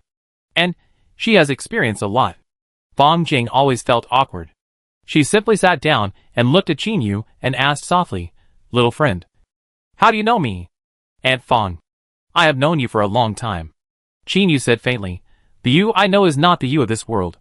When I knew you, the world had been destroyed. My mother died, and you have been taking care of me since then. So emotionally, I have regarded you as my mother." Fang Jing. What the hell? Sure enough, children are the most difficult to communicate with. Qinyu ignored Fang Jing's strange expression and said to herself, "It's a pity that although you are Aunt Fang, you are not her. I don't have any friends in this world. I am very lonely. I don't want to live alone like this. If there is really no hope of finding him, I may choose to commit suicide. Otherwise, I will go crazy. Once I go crazy, I may destroy the whole world." Fang Jing. It's getting more and more outrageous. Qinyu continued, "I know you think what I said is nonsense now. You think I may be mentally ill. But I really have the power to destroy the world. You don't understand. Only Aunt Fang in that world understands. We all went through so much hardship to survive together. What a pity." Fang Jing couldn't listen any longer, and interrupted her and asked, "Little friend, wait a minute. Actually, I wanted to tell you that a document was issued at the national level to transfer you to Daijing." "Yeah." Qinyu nodded expressionlessly. Fang Jing blinked. "You don't object? Do you? Do you want me to object?" Qinyu looked back at her. Fang Jing shook her head. "No.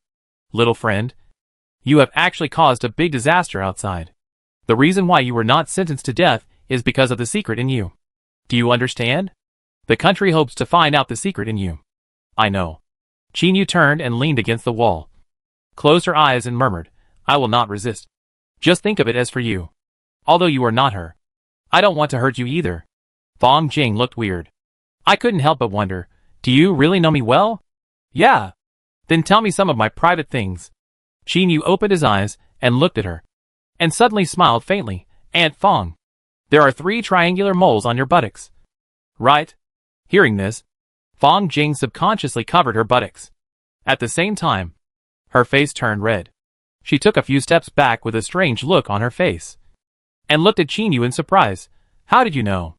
"I also know that you like to take a hot bath when you take a shower. You like to eat lantau ramen. You like to listen to music when you go to the toilet. When you do that with him, you always like to play very soothing music. Hee hee.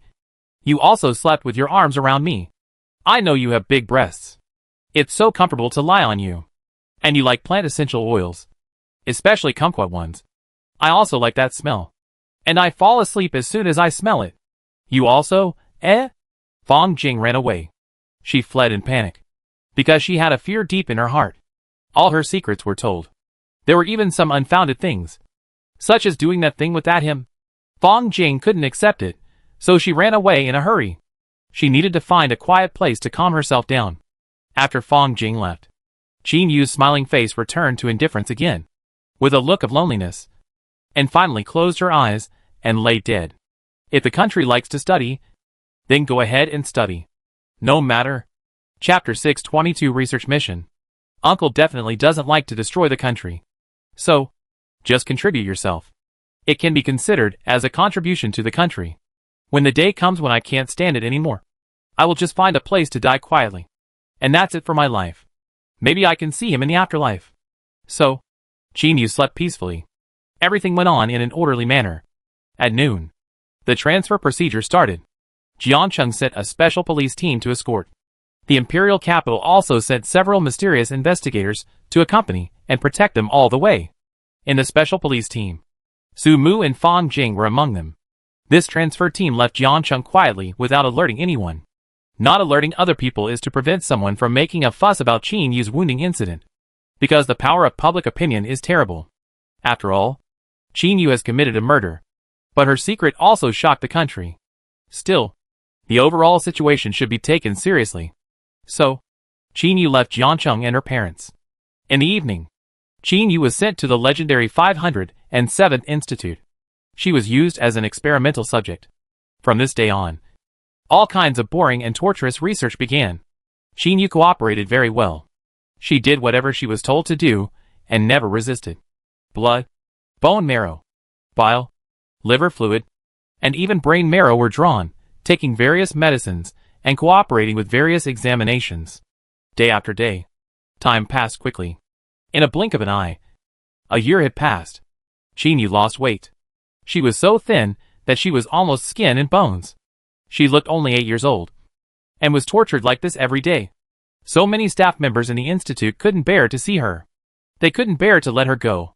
But the research mission was still in progress. The institute had even detected strange biological mitochondria from her, which ordinary humans don't have at all. It was the existence of that thing that led to Qin Yu's special ability. It can mobilize muscle activity, make strength stronger. This discovery shocked everyone, including the National Academy of Sciences. So, a secret gene cultivation plan also began.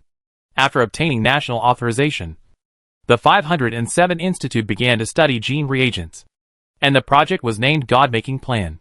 From that moment on, Qin Yu could finally breathe a sigh of relief.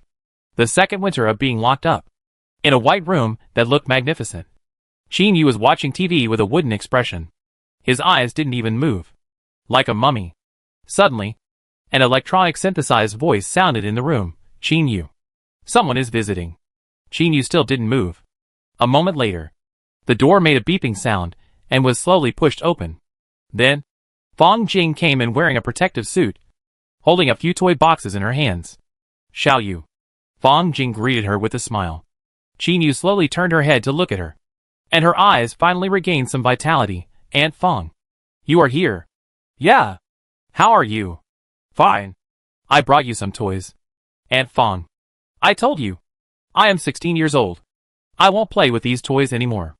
Fang Jing looked at the 9-year-old child in front of her, feeling helpless. She looked very pitiful, like a walking corpse. She didn't look like the clever and smart girl she was more than a year ago. It's heartbreaking. Fang Jing walked to her side, sat down beside her, stretched out her hand and gently hugged Qin Yu, holding her in her arms, and whispered, your research should be suspended for a while. Now, genetic reagents are becoming more mature, and the military has built a special forces of nearly 100 people. I heard it's very scary, especially the captain, named Zhang Yang. Qin Yu was shocked when she heard Zhang Yang's name, and looked up at Fang Jing. He also modified his genes? Yes. Qin Yu's mouth slowly curled up. He is much more proactive than that time. At that time, he had Xiaoling, and he didn't dare to try to become a superpower. Fang Jing, saying strange things again. Alas, poor child. Now that the genetic reagent has been completed, I hope her nightmare will end. At least, that terrifying special forces. I heard that the combat power is extremely terrible. Maybe it is really the time for Xiaogui to rise? Otherwise, how could such an outrageous thing happen? That winter, on January 15th, a self-proclaimed superpower in the southwest created trouble and friction on the border. Xiaogui responded in a high-profile manner, directly sent heavy troops to station on the border. Internationally, countries around the world were surprised by Xiaogui's sudden toughness. Because always, in the face of such friction, Xiaogui's standard response should be condemnation. Strong condemnation. For a big country in the East that has always been seeking stability, peaceful development, and harmonious coexistence, such a sudden and tough military confrontation is actually very rare. So, the world was in an uproar. The bald eagles got excited. Originally, they were troubled by Xia's international diplomatic Tai Chi cloud hands. There was no actual conflict after pushing and blocking. On the one hand, They used international public opinion to increase their momentum. And on the other hand, they used their increasingly powerful military strength to conduct exercises to deter the surrounding areas. This method is actually very clever. It made the bald eagles helpless.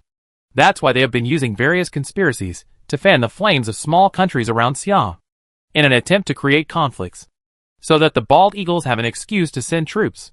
Since the example of the Mao and Air Mao, the bald eagles are now more keen on this method. Originally, they did not expect that the country that drinks garbage river water every day could cause any decent conflict. As a result, they never thought that this time Xiagua would actually use force. Directly stationed heavy troops on the border line. I heard that 5 divisions are stationed now. What is this for? Is it really going to do it? Why would Xiagua change its past style? The bald eagles are happy. They feel that they have got an opportunity. They have always believed that they are the world's #1 in terms of military strength. Even if the economy is weak, their military strength is still the highest in the world. No one can do anything. Now, it is recognized by the world that apart from the bald eagles, only the flower growers in the East have unfathomable military strength.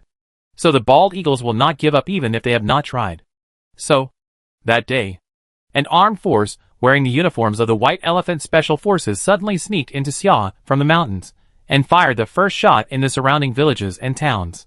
The news spread all over the world in an instant. It shocked everyone. From the video sent from Xia, it can be seen that a small village on the border was bloodbath. Countless casualties. Is this level of attack considered an invasion?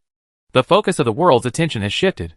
No longer paying attention to the quarrel between the big Mao and the second Mao, but aiming at the flower growers in the East. How to react? Do you still want to condemn? No. No condemnation. On the night when the border town was destroyed, fierce gunfire was heard again in the mountains. The next day, a secret video was released from Xiagua again. A foreign special forces team of 60 people was completely wiped out in the valley. The 60 people died in extremely tragic ways. Moreover, the identities of these 60 people were confirmed. 50 of them were Baixiang scoundrels. Chapter 623 Strong. There are 10 other people who are bald eagles, and even members of the Navy SEALs. When the news spread, the world was in an uproar. On the one hand, it was because of the despicable behavior of Eagle Sauce. And on the other hand, it was also because of the strength of Xiagua. Too exaggerated to defeat that special forces in just one night. This is not over yet. The stupid white elephants denied the existence of those special forces, and spread rumors that Xiagua slandered and attacked them. So they took advantage of the situation to open the battle line on the border. A total of 3 mechanized divisions and an independent infantry regiment directly crossed the border to start the war. This news surprised people all over the world. Where did the scoundrels get their confidence from? Or were they instigated by the bald eagle? So, the war broke out in the East. Just when the global audience was watching the white elephants bombarding the Xia country city with their huge cannons. Just one night ago, all the artillery fire on the front line was silenced. A 100-man troop rushed out from the Xia country garrison. All members were in special uniforms. Destroyed the 3 divisions of the white elephants overnight. What mechanized divisions? What elite independent infantry regiments? When facing that 100-man troop, they were almost crushed like leeks. Several videos of the battlefield were released. On the foreign website, people all over the world saw a weird picture. The 100-man army of Xia country was simply terrifying. And each of them moved as fast as the wind and lightning. No matter whether it was an armored vehicle or a heavy artillery tank. No matter whether it was an armed helicopter or an anti-aircraft gun. Nothing worked. Those people were like Superman in the movie. Tireless and painless. The army of Baixiang was defeated. The whole world was shocked. Especially the bald eagles. Their intelligence department also got the latest news of the battle. The unit sent by Xia country was the Army Special Forces. And the captain was an army major named Zhang Yang. This team was simply omnipotent. After destroying 3 divisions overnight, they crossed the border in the early morning of the next day and rushed straight to the important town of Baixiang border. The battles along the way were devastating and invincible. Under the charge of this Special Forces Sharp Knife Commando, the Xia army rushed straight to the capital of Baixiang. The bald eagles were dumbfounded. Their team was still on the way. After all, they had to go around the sea. Even the most maneuverable attack ship would take at least 5 days to arrive. So, the whole world was watching Xia's performance. 3 days later, The special forces led by Zhang Yang stabbed directly into the chest and abdomen of Bai Xiang like a sharp knife, pointing directly at the heart of the capital. This amazing record completely destroyed the military system of Bai Xiang. Even the Micron aircraft carrier at sea, which had not yet been officially put into battle, was sunk without anyone noticing. The aircraft carrier was sunk. The world was shocked. How could that thing be sunk silently? No matter it was the laser radar or the hydroacoustic monitoring, it was sunk without detecting any abnormality. This battle shocked the world. Xia country pointed its sword at the heart of the white elephant. There was no way. After waiting for the rescue of the bald eagles, the white elephant surrendered. It signed some beneficial and affiliated treaties with Xia country without knowing why, and promised to leave the system of the bald eagle and join the defense system of the oriental flower-growing family. In 5 days, it gave the global audience a horrifying answer, not to mention the small European countries. Even the Big Mao and the bald eagles were scared. However, the bald eagle's fleet was halfway there. So could this matter be forgotten? In their opinion, the white elephant was still too weak. What kind of shitty military strength is this? You dare to call yourself the third in the world? Let them attack the heart of the capital in 5 days. So, the bald eagle used the ultimate means. 9 aircraft carriers were dispatched, with more than 30 attack fleets and hundreds of attack submarines, rushing towards the southern waters. At the same time, the chickens with feet and the sticks wearing American helmets were ordered to encircle them in a large scale. Even the big kangaroos were encouraged to deter from the southern waters. When they saw this situation, the first to jump up were the bald men on the island. These dead bald men actually took the initiative to test fire missiles. Another missile fell on the land of Xia. So, the war started again. The mysterious special forces rushed straight to the southern waters from the southwest, 2 days before the bald eagles arrived. On a dark and windy night, the bald man's manpower was wiped out overnight. That night, the island was almost always echoing with shrill screams. But there was almost no sound of gunfire. There was no power to resist. The next day, the world was shocked. The bald eagles became more and more panicked. The foot basin chickens that once boasted that they would come to show off if there was any trouble on the island were also dumbfounded and did not dare to move. They stopped at the sea and waited for their American father to arrive. So, the next night, the bald eagle fleet that was about to enter the southern waters finally had an accident. That night, the sea was shaking continuously. Countless huge fireballs spread out amazing mushroom clouds, rising slowly from the ocean and illuminating the sky. All countries were terrified. What happened? The aircraft carrier battle group was no longer effective. Was it also blown up? On the 3rd day, after dawn, a fact that shocked the world's human beings happened. All the 9 aircraft carriers brought by the bald eagle were sunk, including some super large attack ships. So, the Eagle Sauce fleet turned around and ran away. The remaining fleet did not dare to have any more casualties, including those attack submarines. All ran away empty-handed. The Eagle Sauce country was furious, but they dared to be angry but not to speak, because it was weird. How did they do it? Are those special forces soldiers Supermen? Only our Eagle Sauce has Supermen. Okay? Although our Supermen only pretend to be cool on TV. Eagle Sauce was completely confused. He was so angry that he threatened to use nuclear cannons. Hearing this, Xiagua was really not afraid. Who doesn't have nuclear cannons? Destroy together? Come on! Xiagua's Dongfeng Express entered the activation state at the first time. All anti-aircraft artillery units are on standby. When the Mao saw it, he also started to join in the fun. They also put out all their nuclear cannons. And the target was directly aimed at the Eagle Sauce and Nyo Nyo's homeland. In this world, these 2 countries are the most annoying. If they really want to use nuclear cannons, then wipe out these 2 countries. Just like that. The global nuclear confrontation. In just less than a month, the international situation has developed to this stage. The foot basin chickens are finally impotent. Because according to intelligence, dozens of warheads from Xia country are aimed at them. If you don't take revenge, you are a bastard. There is no need to consider the hatred with the foot basin chickens. If a nuclear war really breaks out, they will definitely be wiped out first. So, the foot basin chickens withdrew their troops directly and publicly called for calm and peace in the international community. Anyway, the bald guy was defeated. It's useless to say anything now. The island has returned. This is a fact. In addition, The white elephants have stopped working. And the kangaroos have also fled in disgrace. They are not fools. And they don't have to pay for the bald eagles. After all, they are an island country. They are far away from other countries. Even if a nuclear war really breaks out, it will not affect them. But if they continue to interfere, maybe the warheads of Xia country will fall on their heads. In this way, all countries have stopped working. After 2 days of stalemate, the bald eagles still did not dare to press the button.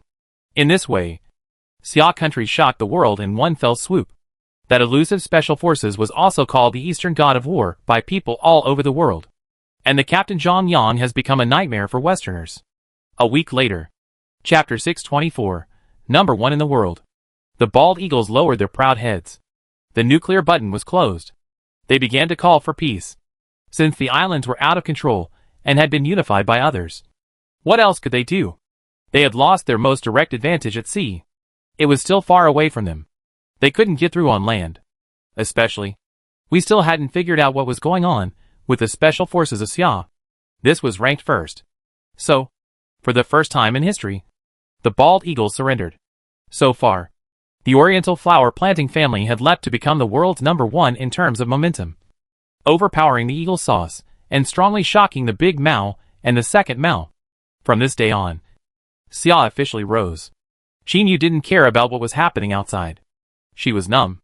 Even if the whole world was destroyed by nuclear weapons, she wouldn't care. Anyway, she had done everything she could. She didn't want to stay here any longer. It was boring. She might as well go out, find a deep mountain forest, and live a quiet life. So, on this day, Qinyu stood up slowly. She walked to the door expressionlessly. The muscles of her arms slowly moved, and then suddenly pulled hard. Boom! There was a loud noise.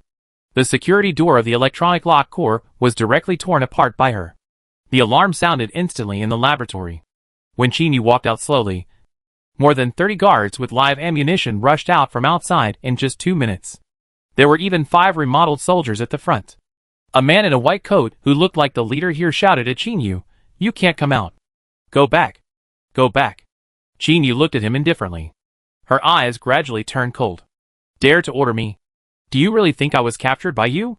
Qinyu's face was tense. And she said coldly, "Tell your leader that I'm leaving. Don't come to me again. I've done what I should do."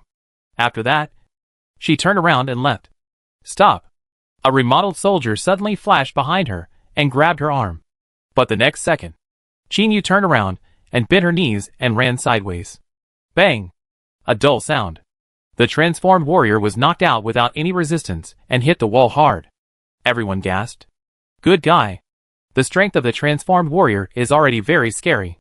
It is no problem to tear tigers and leopards apart with bare hands. Unexpectedly, it is still not as good as her source.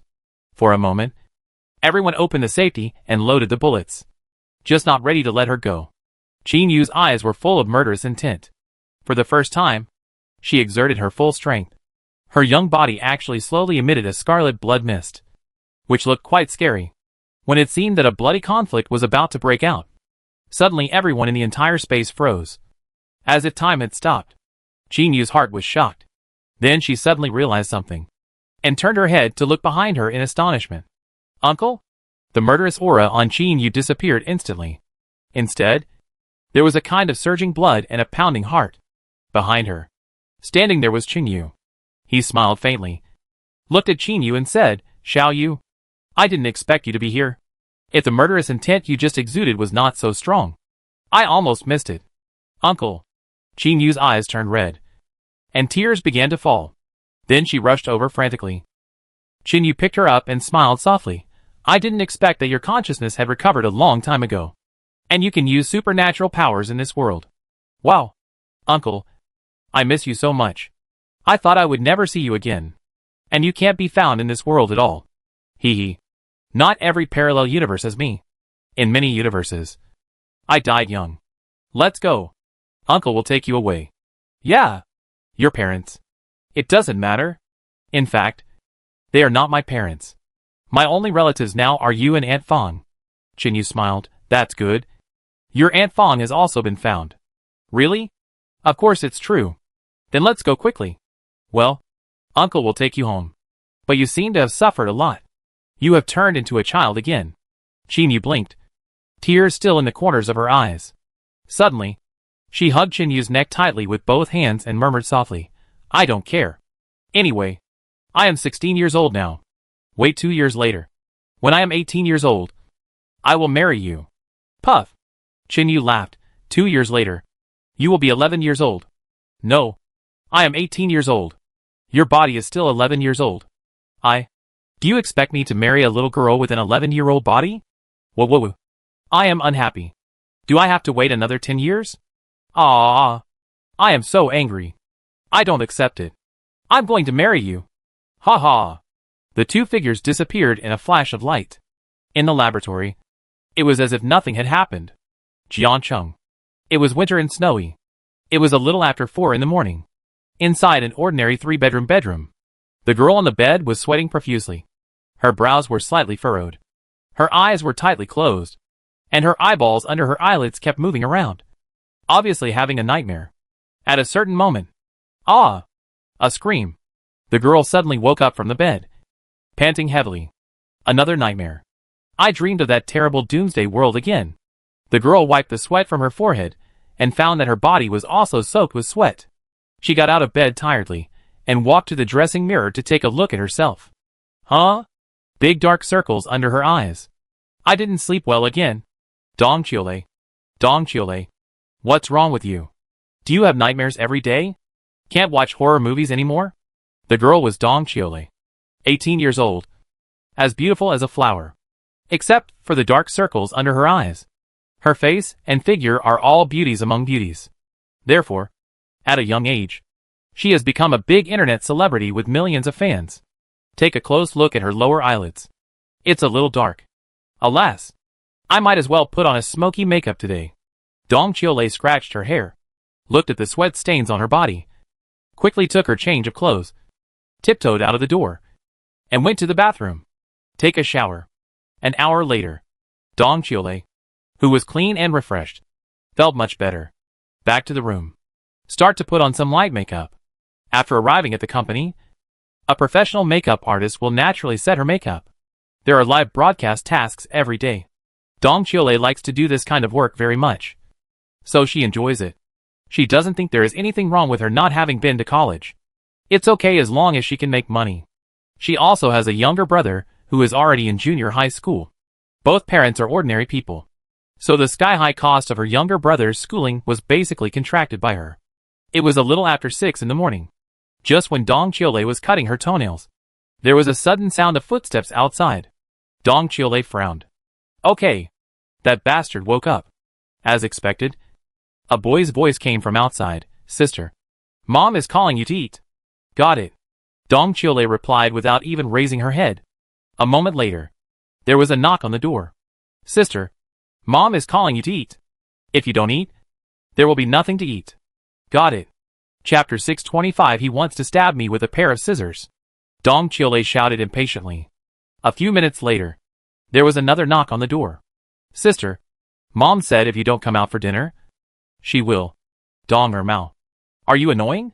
Get out of here. Dong Chiole screamed in anger. The footsteps outside went away. Huh? Dong Chiole let out a long breath. Be calm. Be calm. Although the nightmare in the morning made her very upset and angry. But she still had to stay calm. Anger can easily cause wrinkles. She is a big internet celebrity with millions of fans. She makes a living by her face. Dong Chiole calmed down for a while, and finished trimming her toenails. Looking at the 10 crystal clear toes, which were pink and tender, Dong Chiole couldn't help but like them. She held the toes, and looked at them over and over again. Suddenly, she used her fingers to pick the gap between the toes, and then slowly put it under her nose to smell it. It seemed a little sour. She simply lifted her toes and smelled them. She was holding her toes and sniffing them, when suddenly the door was pushed open. She saw a dark-skinned little boy with a buzz cut staring at her. Sister. My mother said, what are you doing? The air was stagnant in an instant. Dong Chiole was stunned. After blinking, she suddenly put down her toes and screamed, Dong or Mao. How many times have I told you to knock on the door? Understand? The little boy felt a chill on the back of his neck. It's none of my business.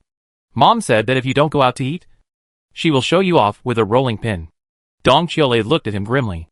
Then she slowly stood up, picked up a sharp knife from the side, and said expressionlessly, Dong or Mao?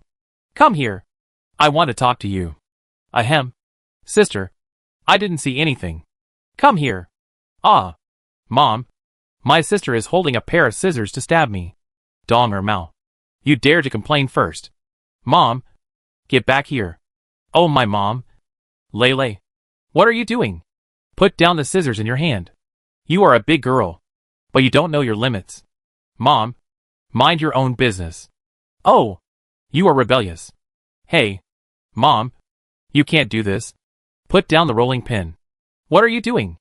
Can you let me go to the toilet in peace? Dad. Hurry up and take care of your wife. She's crazy. Lele. Say it again. Hey. Wife. What are you doing? What? Get out of the way. No. How can you point a rolling pin at my daughter? This is my own daughter. Okay. Dong women. You grown up. Come on. Let me talk to you. Aw. Let's go. My parents are going to fight. Sister. Sister. I won't go to your room. I'd rather watch my parents fight. Oh. Sister. I won't go to your room. Oh. Early in the morning. There was chaos. But the family atmosphere is strong. Even if the man is beaten by the woman and screams. Even if the brother is kicked by the sister in the bedroom. The family relationship is still very good. More than an hour later, Dong Chiole went to work, driving her own little beetle. Yes, she made her first pot of gold at a young age with her unique advantages and bought her own car. A pink beetle. 8:40 in the morning. Dong Chiole rushed to the company. The company's name is Pioneer Dream Factory. The boss is Yu Liang. He is a very responsible entrepreneur. Because she is not too old. She gets along well with a group of young people. And the company's overall performance is good. In the company, there are already 2 million level internet celebrities. One is Dong Chiole. The other is Xu Qian. Of these two people, one relies on her looks, and the other relies on her flirtation. Enter the company. The office area is still chilly. The air conditioner has just been turned on for a short time, and the ambient temperature has not yet risen. The winter in Jiangcheng is wet and cold. And this year, it is rare to have heavy snow. The snow outside has been falling from yesterday afternoon to this morning. Enter the office area. Those who came early greeted each other listlessly, mainly because they were sleepy. When the weather gets cold, people want to hibernate. Dong Chiole returned to her seat. After putting away her personal belongings, she picked up the cup and went to the tea room to make a cup of hot coffee. There are 2 more people inside. Song Hui and Yu Xiaoya. The 2 of them sat in a corner, huddled together, sneaking around, pretending to be serious when they saw Dong Chiole coming in. In fact, Dong Chiole had known that they were here to have sex. But the company forbids having sex with each other. Once discovered, they will be fired. So the 2 of them will still pretend. Dong Chiole was too lazy to meddle in other people's business. She walked to the window with a coffee cup and looked at the snow outside in a trance. She was thinking about the world in her dream, and the mysterious man in the dream that made her worry. Dong Chiole had never had such a dream before. Recently, dreaming every day. Sometimes I have erotic dreams. When I wake up, it's just indescribable. So Dong Chiole is very shy. No one dared to tell this. After searching the internet for many days, I always feel that it's not right to keep dreaming about the same scene. Or even dreaming about a mysterious man. Unfortunately, I can't find anything. Alas, I don't know what's wrong with me. I don't feel that I'm under much pressure. At a young age, I became a multimillionaire online celebrity. And I earn 6 figures every month. Which is not bad. Why do I have nightmares? Dong Chiole took a sip of coffee. Hiss. It's so hot. Suddenly, a man's voice came from behind. Hey, Chiole. Are you in a daze? Looking back, it was Jiang Zhan. Jiang Zhan was one of the few male anchors in the company. He was a very cool guy. He was quite compatible with her. But he was not Dong Chiole's type. Moreover, I always felt that this guy looked at people differently. He looked at girls indifferently. But he looked at boys in a very passionate way. Jiang Zhan walked to Dong Chiole's side, also holding a coffee cup in his hand, and muttered to himself as he looked outside, such a heavy snow. Jiangcheng is really rare. Yeah. Dong Chiole nodded. You said? What did you say? You said? What did you say? This. 3 black lines hung down from Dong Qiulei's forehead. And she turned her head and glared at Jiang Zhan. If you have to fart, let it out quickly. Otherwise, don't bother me. Huh? You seem to be very irritable recently? Jiang Zhan looked at her curiously. What's wrong with you? And I see that you seem to have deep dark circles under your eyes. What? Didn't you get enough rest at night? None of your business. Dong Qiulei turned her head and sipped her coffee. Jiang Zhan didn't take it seriously. After taking a sip, he suddenly sighed and said, You said? If one day, the sun suddenly lost its temperature. Before he finished speaking, the coffee cup in Dong Qiulei's hand suddenly jingled. Almost spilled. Jiang Zhan looked at Dong Qiulei in astonishment. But Dong Qiulei blinked strangely. What did you say? I said, if the sun suddenly lost its temperature. What's wrong? Then what?